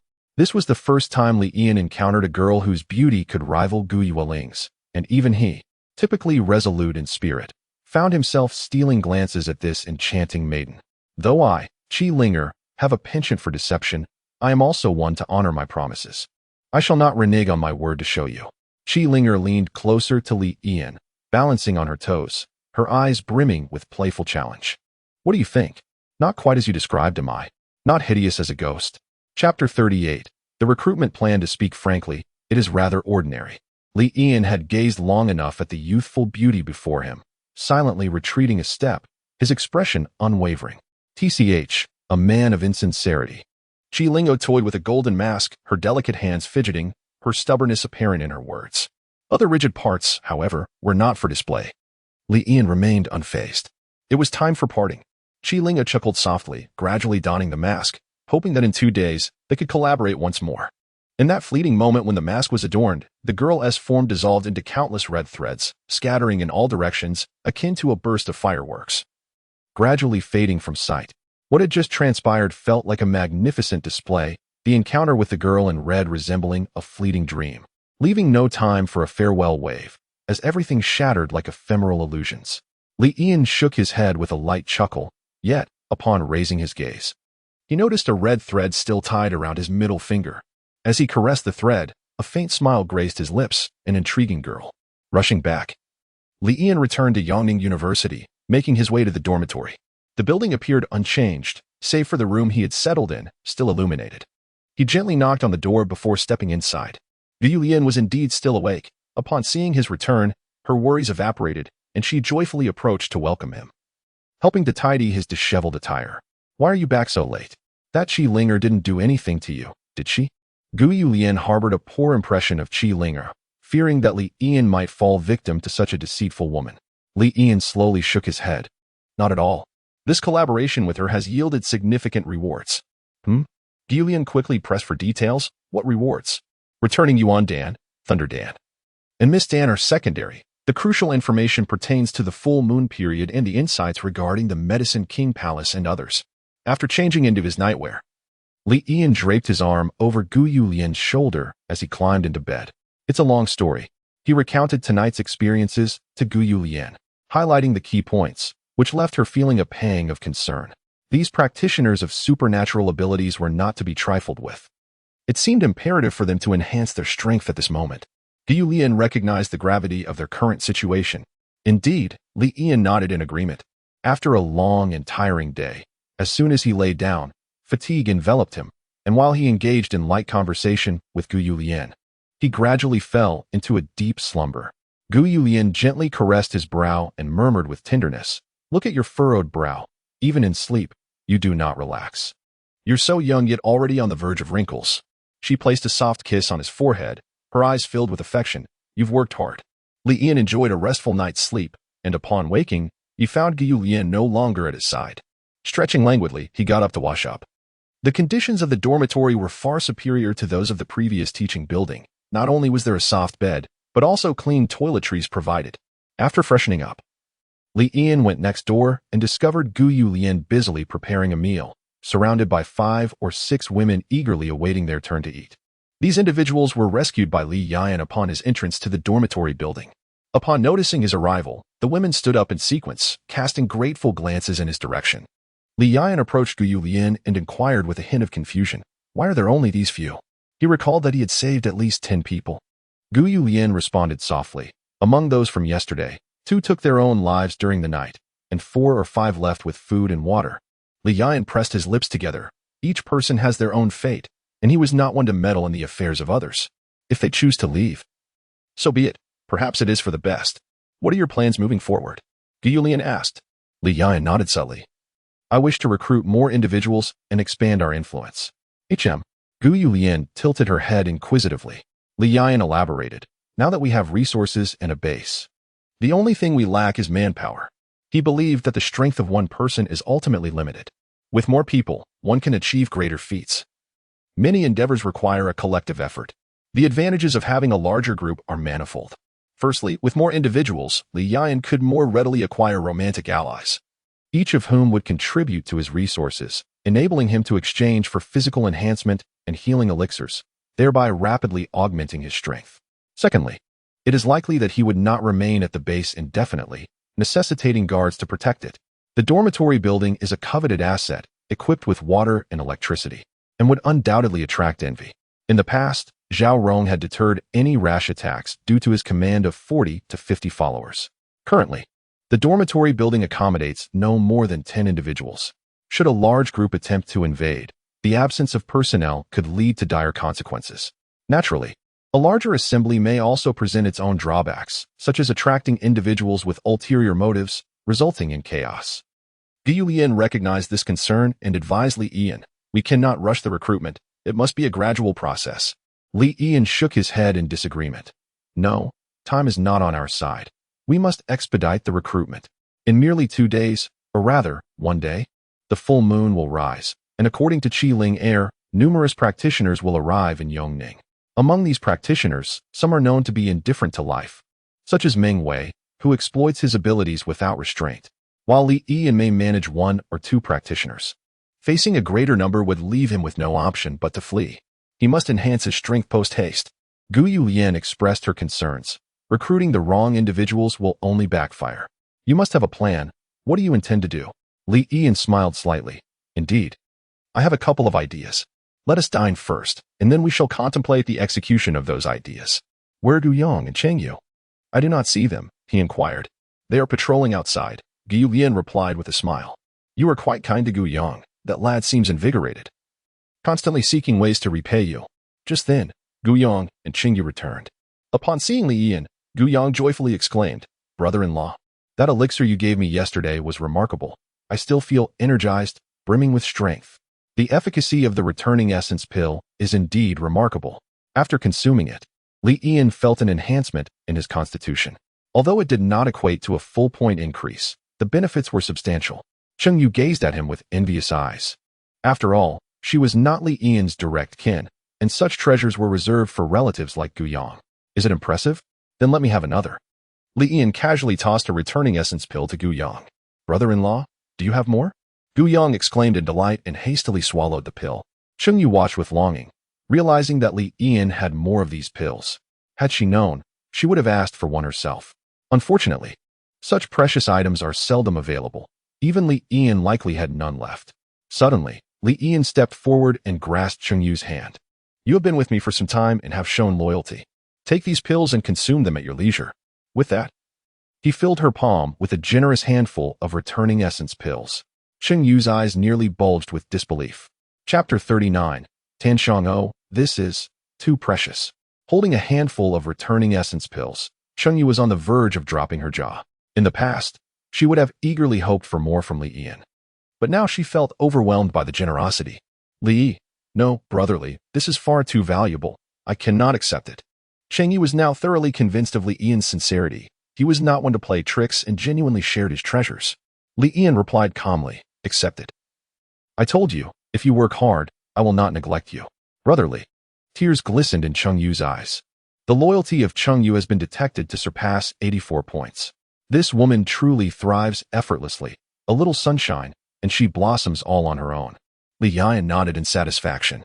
He then took a handful of recovery pills and pressed them into Gu Yang's hands, advising, "These are highly restorative. Do not consume too many at once. After you have digested the effects, you may take another." Gu Yang and Cheng Yu nodded vigorously in compliance, each swallowing a single pill. Ding. Detected that romantic companion Gu Yang consumed 1 recovery pill, receiving a return of 20 recovery pills. Ding. Detected that romantic companion Cheng Yu consumed 1 recovery pill, receiving a return of 10 recovery pills. Li Yian returned to Gu Yulian's side, opening the pocket of her garment to fill it generously. "What others possess, you shall possess as well," he declared with a slight tilt of his head, exuding pride. "My dear, enjoy these as snacks while watching dramas. Being with me will be nothing short of delightful." Gu Yulian chuckled, shaking her head in playful exasperation as she lightly punched his chest. Li Yian then addressed Gu Yang and Cheng Yu. "I wish to recruit people to join us. Do you have any suggestions?" Gu Yang replied, "This is quite simple. We can post information on the campus network. Surely there are many in need among the students.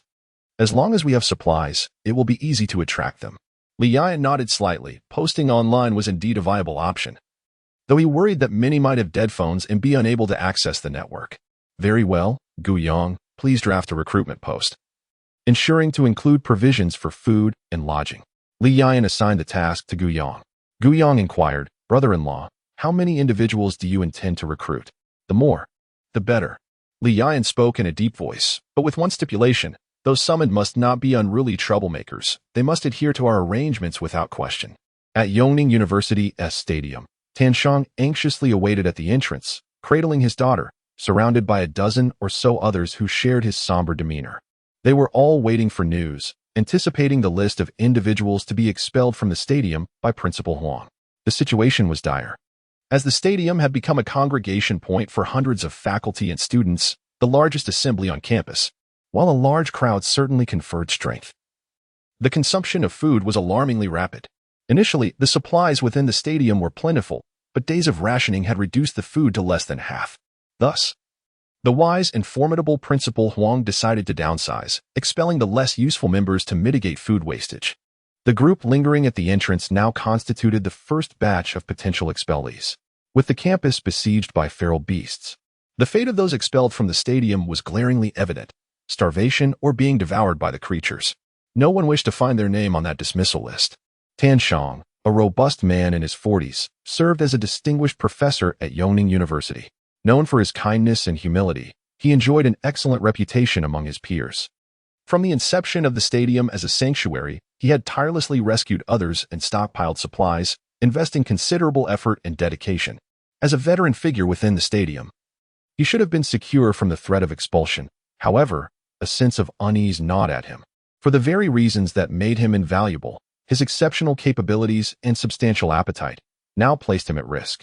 While others consumed a single portion of food and completed a single task, he often exceeded these measures.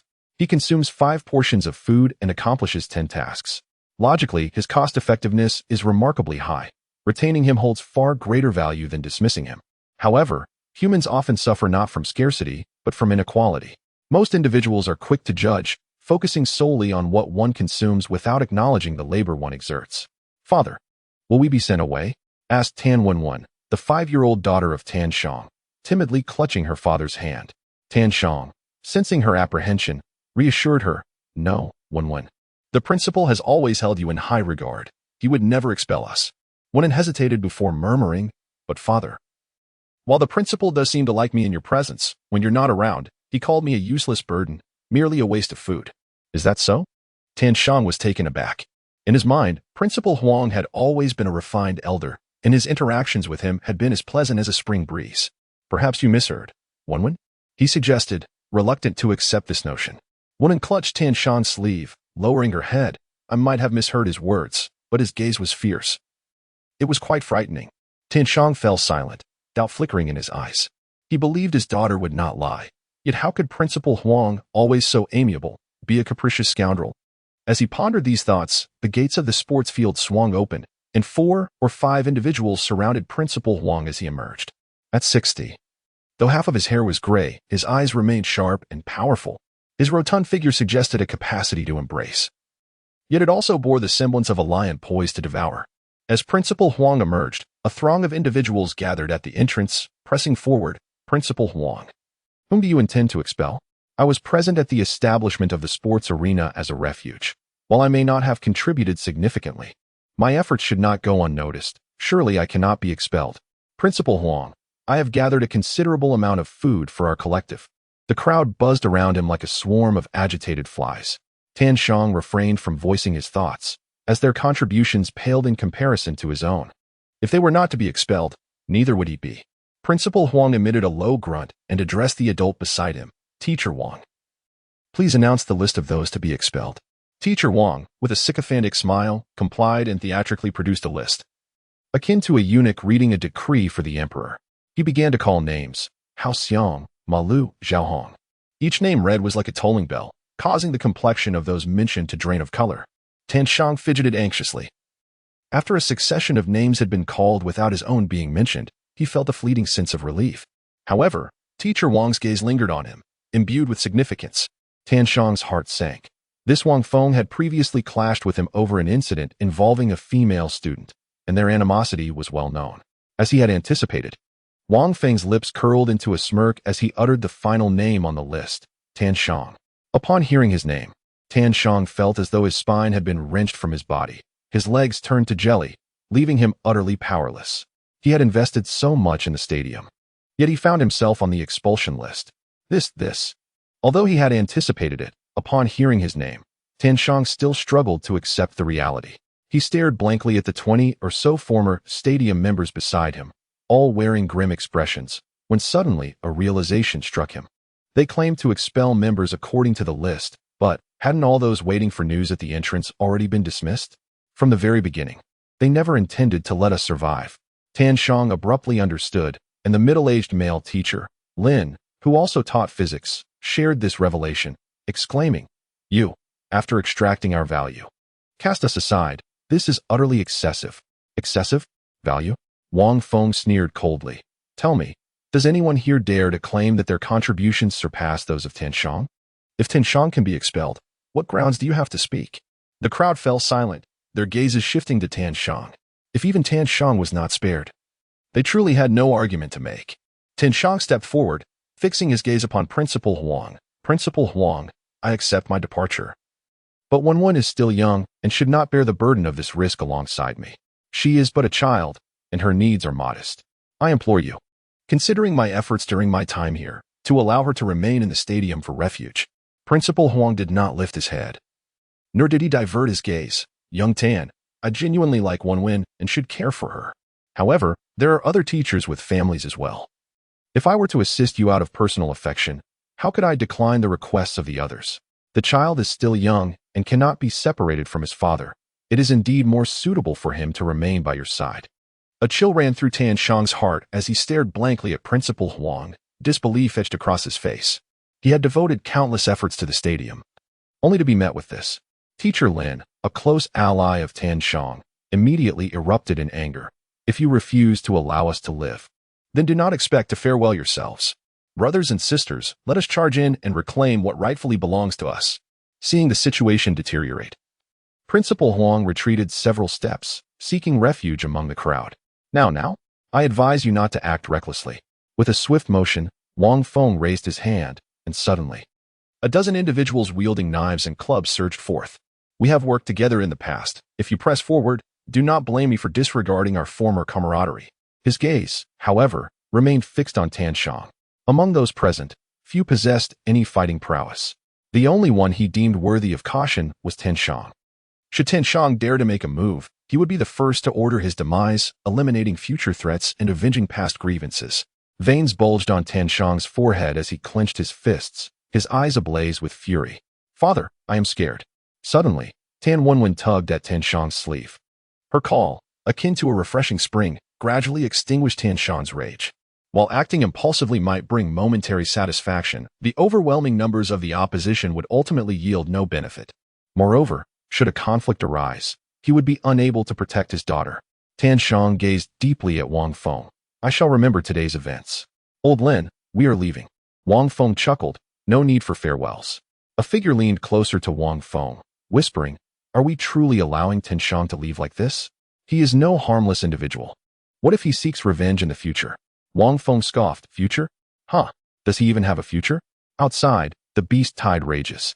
No matter how capable Tan Shang is, he remains but flesh and blood, especially with that little burden he carries. Rest assured, within 3 days, he will meet his demise at the jaws of a beast. Well, it would be prudent to find someone to discreetly follow him, ensuring he doesn't cause any trouble. Understood. Once Tan Shang departed, the others lost their courage to resist and scattered like birds and beasts. Teacher Lin approached Tan Shang, inquiring, "Where can we go now?" Tan Shang shook his head. "I do not know. The stadium is the safest place. Beyond its confines, danger lurks everywhere." Teacher Lin could not contain his frustration. "It's all Wang Feng's fault. If it weren't for his underhanded schemes, Principal Huang would never have driven us away. Principal Huang has become so muddled." Tan Shang remained silent. In the past, he might have defended Principal Huang, attributing his actions to a moment of confusion, but now, he fully comprehended that Principal Huang and Wang Feng were cut from the same cloth. They discard individuals once they have outlived their usefulness. He cast his gaze upon the crimson moon, letting out a long sigh. How pitiful that amidst the vastness of the world, there is no place for us to call home. At that moment, Teacher Lin suddenly exclaimed, "Hey, There's a group in the dormitory building looking for people, offering food and accommodation. Tan Shang's spirits lifted instantly. Is there such good fortune? It was information circulating through the campus network. Teacher Lin displayed his mobile phone to Tan Shang, then shook his head. I remember, over by the dormitory, it seems to be Zhao Rong's territory. That rascal is no good. He has been robbing people and seizing resources, causing considerable harm. Venturing into his domain is akin to escaping the tiger's den only to enter the wolf's lair. One must not go. One must not go. Tan Shang's previously hopeful expression fell as he had also heard of Zhao Rong's notorious reputation. He was a man of integrity and had always looked down upon associating with such lowly individuals. Dad, I'm hungry, whispered the little Tan Wenwen. Tan Shang felt a pang of shame. His wife had perished in the beast tide, and his sole concern now was the safety of his daughter. He would willingly sacrifice everything if someone could ensure her protection. Gritting his teeth, Tan Shang reflected, how many survivors are not ruthless and cunning? For now, securing food is paramount. I wish to take a look first. Very well, Teacher Lin said, patting his sunken belly. Let us give it a try. In this dire situation, we can only hope for a miracle. Let us go. Tan Shang cradled his daughter and made his way toward the dormitory, wholly unaware of a figure silently trailing behind them. Bang, bang, bang.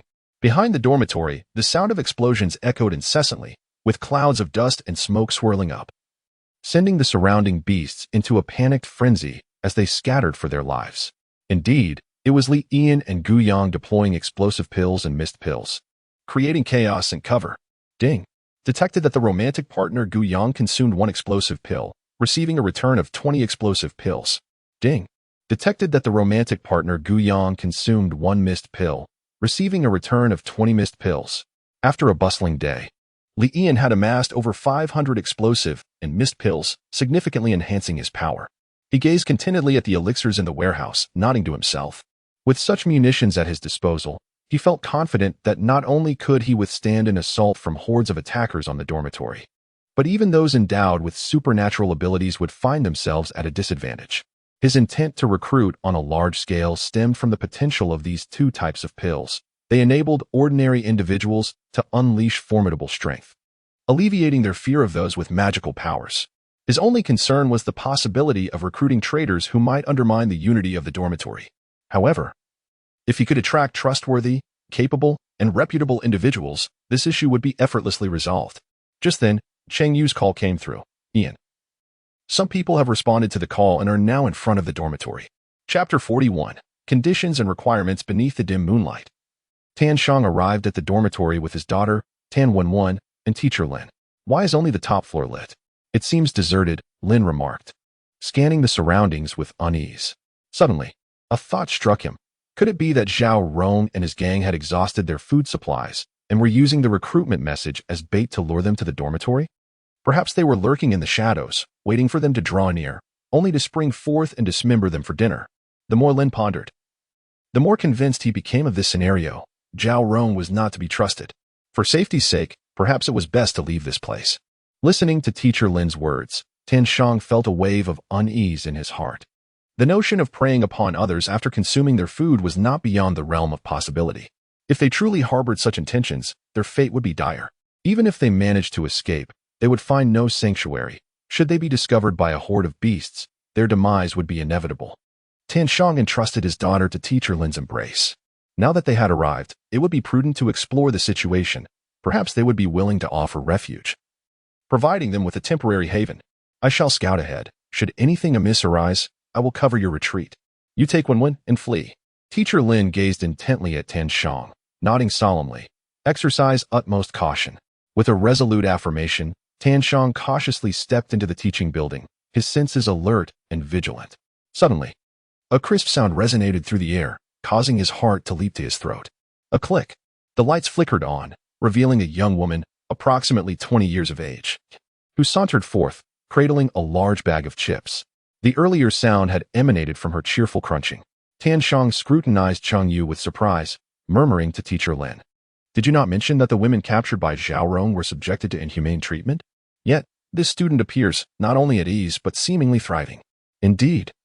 Under Li Yan's generous provisions over the past few days, Cheng Yu did not resemble the others struggling to survive in this apocalyptic world. She was well-fed and her demeanor exuded vitality. It is important to note that even in a relatively resource-rich stadium, the inhabitants are limited to a maximum of 2 meals per day, and each meal only satisfies about 30% of their hunger, falling far short of true satiation. Especially now, with Chung Yu having joined the ranks of romantic companions, Li Yian has fully opened the gates of supply to her. The entirety of Zhao Rong's 2 rooms filled with provisions has been made accessible to Chung Yu, who is permitted to take what she desires, granting her the utmost freedom. The chips in Cheng Yu's hands were procured from this bounty, and moreover, her pockets are brimming with chocolates, beef jerky, pork slices, and other snacks. Her mouth never ceasing its indulgence. Teacher Lin is equally perplexed. I have no idea. Could it be that the previous rumors were mere fabrications, and that Zhao Rong is, in fact, quite amiable? Tan Shang and Teacher Lin exchanged glances, their hearts brimming with curiosity. Hello, are you here to seek refuge with us? Cheng Yu approached leisurely. She had already scrutinized the scene from the shadows, observing 2 adults and a child, who did not appear to harbor ill intentions. To ensure her safety, she positioned herself behind a fan-shaped table, ready to escape at the slightest hint of malice. Tan Shang stepped forward. Indeed. We saw the recruitment notice and heard that provisions and accommodation are provided here, so we wish to join. Cheng Yu nodded, acknowledging their awareness of the notice. That simplifies matters. The notice is quite clear. While we provide food and lodging, it requires your loyalty. You must comply with whatever the boss commands, without a trace of dissent. Do you understand? Tan Shang nodded in acquiescence, understanding that compliance with the directives of those in whose domain one resides is paramount. However, he questioned whether the promised munificent conditions of sustenance and lodging could truly be met. His past endeavors at the stadium had yielded only a meager portion of nourishment, followed by dismissal once his utility was exhausted. We understand, Tan Shang ventured tentatively, but to what extent does this provision of sustenance extend? What is the measure of all-inclusive dining? Paused, perplexed by the inquiry. Is there a measure to all-inclusive dining? Tan Shang swallowed, his apprehension evident. Specifically, what victuals are we to consume? And to what degree of satiation are we entitled? He exchanged a look with Teacher Lin, a hint of trepidation in their eyes. As robust adults, their daily caloric expenditure was considerable, and a mere pittance of sustenance would leave them enervated. Degree of satiation? Regarded them with a peculiar gaze, as if observing curious specimens. She furrowed her brow and stated, does not all-inclusive dining imply satiation? Tan Shang and Teacher Lin exchanged bewildered glances, as if privy to an absurdity. Teacher Lin murmured, satiation does not equate to quality. We may be provided with substandard or spoiled provisions. In the past, Principal Huang had furnished them with inferior fare, such as dense, brick-like steamed buns and equally unyielding cornbread. Occasionally, they were even given spoiled comestibles. Tan Shang could endure such privations, but his daughter, being of delicate constitution and in her formative years, required nutritious sustenance. He did not wish for much. If he could provide his daughter with an egg every 3 days, or even once a week, he would be content. If he could not achieve even that, he truly had no reason to remain here. Tan Shang nodded, inquiring further. What types of food do you provide for us? Types? Please wait a moment, Cheng Yu responded, retreating indoors. After approximately half a minute, she returned, holding a food container, which he tossed onto the table before them. This is it. Curious, Tan Shang opened the container, his body stiffening immediately. What's wrong? Is it really that terrible? Lin Laoshi hastened to catch up, and upon seeing the contents of the food container, he too froze in disbelief. My heavens! Stir-fried beef with rice? His eyes bulged in astonishment. This is certainly the food intended for us. Surely, Principal Huang cannot indulge in such luxury every day? Cheng Yu replaced the lid on the container and remarked leisurely, so, do you still have any doubts? If you're willing to stay, I can call our employer right now. Absolutely. No problems at all. If you prepare food for us as promised, we are willing to remain. Tan Shang and Lin Laoshi responded almost in unison. Cheng Yu gazed at them earnestly. That's wonderful. You are the first group I have recruited, marking my success. Once agreed upon, you must not go back on your word. Tan Shang's expression turned peculiar.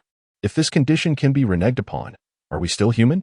Cheng Yu nodded in satisfaction, took out her phone, and dialed Li Yian's number, sweetly calling out. Yian Good Chapter 42.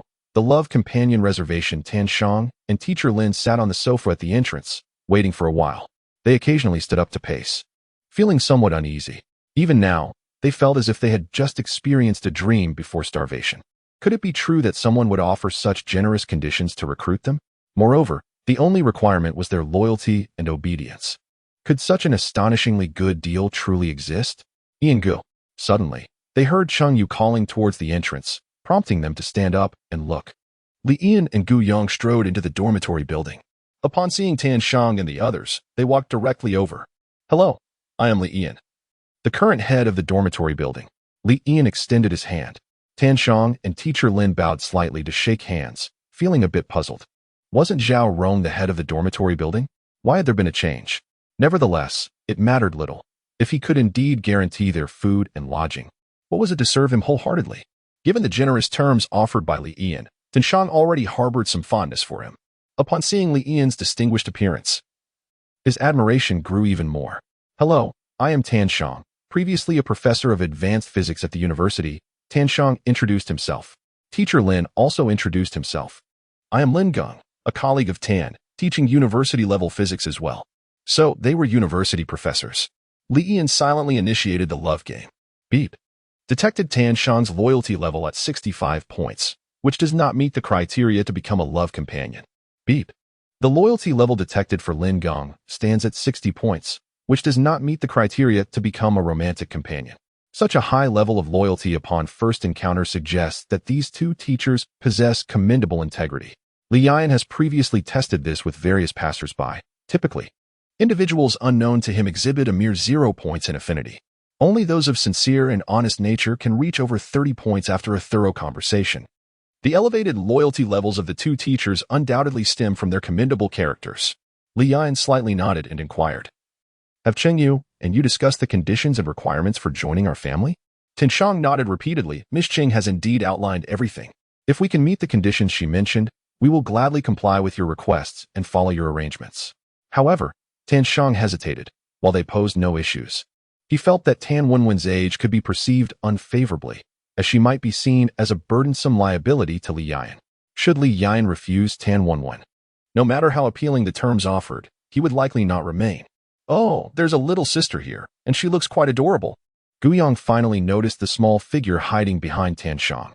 He bent down with the intention of patting Tan Wenwen's little head, only to startle her, causing her to retreat further into the folds of Tan Shang's clothing. Gu Yong scratched his head awkwardly, glancing around to mask the discomfort of not being favored by children.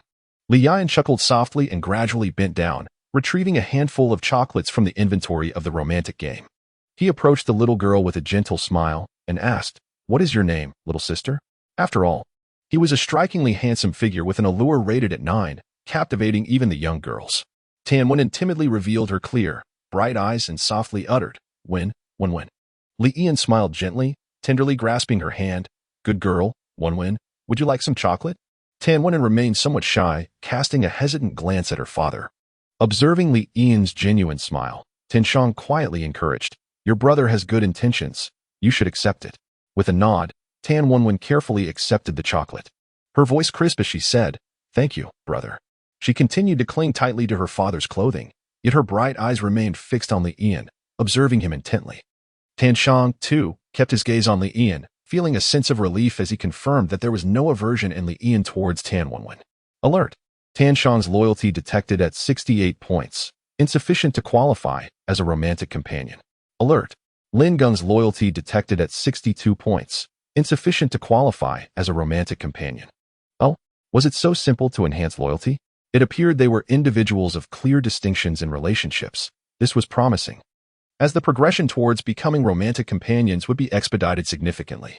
Li Ian slowly rose and addressed the two teachers, since you are willing to join us, we shall henceforth be a family. There is hot water and warm meals upstairs. Let us go nourish ourselves. Very well. Tan Shang and Lin Gong did not decline. Following Li Ian, they entered the unfamiliar environment, their eyes instinctively surveying their surroundings. Lin Gong whispered, Old Tan, have you noticed that there seems to be hardly anyone here? Tan Shang nodded. Indeed, it is rather peculiar. Weren't there supposed to be around 40 or 50 people under Zhao Rong's command? Yet so far, including Li Ian and his companions, we have only encountered 3 individuals. Unable to restrain his curiosity, Lin Gong turned to Gu Yong and inquired, I heard that the dormitory building was previously overseen by someone named Zhao Rong. Where is Zhao Rong? Gu Yang replied nonchalantly, Zhao Rong? That fellow is no good. My brother-in-law took care of him with just a few punches and kicks. He gestured towards Li Yan, indicating who his brother-in-law was. Lin Geng pressed on. But Zhao Rong was supposed to have around 40 or 50 subordinates. Where have they all gone?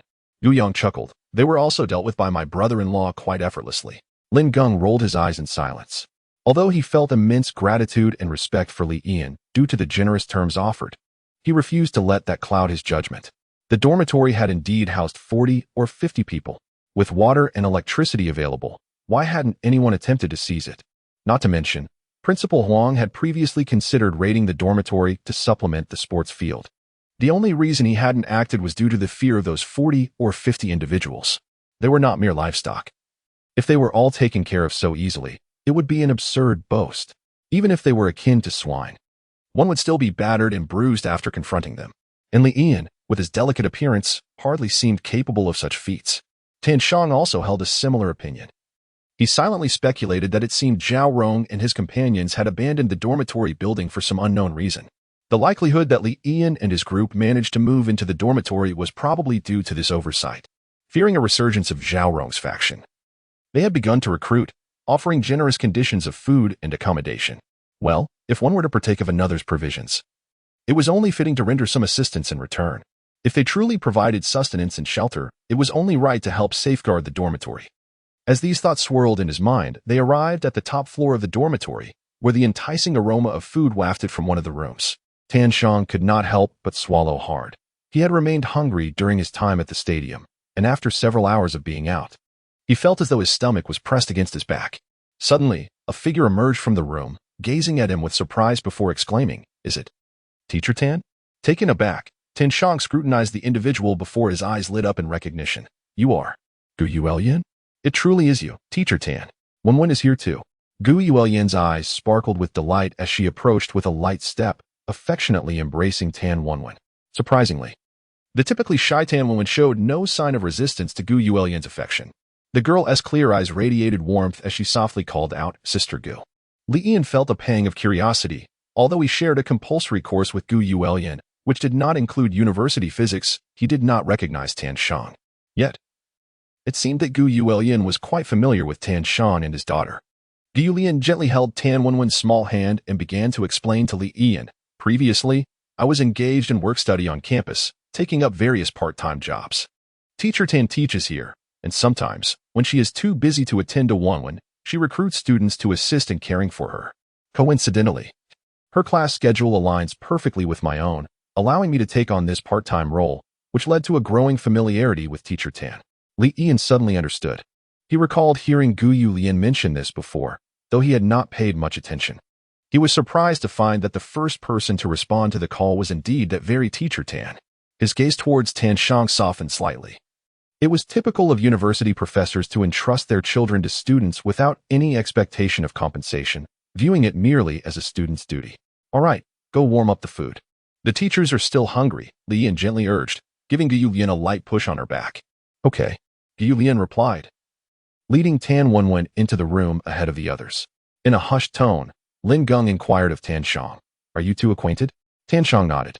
That girl is a good child, patient and responsible. Truly an exceptional person. He had not anticipated encountering Gu Yuelyan here. And seeing her appear to be doing well eased his worries, increasing his trust in Li Yan.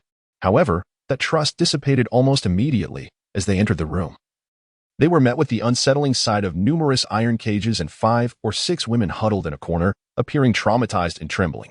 Tan Shang's demeanor shifted, and he instinctively distanced himself from Li Yan. Upon witnessing the scene, Gu Yuelyan hurried over and whispered an explanation. The dormitory building was originally occupied by a fellow named Zhao Rong, and these individuals and belongings are remnants of his presence. It has only been 2 days since Li Yan cleared them out, and there has been no time to tidy up the remnants. We cannot simply drive these people away. Tan Shang suddenly understood, feeling a wave of shame for his earlier sordid thoughts. Yet, he could not help but feel a flicker of doubt. What did it mean that Li Yan had cleared them out? The seemingly cheerful young man had stated that Li Yan had dealt with Zhao Rong and his crew. Why did Gu Yuelyan echo that sentiment? There were 4 or 5 dozen of them. Tan Shang could not restrain himself from inquiring, How many people do we have here? To confront 4 or 5 dozen adversaries? We should have at least 30 or 40 on our side. However, during this journey, aside from Li Yan, Gu Yang, and Sheng Yu, he had not encountered anyone else. Could it be that the others were engaged in tasks outside the dormitory, or perhaps had perished in the earlier skirmishes? Gu Lian pressed her lips together. Aside from Li Yan, Sheng Yu, and my brother Gu Yang, the rest are all here. Ah? Tan Shang was momentarily taken aback, as he could now almost entirely confirm his suspicions. It was evident that Zhao Rong and his associates had abandoned the dormitory for some reason, allowing Li Yan and his 3 companions to seize the opportunity and occupy the space. As for the claim that Li Yan had cleared them out, it was merely a reassurance meant to prevent him from underestimating them. Tan Shang gazed deeply at Gu Lian, sighing inwardly. He had not anticipated that the originally steadfast and composed girl could weave such a fabrication with such unwavering composure. It is often said that one who associates closely with the virtuous becomes virtuous, while one who mingles with the wicked becomes wicked. Surely, it is this Li Yan who has led Gu Lian astray. The meal was quickly prepared, and Gu Lian busily organized the 2 teachers for dining, while she cradled one in her arms, preparing some food suitable for a 5-year-old. Tan Shang and Lin Gong were already ravenous, their stomachs pressed against their backs. And upon seeing the spread before them, they could not contain their hunger, expressing their gratitude profusely before indulging heartily. Having gone without a proper meal for several days, they exchanged glances, and in each other's tearful eyes, they found a glimmer of hope. Lin Gong, after finishing 1 serving, felt moderately satiated, but Tan Shang, with his notoriously large appetite, found himself only a 5th full after consuming a single portion. Feeling somewhat embarrassed to continue eating, Gu Lian noticed and cheerfully encouraged, "Please, teacher, do not hesitate to eat. The food is ready, and if left uneaten, it will spoil." Tan Shang, considering her words, resolved to have 2 more servings. Gu Lian continued to urge him with a smile, but Tan Shang steadfastly refused to eat more, stating, "Food is scarce now. Every morsel saved counts. And what shall we do if it runs out?" Gu Lian waved her hand dismissively. "It is of no concern. If we run out, I still have my brother." Ah? Lin Gong looked at Gu Lian in surprise, failing to grasp her meaning. The implication of "if the food runs out, we'll eat your brother" was certainly not lost on Tan Shang, who thought to himself that Gu Yang was quite adept at foraging. In any case, under Gu Lian's persistent encouragement, Tan Shang ultimately consumed a total of 4 servings, contentedly setting down his chopsticks. After the teachers had enjoyed a long-awaited meal, Gu Lian rose to arrange accommodations for them, while Tan Shang approached Li Yan, who stood in the corridor. "Teacher Tan, have you had a good meal?" Li Yan inquired, his spirits buoyant. Upon encountering Gu Lian, the bond of their past elevated the teacher's loyalty from 68 points to an impressive 70. Following a satisfying meal, that loyalty surged further to an astounding 74 points, the increase rapid and remarkable. In his presence, Sheng Yu was rendered inconsequential. It was Li Yan's first experience with such an easily appeased man. Each meal seemingly worth a point of loyalty was undeniably a tremendous bargain. Just 6 more points would allow him to bind a romantic companion and siphon companion value from him. In stark contrast, Lin Gong proved to be a man of considerable caution, his loyalty only reaching 65 points after their meal. Tan Shang's voice was slightly somber. "Coincidentally, I have a question for you as well." "Oh?" Li Yan nodded, intrigued. "Pray tell." Tan Shang inhaled deeply. "Are you recruiting individuals because you fear Zhao Rong may return at any moment, seeking our assistance to fend him off?" Li Yan stared blankly at Tan Shang, a question mark slowly forming in his mind. Tan Shang continued with unwavering seriousness, "Do not conceal the truth from me. I fully comprehend your intentions behind the recruitment. Zhao Rong commands a force of 40 to 50 men, should he lead an assault. We would be utterly unable to defend this place with our current numbers. My suggestion is to gather supplies and relocate. In gratitude for your meal, I would be willing to hold the rear in the face of danger, but you must ensure the safety of my daughter." Li Yan chuckled, bemused. "Is that your concern?" "Indeed." Tan Shang nodded earnestly. Li Yan did not respond to his inquiry, but leisurely retrieved his phone, presenting the image displayed upon it. "Now, here lies my question. Do you recognize this individual, Teacher Tan?" Chapter 44. Perhaps he truly is Uchiha Sasuke. Tan Shang focused intently, and upon recognizing the figure in the photograph, his eyes widened in astonishment. The image depicted a young man with prominent cheekbones, crouched in a corner of the corridor, leering insidiously at the dormitory building. "This person is Ho Liang," Tan Shang exclaimed. "He is a student of my former rival, Wang Feng, from the stadium. I cannot believe he has followed us here. Tan Shang was no fool. He swiftly comprehended Ho Liang's intentions in coming here. It was undoubtedly a scheme orchestrated by Wang Feng, who sought to ascertain where he would take refuge. The enmity between Wang Feng and himself had not sprung up overnight. During their time at the stadium, while Wang Feng had been openly antagonistic, he would surely seek to eliminate Tan Shang the moment he slipped out of the public eye. Tan Shang urgently articulated, "Where's Ho Liang now? We must capture him at once. Although we currently occupy the dormitory and possess certain supplies, our manpower is woefully insufficient to defend this place. If Ho Liang divulges our vulnerabilities to Wang Feng, he will undoubtedly come with reinforcements to seize the dormitory." Tan Shang was more concerned about Wang Feng's potential actions than his own predicament. The dormitory was equipped with water, electricity, and resources. Should Wang Feng become aware of their situation, he would certainly attempt to commandeer the territory and supplies. Anxiety gnawed at Tan Shang, as capturing Ho Liang was the only means to avert impending calamity. Li Yan retracted his phone and replied nonchalantly, "Ho Liang, you say? That individual has already departed some time ago." Tan Shang felt a wave of relief upon seeing him so composed. "Have you dealt with him?" he inquired. "Very well. In tumultuous times, hesitation is a luxury we cannot afford. If they harbored no malicious intent towards us, we would not have resorted to such measures." Li Yan chuckled softly, waving his hand dismissively. "No, I mean it quite literally. I did not capture him. He has already departed from the dormitory for some time." Tan Shang's eyes widened in disbelief. "What? How could you let him go? You are far too lenient. This is terrible. This is disastrous. The dormitory is not far from the stadium. One could traverse the distance in an hour. Wang Feng is ruthless. Upon receiving news from Ho Liang, he will undoubtedly come here to plunder. We must retreat. We must leave at once. Otherwise, when Wang Feng arrives, he will take the women as playthings, and we will all perish." Tan Shang was as restless as an ant on a hot pan, pacing back and forth in frustration. He felt immense regret. Having finally found a refuge, he was dismayed to think that he would soon be forced to flee once more. Li Yan found the situation amusing and gently patted Tan Shang on the shoulder. "Teacher Tan, do not be so agitated. Shall we make a wager?" Tan Shang, exasperated, retorted.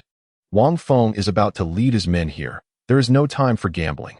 Li Yan clicked his tongue. "Let us wager on how many of Wang Feng's men will return alive. What do you say?"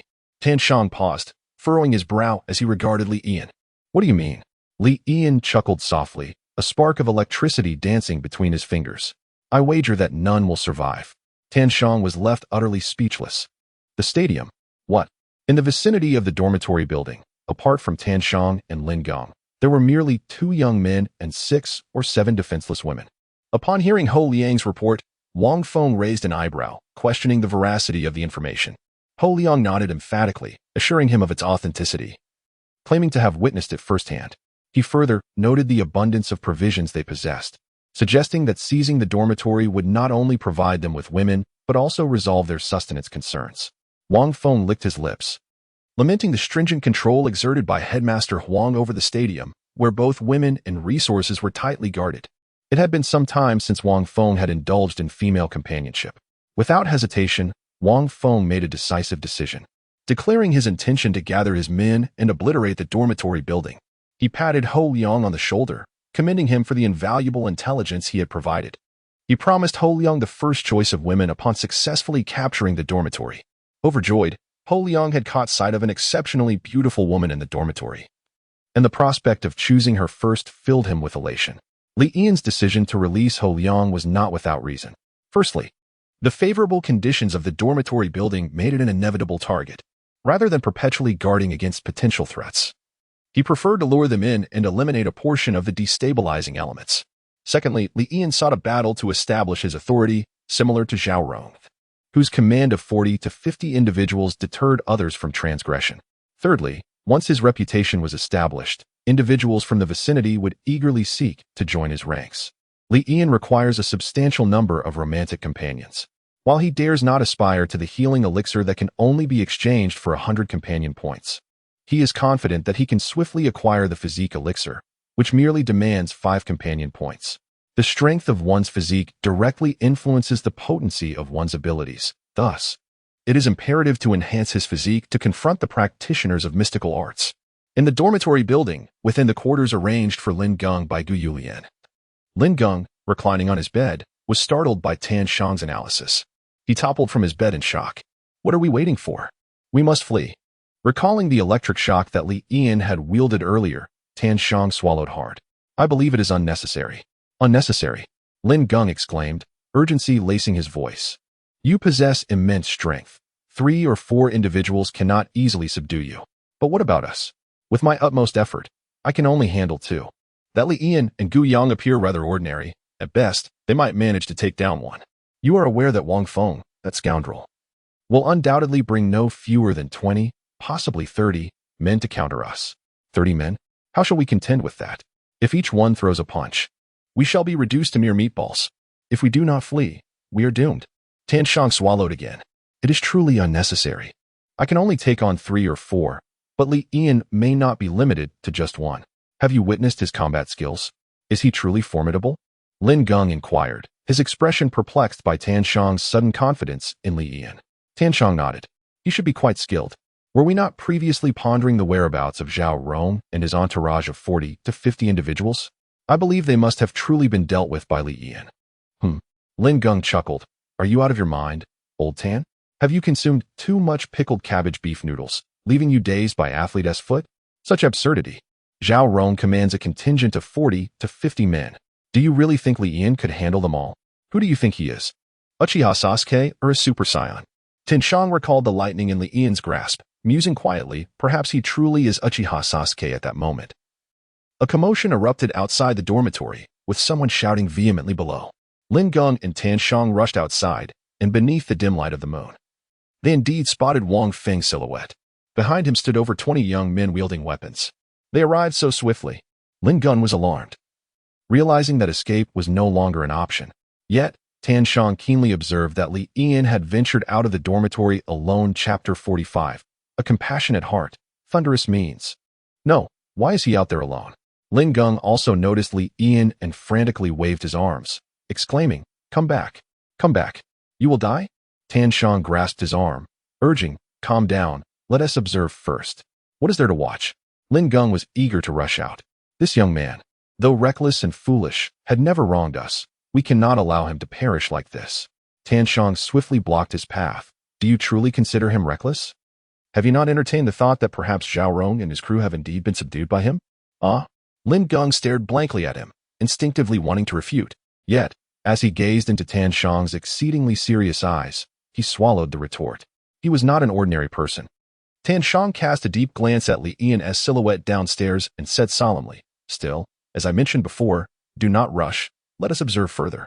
Below the dormitory, Wang Feng, upon seeing Li Yan emerging alone, grinned and asked with a sidelong glance, Are you the current head of the dormitory?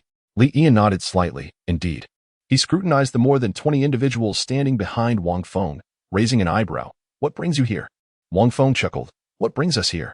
Honestly, I am unsure whether to commend your bravery or to deem you foolish. Can't you see? We are here to seize people, food, and territory. Are we to believe that we wield weapons merely to celebrate your longevity? At this declaration, the crowd behind Wang Feng erupted into laughter. Ho Yang leaned close to Wang Feng and whispered, There are not many people in the dormitory. We need not waste words on this lad. Let us charge indirectly. Wang Feng waved his hand, dismissing the suggestion. This young man did not appear to be particularly formidable, yet Tan Shang was a different matter entirely. That man possessed considerable strength. A direct assault would inevitably lead to casualties on their side. The 20 or so individuals were his hard-earned trusted allies, and losing even one would cause him considerable distress. Wang Feng's eyes darted as he turned to Li Yan and chuckled, Given your audacity to show yourself, I shall grant you a chance for survival. Deliver the provisions and women from the dormitory, and present the heads of Tan Shang and Lin Geng to me, and I shall spare your life. Once they have torn each other apart, we can reap the benefits and eliminate them all. What a splendid scenario that would be. Li Yan cast a sidelong glance at him and replied languidly, You have only brought over 20 men. Are you certain that no more will join your ranks? Wang Feng furrowed his brow, perplexed. What did this fellow mean? Was he still attempting to protect Tan Shang and Lin Geng, intending to bear the brunt of it himself? He retorted coldly, 20 men are more than sufficient to deal with the likes of you. Li Yan raised a hand to calm the tension. Taking a deep breath before pointing at Wang Feng and proclaiming, Ladies and gentlemen, I have always held life in the highest regard. It is a singular gift bestowed upon each of us. Therefore, I do not indulge in needless slaughter. If there are those who wish to part ways with him, now is your chance. I assure you safe passage, and today's events will be forgiven." Upon hearing these words, the crowd was momentarily taken aback, quickly erupting into a cacophony of mocking laughter. Wang Feng, stifling a chuckle, nearly brought tears to his eyes as he laughed uncontrollably. "Have you lost your mind? You think we will let you go free? Just look at us. Would we ever allow you to escape?" Meanwhile, upstairs, Lin Geng listened with growing anxiety. Oh dear, this fellow is far too naive. Could he truly believe that gentle words could disarm the hostility and lead to a peaceful resolution? Tan Shang, however, gazed with profound intensity, feeling an inexplicable contrast to Lin Geng's sentiments. He recalled Li Yan's earlier wager with him, his heart pounding like a drum. Nay, this was not naivete, but rather the final vestige of compassion before an enraged Vajra unleashed his thunderous wrath. Seeing Li Yan's refusal to assassinate Tan Shang and Lin Geng, Wang Feng lost all patience. With a grand wave of his hand, he commanded his subordinates, "Kill, slaughter all the men, each head fetching 3 loaves of bread. The first to seize a woman may indulge in her for a day." A cacophony of roars erupted as Wang Feng's words fell, and the throng surged towards Li Yan. Facing the oncoming tide, Li Yan raised his right hand, sighing softly. "Indeed, my gamble has proven true. None shall return alive." ZZZT. ZZZT. Lightning crackled between Li Yan's fingers, rapidly coalescing and spreading like a spider's web. In a mere instant, a dense network of lightning was woven, ensnaring and binding more than 20 individuals before him. What is this?" Ho Yang, at the vanguard, was unable to evade, his arm seized by the electric web. What has this brat done? The crowd was stunned by Li Yan's artifice. Wang Feng felt the tendrils of the web cling to his thigh, and a premonition of doom washed over him. Yet, there was no turning back. He bellowed, "Ignore it. The boy is conjuring dark arts. Sever his head first." Li Yan scoffed softly, his fingers clenching abruptly. In the ensuing moment, a torrent of electric current cascaded down the web like a dam bursting. The scene was ablaze with blinding light, the air filled with the piercing whine of electricity. The crowd was paralyzed, their limbs devoid of strength, their weapons clattering to the ground. Li Yan uttered a deep cry. Gu Yang, present. Gu Yang, who had long been waiting nearby, poked his head out, flinging dozens of explosive pills towards the paralyzed crowd like a relentless downpour. As the pills struck the ground, light and heat erupted simultaneously, accompanied by a cacophony of blasts. The air was filled with a series of deafening explosions, smoke billowing into the atmosphere, limbs scattered, and flesh dissolving into a fine mist. Fearing that the evil would not be thoroughly eradicated, Gu Yang promptly initiated a second round of explosive pill launches, sending forth another barrage in an instant. The explosions resounded for over 5 minutes, permeating the air with the acrid scent of gunpowder. In front of the dormitory building, a gaping pit, 3 to 4 meters deep and 30 meters in diameter, was created. Li Yan shrugged his sleeves and turned leisurely, saying, "Let us go." Gu Yang nodded repeatedly, clapping his hands, trailing behind with an air of bravado. On the top floor of the dormitory, even with some mental preparation, Tan Shang was left speechless by the scene before him, his mind in turmoil due to Li Yan's actions. A compassionate heart coupled with a thunderous hand. Li Yan's kindness was evident, yet when it came to action, he showed no mercy. He was resolute in distinguishing right from wrong, firm yet compassionate, a natural leader. Beside him, Lin Geng was trembling, utterly at a loss for words. It was until Tan Shang nudged Lin Geng's arm that Lin finally stammered. So, they weren't exaggerating. Zhao Rong and his gang were indeed dealt with effortlessly by him. Although, as a prominent teacher, he still could not comprehend the source of the lightning in Li Yan's hands. Tan Shang had already completely yielded to Li Yan. He spoke solemnly to Lin Geng. "This Li Yan is no ordinary individual. He will undoubtedly accomplish great things in the future. Henceforth, we must refrain from adopting a senior demeanor in his presence and show him the utmost respect." Lin Geng nodded emphatically. Chapter 46. Shall you wash first, or shall I? Ding. The loyalty level of Lin Geng is detected to be 75 points, which does not meet the criteria to become a romantic companion. Ding. The loyalty level of Tan Shang is detected to be 82 points, meeting the criteria to become a romantic companion. Upon physical contact, he will automatically be bound as such. Upon reaching the top floor of the dormitory, Li Yan assessed the loyalty levels of the two, his eyes glimmering with anticipated delight. To earn the loyalty of others, one must possess virtue, wisdom, and formidable strength. By showcasing a display of power, Tianshang's loyalty naturally surpassed 82 points.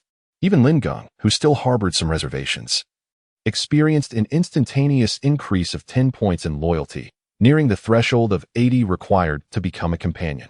As soon as they saw Li Yan and Gu Yang return victoriously, Lin Geng and Tianshang hurried to greet them without delay. Sasuke, no, Li. Lin Geng's gaze towards Li Yan was peculiar, filled with respect, awe, and a plethora of curiosity. Having previously addressed him by name, Lin Geng, prompted by Tianshang's reminder, hesitated on how to address him. Just call me Ian, or boss will suffice. Sheng Yu suddenly appeared, holding up her phone. Boss. Tianshang showed no sign of discomfort, immediately conforming to the new address. Lin Geng, realizing the situation, also called out boss after a moment's thought. Li Yan nodded slightly. Turning to Cheng Yu, have you completed the filming I requested earlier? Cheng Yu formed a circle with her index finger and thumb, raising 3 fingers in a gesture of approval. Absolutely. I captured the scene when that group arrived, as well as the images of them reduced to heroic fragments.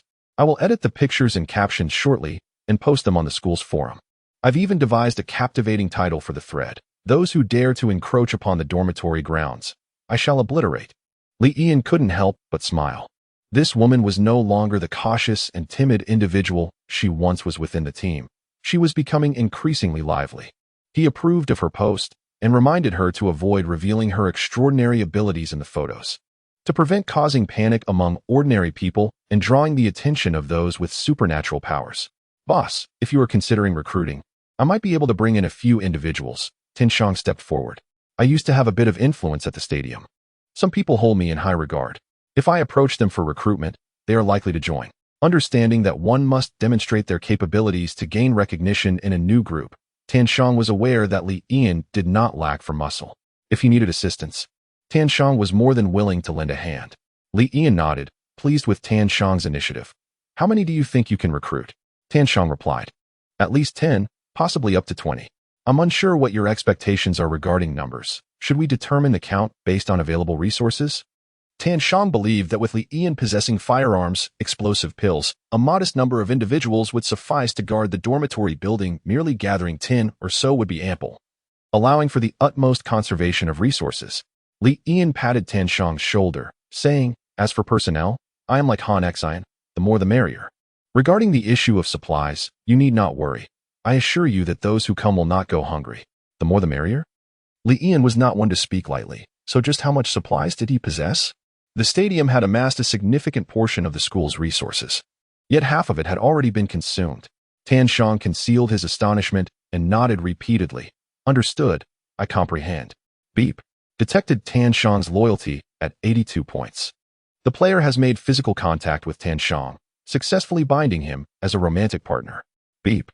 Congratulations to the player for acquiring the 3rd romantic partner, achieving the numerous allies milestone, granting one to physique.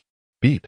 Congratulations to the player for reaching the physical limit of an ordinary person. The romantic achievement panel is undergoing an upgrade. Please check promptly.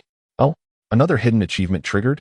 Li Yan raised an eyebrow slightly. With the romantic achievement panel upgraded, it was indeed a double delight. Without further ado, I shall set out to gather individuals at once. Tianshang volunteered, expressing his intention to recruit those who had been expelled by Wang Feng. With the beast tides surging outside, he feared that if he delayed, he might only be able to retrieve individuals from the beast's excrement. Lin Geng also stepped forward, stating, I will accompany old Tan. It's prudent to look out for one another.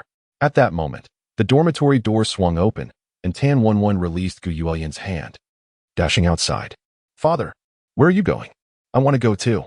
The girl clutched tightly to Tianshang's clothing. He knelt down, affectionately patting his daughter's little head. Wenwen, dear, father has matters to attend to and will return shortly. For now, you should stay with your brother and sister. This brother is a good person. He not only provides us with food, but also a place to stay. You must regard him with the utmost respect, as if he were your own brother. Tianshang's tone was gentle, yet his demeanor was serious. Tan Wenwen's small face reflected earnestness as she slowly approached Li Yan, calling out with sincerity, brother. The little girl's adorable and obedient demeanor was endearing, prompting Li Yan to gently stroke her head. Ding. Loyalty of Tan Wenwen detected at 90 points. Player has made physical contact with Tan Wenwen, successfully binding her as a romantic companion. Player has accumulated 3 companion points, automatically claimed for the player. Upon hearing the notification sound, Li Ian was momentarily taken aback. What was happening? He gazed at the girl, his heart a tumult of emotions. Compared to the intricate loyalty of adults, earning the trust of a child was remarkably effortless. A mere word of instruction from a parent, coupled with a hint of kindness, was enough for her to place complete trust in you. What a wonderful child. Unable to resist, Li Ian playfully pinched the girl's cheek. He then beckoned Chengyu over. Go, distribute the snacks in your bag, such as beef jerky, pork strips, candies, and bread, to this little one. From now on, she shall be my dear sister. Chengyu was momentarily taken aback, not expecting that this girl would hold such significance in Li Yian's eyes. Li Yian cast a sidelong glance at Chengyu. What are you still dawdling for? Hurry up. Oh, Chengyu promptly complied. Li Yian pouted, reflecting on how this Hakiyu, who had accompanied him for so long, exhibited a loyalty of merely 88 points, which paled in comparison to a child he had barely interacted with for 2 hours. Truly a useless little wretch. Chengyu departed with Tan Wenwen, while Li Yian turned to Tan Shang, pulling out a generous handful of recovery pills, explosion pills, and mist pills, stuffing them into his pockets. After explaining the functions of the 3 types of pills to Tan Shang, Li Yian patted his shoulder. Gather as many people as you can. Those unwilling to join need not be forced. Prioritize safety above all. Tan Shang, with tears welling in his eyes, was astonished that Li Yian, having known him for only a few hours, would display such heartfelt generosity and bestow upon him such valuable items. In comparison to that ungrateful scoundrel, Principal Huang, Li Yian was nothing short of an angelic benefactor. After repeatedly expressing his gratitude, Tan Shang left, deeply moved, accompanied by Lin Geng. In an instant, only Li Yian and Gu Yulian's siblings remained on the top floor. Gu Yang, feeling somewhat bored, inquired of Li Yian, brother-in-law, they all have tasks to attend to. What about me? He was eager to contribute and repay Li Yian's kindness. After all, he had yet to repay the debt of gratitude. Li Yian stroked his chin, rummaging through the love warehouse to retrieve a large assortment of food and explosion pills, which he unceremoniously thrust into Gu Yang's hands. Just eat something. Once you're full, go outside and set off some explosives to digest the food. All right, off you go to entertain yourself. Gu Yang. Gu Yang left in a state of utter bewilderment, prompting a barely suppressed smile from Gu Yulian. Just as she turned to mock Li Ian for his new antics with Gu Yang, she suddenly noticed Li Ian fixating on her with an intensity akin to a hunter scrutinizing its prey, sending an involuntary shiver down her spine. What do you want? Gu Yulian sensed an unsettling shift in the atmosphere and instinctively took a half-step back. Li Ian stroked his chin thoughtfully. Now that we have some privacy, shouldn't we enhance our mutual affection? He swung open the door to his room and tilted his head at Gu Yulian. Shall you bathe first, or shall I? Chapter 47. Come here, I have a treasure to show you. Ultimately, it was Li Ian who took his shower first. After bathing, he reclined on his bed, listening to the sound of water droplets falling in the bathroom, reminiscent of jade beads cascading to the ground, which lifted his spirits. Today, he was determined to significantly boost Gu Yulian's affection for him. While waiting for his beloved to finish her shower, Li Ian did not remain idle. Instead, he opened the player panel. Romance game loading. Player. Li Ian. Ability. Lightning. Common. Very common. Items. None. Cheongbi. Little Cheongbi. Physique. 9. Peak of human physique. Charm. 9. I'll begrudgingly call you handsome. Don't be unappreciative. Observing the notes in the physique section of the panel, Li Ian nodded slightly. Indeed, a score of 9 represents the limit of an ordinary person. Much like their captivating allure, Gu Yulian and Qi Ling Er, both boasting a charm score of 9, have reached an impeccable level of beauty. Li Ian opened the auxiliary machine shop. He had accumulated 6 points of auxiliary value, sufficient to exchange for a constitution pill worth 5 points. Although the healing pill possesses remarkable effects, it requires a staggering 100 points of auxiliary value, a figure far too daunting for Li Ian to consider at present. With a thought, he selected the option to exchange for the constitution pill. In the next moment, a constitution pill appeared in his warehouse. Li Ian waved his hand, and it materialized in his palm. The constitution pill, glowing with a reddish radiance and roughly the size of a fingertip, released a fragrant aroma upon exposure to the air. Regrettably, the constitution pill cannot be consumed through auxiliary means for a return, Otherwise, it could enhance the constitution of Gu Yong and the others. At this moment, it is paramount to elevate his own capabilities as an extraordinary individual. Although Li Yian wishes to bolster Gu Yulian and the others, it is evidently not the most optimal solution at present. Only by becoming stronger can he protect them. Once he has amassed more auxiliary resources and surplus constitution pills, he may then administer them to her. Li Yian opened his mouth and swallowed the constitution pill whole. Compared to the gentle effects of the rejuvenating pill, the constitution pill's potency was fierce and overwhelming.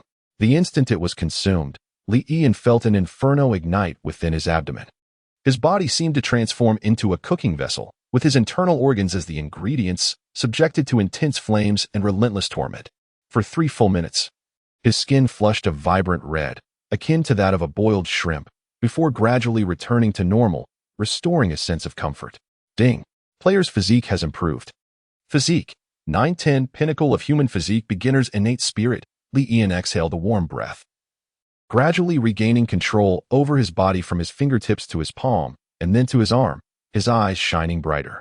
He swung his arm vigorously, producing a sound that cut through the air, as if he had punched through the very atmosphere. He then attempted to unleash his lightning ability, and the bolts of electricity surged violently in his palm. Their intensity more than doubled compared to before. Remarkable. Is this the physique of an innate spirit?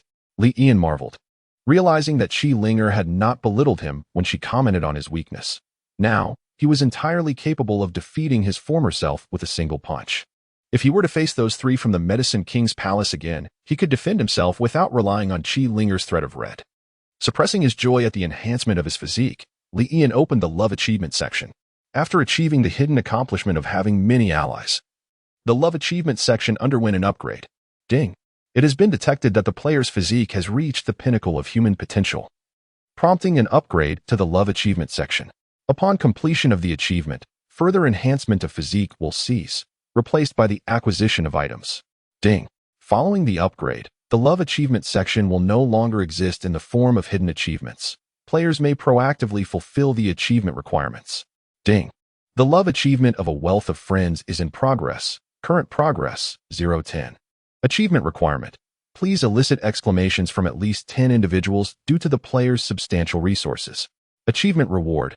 Item, Golden Hammer. Wield this hammer to strike those who have praised you, and they will be rendered utterly dazed for a full second.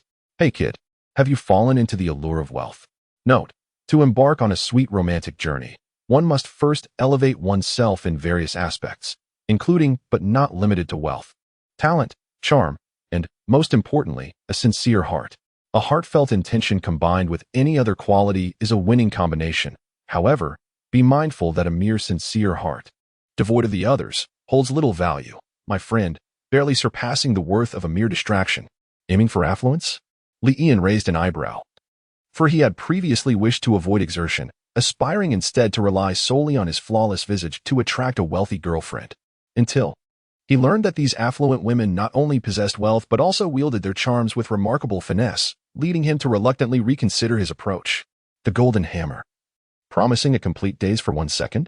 Li Yian's eyes sparkled with fervor. This was indeed a rule-based item. It is widely acknowledged that once a certain phenomenon becomes governed by rules, one can leverage these rules to achieve all their desires.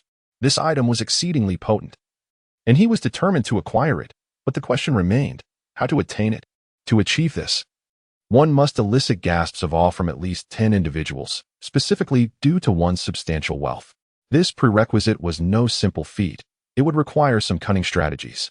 As Li Yian pondered, the bathroom door creaked open, and Gu Yulian timidly peeked out, resembling a timid sprout emerging after a rainstorm. Elated, Li Yian beckoned her over with enthusiasm. Come quickly, I have a treasure to show you. A treasure? Gu Yulian's expression turned peculiar as if something occurred to her. Clutching her bath towel, she advanced with hesitant steps, as if proceeding to the gallows. She kicked off her slippers, gingerly mounted the bed, bashfully lowered her head, her face flushed with crimson, and softly inquired, What treasure do you have? With a flourish, Li Yian revealed the treasure to be a bed laden with countless rejuvenation pills, nearly pushing Gu Yulian off the edge. Li Yian proudly declared, Well, what do you think? Is my treasure plentiful? Submerged in the sea of rejuvenation pills, Gu Yulian was at a loss. Her lips twitched, then twitched again, and then twitched some more. She wrinkled her nose and playfully chided. Is that all? Li Yian frowned. Why aren't you following the script? Shouldn't you be marveling at my substantial wealth? Gu Yuelian pouted, a hint of disappointment in her voice. What's so substantial about it? It's not like you didn't get it from Gu Yang. Besides, it's unhygienic to put food on the bed. Look, some of them even fell on the floor. Li Yian waved her hand, returning the rejuvenation pills to her inventory. Items from the inventory can be retrieved or returned at will, but other real-world objects cannot be stored within. Why aren't you picking up the ones on the floor? Gu Yuelian asked, noticing several pills remained on the ground. Li Yian shrugged her shoulders. The ones on the floor are too dirty. If I put them back, they'll get mixed up in the inventory, and it'll be unappetizing to eat them. Shortly, these will be delivered to Gu Yang, for he remains oblivious. Chapter 48. When flowers are ready to be picked. They must be plucked. Am I to understand that my brother is merely a leftover dog you feed? Gu Yuelian, both amused and exasperated, chose to uphold the principle of waste not, want not, silently opting to support the decision. Outside, the crimson moon rose high, while inside, a solitary man and a woman shared the space, the scent of body wash becoming increasingly intoxicating. The atmosphere within this intimate setting grew ever more suggestive, the air seemingly thickening with warmth. Gu Yuelian, her cheeks flushed, waited for a moment, but upon noticing Li Yian's lack of action, she lifted her gaze only to find him lost in contemplation, resting his chin on his hand, pondering something unknown. What occupies your thoughts? Gu Yuelian could not help but inquire. Li Yian looked at her earnestly and said, Could you perhaps compliment me on my wealth and abundant resources? Gu Yuelian tilted her head, a question mark slowly forming in her mind. Li Yian pouted slightly. Your gaze is rather peculiar. I suspect you are mocking me inwardly. Gu Yuelian puffed her cheeks and whispered, It is evidently your persona that is strange. Reveling in the role of a rich heir, Li Yian placed his hands on her fragrant shoulders, urging her, Speak quickly. Unable to resist his insistence, Gu Yuelian retorted, Fine, fine, young Master Li, you are indeed wealthy, your family's fortune towering as high as several stories. Li Yian nodded in satisfaction, however. After a moment of silence, he found himself still awaiting the notification sound of the romantic game. He opened the Love Achievement section only to discover that the progress toward his romantic accomplishments remained, disappointingly, at 0-10. Had he failed to meet the requirements? Li Yian could not help but be taken aback, his brow furrowing in concern. He urged Gu Yuelian to sincerely praise him a few more times. But despite multiple attempts, she still could not meet his request. Was it true that her exclamations had to be heartfelt? Was this forced admiration insufficient? No. Could he not elevate his affection? Gu Yuelian was utterly bewildered by Li Yian's perplexing behavior. Her anticipation flowed away like water, and her shyness gradually morphed into annoyance. If you don't come soon, I shall retire for the night, she pouted, tilting her head away. Come. Why aren't you here? Li Yian hurriedly pulled her into his embrace, dismissing any notions of romantic achievements. His priority was to care for the treasure before him. He cradled Gu Yuelian's delicate face, slowly leaning in. Her complexion was as smooth as jade, and her lips held a hint of sweetness. The beauty furrowed her brow, closing her eyes as if inviting him to taste her essence. Gu Yuelian gently shut her eyes, waiting in tranquility, when suddenly, a shadow darted before her, and Li Yian sprang up. She stared at him in confusion as he descended from the bed and retrieved a flourishing potted cactus from his desk, carefully positioning it in the center of the windowsill. What are you doing? Gu Yuelian inquired, touching her head, her pretty face a picture of bewilderment. Li Yian clapped his hands and, with satisfaction, raised his chin. Last time, that Qi Ling heir suddenly appeared right here on the windowsill and spoiled our mood. This time, I'm prepared. If she dares to return, I shall see if she can handle it. Hey, you truly are a clever little thing. Gu Yuelian chuckled, both amused and exasperated. Stop fooling around. If you keep this up, I will go to sleep. Let us sleep together. Let us sleep together. Li Yian leapt onto the bed, exclaiming, My dear, your husband has arrived. Outside the window, the moonlight was thick and enchanting, while the interior was suffused with the essence of spring. Although spring had not yet fully arrived, one ought to seize the flowers while they are in bloom, without waiting for the perfect season. Hours later, a notification chimed. Ding. Detected that the affection level of the romantic interest, Gu Yuelian, has surpassed 96 points. Lightning ability level 2. Acquired skill, Palm Thunder. Another notification followed. Ding. Detected that someone expressed admiration due to the player's substantial resources. Progress towards the achievement pleasing a million. 1, 0, 10, 110. Gu Lian had already cocooned herself in the blanket, soundly asleep, leaning against the headboard. Li Yan felt invigorated and at peace. Though it was their first encounter, the two exhibited remarkable synergy, and after a series of collaborative efforts, they achieved a mutually beneficial outcome. Li Yan examined his new skill, a thrill coursing through him. Palm Thunder allowed him to gather a sphere of lightning in his palm and launch it as a ranged attack, having lacked a means for long-distance combat. This skill was a welcome addition.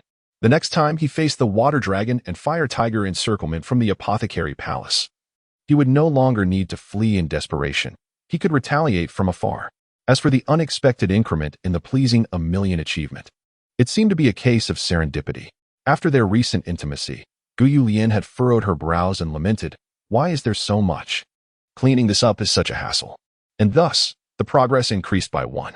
Li Yan sat in contemplation for a while before realizing that even this could be considered a sign of substantial resources. Well, one could only conclude that this was indeed an unconventional romance game, never lacking in imaginative twists. With his constitution augmented, Ian's sensory perceptions were heightened. Just as he was about to retire for the night, he discerned subtle sounds emanating from the base of the dormitory. He changed his attire and gingerly exited his chamber, peering over the corridor railing to observe a group of approximately 10 individuals approaching the dormitory. Ian squinted, recognizing Shang and Gung leading the assembly. "They've returned expeditiously," he mused, a glint in his eyes, acknowledging Shang's commendable efficiency. After a moment's contemplation, he retrieved his mobile device and contacted Yang. "Brother, procure some provisions. Our services are required." A smile played upon Ian's lips as he contemplated the means to attain the achievement. Below the dormitory, Shang's visage betrayed his elation as he gazed upon the dormitory. "Merely steps away. My inaugural endeavor has been successful," he thought. "I should be able to reciprocate Mr. Li's generosity." Behind him, a youthful undergraduate stepped forward, his brow furrowed with apprehension. "Mr. Tan, are you certain that we will receive sustenance here, having sought refuge here?" The undergraduate, known as Ben, had also been expelled from the stadium. Having personally sought nourishment, Ben was acutely aware of its scarcity and value. He had been famished for quite some time. Despite his respect for Shang, he might not have accompanied him were it not for Shang's assurance of food at the dormitory. "Of course, a promise is a promise. I would not deceive you," Shang responded with a benevolent smile. "I trust you implicitly, Mr. Tan," Ben replied, though his doubts persisted. He lowered his voice. "However, Mr. Tan, why have you brought so many individuals? In a situation where there is an abundance of resources, yet an overwhelming number of individuals, the distribution becomes sparse, leaving us with but a meager portion." Tin Shang waved his hand dismissively, assuring, "You need not worry about this. The person in charge here has profound connections and will manage everything adeptly." "Is that truly the case?" Changbin asked, his skepticism evident. "Who exactly is this person in charge?" Lin Gung leaned in with a smile. "A young man of your age, yet his capabilities far surpass yours." "Huh. Appear in age, yet more capable? I find that hard to believe," Chang Bin retorted, his doubts intensifying. He was astonished that the leader here was merely in his 20s. Could he truly be trustworthy? He sniffed and suddenly inquired, "Teachers, why does it smell like gunpowder here? What transpired earlier?" At this, Tan Shang and Lin Gung exchanged peculiar glances. Tan Shang cleared his throat and replied earnestly, "It is nothing. The person in charge merely invited Wang Feng and his subordinates to witness a fireworks display." "Wang Feng and his subordinates?" Chang Bin's demeanor stiffened. "What? That scoundrel Wang is here as well?" "Teachers, that fellow is no good. Associating with him is akin to courting danger. Sooner or later, he will unsheath his fangs and devour us whole." Clenching his fists, Chang Bin resolved that if Wang Feng was indeed in the dormitory building, he would leave without a backward glance. He would never forget the contemptuous face of Wang Feng as he expelled them from the stadium after having used them. Once betrayed, a person will inevitably betray you again if there is something to gain. Tin Shang reassured him, "Do not worry. Wang Feng merely witnessed a firework display. He has been gone for quite some time now." "Quite some time?" Chang Bin furrowed his brow, questioning the truth of it. Lin Gung chuckled lightly. "Strictly speaking, he hasn't entirely departed." Chang Bin paused in surprise. "Then where is he now?" Lin Gung gestured towards the air in front of the dormitory building. "He is everywhere." "Changbin." Tan Shang found it amusing yet exasperating. He refrained from stating that Wang Feng had transformed into mere hero fragments. Clearing his throat, he delicately added, "You need not worry. The head of our dormitory is quite capable. In his presence, Wang Feng is nothing but a trivial matter, posing no threat whatsoever." In truth, Tan Shang silently supplemented, he is also insignificant in our eyes. Really? Chong Bin remained skeptical, his curiosity intensifying. According to the teachers, the head of this dormitory was of a similar age to him, yet he possessed an abundance of provisions, and two reliable teachers held him in high regard. Moreover, he was even capable of overpowering Wang Feng and his crew. Could such an extraordinary young individual truly exist? Why were all of his peers, roommates, classmates, and friends merely inept? Pursed his lips, filled with disbelief. He considered himself incapable of such feats, at least not to that extent, or he would not still be enduring hunger. Welcome back, Teacher Tan and Teacher Lin. It seems you have made considerable gains. At that moment, Li Yian descended the stairs, a warm smile gracing his face. Tan Shang and Lin Geng swiftly stepped forward, with Tan Shang respectfully stating, I have fulfilled my duty. We have brought a total of 11 individuals. 7 men and 4 women, all loyal and trustworthy. Li Yian nodded, clapping his hands with emphasis, proclaiming, the majority of you have come here out of trust in teachers Tan and Lin, with little knowledge of me. Fear not, I am quite easy to get along with. What I seek is your loyalty. As long as there are no ulterior motives and no shirking of responsibilities, I shall ensure that you are well taken care of. I imagine many of you are weary and hungry from your travels. Come with me, for I have arranged a meal for you. A plethora of words pales in comparison to practical experience. Li Yian, disinclined to engage in further chatter, led the group to the 4th floor. Tan Shang silently followed at Li Yian's side, softly cautioning, Boss Li, is it not a bit hasty to serve the meal upon their arrival? Li Yian glanced at him indifferently. Teacher Tan, do you have a suggestion? Tan Shang pursed his lips, slowly responding, in my previous experience at the stadium, Principal Huang would always establish rules before serving the meal. Li Yian raised an eyebrow in curiosity. What do you mean by establishing rules? Tan Shang recalled Principal Huang's methods and replied, in essence, it is quite straightforward. Meals are distributed according to a hierarchy of obedience. The most compliant individuals receive the best and most food. Those who are moderately obedient receive average quality and quantity, while the disobedient receive the least and poorest fare. If one encounters a rebellious spirit, they are promptly singled out, deprived of food, and subjected to public humiliation through physical punishments such as facing the wall, doing push-ups, or balancing a water bucket on their head. Li Yian paused, casting a sidelong glance at him. Do you believe this approach holds significant meaning? Tan Shang shook his head, then nodded. This method is rather inhumane, and I do not favor it. However, it is remarkably effective in swiftly establishing the leader's authority. Though those under command may harbor resentment internally, they outwardly comply. The individuals I brought, while mostly well-meaning, are predominantly proud and ambitious youths. Without regulations to restrain them, they might become overreaching and insubordinate. Tan Shang was acutely aware that this so-called rule-setting was a form of workplace manipulation, utterly shameless and despicable. Yet, it could cohesively unite a disparate group, directing their efforts towards a common goal. As a former employee, he had always looked down upon such tactics, but now, tasked with alleviating Li Yian's concerns and bearing responsibility for the group he had assembled, he found himself compelled to suggest this course of action. The entanglements and frustrations of life often manifest in such a manner. Li Yian chuckled lightly, patting Tan Shang on the shoulder. Teacher Tan, I appreciate your suggestion, but I shall not employ this method of rule setting. Tan Shang furrowed his brow slightly. Boss Li, do you perhaps have an alternative approach? In Tan Shang's view, the method of establishing rules has emerged as the optimal solution. Li Yian replied calmly, if they comply outwardly but not inwardly, what use is it? I possess my own means to ensure both their outward and inward compliance. Oh, Tan Shang was taken aback, curiosity stirring within him. Did he truly possess a superior approach? Although Tan Shang regarded Li Yian as a leader worthy of loyalty, he could not fathom how Li Yian might offer a method more effective than Principal Huang's established rules. Principal Huang, now in his 60s, had navigated the upper echelons of leadership for over 40 years, possessing profound insight into the art of governance. He was truly astute. If a more effective means of managing people existed, it seemed improbable that he would not employ it. While Li Yian undoubtedly possessed strength, he remained too youthful and inexperienced. Given Li Yian's resolute decision, Tan Shang chose not to press further. Should Li Yian's approach falter, reverting to the established rules would not be too late. Meanwhile, Chong Bin ascended to the 4th floor alongside the others, casting a scrutinizing glance at Li Yian, who led the way. A sense of disdain and doubt crept into his thoughts. This Li Yian, aside from appearing slightly taller, more handsome, and more spirited, seemed rather ordinary, nothing particularly special, was he? Why did the two teachers hold him in such high regard? Upon our arrival, he immediately spoke of providing us with meals. Could he truly be so benevolent? Surely he would not resort to the same rule-establishing tactics as that old dog Huang? Damn it, serving that old dog Huang, toiling endlessly for mere scraps. I have long been displeased.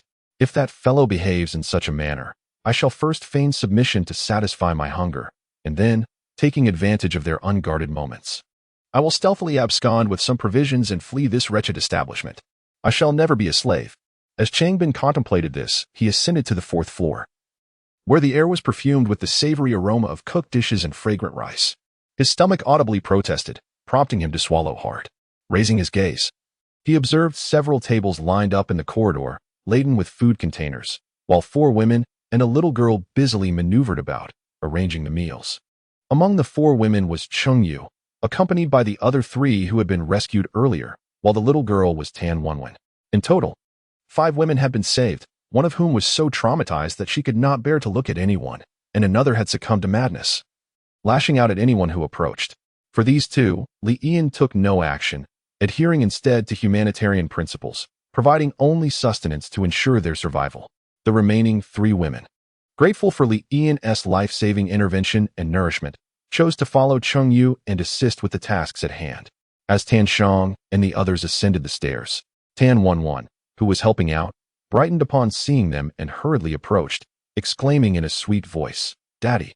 Tan Shang took a few steps forward, lifting his daughter into his arms and playfully pinching her little nose. "While Daddy is away, have you been good, Wenwen? Have you caused any trouble for your older siblings?" "No trouble at all, Daddy. I've been very good," Tan Wenwen replied, patting her tummy. "The older siblings have been wonderful, giving me plenty of delicious food. My tummy is quite full." The young girl casually rummaged through her pocket, her small hands brimming with an assortment of candies and chocolates. She cast a furtive glance at Li Yan before leaning closer to Tan Shang, whispering, "Daddy, my brother is a truly good person." In her clear, innocent eyes shone a glimmer of gratitude. She may not grasp many truths, yet she understood that Li Yan was not like Principal Huang, who feigned kindness to one's face while harboring ulterior motives behind their back. Yes, she resolved to heed her brother's words from now on. Tan Shang gently set the girl down.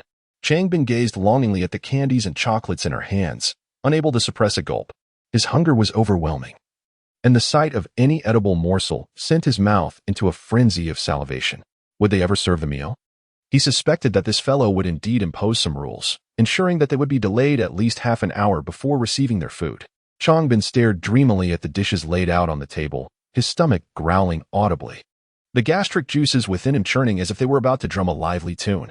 Li Yan approached the table and clapped his hands. "Without rules, nothing can be accomplished. Allow me to speak a few words." Changbin gritted his teeth, realizing with a resigned heart that this fellow was indeed going to lay down the law. What did he mean by speaking a few words? Surely he would ramble on just as annoyingly as that old dog Huang. Li Yan cleared his throat. "Everyone, please form an orderly line to receive your meal. There is enough for everyone, so refrain from quarreling or scrambling. That concludes my brief remarks.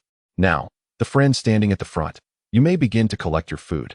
He raised his hand, pointing directly at Changbin, who stood frozen in surprise, momentarily unable to comprehend the situation. Was it truly as simple as merely speaking a few words before they could dive into the feast?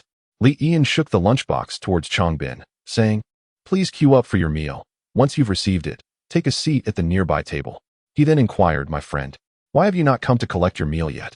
Are you not hungry?" Changbin stared blankly at the lunchbox in Li Yan's hand, his face a canvas of bewilderment. Are they really distributing the food so casually? In these times, when meals are more precious than gold, is this person truly offering us sustenance without any ulterior motive? Could it be that the quality of the food is abysmal? Dazed, Changbin accepted the lunchbox and chopsticks, slowly making his way to a nearby table. Even as he sat down, his expression remained oddly perplexed. Although his intuition warned him that the food inside would likely be subpar, the weight of the lunchbox suggested otherwise, and a subtle aroma wafted through the air. Hunger compelled Changbin to abandon his thoughts. He swiftly opened the lunchbox, and upon glimpsing its contents, his eyes sparkled with astonishment. Good heavens! Sweet and sour pork? The rice was fresh, and the dishes were a feast for the senses. In disbelief, Changbin recalled that since the Red Moon incident, He had not enjoyed a proper meal. At the stadium, the best he had consumed was a mere half slice of toast. While he typically subsisted on inedible wilted greens and grass stems, he never anticipated that he would be able to savor a genuine boxed meal here. Tilting his head, he noticed that the person seated beside him had also opened their lunchbox, revealing a generous serving of minced eggplant. Astonished, Changbin exclaimed inwardly, "Could it be that Li Yan is a benefactor, providing us with such exquisite fare?" His mind was nearly overwhelmed with disbelief. "What are you staring at? Enjoy your own meal." The person beside Changbin noticed his eyes were nearly glazed over and quickly shielded his food box, opening wide to shovel rice into his mouth. Changbin, belatedly aware, hurriedly picked up his chopsticks to eat, but in his haste, he choked several times, coughing up a considerable amount of rice. He swiftly gathered the grains that had fallen on the table and stuffed them into his mouth, devouring his meal with a voracity akin to a whirlwind. In less than 3 minutes, he had consumed an entire box of food. He raised his head, only to discover that all his companions were indulging in exceptionally high-quality boxed meals. In the stadium, only the likes of Huang Laogo could dine this well. This Li Yan, hee. Have you finished? If you're still hungry, feel free to come for more. I've already stated that the food is ample. Changbin looked up to see Li Yan waving at him once again. Tears welled in Changbin's eyes. He stood up, head bowed, and walked toward Li Yan with a heavy heart, trembling as he accepted the food box, then dazedly turned around. After taking a couple of steps, he suddenly realized and quickly turned back to bow deeply, saying, Thank you. This Li Yan, he is an angel." Li Yan patted him on the shoulder, saying, "All right, go eat. If anyone feels too full, there's no need to force it. Overeating can upset your stomach. Do not worry about this meal compromising the next. I assure everyone that this will be the standard for our meals going forward." "What? The meal standard will remain the same." Changbin's mouth fell open in astonishment. Is this true? His instincts told him that Li Yan had no reason to deceive him. Otherwise, there would have been no need to prepare such a feast today. However, if everyone's meal standard remains at this level in the future, won't it swiftly lead to depletion? How much food does Li Yan possess? As he pondered, Li Yan clapped his hands, and Gu Yang promptly emerged, leading Cheng Yu and others, bearing dozens of food boxes which they stacked upon the table. Then, they descended, and another person appeared, carrying several food boxes, consecutively coming forth. This continued for a total of 7 or 8 times. Hundreds of food boxes were piled upon the table, resembling a magnificent fortress constructed from bricks. No, a castle. The table was completely covered, its legs trembling precariously, almost overwhelmed by the weight of the food boxes. Changbin stared blankly at this scene, his mouth agape, nearly large enough to fit a duck egg. What on earth? Li Yan, does this Li Yan truly have such an immense food reserve? Not only Changbin, but the other 10 were equally astonished, their hearts echoing with admiration. Even Tan Shang and Lin Geng were utterly dumbfounded. While they had previously realized that Li Yan would possess a substantial food supply, they had never anticipated it would be to such an astounding extent. Simultaneously, a series of notifications from the romantic game echoed in Li Yan's ears. Ding! Detected that someone expressed admiration due to the player's substantial resources. Progress towards the achievement with billions of close ones. 1, 110 210. Ding! Detected that someone expressed admiration due to the player's substantial resources. Progress towards the achievement with billions of close ones. 1, 210 310. Ding! Ding! Ding! Ding! Ding! In Chapter 51, a warrior dies for his beloved. Lin Geng gazed vacantly at the castle constructed from food boxes, his expression one of astonishment. He could hardly fathom that Li Yan possessed such an abundance of provisions. With formidable strength, an exceptional living environment, and an inexhaustible supply of resources, Li Yan was indeed the epitome of an ideal master in a post-apocalyptic world. Serving him in this sanctuary was an incredible stroke of fortune. Tan Shang, equally astounded by the food box fortress, comprehended why Li Yan eschewed the rigid regulations proposed by Principal Huang. With such an extensive reserve of sustenance and a willingness to share generously, everyone could enjoy a hearty meal. Only a fool would choose to abandon him. As long as he managed the distribution of resources judiciously, who could possibly dissent? Tan Shang felt a surge of exhilaration, realizing that as long as he maintained Li Yan's leadership, he would no longer need to worry about how Wang would survive. Changbin's eyes sparkled with fervor. Previously, he had contemplated playing the sycophant to secure a meager meal, and perhaps pilfer some supplies before making his exit. However, now leave? Absolutely not. With Li Yian's lavish generosity, he appeared as an angel. Failing to seize this opportunity and cling to him would only lead to starvation in the wild. Orcs would never be enslaved unless they were guaranteed food and shelter. It was no wonder that Teacher Tan and Teacher Lin held him in such high regard. Were it him, he would willingly become his loyal companion. Is it not rather ostentatious to display such an abundance of food? One must remember that when a 3-year-old child is seen clutching a gold bar in a bustling market, the world is rife with malevolence. Should any among us harbor ill intentions, secretly pilfering, or colluding with outsiders to infiltrate the dormitory, the safety of this food, and perhaps even the life of Li Yian, could be jeopardized. Alas, Li Yian is a commendable individual, though his disposition tends to be rather flamboyant. I shall take it upon myself to discreetly advise him to enhance his vigilance against potential threats. Indeed, there is strength in numbers. What once seemed a daunting romantic achievement has been unexpectedly realized with remarkable swiftness. Li Yian's heart swelled with joy as he assessed the loyalty of the dozen individuals present, discovering that Lin Geng's loyalty had impressively exceeded 80 points. Furthermore, Tan Shang's loyalty reached an admirable 88 points, tantalizingly close to the coveted 90. Among the remaining 11, 6 individuals boasted loyalty scores above 70, while the young man who had partaken of 2 servings of his meal astonishingly leaped to 76 points. It is no surprise, for he is endorsed by Teacher Tan, whose integrity breeds high-caliber individuals, prone to feelings of gratitude after receiving kindness. However, as a leader, one must not only possess deep resources and a generous spirit, one must also embody formidable strength, wielding a balance of benevolence and authority, instilling both respect and fear to deter any recklessness. Having extended my generosity, it is now time to assert my influence. Observing that everyone has nearly finished their meal, Li Yian grasped a steel bar and approached the gathering. It appears you have all dined sufficiently. Henceforth, I shall assign personnel to prepare the rooms on the 4th floor, arranging for your accommodations one by one. Now that you have arrived at the dormitory, you've become part of our collective, acknowledging my preeminence. Therefore, let me be frank from the outset. While you shall never want for sustenance or attire under my aegis, you must, in turn, adhere scrupulously to my mandates. No theft, no licentiousness, no defiance of directives, and no treacherous collusion. Should any among you transgress these tenets, the consequences shall range from the severance of both legs and expulsion from the dormitory to the ultimate forfeiture of life by the blade. I am a man of unwavering resolve. My word is my bond. My temperament is unyielding, and these hands are not molded from pliant dough. With that, Li Yian seized both ends of a steel bar and twisted them in opposite directions with considerable force, the unyielding metal emitting a grating, tooth-grinding screech. With his constitution now transcending human limits, a nascent endowment of primordial vigor rated at 10 points, he possessed the capacity to rend a man asunder with his bare hands, transforming the far-fetched scenarios of outlandish dramas into reality. Subduing a mere steel bar was child's play.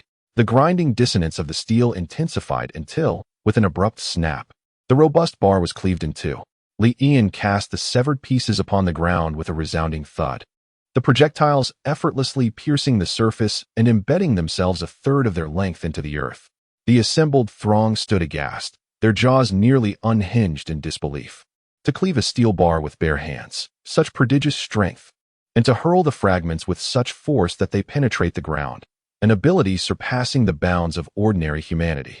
Changbin clicked his tongue in astonishment, realizing the naivete of his earlier concerns that Li Yian's ostentatious display of provisions might be imprudent. Ostentatious? Hardly. Although one might witness a 3-year-old child clutching a gold brick amidst a bustling marketplace, whereupon the world may be deemed devilish. The presence of the smiling Maitreya alongside the protected deity Weitua transforms all demons into sages. With such formidable prowess, who would dare provoke his wrath? Is there truly a lack of fear for one's life? It is no wonder that individuals bravely display their provisions, for this is an unmistakable display of unshakable confidence. With extravagant gestures and remarkable skills, he is undoubtedly the most suitable patron to seek refuge with in these tumultuous times. Just moments ago, I was overtaken by concern, akin to a beggar fretting over the emperor's treasury. Changbin gazed at Li Yian with a mixture of fear and respect, silently resolving not to waver in his dedication. but rather to steadfastly adhere to the discipline established by Li Yan. Ding. Detection of Changbin's loyalty exceeding 80 points. He meets the criteria to become a romantic aide. Upon physical contact, he will automatically bind as a romantic companion. Li Yan rubbed his hands together and, with a warm smile, reassured everyone, there is no need for excessive tension. I shall lead by example in adhering to the rules I have set, and will not act as a tyrant wielding power arbitrarily. He beckoned Tan Shang over. Everyone, these fine individuals are brought by Teacher Tan, who will temporarily take the lead. Should any issues arise, feel free to communicate directly with Teacher Tan. Li Yan smiled at Tan Shang, saying, Teacher Tan, you possess an admirable character and exceptional organizational skills. I have complete confidence in your ability to manage them effectively. Therefore, from this day forth, you shall be the third individual, following Gu Yang and Cheng Yu. Granted access to the room where I store my supplies. I bestow upon you the highest level of authority. The resources within that room are at your disposal. In the future, I will require your assistance on many fronts, as all will depend upon you. I hope you will invest more effort, enabling everyone to swiftly integrate into this community. What? The supplies in the room are at my disposal. Tan Shang's eyes instantly glistened with tears. In today's world, what holds the utmost significance? Food. Food. And once again, food. They had only known each other for less than a day. And yet Li Yan bestowed upon him the highest authority, granting him the responsibility of managing the supplies, including the most vital food resources. Li Yan, what remarkable audacity! What profound trust in oneself! Previously, Tan Shang had often heard tales of employing those without suspicion, yet he never truly grasped their essence until today. At last, he comprehended why Han Xian initially devoted himself wholeheartedly to Liu Bang. A soldier dies for the one who understands him. The gratitude for being recognized, and the bond akin to that of a patron and a talented individual. Such favors are nearly impossible to repay even in death. Ding. Detected that Tan Shang's loyalty has surpassed 90 points. He will receive one companion value monthly. Chapter 52. Do you think I am impressive? Li Yan nodded with satisfaction, gradually approaching Lin Geng, gently patting him on the shoulder. It is inevitable that Teacher Tan, managing everyone alone, may experience some exhaustion.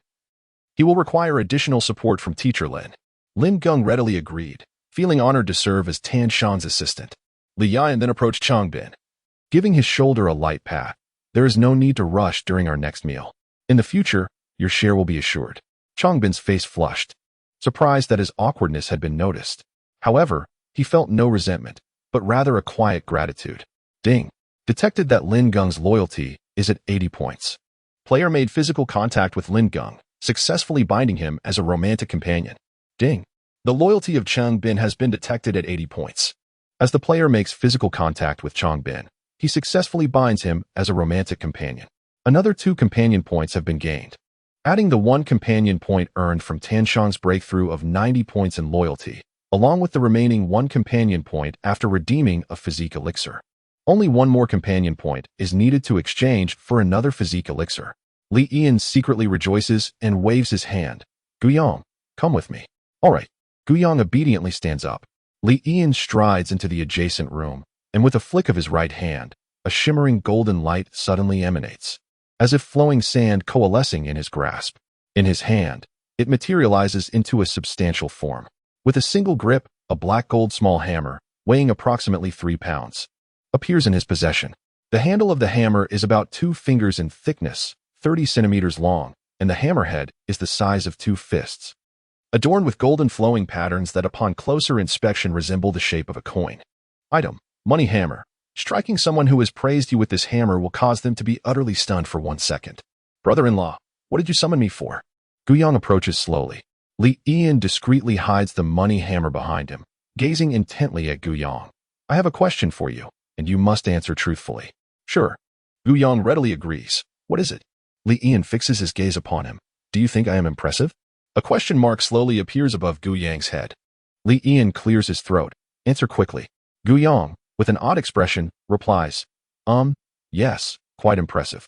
Li Yan's eyes flickered as he raised his left hand and pointed behind Gu Yang, suddenly exclaiming, what is that? Gu Yang turned around, and with a swift motion, Li Yan brought down the golden hammer in his right hand lightly against his back.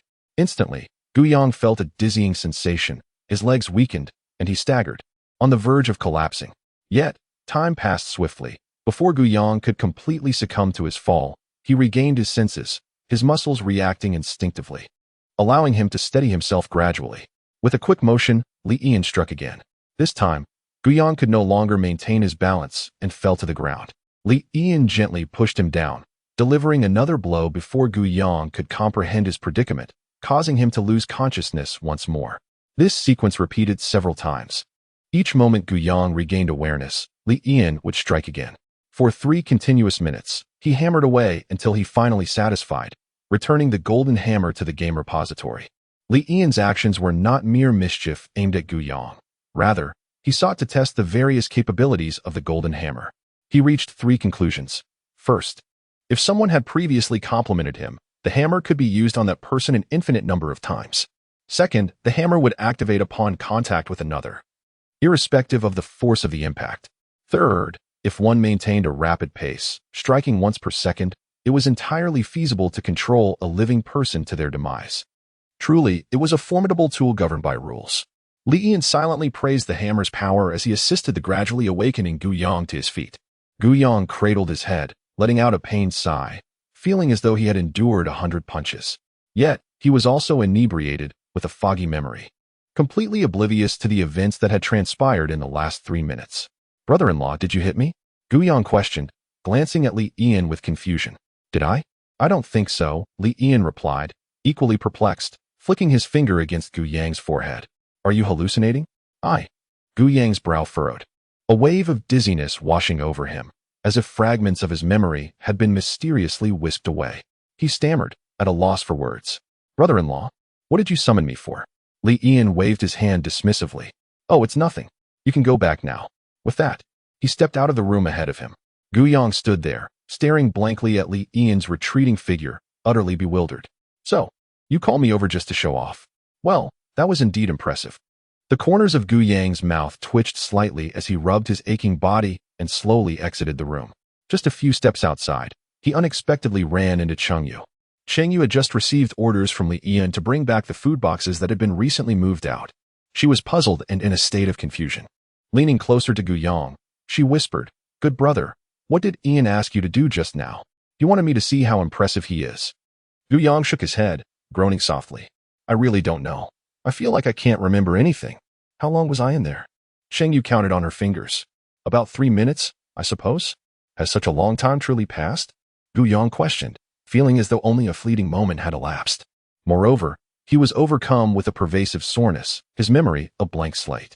3 minutes had gone by, yet his body ached, and his mind was shrouded in fog. Chengyu's gaze grew increasingly peculiar. She lowered her voice, leaning closer to Gu Yang's ear and inquiring, "So, does your posterior hurt?" Gu Yang shook his head. "Not at all." Chengyu exhaled in relief. "Then all is well," Gu Yang responded. "What are you even thinking about?" He retorted with annoyance. "Do you have something to say? If not, I shall take my leave." Chengyu swiftly grasped his arm. "I do. Of course I do. Dear brother, I have been harboring a question for quite some time, one I cannot pose to anyone else but you." "What question?" Gu Yang raised an eyebrow. "You wouldn't have me gaze upon your prowess, would you?" Chengyu again lowered her voice. "You are close with Yian. Have you not noticed something peculiar about him? For instance, how can he produce such an abundance of food? Furthermore, there are items among the provisions that we have clearly already consumed. He seems utterly unconcerned about the food being depleted. Most importantly, how does he summon lightning? And what of that Qi Ling?" Silence. Gu Yang's tone suddenly darkened, interrupting Chengyu's inquiries. She turned to see him gazing at her with an icy stare, reminiscent of a sealed glacier, causing her to involuntarily shudder. "Brother," she began. But Gu Yang interrupted her with a cold snort.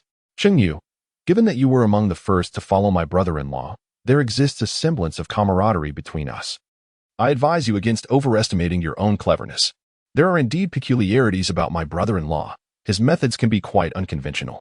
Do you think you are the only one who has noticed? If you were truly wise, you would feign ignorance, behave with decorum and integrity. My brother-in-law will ensure your sustenance and elevate your status among many." He gestured towards the industrious Tan Shang nearby and spoke in a low voice. "Understand this. You are neither significant nor indispensable. Should you lack intelligence, there are plenty who are more astute and ready to take your place. And such individuals are abundant." Upon hearing this, Chengyu stiffened, her entire being frozen in shock. cold sweat trickling down her back. Chapter 53. A game of love awaits you indeed. Everything I possess now has been bestowed upon me by Li Yan. My ability to navigate life here in tranquility is not due to my exceptional qualities, but merely because I arrived early. I have always been the one clinging to Li Yan's support, rather than the other way around. Curiosity may be the downfall of the cat. Li Yan harbors secrets. Yet what relevance do they hold for me? Sometimes, knowing too much can be detrimental, even catastrophic. To accompany a ruler is akin to walking with a tiger. To appear oblivious is the true folly. Cheng Yu suddenly awakened, casting aside the doubts that had long accumulated within her. She glanced at the tirelessly working Tin Shang and the assisting Lin Geng beside him, her gaze gradually narrowing. She gritted her teeth. Her fists clenched tightly. I am the most devoted follower of Li Yan. None of you shall usurp my position. Turning her gaze towards the women beside her, who were in the process of returning the food containers, her eyes sparkled. Tan Shang and Lin Geng were not women. There were certain tasks they could neither accomplish with her ease nor execute as adeptly. As long as she harnessed her feminine advantages to manage these women effectively and alleviated Li Yan's burdens, she need not fear losing his favor, thus securing her position firmly. Ding. Loyalty of Cheng Yu has surpassed 90 points, earning 1 companion value each month. Ding. Loyalty of Cheng Yu has surpassed 92 points. Ding. Loyalty of Cheng Yu has surpassed 94 points. Li Yan was ascending towards the top floor when suddenly he heard the notification sound from the romantic game by his ear, momentarily taken aback. Cheng Yu's loyalty had remained steadfast at 88 points for quite some time without any change. Despite granting her access to the warehouse, there had been no increase in her loyalty. Li Yan had begun to contemplate temporarily relinquishing her in favor of nurturing Tin Shang and the others, yet unexpectedly, her loyalty had surged consecutively, reaching an impressive 94 points. Thus far, apart from Gu Yang's 96 points, hers was the highest loyalty. Had he inadvertently wooed her? Haji you sly one. Li Yan chuckled silently. This woman always managed to surprise him with her creativity. Moreover, her recent breakthrough was quite timely. With her additional companion value, he reached a total of 5 points, allowing him to redeem a constitution pill once more. Without a moment's hesitation, Li Yan converted and ingested the physique elixir. Ding. Player's physique has been enhanced. Physique, 1011, nascent spirit. His entire body surged with chi and blood. And Li Yan felt his physical strength multiply once more. This time, he could easily snap several steel bars with his bare hands. My physique has improved again. But I'm still at the nascent spirit level.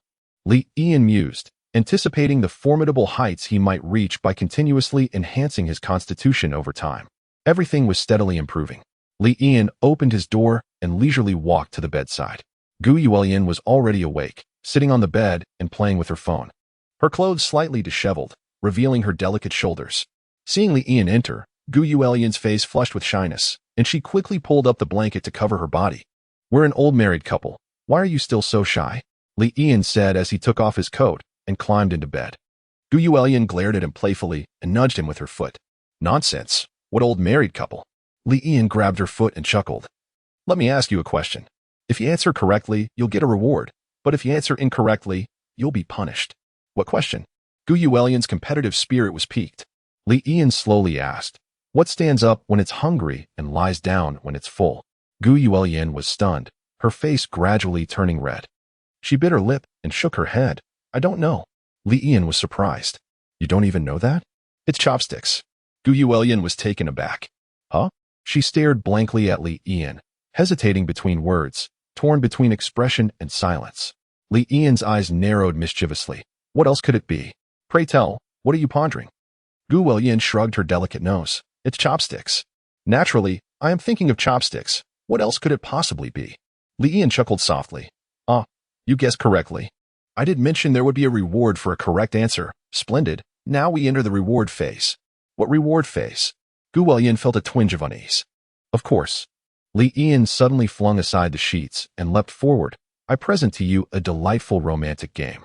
Meanwhile, at the stadium, Principal Huang Fei was growing increasingly anxious. He had been attempting to reach Wang Feng for some time, yet Wang Feng remained unreachable. He hurried to Wang Feng's residence, only to be astonished to discover that Wang Feng and his associates had vanished without a trace. Could it be that Wang Feng had absconded to establish his own domain? Huang Fei furrowed his brow, but then deemed it unlikely. He had a firm grip on the provisions. If Wang Feng intended to leave, he would surely take the food with him. It made no sense to depart quietly and without notice. Upon inspecting Wang Feng's abode, Huang Fei found his change of clothes and personal items still present, as if he had rushed out due to an emergency. However, what sort of emergency would necessitate the mobilization of over 20 individuals? Principal, Wang Feng's lover is in the adjacent room. Suddenly, someone stepped forward to report. Bring her here. Huang Fei swiftly exited the room. Soon, a fair-skinned woman in her 30s, possessing a certain allure about her features, was brought forth. Huang Fei inquired in a low voice. Where has Wang Feng gone? What about the men under his command? The woman, aware of Huang Fei's terrifying nature, refrained from concealing anything and promptly relayed that Ho Liang had discovered Tan Shang in the dormitory building, which was abundantly stocked with supplies. She explained that Wang Feng intended to seize a portion of these resources. Dormitory building? Huang Fei exclaimed in surprise, perplexed. If I recall correctly, that place is under the command of a certain Zhao Rong, who has 4 to 5 dozen men at his disposal. Even I would need to exert my utmost to confront him. Has Wang Feng gone mad, daring to approach with only 20 men? The woman clarified. Ho Liang mentioned that only 4 men and a few women remain in the dormitory building. It seems Zhao Rong has relocated his base, allowing another group to settle in. Huang Fei breathed a sigh of relief. So that's the case. It is no longer a mystery. With merely 4 men, it is only a matter of time before Wang Feng captures the dormitory. His expression then darkened, and he scoffed. What a daring Wang Feng, to venture out to seize supplies without informing me. This brat surely intends to keep it all for himself. He tilted his head, beckoning his trusted confidants closer, and whispered in their ears, you will remain here on guard. The moment Wang Feng returns, seize him immediately and confiscate his spoils. Food must remain firmly within our control. Understood. His confidants nodded in unison. Just then, an individual burst in, shouting, Principal, this is bad. Wang Feng is dead. What? Huang Fei's countenance changed drastically, filled with utter shock. Chapter 54. The mysterious cloaked figure. This makes no sense. Wang Feng has always been adept at seizing opportunities. He would not recklessly act without a sure victory. How could he possibly be dead? Moreover, wasn't there only a handful of men in the dormitory building? Didn't he bring more than 20 people with him? Huang Fei quickly inquired. How do you know Wang Feng is dead? The individual replied. It's circulating on the school forum. Someone edited a post claiming that Wang Feng led a group to besiege the dormitory, only to be ambushed and killed by Tan Shang and his men. The post was made by someone inside the dormitory. They are even using this to stir up interest, hoping to draw more people to the dormitory. I have a few contacts who are close to Tan Shang, and they seem to be stirring up trouble, as if they have ulterior motives. What? Huang Fei exclaimed, his scalp tingling with dread. He inhaled deeply several times, his expression dark as stormy waters, his gaze shifting restlessly. This is bad, very bad. How many people are truly in the dormitory that they could annihilate Wang Feng and his 20 companions? For men? Absolutely impossible. That Ho Liang has clearly been deceived. The dormitory should, at the very least, have 40 to 50 individuals. No. If not a single one of the 20 returned alive, the number in the dormitory must be even greater, perhaps 60 or 70. That fool Wang Feng must have fallen into a trap. Undoubtedly, Zhao Rong feigned weakness to lure Wang Feng into the dormitory and then, leveraging their numerical advantage, eliminated him. Wang Feng's demise is regrettable, yet it is infuriating that I have directly lost over 20 subordinates. The stadium originally housed over 100 individuals, but I had expelled more than 20 to reduce food costs. Now, with Wang Feng leading another 20 to their demise, fewer than 60 remain in the stadium. Tan Shang harbored a deep-seated vendetta against himself. If he were to gather troops under Zhao Rong's banner, amassing considerable strength, and subsequently launch a counterattack on the stadium. Within the stadium, there were individuals who had cultivated a rapport with Tan Shang, poised to betray at any moment. The consequences of such a scenario were unthinkable. What could be done? What could be done? Even Huang Fei, astute and cunning as he was, found himself momentarily flustered. Suddenly, a whirlwind akin to a tornado swept through, causing the towering trees outside the stadium to bow like harvested wheat towards the north. Inside the stadium, the glass trembled and shattered, producing a deafening roar. Huang Fei's garments billowed fiercely around him, and he staggered, retreating repeatedly. Had it not been for the timely support from those behind him, he would have surely toppled over. Bang! Abruptly, akin to a cannonball striking a crater, a shadow descended from the heavens, landing in the open space at the center of the stadium. Instantly, a cloud of dust erupted, and the tiles of the ground shattered and splintered. As the dust settled, no peculiar object could be discerned upon the fractured earth, save for a vast pit. Huang Fei, perplexed, was about to dispatch someone to investigate when the ground suddenly convulsed, reminiscent of a colossal python burrowing beneath, sending mounds of earth spiraling upwards. Boom! The floor fractured, and a shadow burst forth from the ground. It shook off its dark cloak and sneered, "Fools! Are you searching for me?" Huang Fei focused intently, and before him stood a figure of short stature, with slanted brows and murky eyes that gleamed with an eagle-esque sharpness. The nose, resembling a decayed strawberry, was grotesque, and half of the face bore unsightly black sores, rendering the visage exceedingly fearsome. Huang Fei was utterly astonished, exclaiming, "What on earth is this? Quickly seize him." As his words fell, two of his subordinates rushed forward, fists raised, ready to strike the cloaked figure's prominent nose. Foolish mortals. The cloaked man let out a cold laugh, standing his ground without flinching. As the two approached, he swiftly raised a hand, severing one of their heads. With a powerful kick, the other was sent tumbling like a snowball, rolling over 20 meters before crashing against the wall, collapsing onto the ground in a heap, clearly lifeless. "Who exactly are you?" Huang Fei gasped in terror, his eyes wide with fear. He quickly realized that the figure before him was no ordinary person, even if all his men joined forces. They would stand no chance against the cloaked man. "Oh, you old fool, it seems you are the one in charge here." The cloaked man chuckled darkly as he swiftly closed the distance to Huang Fei. Before Huang could react, he was seized by the collar and lifted off the ground. The cloaked man, with a sinister grin, asked, "Do you wish to live or die?"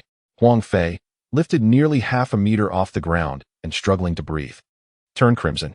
"I wish to live. Cough, cough. I want to live." "If you wish to live, that can be arranged." The cloaked man tossed Huang Fei onto the ground. "Now do two things for me. First, I have traveled a great distance for Moon Reality, enduring hardships along the way.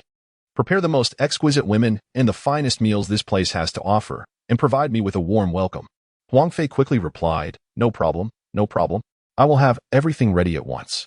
The cloaked figure nodded in satisfaction. "Secondly, procure a pair of children, one boy and one girl, aged over 3 but not exceeding 6. If you fail to find them by midnight tomorrow, all of you here shall meet your demise." Huang Fei furrowed his brow, deeply troubled. In this apocalyptic world, they were barely able to fend for themselves, let alone care for children.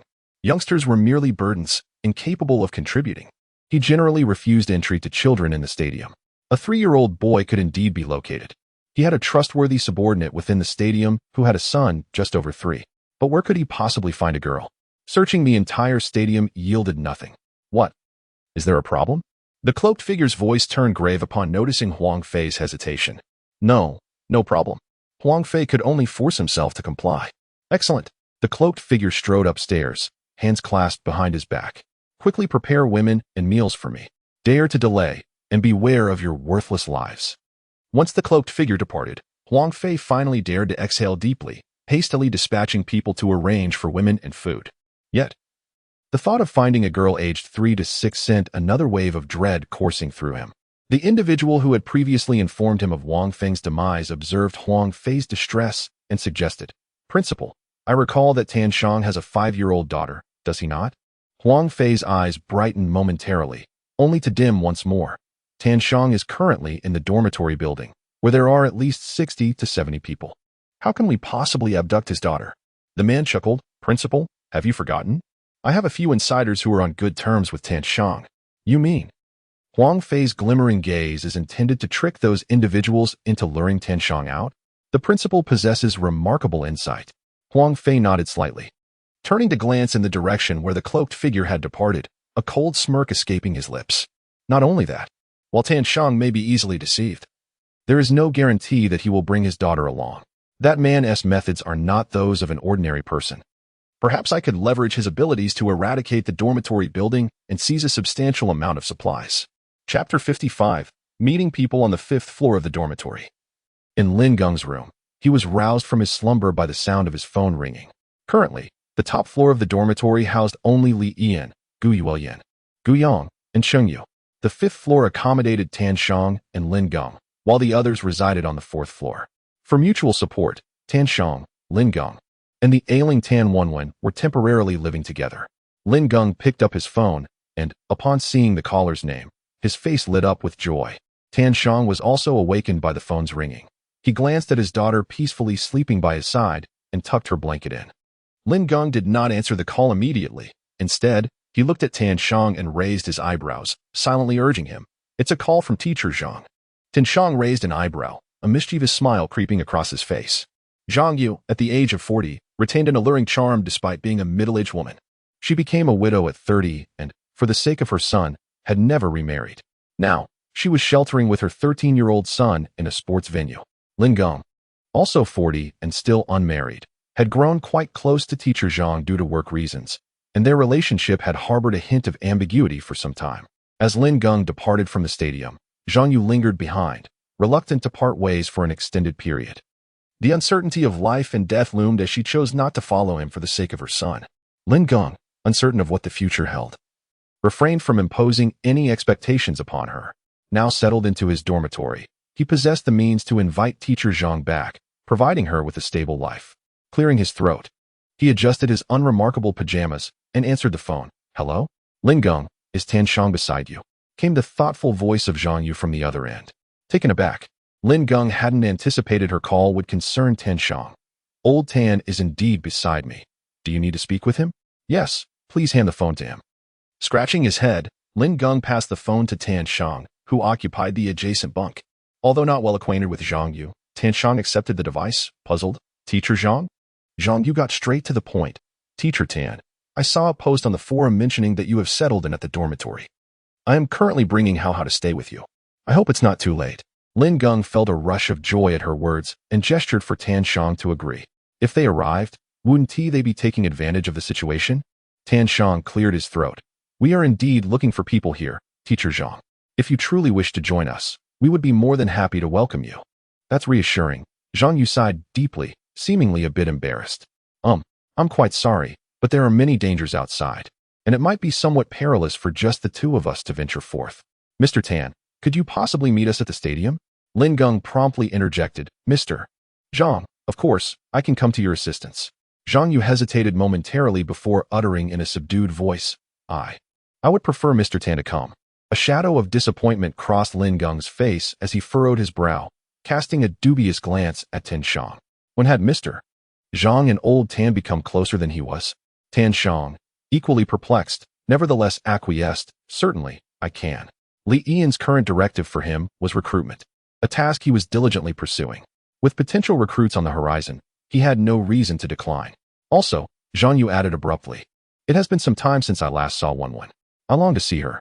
Could you perhaps bring her along?" The mention of his daughter instantly put Tan Shang on alert. "You will naturally see Wenwen upon your arrival at the dormitory. I am uncertain as to how your associates treat children," he continued, "and considering that I, too, have a child, I would rather not join if they are mistreated."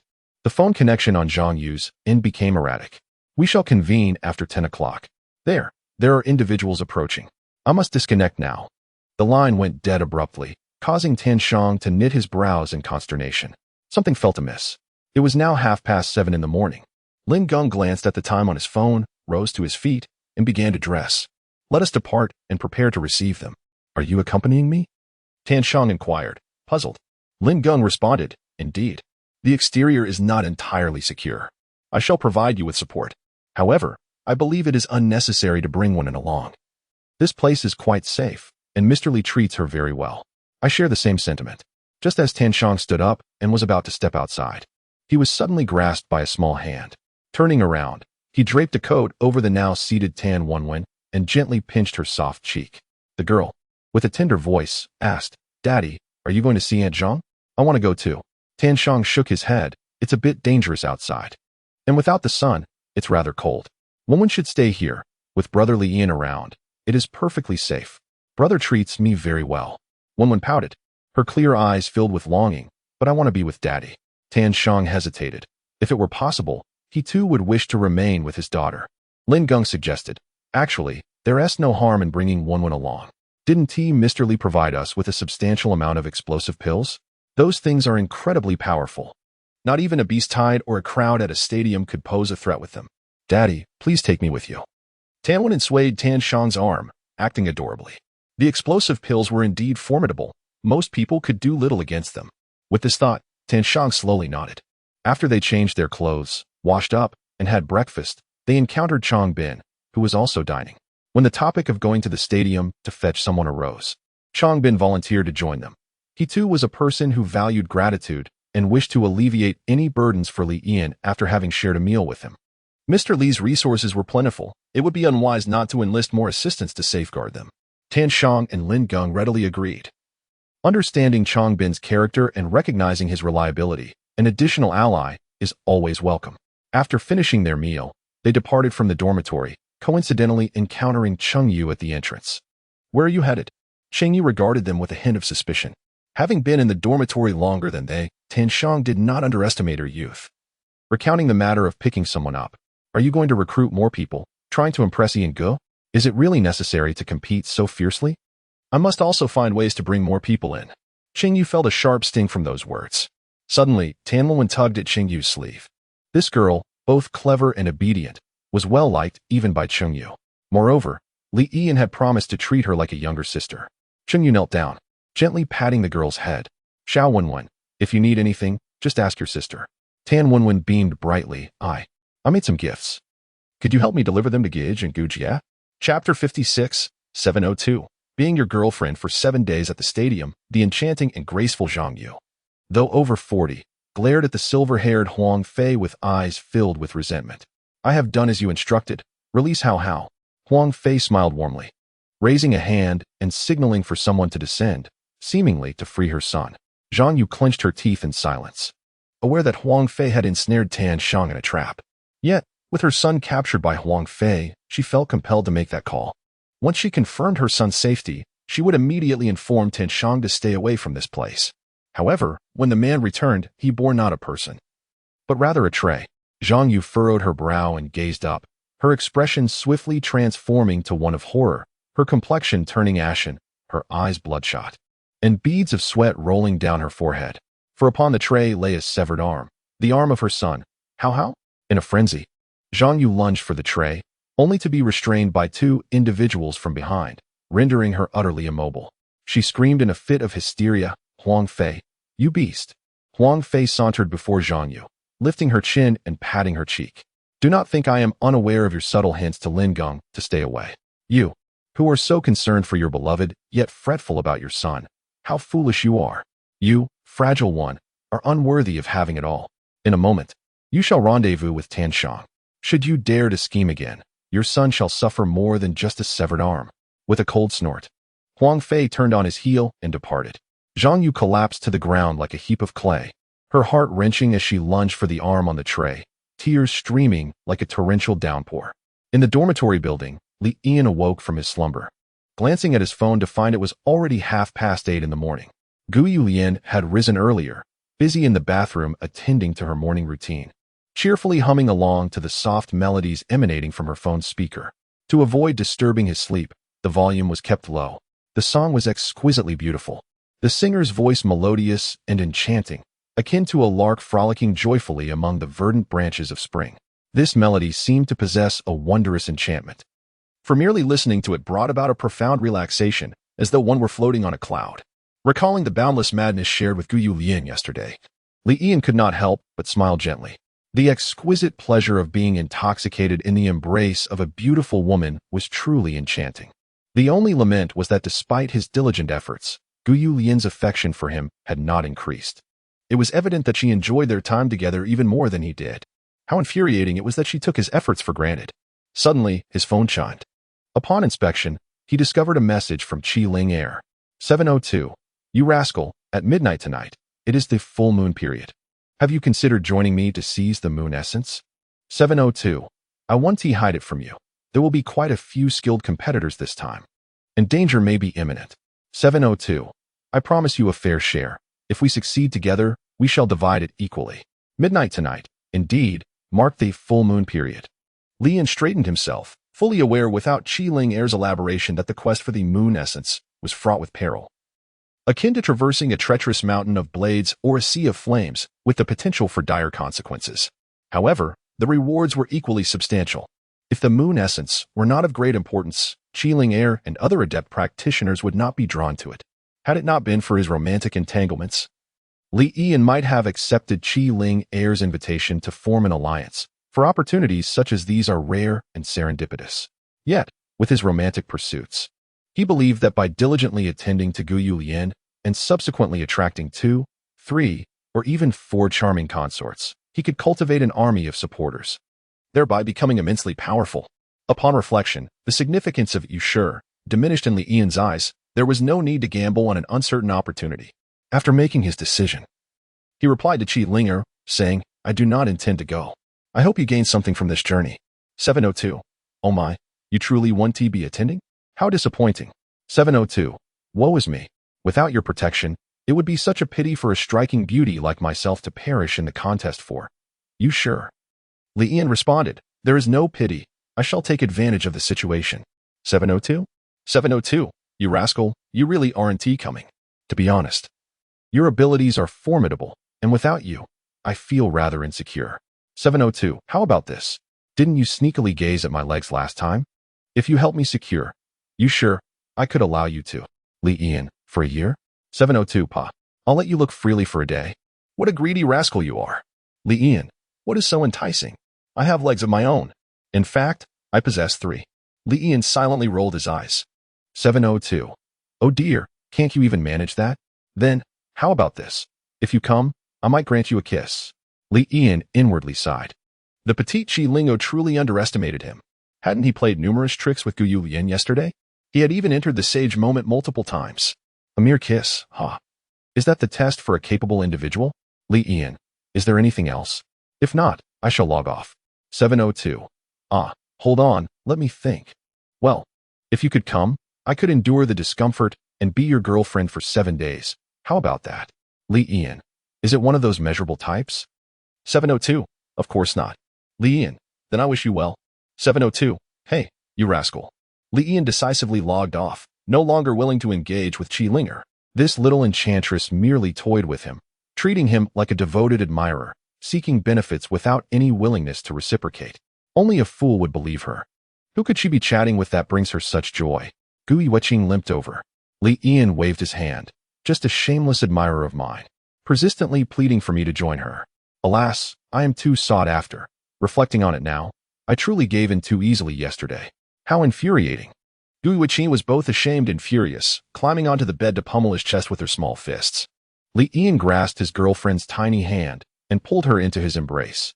Whose song is playing on your phone? It sounds delightful, endlessly looping without becoming tiresome. It possesses a certain magic that lifts one's spirits just by listening. You don't know Su Miaoling? Gu Yuqing gazed at Li Yan in surprise. She debuted as a child star and now, nearly 20, is one of the most prominent new generation singers, incredibly popular. Really? What does she look like? This was the first time Li Yan had heard her name. Gu Yuqing chuckled. She's exceptionally beautiful. She resembles a golden canary, becoming even more stunning in her finery. Is that so? Li Yan pondered thoughtfully. Noticing his trance, Gu Yuqing curiously asked, what are you thinking about? Contemplating. When shall I retrieve this actress to serve as my concubine? Your performance yesterday was utterly disappointing. I could not indulge as I wished. Curse you. Such insolence. Gu Yan retreated a few steps before charging at Li Yan, delivering a headbutt aimed at his chest. The exertions of yesterday had drained their energy. After a brief scuffle, hunger compelled them to rise from the bed and venture out to find sustenance. In the corridor, Cheng Yu spotted Li Yan and hurried over. Giggling, Yan Ge, when one has prepared a gift for you, and she asked me to present it personally. Chapter 57. Ambush and counterattack a gift? Li Yan raised an eyebrow in curiosity. What could it be? He accepted the paper that Cheng Yu handed him, grasping each corner delicately as he unfurled it. It was a drawing made with crayons, featuring a limited palette of red, yellow, and black. The composition was simple, structured symmetrically.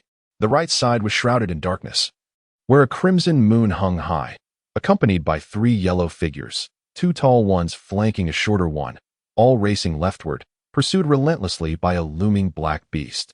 The left side radiated warmth with a golden hue, illuminated by a bright sun, showcasing 2 yellow figures, one tall and poised, the other with long braids, depicting a couple holding hands. The couple waved toward the yellow figures in the darkness, seemingly beckoning them towards the light. Could these 2 represent us?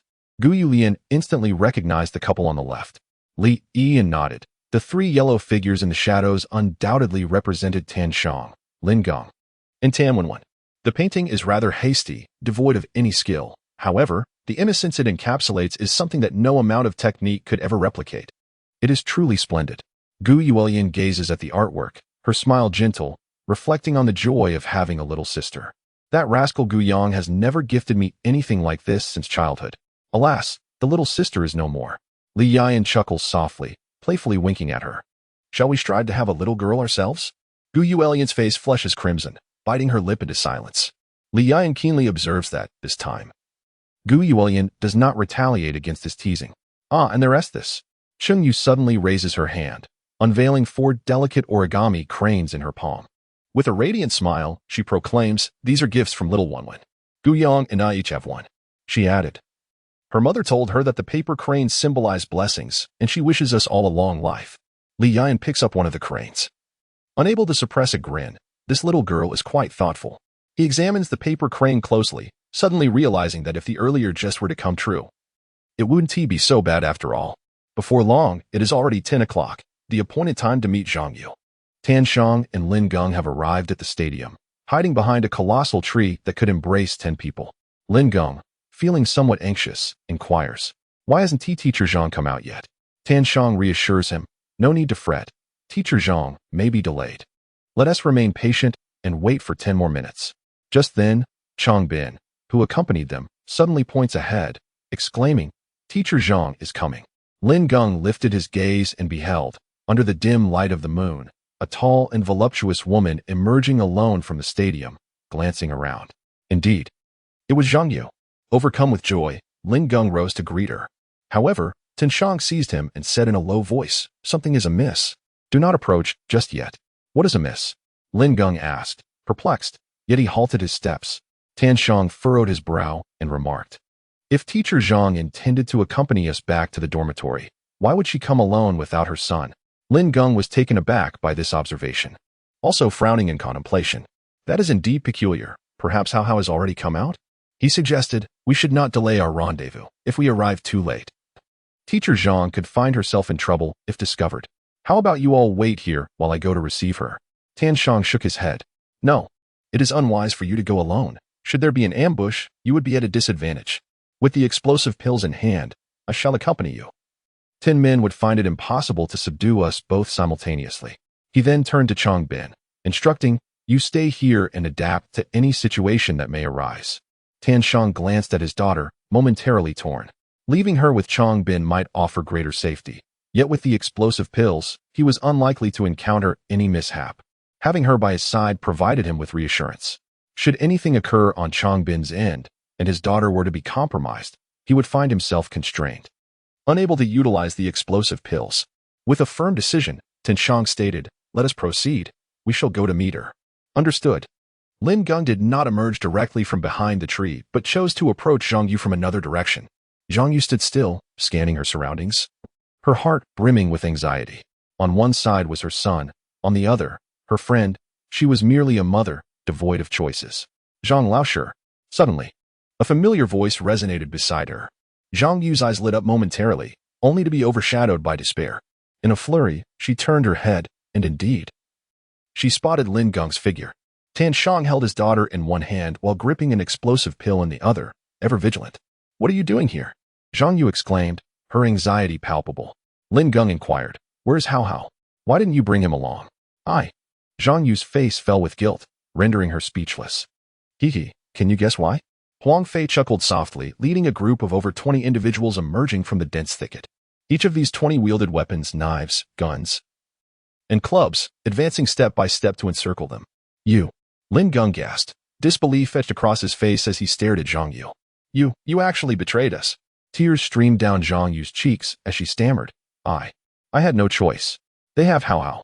Huang Fei's gaze fell upon Tan Shang's side, where Tan Wenwen stood, and a smirk crept onto his face. "This is splendid.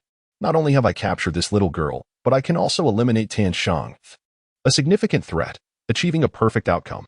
He bellowed, "Charge. I want their heads. Do not harm the little girl." Tan Shang remained unfazed, covering Tan Wenwen's eyes with one hand while signaling Lin Gong with his gaze. The two exchanged a nod, gazing at the oncoming tide of assailants. With a swift motion, they each tossed an explosive pill. Boom! The explosive pill struck the ground, unleashing tremendous power. A deafening roar stirred up clouds of dust, instantly claiming the lives of several individuals at the forefront, their bodies flung in all directions.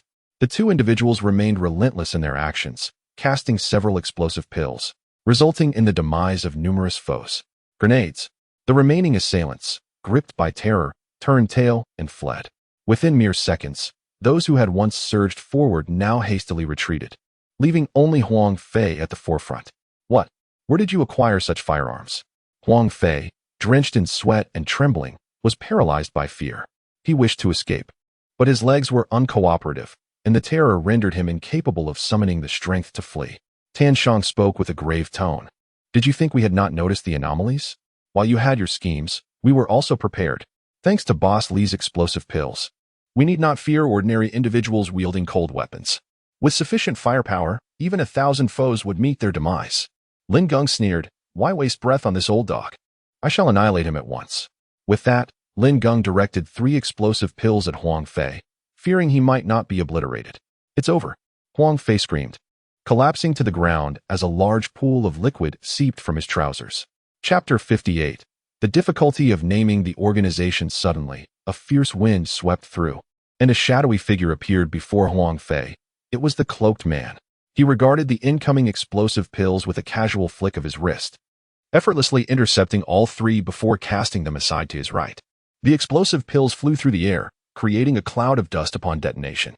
Explosive pills? How intriguing. The cloaked man remarked with a sinister smile, swiftly lunging toward Lin Gong, akin to a serpent in motion.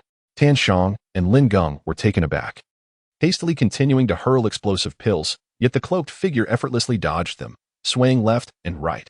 In the next moment, he kicked Lin Gong away and seized Tan Shang by the throat, lifting him off the ground. The cloaked man sneered coldly, mortal, from whence do your explosive pills originate? Such remarkable speed. Tan Shang's face was a portrait of astonishment, choking on his words. He had indeed surmised correctly that explosive pills were virtually insurmountable for an ordinary person. Yet, he never anticipated the emergence of a being whose speed far exceeded that of a typical human. Much like the formidable Boss Li, who commanded thunder and lightning, he was not an ordinary human. Tan Shang quickly grasped the gravity of the situation. The cloaked man tightened his grip, demanding, speak. Where did the explosive pills come from? Veins throbbed on Tan Shang's forehead, his complexion a mottled hue of green and red, yet he remained silent, neither pleading for mercy nor divulging Li Yian's secret. Such fortitude. A fierce glint flickered in the cloaked man's eyes. You villain, let go of my father, Tan Wenwen cried, tugging at the man's cloak, her tiny fists pounding against his thigh. Oh, the cloaked man, rather than displaying anger, was amused. What a delightful girl, just the right age. Most suitable to become my blood sustenance. With a swift motion, he discarded Tan Shang and clamped the still struggling Tan Wenwen under his arm, strolling leisurely back towards the arena. As he passed Huang Fei, he disdainfully withdrew his gaze from Huang Fei's groin area, commanding, Old dog, bind these 2 men tightly and send them to my quarters. I have questions for them. Having narrowly escaped death, Huang Fei felt an overwhelming surge of joy and readily acquiesced. He watched the cloaked man depart, then waved his hand, summoning the previously terrified individuals back to securely bind Tan Shang and Lin Gong. Zhang Yucheng rushed forward, urgently inquiring, having apprehended Tan Shang, should you not release my son? Huang Fei gazed at Zhang Yucheng intently before suddenly laughing, release him? The man is beyond my reach now. Perhaps you might retrieve him yourself. Zhang Yucheng stared at him in bewilderment. What do you mean? Huang Fei rolled his eyes. That wretched child of yours proved utterly disappointing. After I had his arm severed, he bled excessively and perished shortly thereafter. You. Zhang Yucheng's eyes glazed over, her surroundings spinning as her mind went blank. Soon, however, her fury enveloped her, her facial muscles quivering uncontrollably. She surged forward, resembling a crazed leopard charging at Huang Fei. Anticipating her move, the 2 men beside him swiftly lunged forward, overpowering Zhang Yucheng with a flurry of blows, breaking her legs before one of them seized her arm, hoisting her up. Huang Fei unsheathed a dagger from his waist and leisurely approached Zhang Yucheng, plunging it into her abdomen and twisting it forcefully. Leaning closer, He whispered in her ear. I warned you, foolish woman. You, in your frail state, are unworthy of having it all. The price of greed is losing everything. Zhang Yucheng's gaze faded to a ghastly gray, her eyes fixed on Huang Fei, brimming with hatred as she spat. Beast, you shall descend into hell. Huang Fei dismissed her words with indifference, retorting, how much better can you claim to be? Even if we are to descend into hell, you will arrive there first. He withdrew the dagger and gestured for them to release Zhang Yucheng, escorting Tan Shang and Lin Geng away. Zhang Yucheng propped herself up, summoning her last vestiges of strength to glance at Lin Geng, yet he never deigned to meet her gaze. Before she could finish her apology, Zhang Yu collapsed. Her contrition bore no significance, and her remorse was destined to remain unforgiven. To act as an accomplice to a predator, only to be devoured by it in the end, is not an uncommon fate. Behind the towering tree, Changbin observed the unfolding events with a tumultuous heart. With my strength, I cannot save the two teachers. I must seek out Bosley. Yet, could that cloaked figure be so formidable that Bosley would risk everything for the sake of the two teachers? There is no time to ponder such matters. I must return to the dormitory and inform Bosley. Changbin clenched his teeth in frustration and hurried towards the dormitory building. In the dormitory, Li Yian had someone find a frame to mount Tan Wenwen's painting, hanging it on the wall. The more he gazed upon it, the more he found it imbued with meaning. On the left, the sun symbolized hope, while on the right, the red moon signified doom. Some ran desperately beneath the thread of the red moon, cornered and lost, while others stood beneath the sun's hopeful glow, calling for a welcoming embrace. This young girl, Tan Wenwen, might just become a painter one day. Li Yian mused while playing with the origami crane gifted by her, a smile gracing his lips. Gu Yang scratched his head and exclaimed, brother-in-law, stop daydreaming and get to work. Our dormitory is becoming increasingly populated. We can no longer refer to ourselves simply as the dormitory. Our organization must have a resounding name. The advantages of having a distinctive name are manifold. It not only enhances the sense of belonging and cohesion within the team, but also serves as a banner to attract more individuals to join our ranks. Li Yian pinched the bridge of his nose, for he had never been adept at naming things. Do you have any suggestions? He inquired. At the table, besides him and Gu Yang, sat Gu Yuelian and Cheng Yu, the original founders of their dormitory. Gu Yuelian, resting her chin on her hand, pondered seriously, my surname is Gu, yours is Li. Gu Li Encouragement, so let us name our group the Encouragement Society. Gu Li? Encouragement? Li Yian raised an eyebrow, feeling it sounded more like isolation. If it were up to me, I would never join such an organization. Oh, how could this be? Gu Yuelian, feeling dejected, lowered her head in disappointment. Indeed, there is Gu and Li, but where am I, Cheng Yu? You intend to isolate me, don't you? Cheng Yu's eyes sparkled as her right index finger shot up. I've got it. Since we are a group of four, let us call it the four-person gang. Upon hearing this, the other three gazed at her in astonishment. What's wrong? Cheng Yu felt a twinge of guilt. Gu Yang smirked. You truly have no understanding of history. How dare you name it that? It sounds ominous, like a villainous group. Gu Yuelian immediately dismissed it. Pass. Pass. Cheng Yu, you always manage to come up with the most absurd ideas. Li Yian rolled his eyes dramatically. Oh whoa. Cheng Yu, resembling a chastised puppy, pitifully rested her head down. Gu Yang slapped the table. Hey, I have an idea. The three turned to look at him. Gu Yang raised his head, hands on his hips, and proclaimed with fervor, the darkness of the red moon shall eventually fade, and the bright future will surely arrive. Our organization will, through struggle and resistance, cleanse the filth of the old world, ushering in a clear dawn for the new world. Thus, our organization's name shall be Shao. Li Yian's lips twitched slightly. Gu Yulian supported her forehead, while Cheng Yu cast a disdainful glance at him, indicating her contempt for his adolescent whims. Gu Yang expressed his discontent. What? Is this name not suitable? Why does everyone have such expressions? Gu Yulian sighed. Had I known, I would never have bought you those anime DVDs. At over 20, you still behave so immaturely. Li Yian remarked. Moreover, this name is ominous. It sounds as if the members of this organization are destined for demise. Gu Yang responded. Then what do you suggest we name it, brother-in-law? Li Yian pressed his lips together, hesitating. He stood up and gazed at Tan Wenwen's painting, when suddenly a flash of inspiration struck him. He raised his hand. I've got it. Let us call it. Just then, calamity struck. Is Bosley here? Is Bosley here? Changbin stumbled in, crashing heavily to the ground. Gu Yang hurried to assist him, while Li Yian, observing his disheveled state, felt a wave of anxiety wash over him. What has happened? Changbin gulped hard, his voice low. Teacher Tan and the others. They are in trouble. Chapter 59. Tomorrow's tomorrow what? Li Yian's eyes narrowed as he fixed his gaze on Changbin, speaking in a steady tone. What exactly has transpired? Do not rush. Take your time to explain. Changbin swiftly recounted the events that had unfolded, detailing the mysterious cloaked figure. Li Yian's brows knitted in concern. A practitioner of extraordinary abilities, indeed. I never expected to encounter one so swiftly.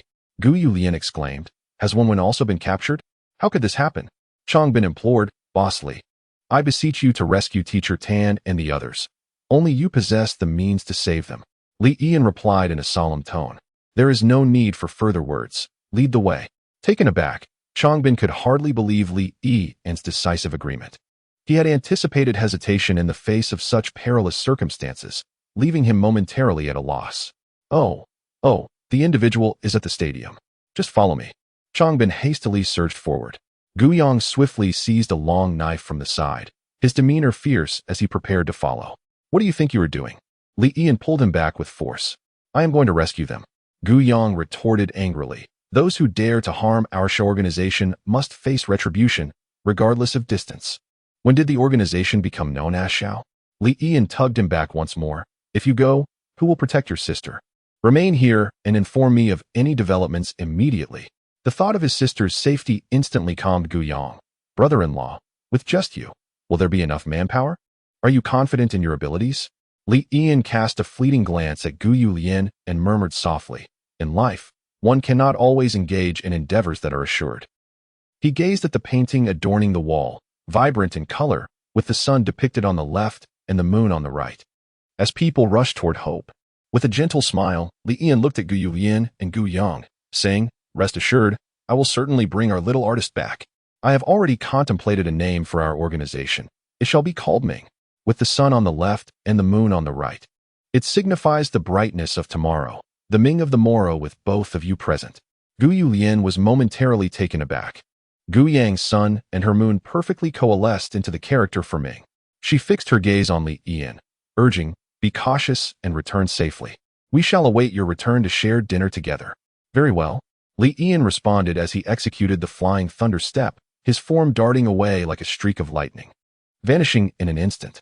Qingyu could not help but exclaim, So swift. Yian has grown even stronger. Stronger. A spark of insight flickered in Gu Yulian's mind as she retrieved a box of Yuan restoration pills from her room, placing it before Gu Yang and Chengyu. Gu Yang, taken aback, asked, Sister, what are you doing? With her hands firmly pressed on the table, Gu Yulian gazed intently at them, insisting, Eat. Consume as much as you can. It may prove beneficial for him. However, Gu Yulian's earnest concern led to a somewhat hasty action. For Li Yian had already amassed hundreds of Yuan restoration pills, rendering him untroubled by any shortage. Nevertheless, upon hearing the constant notifications of resource consumption and return from the dating game, Li Yian felt a warmth in his heart. He took out his phone and directly dialed Qi Linger's number. The phone was swiftly connected, and a languid voice emerged. Ah, you naughty fellow. You actually took the initiative to seek me out? I knew it. No one can resist the temptation of being someone's boyfriend for 7 days. Hee. Let us agree on a location to meet up soon. Li Yian interjected. Enough with the frivolities. I need to inquire about someone. Short stature. Clad in a black cloak, with hawk-like eyes, distinctively arched brows, and a nose reminiscent of a dringer's. Do you recognize this person? He hastily recounted the features of the cloaked figure as described by Changbin to Qi Linger. Huh. Qi Linger responded, momentarily taken aback. After a brief silence, she exclaimed, I actually know him. I don't know his real name, but he is infamously known as the Black Old Monster. This individual is notorious, relying on his considerable strength to commit heinous acts such as murder, arson, and the violation of women. Particularly disturbing is his bizarre penchant for consuming the blood of young boys and girls. He possesses some formidable abilities and is not easily dealt with. How did you manage to provoke him? Consuming the blood of young boys and girls? Li Yian felt the paper crane in his palm tighten slightly. What are his powers? Do you know his weaknesses? Qi Linger replied. It seems he has the ability to burrow underground. His movements are swift, and he is elusive as a ghost. You must exercise utmost caution when confronting him. Though your powers are formidable, once he burrows underground, lightning will be ineffective against him, coupled with your remarkably fragile constitution. I believe your chances of victory against him are at most 30%. He likely seeks the moon essence as well. Currently, I cannot extricate myself from the situation. If you wish to confront him, it would be wiser to join forces with me. He will undoubtedly appear during the struggle for the moon essence. At that moment, the two of us will act together, and we shall surely secure his capture. Time is of the essence. Li Ian hung up the phone. Every second delayed posed a risk, one he could bear, but one could not. Changbin hurriedly dashed to the base of the dormitory. Puzzled as to why Li Ian had not yet caught up, wondering if he had changed his mind. Just then, he turned around and was startled to see a flash of lightning hurtling towards him like a sharp arrow, about to pierce through him. Terrified, Changbin closed his eyes instinctively, bracing for impact. In the next instant, he felt his feet leave the ground, his clothes billowing wildly in the gusting wind.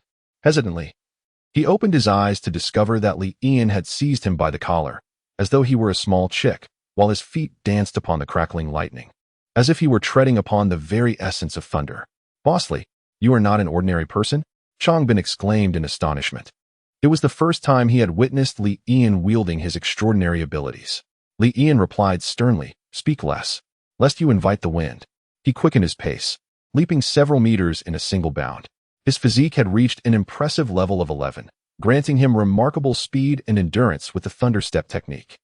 In a mere 10 minutes, amidst flickering lightning, Li Ian had brought Changbin to the front of the stadium. Li Ian released Changbin and, with a swift motion of his right hand, retrieved 2 recovery pills, consuming them both at once. The fatigue from employing the thunder step began to dissipate, and his stamina gradually returned. "I will go save the person. You stay here to provide support. Keep these items safe. Use them as needed without hesitation." Li Ian extracted a plethora of pills, explaining to Changbin the effects of the recovery pills, explosive pills, and mist pills. Changbin nodded repeatedly, his gaze towards Li Ian now imbued with a reverence akin to that of a deity. He was resolute in his commitment to accomplish the task at hand. It was evident that Changbin's loyalty had escalated significantly, yet Li Ian was disinclined to further assess this. He propelled himself forward, akin to a bolt of lightning, charging into the stadium. Within the stadium, the cloaked figure known as Black Old Monster lounged in a rocking chair, jovially embracing a woman, his hands, adorned with deep-set wrinkles, exploring the contours of her form. Tan Wenwen and another young boy were confined within a cage, while Tan Shang and Lin Geng were bound like crabs to 2 wooden posts. Black Old Monster rapped the table and, gesturing towards the 3 types of elixirs he had seized, demanded of Tan Shang in a menacing tone, "Speak swiftly. Where did you procure these Yuan Dan and Explosive Dan? Refusal to disclose will result in your demise." Chapter 60. Are your ears devoid of hearing? Black Old Monster's voice thundered, yet Tan Shang merely held his head high, feigning ignorance. Lin Geng, on the other hand, fixated his gaze upon Huang Fei, who had returned clad in fresh trousers, his eyes ablaze with fury. He could not absolve himself or Zhang Yu, yet he was acutely aware of who the true instigator was. "Ah, it seems 2 of you possess quite the backbone." Black Old Monster chuckled darkly. Huang Fei quickly interjected, "There is no need for your intervention. Allow my men to handle this." He bellowed, "Bring forth the whips. Each shall receive 10 lashes first." "Lin Geng, why do you glare at me? Inflict 20 lashes upon him." As the whip was poised to strike, Lin Geng suddenly exclaimed, "If I reveal the source of these elixirs, will you release us?" Black Old Monster replied with a sinister grin, "Of course." Tan Shang, with a grave tone, cautioned, "Lin Geng." Lin Geng paid no heed, his gaze fixed intently on Huang Fei as he declared, "It was that old dog Huang Fei who gave it to me." The Black Old Monster let out a cold laugh. "You have spirit, strike him." Huang Fei quickly shouted commands for his subordinates to wield their whips. The lashes were excruciating, and despite Tan Shang and Lin Geng's utmost efforts to endure, they could not suppress their cries of pain. Hearing her father's voice, Tan Wenwen wept uncontrollably, her head banging against the cage, causing her fair forehead to quickly graze and bleed. Tan Shang urgently called out, "Wenwen, do not move. Daddy is not hurt." He bore the agony with clenched teeth, veins bulging on his forehead, his back drenched in cold sweat. After 10 lashes, the Black Old Monster looked at Tan Shang with a grin, still unwilling to speak. Tan Shang firmly clenched his jaw. He treated me with utmost sincerity. "I shall never be an ungrateful wretch." "Good, good, good." The Black Old Monster pushed aside the woman beside him, clapping his hands repeatedly. He stood up and approached Tan Shang, laughing heartily, "A man of loyalty. I admire that. Suddenly, his expression shifted, his tone changing. How fortuitous. What I relish most is the transformation of virtuous maidens into harlots, noble heroes into brigands, and loyal men into traitors. I have countless methods to deal with you. Huang Fei suddenly leaned in, bending slightly in obsequiousness, sir. These two came from the dormitory building. The one who provided him with the elixir must surely have originated from there. Perhaps you might consider a visit to the dormitory building. There is bound to be a discovery. The black old monster turned his impassive face toward Huang Fei, coldly regarding him before abruptly kicking him aside. Do I need your guidance to carry out my affairs? Huang Fei was struck fiercely by the kick, leaving him incapacitated for a while. He was exceedingly shrewd. His desire extended beyond merely obtaining a name and an address. What he truly sought was the intricate background behind the name. The recovery pills and explosive pills were far from inexpensive. Each one was invaluable. Particularly the recovery pill, renowned for its remarkable efficacy in restoring stamina and alleviating fatigue. The abundance of pills in Tanshang and Lin Geng's possession suggested that their benefactors were certainly not of ordinary caliber. If they were individuals whom the black old monster, could not afford to offend, he would have no choice but to release them and offer an apology. Conversely, if they were adversaries he could confront, he would relish the opportunity to dismantle them utterly and seize all their pills. The black old monster rubbed his hands together and approached the cage where Tan Wenwen and the young boy were confined. He opened the cell door, grasped the girl by the arm with one hand and the boy by the neck with the other, dragging both children before Tanshang, chuckling darkly, "What delightful little ones!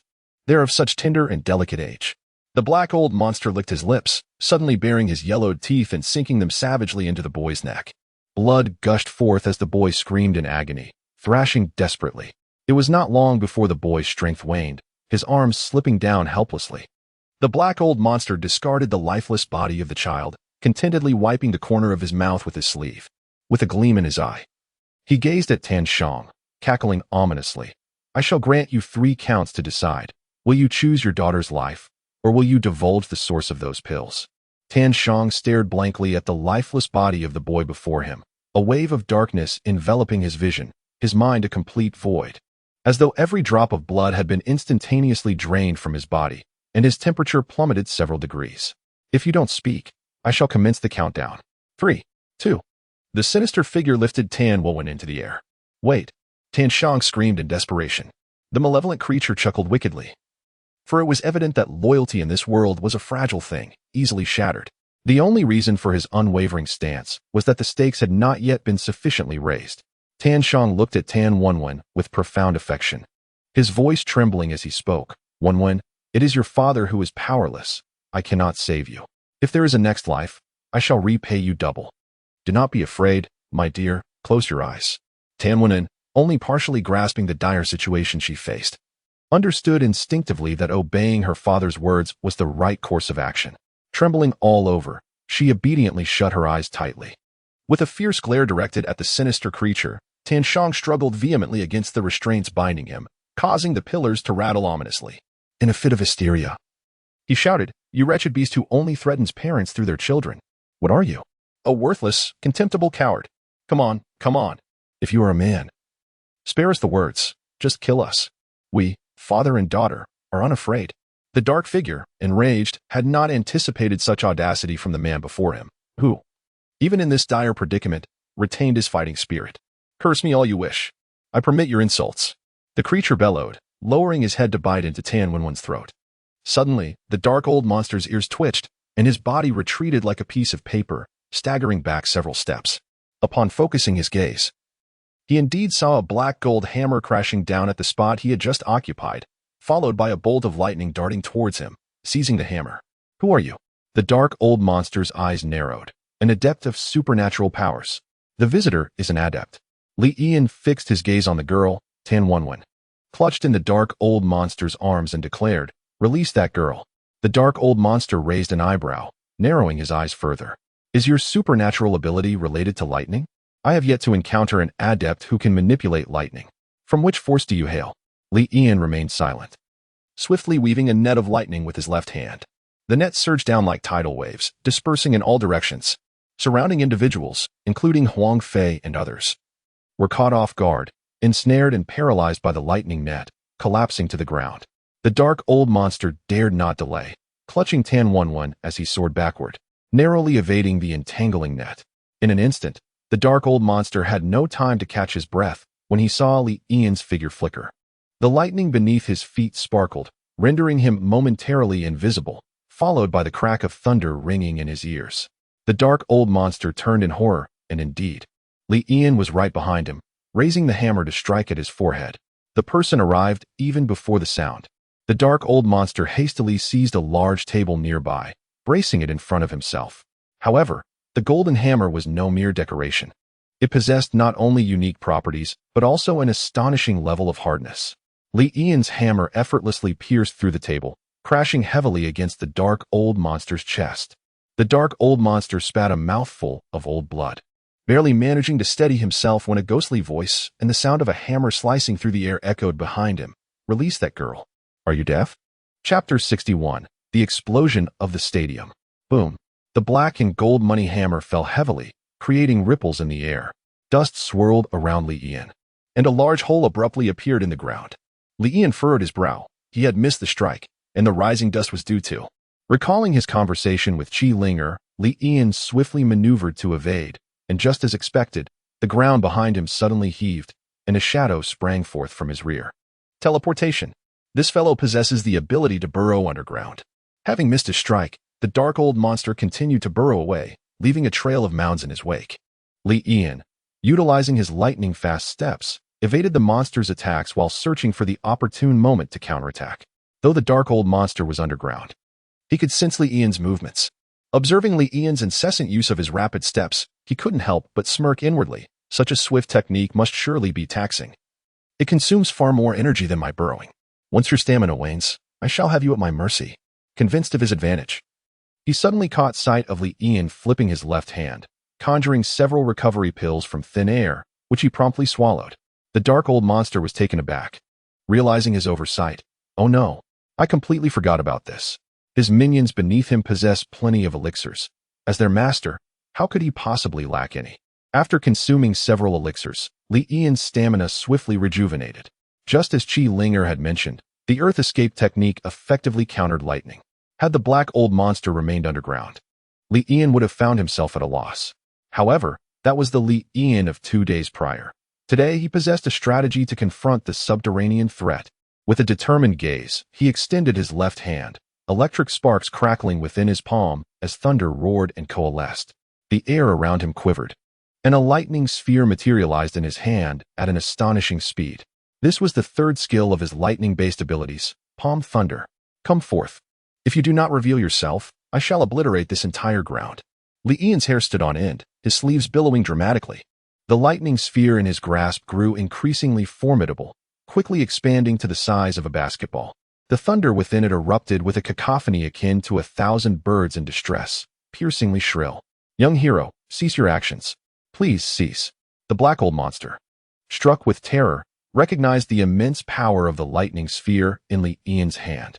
Not only would it annihilate his hidden refuge, but the entire stadium would likely suffer devastation. He hunched over and emerged from the earth, cradling Tan Wenwen in his arms. Young hero, temper your wrath. If you unleash your full might, not only would you destroy me, but the innocent child I hold would also face a tragic fate, reduced to mere fragments. How about this? We each take a step back, you retract your powers, and I shall release the girl. What say you? Li Yan steadied the lightning sphere and replied in a low voice. Do you believe you have the standing to negotiate with me? Release that girl, or face death. The black old monster cautiously approached, rubbing his hands together with a sinister chuckle. Young hero, remain calm.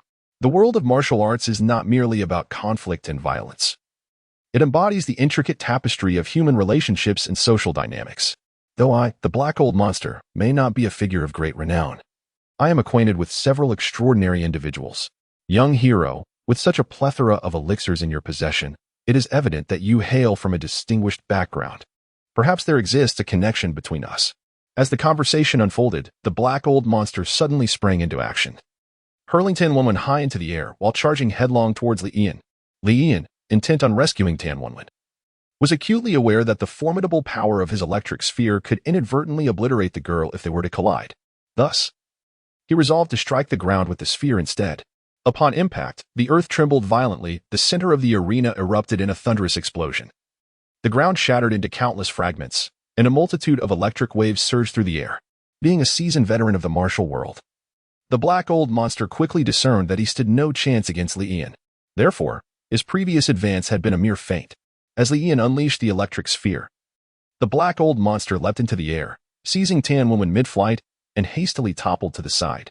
Although it seemed as though Tan Wenwen had momentarily escaped his grasp, the black old monster never relinquished his hold, denying Li Yian any opportunity to intervene, a scenario that would be no different even if another were in his place. With the electric force wreaking havoc, the entire arena trembled on the verge of collapse, the high walls crumbling in various places. Those like Huang Fei, previously paralyzed by the electric net, were now trapped beneath the debris.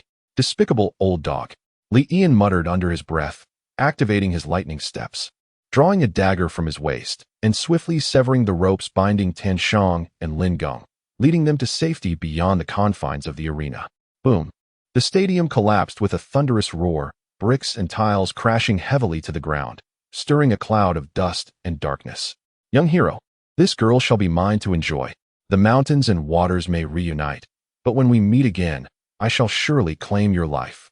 Not far away, the sinister figure emerged from the ground, cackling ominously, ready to sink its teeth into Tan Wenwen's neck.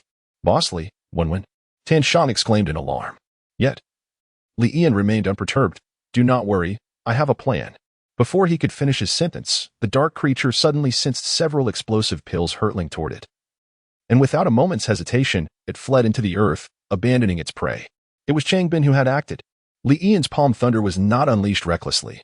He had intentionally sealed off the rear exit of the stadium, leaving only the front door as an escape route. Li Yian had long instructed Chang Bin to wait at the front door, and as long as it was not their group coming out, he should not hesitate to use the pills. Now, it had indeed proven effective. Chang Bin's intervention afforded Li Yian ample time, and he swiftly followed the rising mounds of earth, pursuing the dark creature. Sensing that Li Yian was a mere 5 meters behind, the creature was filled with dread. It desired to eliminate Tan Wenwen first, yet it understood that should Li Yian unleash that ball of lightning, its demise would be certain. The reason Li Yian refrained from doing so was his concern for the girl in his grasp. Should she perish, he too would meet his end. Damn it! This fellow is relentless, like a rabid dog. I can't shake him off. The dark creature was utterly vexed. Suddenly, in the sky, the red moon hung high, casting an infinite crimson glow. As it beheld the increasingly scarlet moonlight, the creature's heart leapt with joy. That's right. As the time approaches for the full moon, its radiant glow will create an impenetrable barrier, allowing entry but denying exit. Within this barrier, countless dangers lurk. Even I cannot afford to be distracted. Once I make my way there, that brat will undoubtedly overlook me, enabling me to shake him off. At that moment, I shall relish the taste of this girl's blood. Lin Gong fixed his gaze on Li Yian, who was pursuing the dark old monster, and patted Tan Shang's shoulder, reassuring him, do not worry. Boss Li is immensely capable and will surely rescue Wenwen. Tan Shang, his brow furrowed in concern, suddenly heard a rustling sound behind him. He swiftly turned to see Huang Fei, bloodied and battered, trembling as he crawled out from the ruins of the stadium. This old fellow is still alive. Tan Shang was taken aback. Many who were more agile than Huang Fei had perished in the collapse. How fortunate this old man is. However, his fortune was not without its limits, for Lin Gong had already seized a stone brick and rushed towards him. Seeing this, Huang Fei immediately fell to his knees, begging for mercy. Spare me. I implore you. I am gravely injured and shall not survive much longer. Lin Gong paid no heed, raising the stone brick high and bringing it down with a fierce shout. Damn. You. Chapter 62. This is a compliment, isn't it? The crimson moon hung high, perfectly round. It poured down like rain, a misty veil of red moonlight enveloping the earth. This crimson radiance appeared to be a potent nourishment, causing the trees and flowers to surge forth wildly, with some growing 3 to 4 meters in an instant. Countless beasts and insects emerged from their burrows, gazing at the blood-red full moon and emitting mournful cries.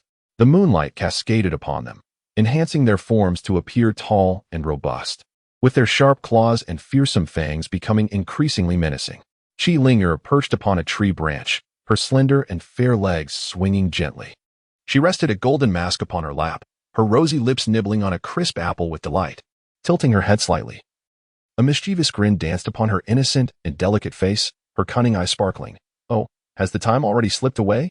It seems that in less than 15 minutes, the full moon period will arrive. According to the prophecy, at that moment, the radiance of the full moon would form a barrier, allowing entry but barring exit. The flora and fauna within the barrier would mutate into monsters, indiscriminately attacking any living creature nearby. Simultaneously, countless towering trees would rise, empowered by the moonlight, with the tallest among them bearing the moon fruit. Only by obtaining the moon fruit could the barrier be shattered. Qilingo leaped to her feet, chuckling. Those fellows from the Medicine King Palace should be on their way by now. I can no longer indulge in play, for neglecting such a significant matter could lead to dire consequences. She discarded the half-eaten apple from her hand, donned her golden mask once more, and gracefully leapt from one branch to another. Her movements were agile and brisk, akin to a nimble monkey, as she effortlessly bounded along the branches. The location of the barrier was easy to discern. The moon fruit would grow upon the tallest and mightiest of trees, and all she needed to do was follow the line of sight to the loftiest tree and proceed onward. Before long, Qilingo beheld the barrier, a layer of oval, eggshell-like crimson membrane, resembling a lid of a pot, towering over an expanse of several miles. There was a commotion. Qilingo pressed herself against the tree, gazing downwards askew, and observed a dozen individuals gathered before the barrier, engaged in animated discussion. She twitched her delicate nose. Her keen sense of smell discerned that these individuals were all practitioners of extraordinary abilities. As she scanned them one by one, she indeed recognized 3 members from the Medicine King Palace among them. Aside from the Medicine King Palace, she noticed that no other individuals bore distinct symbols of power. These were likely rogue practitioners.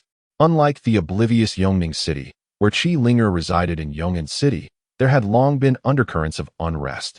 Even years before the arrival of the Blood Moon, rumors of its impending descent had begun to circulate. It was said that the harbinger of these tidings was the first practitioner, an innate spirit who awakened their powers before the Blood Moon's arrival. This individual possessed the gift of prophecy, and their words had never been proven erroneous. Remarkably, this person could facilitate the awakening of others without the need for the Blood Moon. Naturally, not everyone possessed the potential to awaken their abilities. Those who could do so without the transformative influence of the Blood Moon were termed innate spirits, while those who required its effects were simply referred to as practitioners. It was precisely due to this individual's foresight that factions like the Medicine King Palace had begun to organize in advance.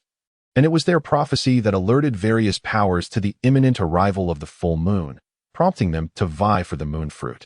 As Qilingo pondered, the group of over 10 individuals below had already lined up in an orderly fashion, entering the barrier one after another. As Qilingo was about to follow, she noticed 2 young men approaching. They were of similar height, but their attire was strikingly different. One was draped in a black coat, and the other in a white one, resembling the ominous figures of the black and white impermanents from a distance. Judging by the insignia on their chests, they appear to be members of the Righteous Path Alliance? Qilingo's eyebrows arched slightly. The Righteous Path Alliance was one of the most formidable forces in Yong'an City, even surpassing the Medicine King Palace in strength. Indeed, many experts from various factions have arrived for the first Crimson Moon convergence. It seems I may find myself overwhelmed acting alone. She lifted her pristine neck, gazing towards the dormitory building, and sighed softly. Alas, that scoundrel won't be coming this time. My amusement shall be diminished. Once the black and white impermanents had entered the barrier and vanished from sight, Qilingo promptly leaped down from the tree branch, her bare, alabaster feet skipping into the crimson boundary. The moonlight resembled a rain of blood, casting a layer of scarlet lacquer across the ground. In the center of the path, mounds of earth rose from the ground, and behind them was a figure as swift as thunder and lightning, relentlessly pursuing. Old Man He was still fleeing, and Li Yan was still giving chase. Old villain, release that girl, and I shall spare your life. Li Yan bellowed. Only a fool would release her. If I let go of that girl, my demise would be absolute. Old Man He was nearly driven to despair. If he hadn't seized a few reversion pills from Tan Shang and Lin Gong, he would have long been drained of his strength to burrow underground. Who knew how this young man possessed such vigor, pursuing him with a tenacity as unwavering as a diamond? The black old monster had long contemplated abandoning Tan Wenwen and fleeing. Yet he believed that even if he presented Tan Wenwen to Li Yan with both hands, the young man would not easily let him off the hook. This young man, like himself, was ruthless. If the roles were reversed, he would undoubtedly seek revenge without mercy. ensuring that no trace remained. Raising his head, the black old monster suddenly spotted the crimson barrier ahead and shouted, "Young hero, ahead lies the full moon barrier. Fraught with peril, entering it is akin to courting death. I advise you to refrain from following. It would be for the best of both our interests." Upon hearing this, Li Yan furrowed his brow. He had heard about this barrier from Qi Linger. It was a one-way passage, impossible to exit once entered. If he were to pursue further, he would likely face insurmountable dangers. The black old monster sensed Li Yan's hesitation and felt a surge of joy. Indeed, the young man harbored reservations about the barrier. However, before he could breathe a sigh of relief, Li Yan lunged forward at an astonishing speed. Good heavens! The black old monster exclaimed in shock, hastily leaping into the barrier. Turning around, he was astonished to see Li Yan following closely behind. "Are you relentless?" The black old monster shouted in exasperation. "One should exercise restraint. There will be future encounters." In response, Li Yan's lips curled slightly upward. "What? You say my abilities are quite formidable." The black old monster, taken aback, completely failed to grasp the significance of Li Yan's question.